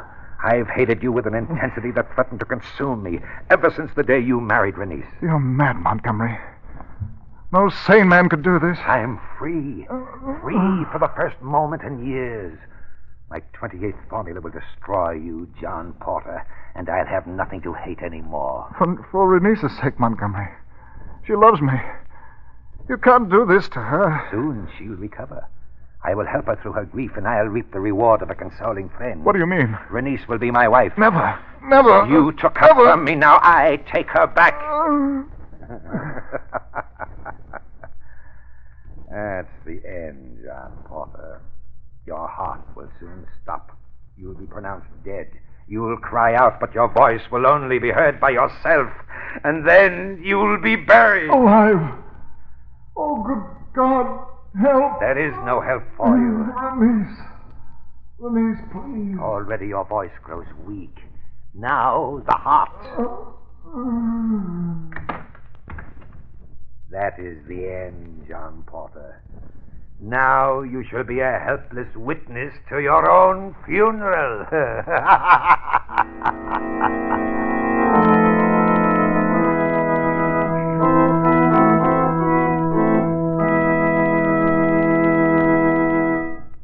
Before we go into the second part of the Shadow's adventure, here's a question for you. Who is it that today holds the same responsibility as the engineer of a fast train, the captain of a ship, or an airplane pilot? The Shadow knows. The man behind the wheel of his car is just as responsible as the engineer, captain, pilot. Their first thoughts are for the safety of their passengers. Your first regard as a motorist should be for the safety of those who ride with you. For their sake, for your own sake, play safe. It pays. And remember, motorists, safe motoring begins with safe tires. Switch to Goodrich Safety Silvertowns now. Silvertowns, don't forget, are the only tires in the world with the amazing Lifesaver tread. The tread that sweeps wet roads so dry you can actually light a match on its track. Yes, this tread actually dries wet roads. Stops you quicker, safer than you've ever stopped before. And more. When you put Silvertowns on your car, you not only get the greatest skid protection ever offered, you also get the blowout protection of the famous Golden Ply, both at no extra cost.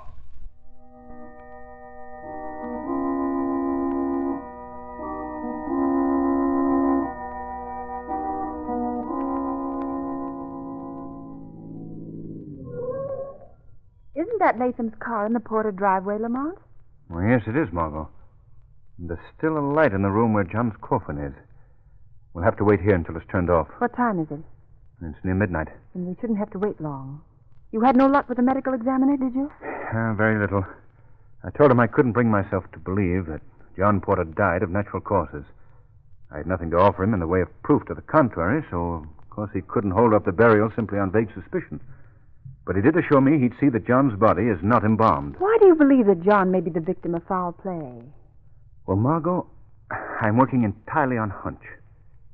Montgomery Latham was in love with Renice Porter, and still is, if I'm any judge. Oh, that's silly of me not to have thought of that. Of course, he shows it in every glance. Well, there you have a possible motive for John's death. Latham might conceivably want him out of the way. Of course, but how do you suppose he did it? I'm only thinking of possibilities now, remember. But I once put a painfully wounded dog out of his misery in just the way John Porter might have been killed. How, Lamont? By hypnosis. You mean that it's possible to kill a man by hypnosis? Quite possible. It's a branch of hypnotic science I learned in the Orient. Oh, yes. Latham spent many years in the Orient. You think he might have learned the science? That's a possibility I can't overlook, Margo. But if that's the case, what can you do about it? If hypnosis stilled John Porter's heart, then it's possible hypnosis can start it again. In any case, I'm going to make the effort. Look, Lamont. The light's just gone out. Yes. Come on, Margo. We've got another card to play in this frightful game.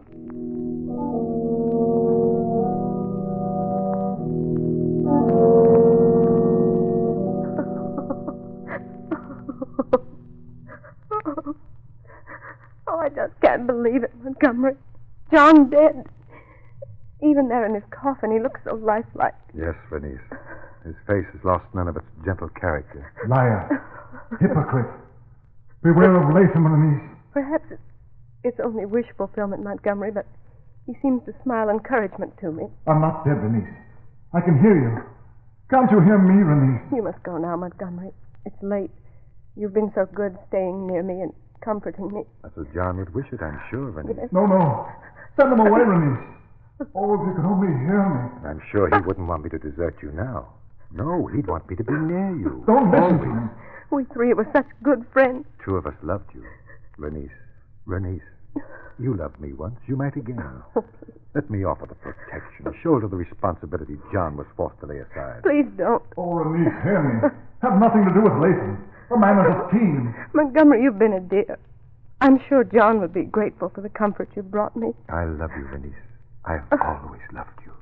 And I, Montgomery, I feel closer to you than I've ever felt before. Oh, no, Renice, you mustn't. That statement makes me very happy.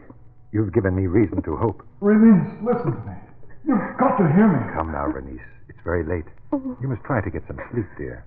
I've arranged for the housekeeper to sleep in the room next to yours. Oh, I can't leave him, Montgomery. I want to be with him as long as possible. Renice, my darling. I'll be near you always. You must rest, Renice. You must carry on just as John would wish. Yes. Yes, I must. I'll go to my room. Poor John. My poor John. Renice, don't go. You must hear me. I've got to warn you against Latham. Renice, hear me. You must hear me. Don't. Oh. All right, Margo. Step in. They're gone. You're not afraid, are you? No, John was our friend. Why should I be afraid? I'll need your help. Take his hands in yours while I open his eyes. All right, Lamont. You got it? Yes, Lamont, I've got it. Now place your finger on his pulse. Be on the alert for the slightest beat. Yes, I will. Good girl. Now we'll see if the art of hypnosis has anything to do with John's condition. John Porter, you must heed me and act as I command. Yes. Yes, help me. You are not dead. No. You sleep under an influence which I will destroy. As I speak, the blood flows through your veins. Your heart takes strength as I will it. And now, it begins to beat. Beat. Beat. Beat. Beat. Beat. Respond, John. Respond. I'm trying, Cranston. I'm trying, but you can't hear me. John Porter, a force greater than that which holds you calls. Respond. Margo. Yes, Lamont? Any pulse action? Not the slightest. We'll try once more. Don't give up, Cranston. Do you hear me? Don't give up. John Porter, again I command you to shake the influence that shackles you. Move. Speak. Yes, Cranston, I'm speaking. Can't you hear me? Any luck, Margo? No, Lamont, not a sign of life. Well, Margo, looks like my guess is wrong. Cranston, don't give up. Isn't there still some small thread you might follow? John will be buried tomorrow. No, Well, don't let them bury me. if there is a thread of thought, it hasn't yet occurred to me. No, Margo, I'm afraid we'll have to acknowledge the claim of the grave. No. John Porter is dead.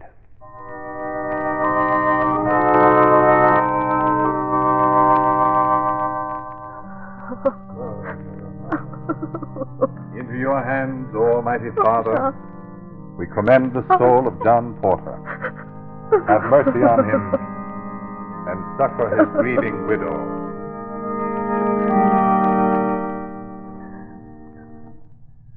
All right, men. Lower the casket. John. Oh, John, darling, I don't want you to go.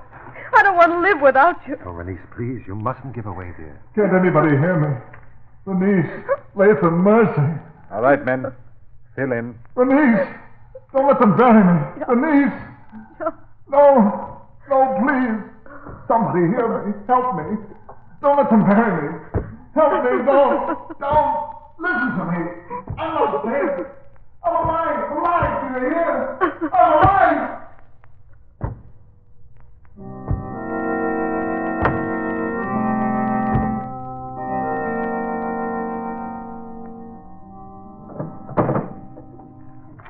Lamont, just what do you expect to find in Latham's personal effects? And why have you set today, the day of John's burial, as your deadline? Call it a hunch if you will, Marco. But I want to thoroughly satisfy myself that John died of natural causes. I wonder if there might be another place where Latham keeps his papers. No luck in your quest so far? No, confound it. I've searched through everything. But I'll try again. Keep watching the road, Margot. Latham may come home. I hardly think so, Lamont. He must still be at the cemetery. Here, what's this? Margot, What is it, Lamont? look at it. It's in Latham's handwriting. Here, let me have that phone. What are you going to do? The Shadow's going to make an appointment at John Porter's grave with Police Commissioner Weston.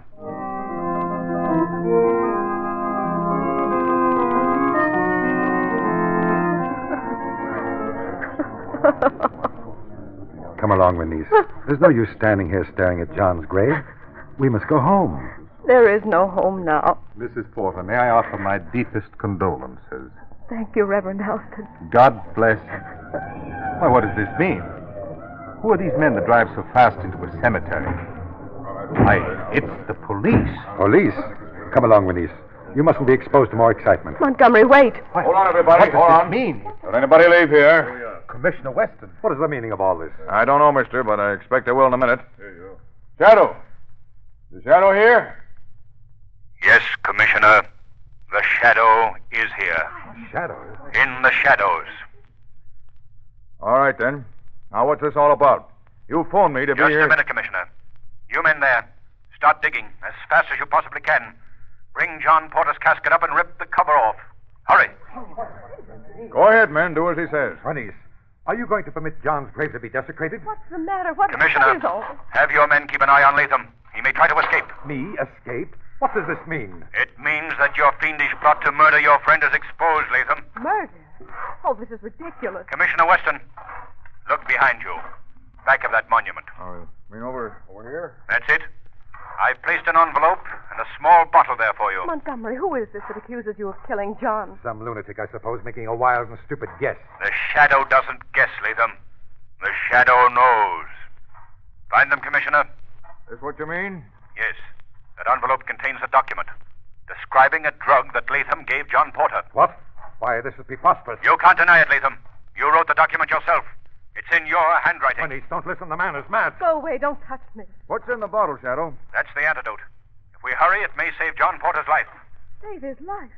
Oh, hurry. Please hurry. All right. Heist it up. Quick. Don't let Latham escape. Grab him, Commissioner. Here. Don't try anything like that. I wasn't trying to get away. I simply wanted to... Well, you won't take any chances. Snap the bracelets on him, Horton. Take him away. Okay, sir. The casket's up. Rip it open, quick. John! Now, Commissioner, pour the contents of that bottle into John Porter's mouth. Right. Here, lend a hand here, somebody. Sure, Commissioner. Now, hold his mouth open. Yes. There you are. Okay, Shadow. Now what? Now, we wait. He groaned. I heard him. Oh, John. John, speak to me. Stand back, Mrs. Porter. Don't touch him. Look. His eyelids are moving. He's alive. Alive. Alive. Oh, my darling. My dearest, speak to me. Speak to me. Why, his eyes are open. John, it's me, Renice. You're saved, darling. Saved. Renice, Yes, John. What is it? you can hear me. Yes, dearest, I can. Thank God. Thank God. He's passed out. John. It's all right. A few hours in bed, he'll be all right again. Okay, Shadow. I'll see that he's taken right home. And as for Lathan, we've got a home for him, too. But it won't have any curtains on the windows. Well, this completes my job. So I bid you all good day. Oh, Shadow. How can I express my gratitude? How can I thank you? No need, Mrs. Porter. My reward is in your happiness.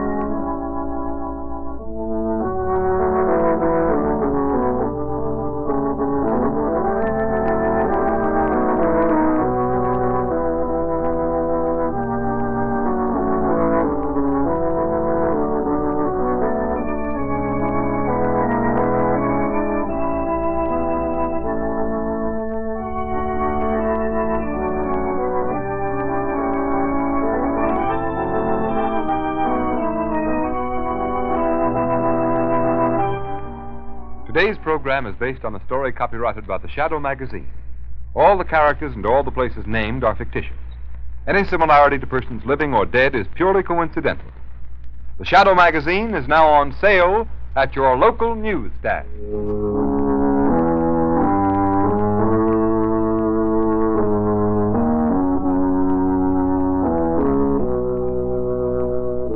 The weed of crime bears bitter fruit.